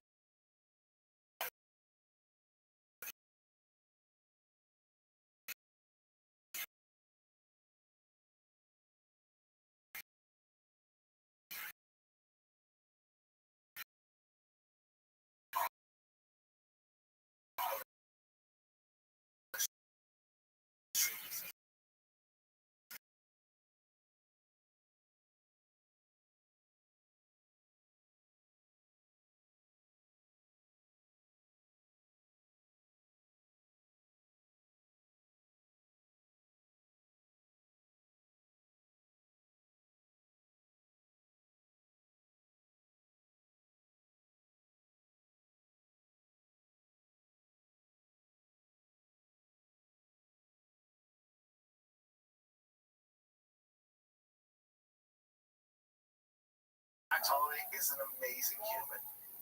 Awesome. Brendan Allen, fucking awesome. Aspinall, awesome. Curtis Blades, awesome. Justin Gaethje, awesome. I can keep all these guys. Volkanovski, a lot of guys that are actually good human up to. But the narrative online is, oh, yes, he's so toxic and all this bullshit.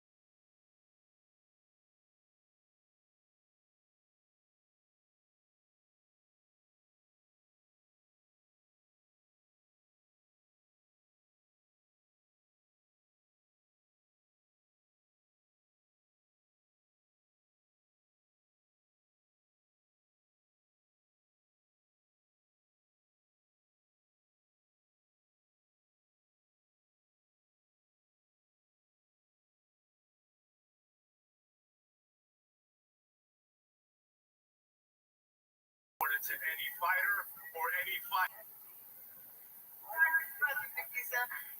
Producer's like, teach us what the fuck.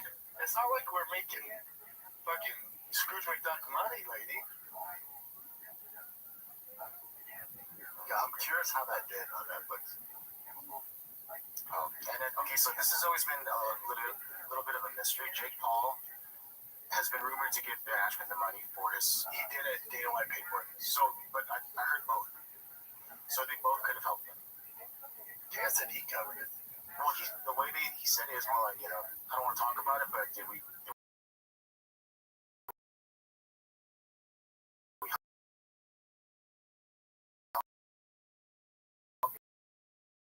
helped fans as well. So it's cool for doing it. Here's a little update on it. He looked a little better. He does. Yeah. Update is going. Everything is going pretty well. We're gonna chew out one or two more left. And I wanted to make a reflection with where I was last night, which was fathers. So I'll read you this journal entry.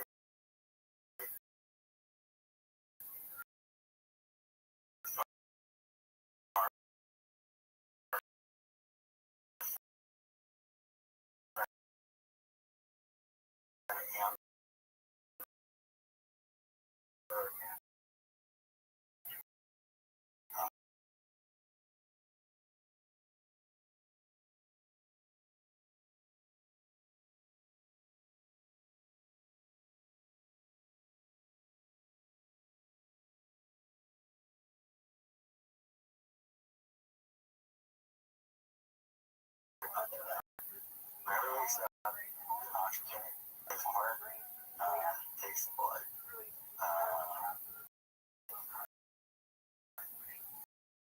Oxygen. We'll start transplant evaluation. That's why you want his message. That was, I'm gonna plead guilty. I felt guilty for this one time. Right? And that doesn't do anyone any good. And I thought, man,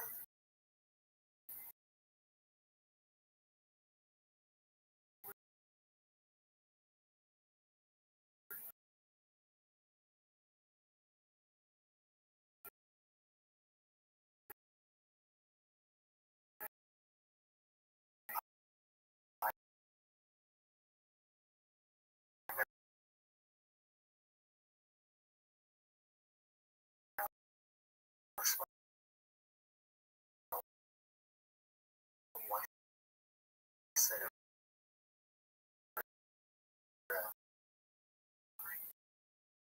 never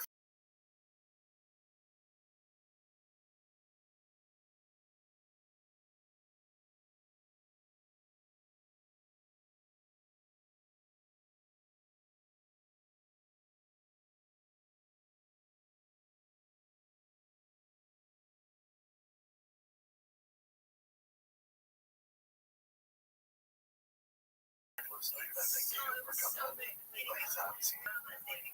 Kind of figured that fight would go like that. And delivered. It was what we got. Put the stop it after. You know, it is what it is. God, that's a problem. That's a problem.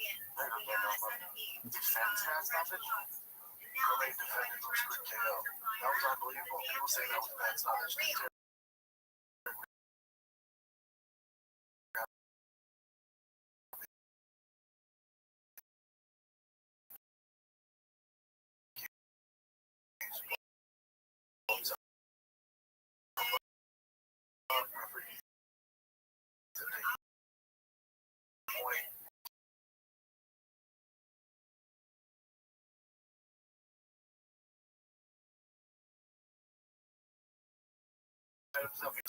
Stop.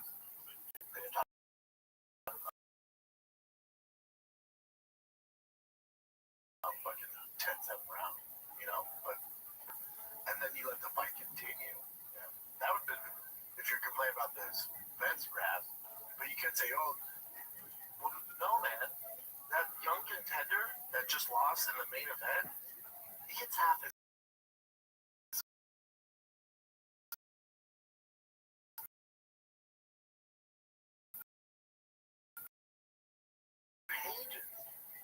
It's not what it is, what it is. Nice to work his way back. It ain't right, but what are you gonna do?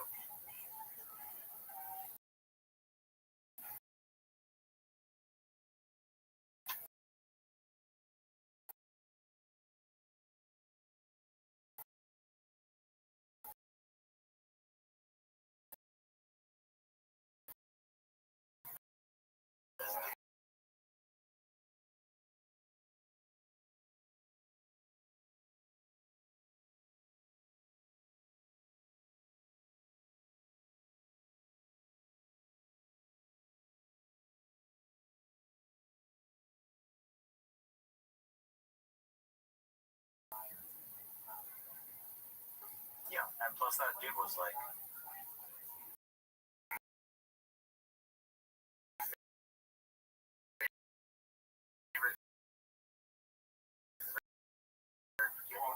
So, because he's undefeated, like check the same setting of message. All that goes up around it. Ben Askren, what's up, my brothers?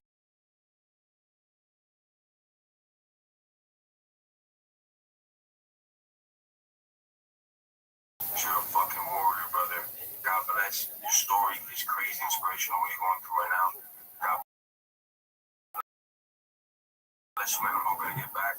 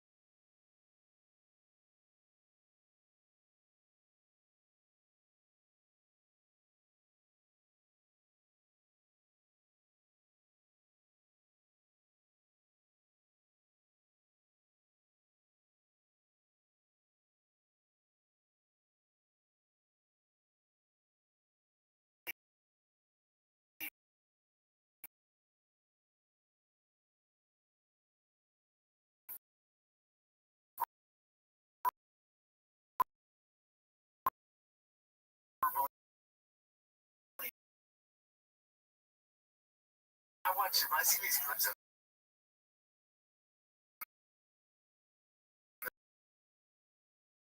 they're just, it's such a casual set of questions. Gets Pantoja, and I'm like, oh, this guy, he's into it. He kind of knows his shit. Let's discuss. When someone comes up to me and goes, dude, let's fight, and you're just like, fuck. Or but part of me, it's just not what I do. Like people I feel go on the pod like, oh man, it's just not. I can't inside. I just can't. Like I'm not gonna promote when Connor's fighting X for you, but it kind of hurts my soul. You know, where I just pay. I would pay as much as I pay for a pay-per-view to have Thomas and Dana White sit down. When I go political, it's not a hate fest on the UFC, but for Luke Thomas's brain to go through and ask the questions that people that are into the sport need answers to, buddy, how much is pay-per-view? And he puts it on his, his channel for Luke, and he charges for it. I pay as much as a pay-per-view. To have someone legit who knows the fucking game sit down with Dana and go through these steps with no agenda. There's no gotcha. Just literally like go through actual shit we want to know, not the super fight stuff. Hey, dude, Connor at the White House, come on. That's never fucking happened. John Jones, what's that? How great would it be to know the Thomas legit journalists? Men and all, legit. Legit. And someone goes, be honest, dude.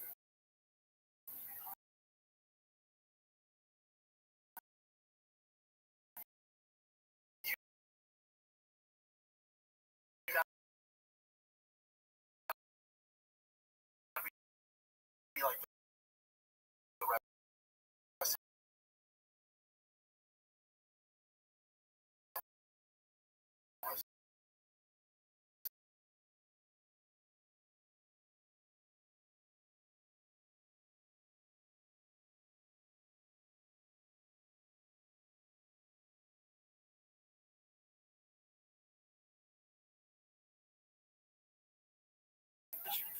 Which John Jones got back?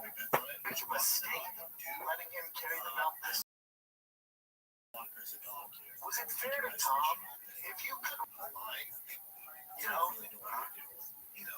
hindsight, what actually happened there? Just legit questions we want to hear. Not, is John Jones fighting up the. Is Conor McGregor doing it? Because we're going to see that, you're like, we'll slam my dick in a door. Not true. My fucking 9-year-old can spit these out. He knows his shit.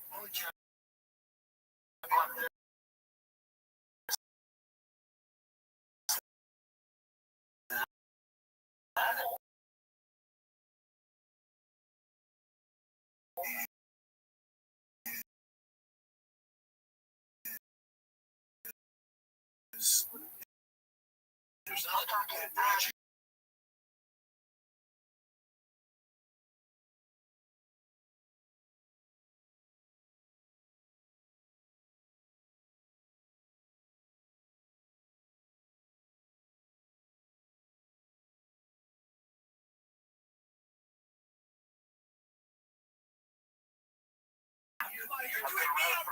Sleep in the Olympus sport, and they can ask you a question.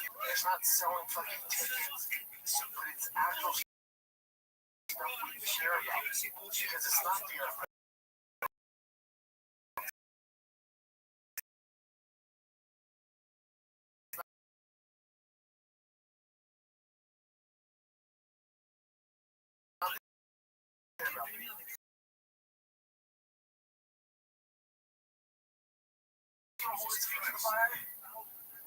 we can say that all do this, and then go on the aerial. Do this.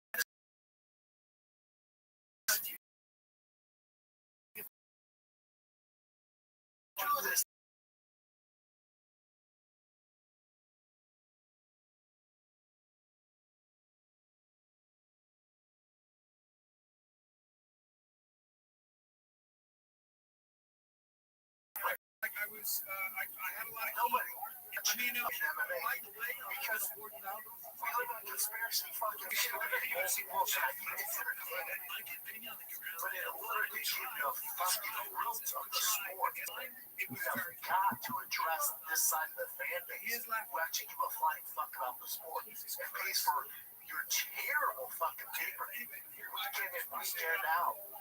You have got to address that because you're forgetting them.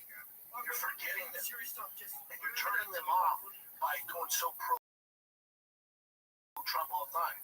Again, pro-Trump, I don't give a fuck. It doesn't bother me. Fan base, it does. All that. I feel like If you just answered some direct, actual journalistic questions. Because when it's just this marketing campaign over here, marketing toward the right and do all this shit, you're forgetting this whole other fan base. You're also forgetting the hardcores that help get you to where you're at. The Luke Thompsons, Chuck Mendenhall. You're forgetting that those guys carried the torch, went into these networks. ESPN before UFC was there. That made the people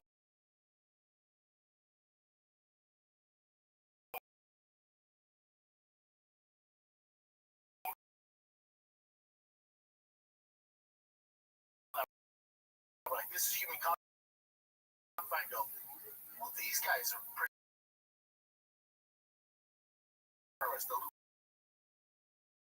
The Pieces, the Ariels, the Brett Okamotos. I'm not them. Nor do I tell you. But I know it. But I just competed in it. That's a, but I don't know as much as them. You're doing them such a disservice, man. And their numbers are down. Because the young kids, if you do the sport, you watch the now, boys, go to the fucking UFC, man. Because of them. But we're making more money than ever. It's so short-sighted.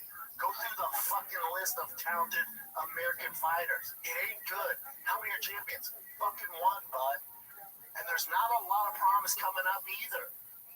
Because the sport's dying in America. Because you're focused on making fucking money in the Middle East, and you're forgetting who busted their ass to get you to where you're at. You didn't do it alone, amigo. You did it from these journalists like Luke Thomas, like Ariel, who are legit journalists who busted their ass and got into fucking major corporations and started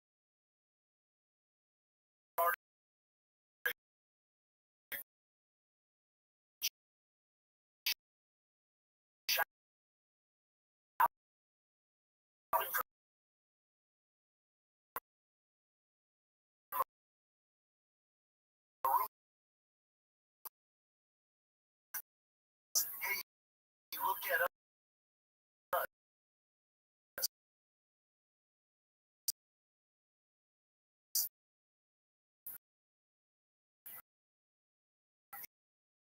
These are actual talented.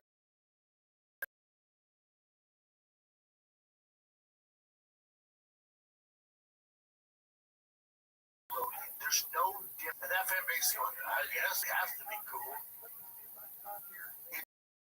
It's fucking over the sport. And I'm here for it. Didn't make it their life fucking long quest. As journalists, they could be in anything, any other category. Ariel could be in fucking basketball, go far there. Luke could be in politics. He knows his shit, dude. You're talking about the legit journalist.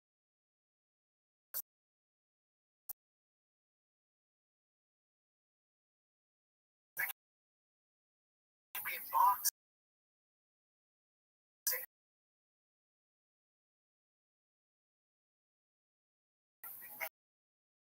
You can do all these other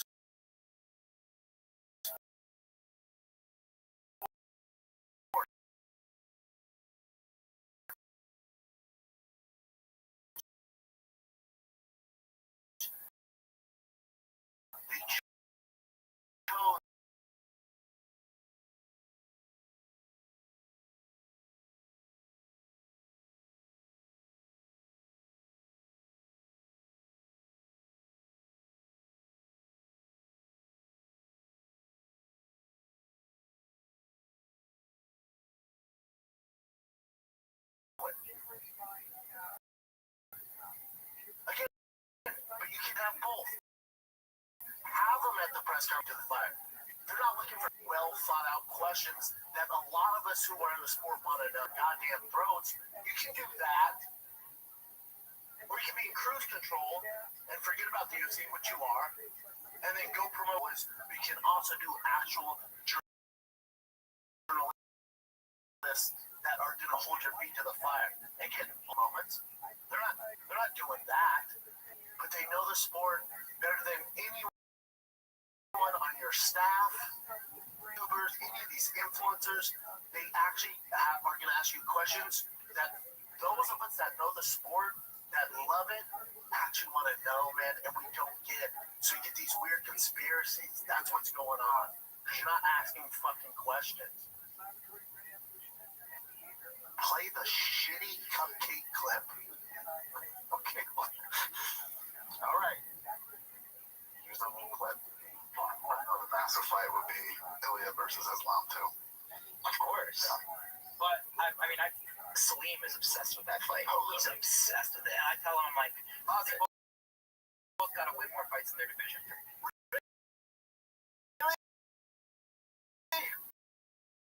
What other fight is he obsessed with? Give me one other one in the division.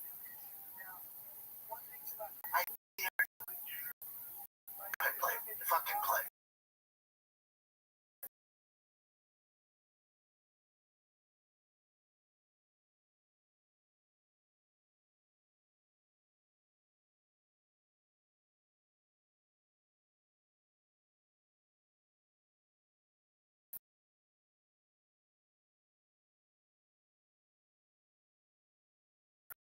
Right? That's kind of how you do it, right? When it's like they both run.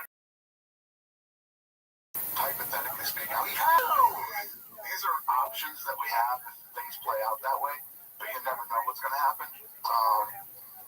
Yeah, we don't know what's going to happen. You do. Obviously, we have to create content. We have to see and what we think is going to happen because nobody's answering this. What the fuck else are we going to do? It's not like the NFL NBA where it's pretty cut and dry. A legit journalist. We have no fun either tells journalists who's next before they announce it, then they're fucked. That's the world we live in, dude. All I'm saying is go on legit shows where the guys actually watch the fucking sport and aren't getting paid and don't have a business with you and there's no self-interest. That's all I'm saying.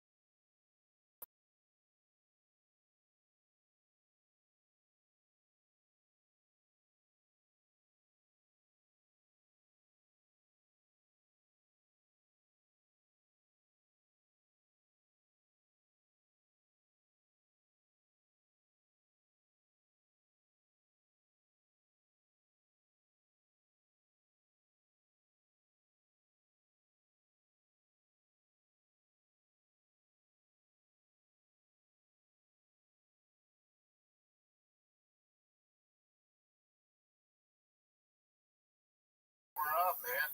I got kids later today. Whatever it is, let me introduce you to shop.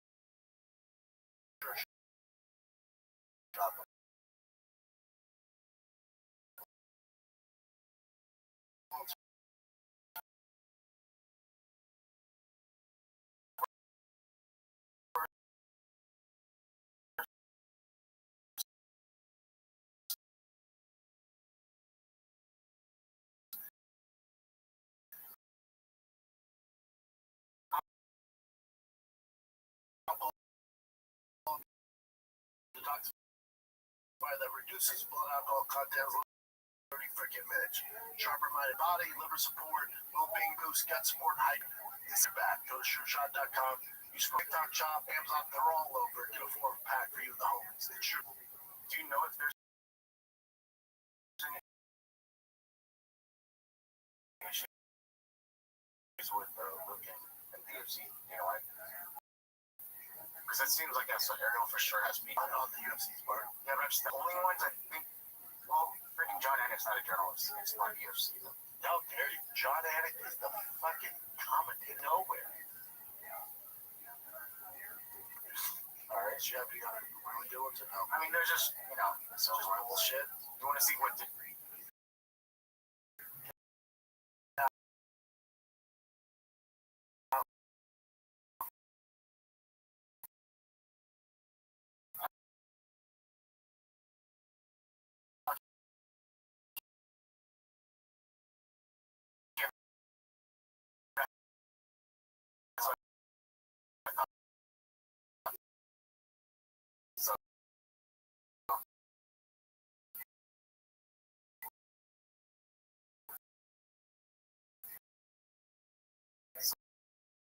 just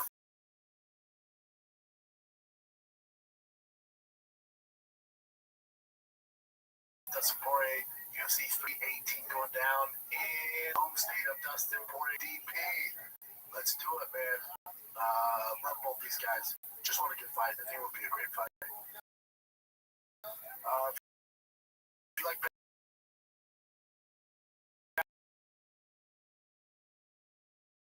badass trucks.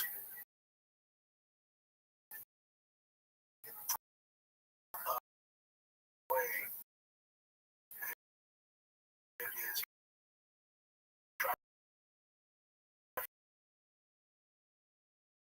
fast all gas.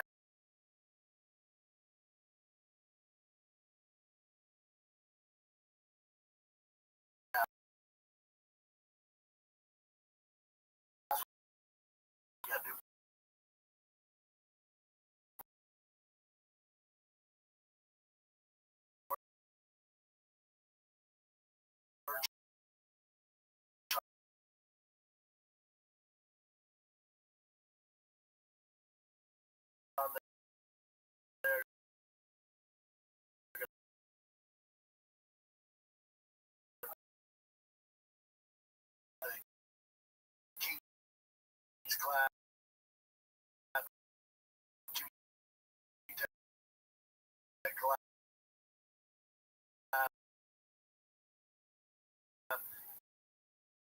Shirts, methylene blue, we got everything on there. Watching, subscribing. Sorry, I yelled at you guys. What's up, guys? I'm giving away the ultimate Ram $1,000 upgrade. This is all one. You want another CRX on the road, what truck for that matter, like this truck that I.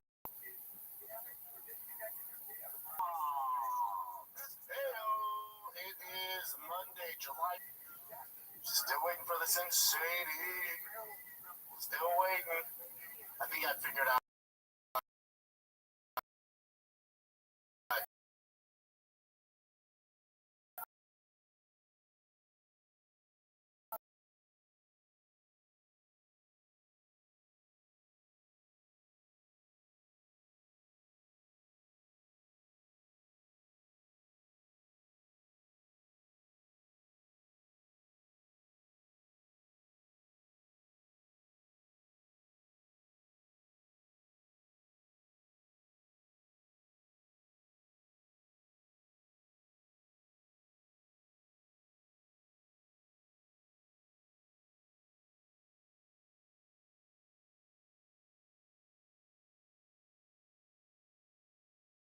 If you want to leave, don't leave with the heat. If you want to leave anything, wait to wait juice. I've had snakes. I've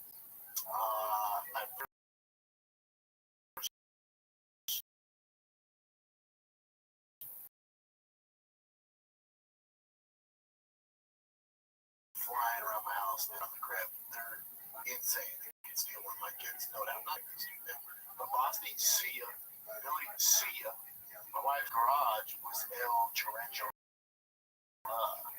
He's cute, though. I was going to say that. He's cool. He actually was cute.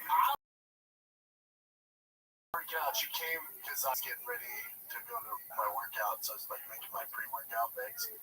She comes in, she's like shaking, she's like, oh my god, come to the garage. I'm like, oh shit, what is it? She's like, wait till you see this thing.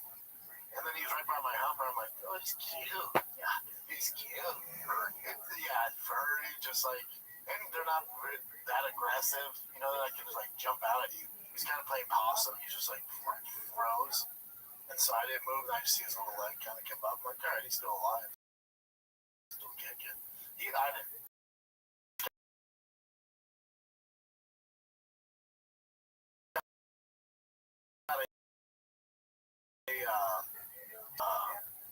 A handle and just kind of put him on that. John's like, kill him. He's like cute as shit. Hurry, little dude. Look at that big butt. Yeah, he's like, please don't hurt me. So John, I'm like, we're gonna step on him. He can, oh my god, he can arrest me and also tanks. You know? So yeah, long story short, everyone keeps telling me about this heat. It ain't shit so far. But even that's not good. I like that shit. The only thing with my kiddos is they get lazy. They ride their bike around the neighborhood, and then they'll rush in and take their shoes off. You just gotta worry about the old Scorpio shoe. That's the only. I'm fine. If my dumbass, gets stung by a scorpion, I mean, I'm in my 40s, dude. You deserve it. The kids, they don't know. That's the only thing I worry about scorpions. Speaking of scorpions, let's talk about, if that makes sense, but let's talk about the fisticuffs. The fight. What do you guys here? Let's talk about some fighting. You got a fight night in Nashville, Tennessee. I assume Theo was on the road, otherwise he'd been front row. But some of the boys was there. I saw Luke Compton there, cage side. You had Luke right there. He didn't get it as a pop as you think. Luke Bryan. Huge. Oh, I'm sorry, Luke Combs. Oh, even bigger. Luke Combs is massive, dude. He didn't get that big of a pop. Did they get that big pop?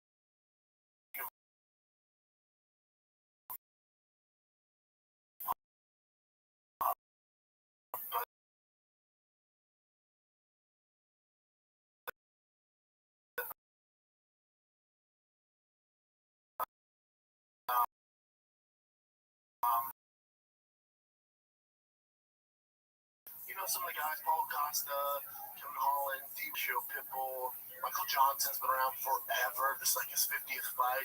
Kevin Torrey, Brendan Allen, Ryan Spann, Jim Crew. But overall, if this is 10 years ago, what a great man. This is a fight night we're like, cool. A fight night, Rogan and me and the boys would do a fight night before. He's not working his fight nights. Let's cover the fight night in Nashville.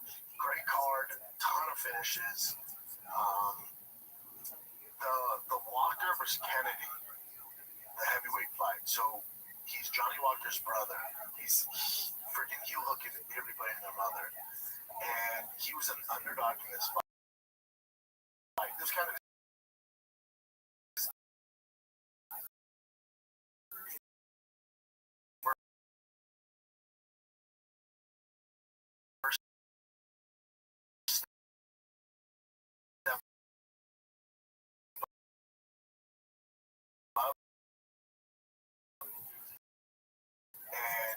I texted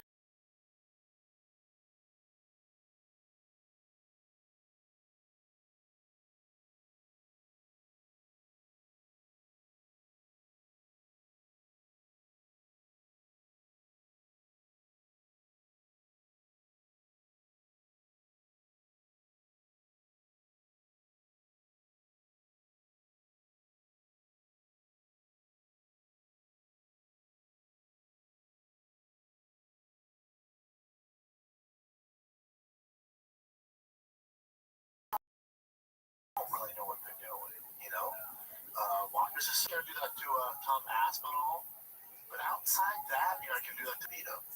But outside like those top echelon guys, The rest of the division not exactly well diverse when it comes to leg lock.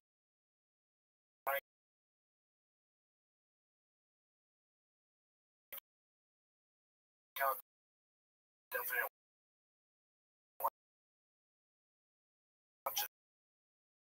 this card.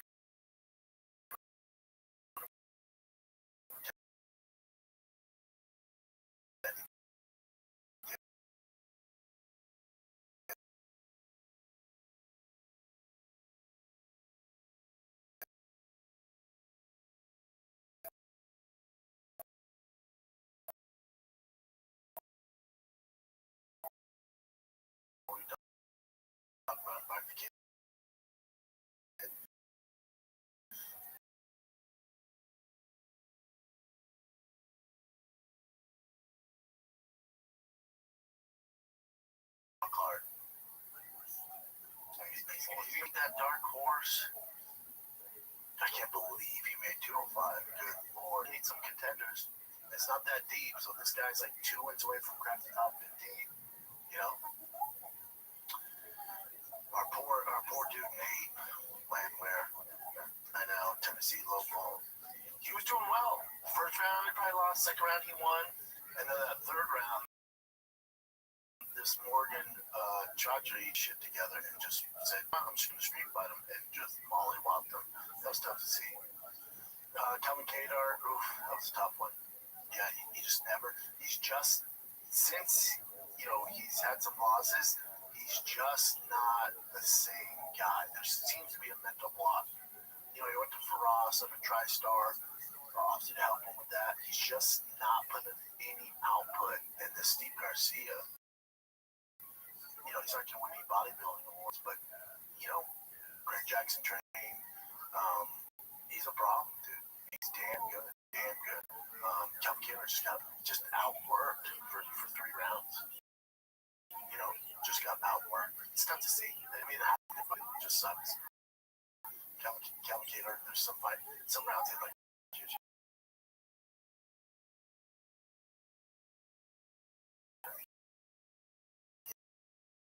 come on, and Steve Garcia's a pressure fighter, you know. Significant moments in the I give to Wonder Boy. Bias.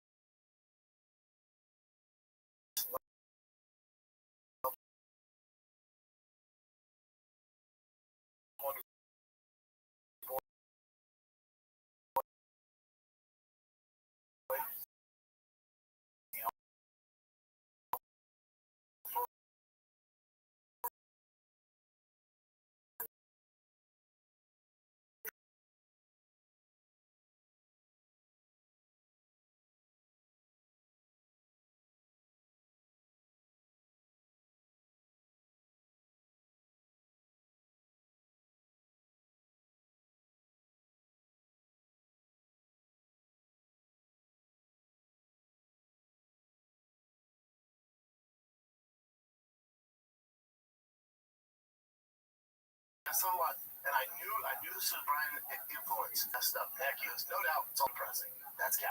You know, when I saw him like that, Brian for sure wrote that line. Bisping stole Joe. He's an actual, he's a legit actor, but he's great in this. Yeah.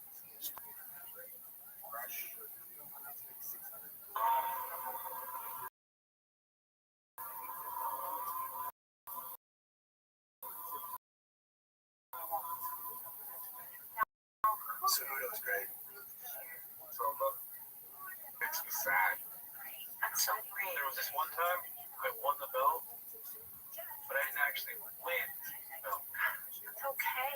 I feel the reason why I've been wrestling for so long is because I just been looking for a hug. Yes. I've been called Wonder Boy my entire life. Can I be honest with you guys? I'm in my 40s, and I just want to be called Wonder Man. Or even just say it. Thank you so much for sharing, Wonder Man. What the fuck, guys? Michael, we're late for our share circle. What are you doing? We were just doing a viewing. We have a gong guy. Guys, she's a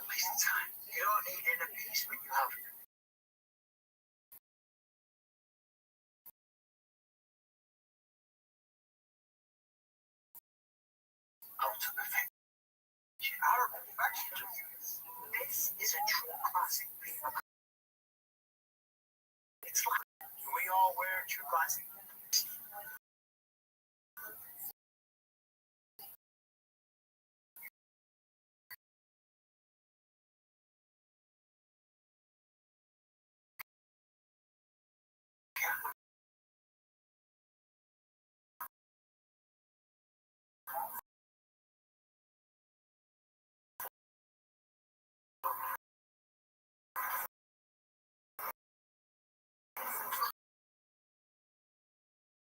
Y'all did a really good job. Yeah, shout out to Callan, baby. Oh, with that. Oh, go back to the light thing. Commercial's so good. Business stole the show. Oh, because I was talking about 1 point content. It didn't sound like his last one. He's like, shout out to the UFC medical staff for sewing up my leg. I don't think he said I'll be back. I appreciate all the help, but it was a retirement fight. And then let's get to the heavyweight fight. Yeah, Derek Lewis versus Teixeira. Allison Teixeira.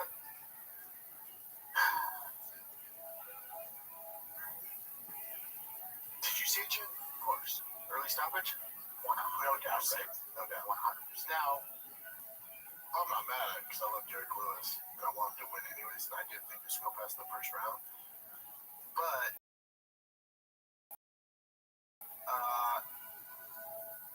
I think what the online reaction was like, but no one really, none of the broadcasts, no one really, that was a bad stoppage.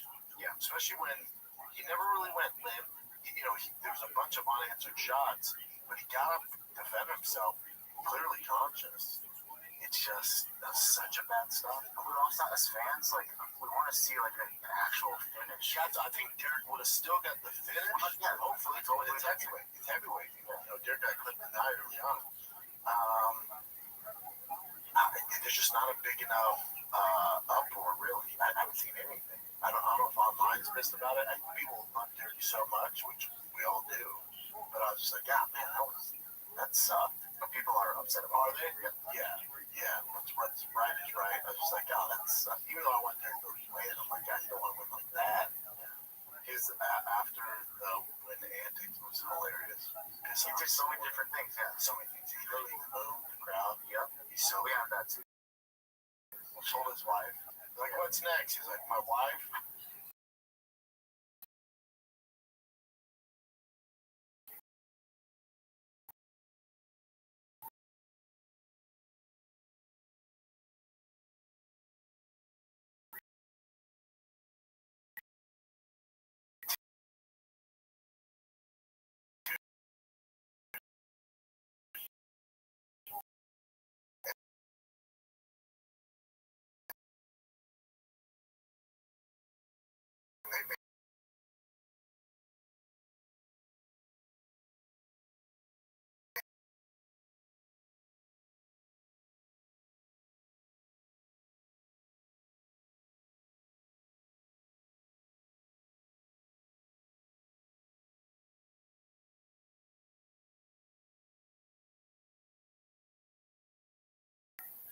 He's on the cell phone the whole time while they're announcing his fight. The champion figure is lined up in a date. But I wouldn't mind Derek Lewis jumping the queue. They've done it before. It'd be a huge feather in Tom Aspinall's cap. New opponent, fun opponent, fans level. Tom Aspinall can beat him. It's a good feather in the cap. And then more people get familiar with Tom Aspinall. I think it's way smart move to Joe Gunn. More dangerous too.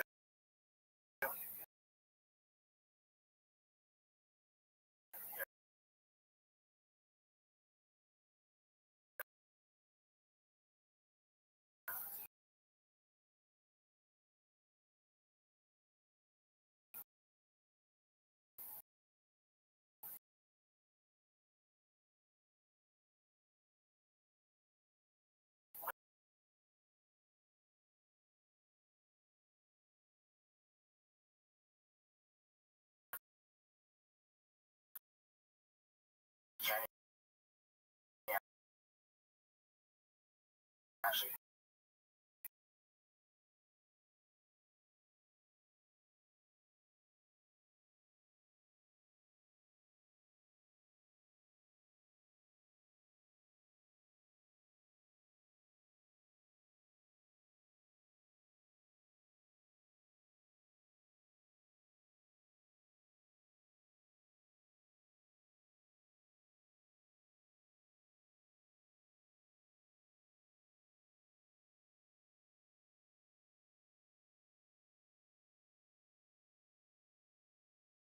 short base than zero dot. I much prefer that. Because this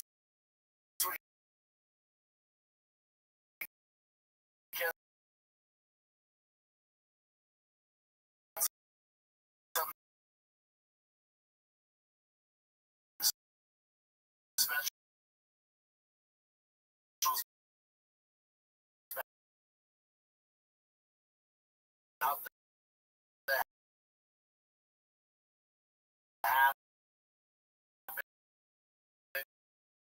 in the big easy. That's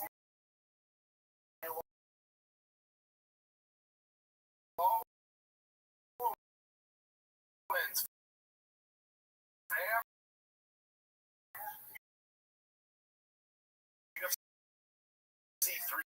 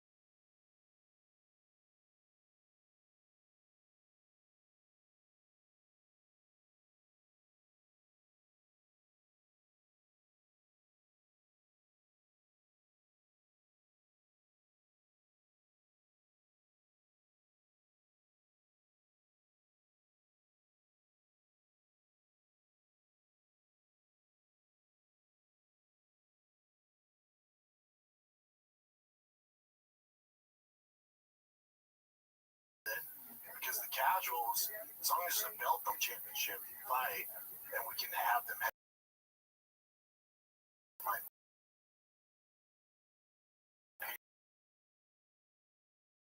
pay-per-views.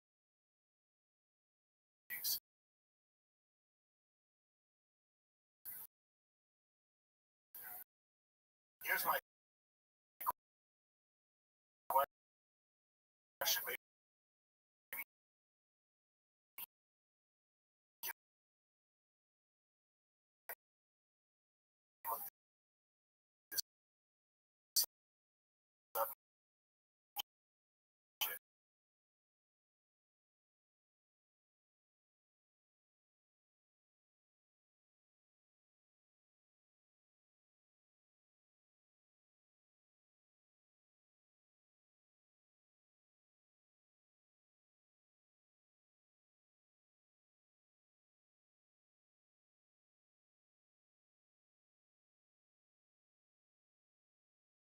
Can convert champions nest and IUC, which can affect pay-per-view points. So it's not like. Anyway, from Gustavia, where we're going to spend Shabbat, we'll dock there. It's a that has him on. Group base. Really interesting company. Well, Benjamin, the former crypto, readopted his Jewish identity. Originally came from Lyon in southern France, and while he was there, he discovered that the chocolate pellets over to Europe, it just exploded. So next time to show where they have a fascinating dormant volcano, can't wait to see that. And finally, we're going to return to via Barbados. It promises to be a beautiful cruise that combines natural beauty with the amazing and unusual history of the Sephardic Jews who lived here, and with I really look forward to cruising with you. And for those of you who aren't able to join us, I really look forward to sharing with you some of the insights that I discover as I do research on this unusual Jewish movie. Thank you very much for watching. But all the fights on there are fantastic. Fantastic. Michael Johnson, literally, was this how many fights?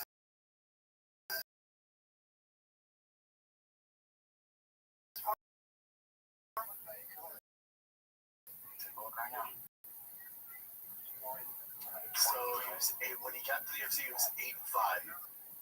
Hello, fellow students of Jewish history.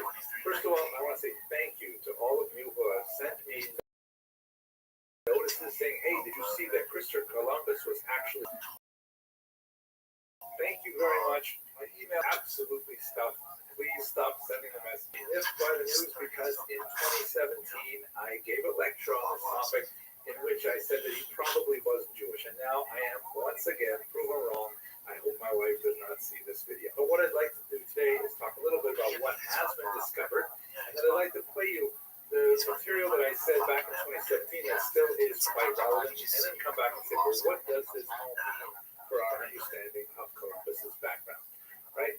Okay, so here we go. First of all, the new genetic testing that's been conducted was done on remains believed to be those of Columbus and also those of his son. And the DNA research indicates that there are features both on the Y chromosomes and in the mitochondrial DNA, which is with the mother, found in Sephardic. Now, we should mention here a very important caveat that according to traditional Judaism, DNA is not in itself sufficient definition of Jewish status. Mitochondrial DNA through the mother is much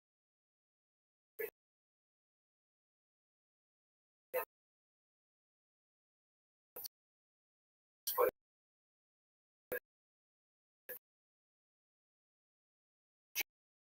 Generally, DNA is not used as a definition.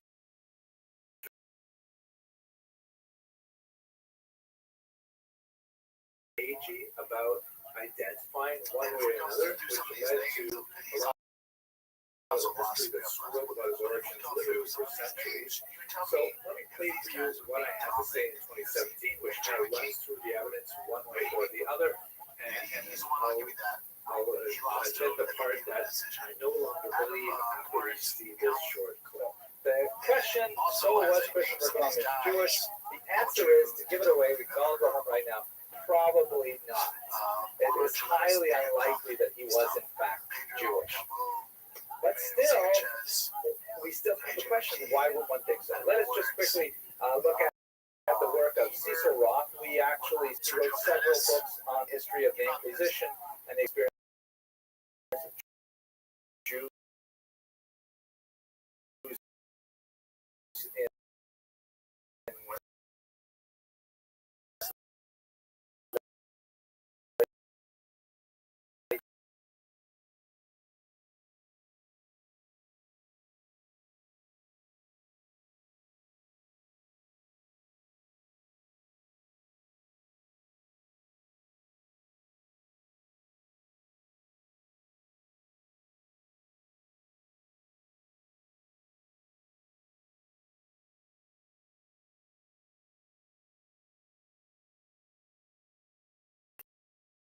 it was kind of like a chutzpah. So anyways, his own mendacity, meaning he used to lie. He used to dissuade, he used to, try to hope would add to his own grandeur. Was ethnically Jewish would be, for example, Benjamin Disraeli, who was really enjoyed throwing it in the faces of his parliamentary, and he had a unique kind of skill and a unique kind of logic that they had no access to. So he played up this quite a bit. But since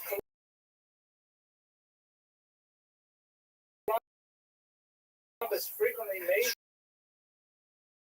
his references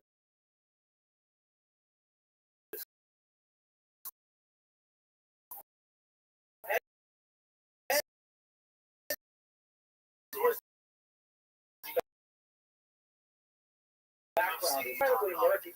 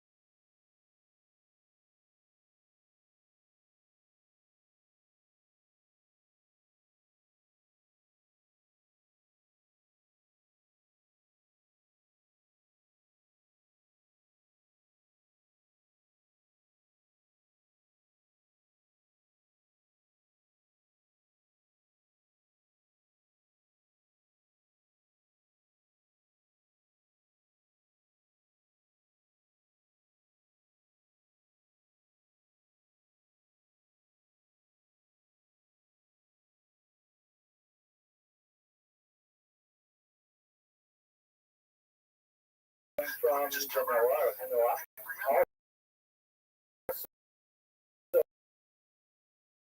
Genoa, there's a certificate he may have come from my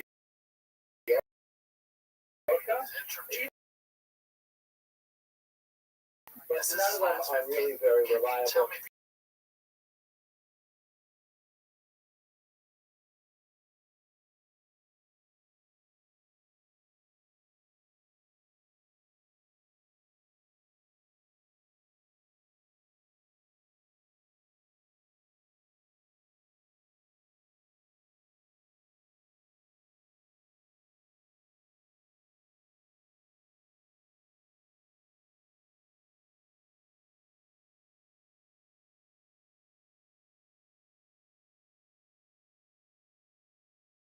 Through Hebrew into Latin for him. He had ship.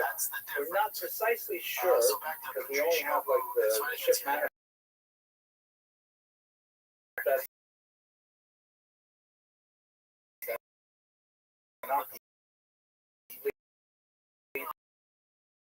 they have surnames. Very many of them the way a typical kind of Jewish.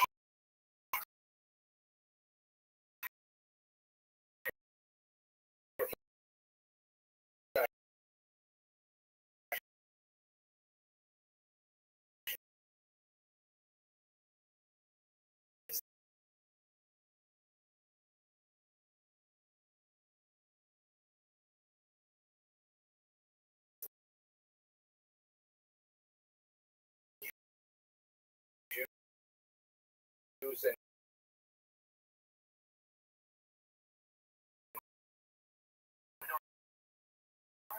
medicine, Jews in law, Jews in finance, and Jews in the very big Jews. The exception of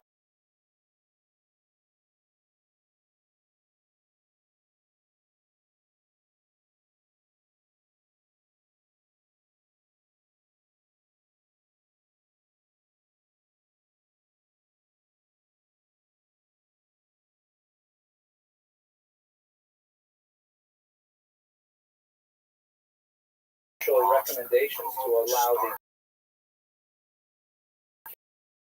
king and queen to promote his work, and a man named Sanchez as well, another major backer. And in fact, he was turned back and landed in the coast of Africa. He sent letters describing his recovery to the king and queen.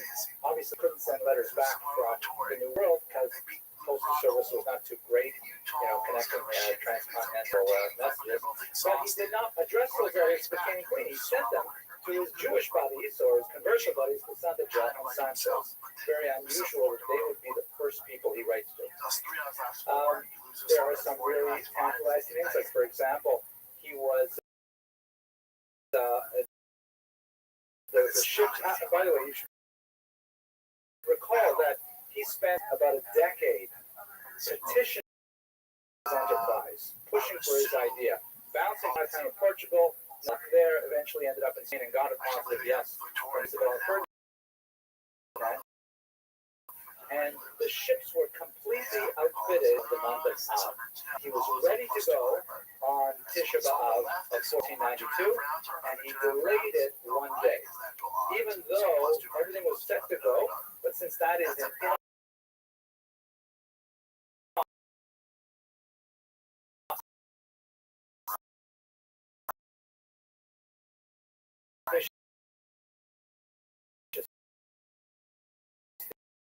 day in a Jewish calendar, not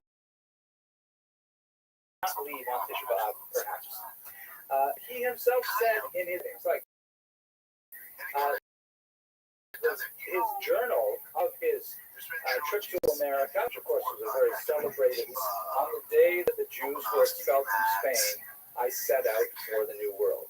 I mean, the very first clause of the very first sentence of his journal references the Jews and their situation in the Iberian Peninsula. A remarkable kind of way to begin this document. It doesn't begin that something like, I knew I would find land. You know, it begins with, the Jews were expelled from Spain. Let's have a look at some of his personal correspondence. Here's one of the few letters that we have in his own hand that he wrote to his son Diego. There's a whole story about what happens after he discovers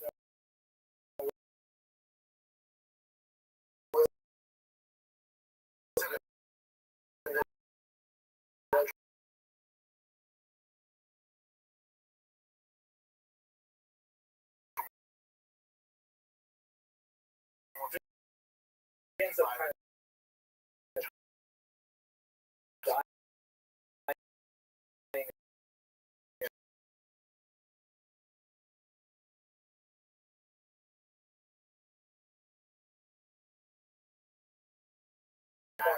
on his pen, but of course he the invented ballpoints. So what exactly is that? Some scholars have opined that it looks better. The letter Beit A. I didn't have my computer easy to a handwritten letter, a little different if you wrote by script rather than in the Syrian block script like this. But in fact, you can conceivably see you've got the Beit on the right and the Hey on the left, which is an abbreviation for the term Baruch Hashem, or blessed is the name, which reminds me of a joke that I will try to tell you right after this. So the signing the beginning of his letters with this strange little squiggle, and by the way, he only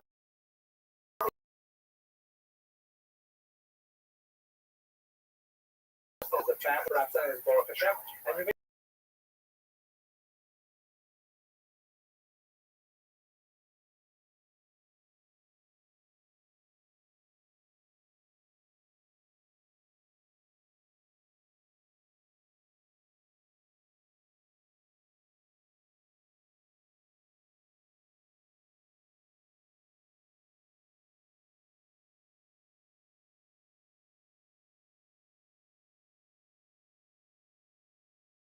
another copy that shows in a little bit greater contrast here. No one has yet been able to decipher this strange signature that not only did he use in the latter years of his life, but he insisted that his children also use this signature. Strange kind of thing to do. You don't have to sign my name like I sign this name. Like not on text, just like that. This, the X is, of course, the Greek chi letter, as in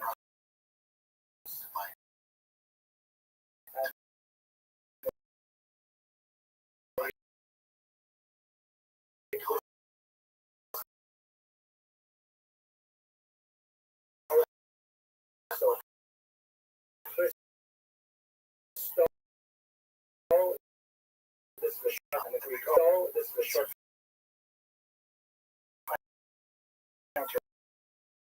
Christopher, let's say.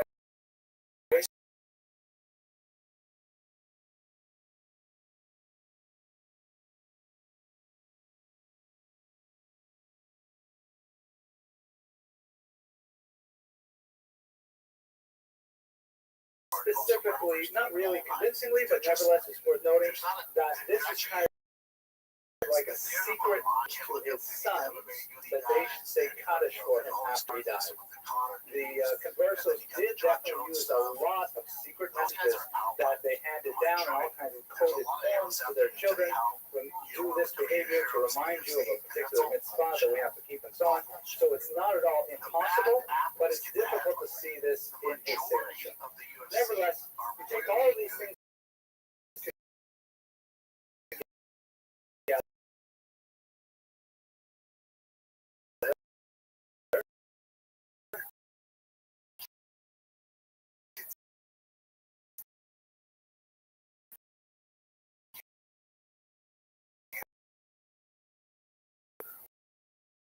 You know, you can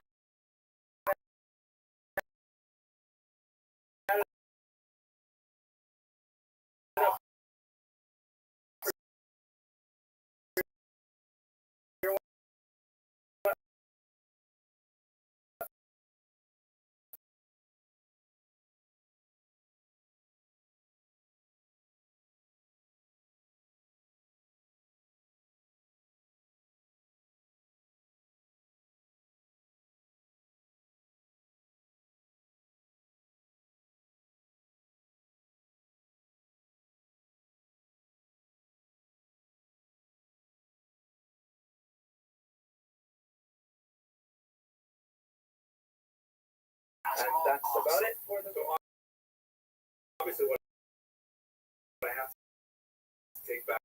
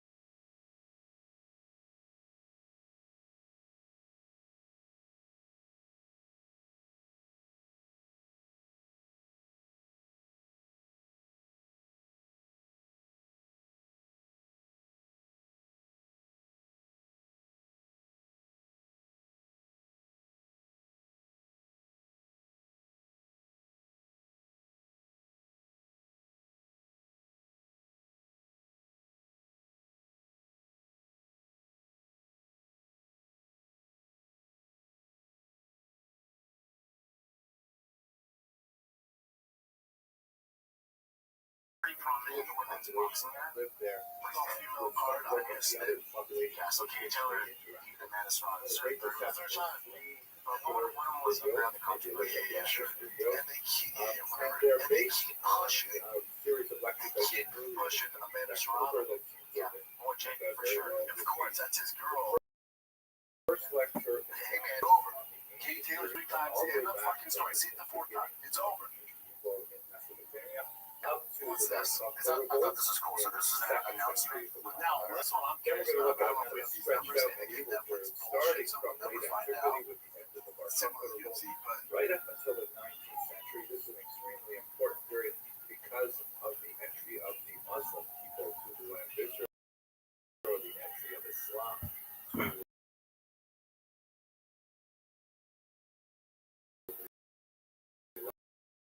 to last lecture, we'll look at the contemporary of the rise of Zionism and the state of Israel, the current situation that we are in today. First thing I want to say is let's have a look at the geography, right? Here's Israel, right?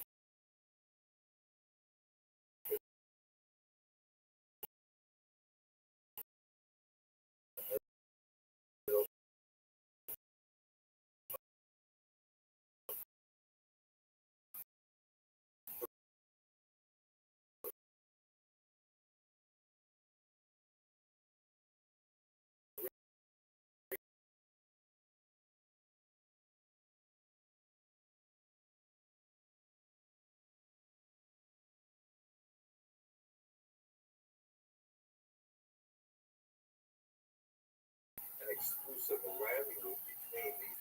It's also a major place for ideas. It's not the birthplace of two of three great Abrahamic religions. That is, of course, Judaism, who raises not very Everybody welcome back to the podcast. It's the right job. I'll come and sit in the middle. There's no hope. We have my historic capital, and of course, it occupies a great deal of people and their prayers for millennia, even when the majority so cramped. Let's focus on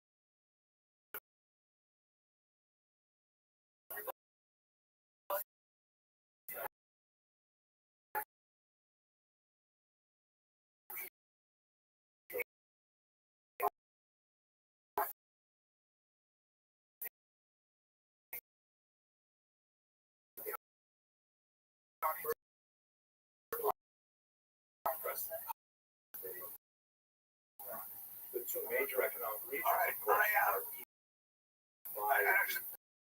Nile River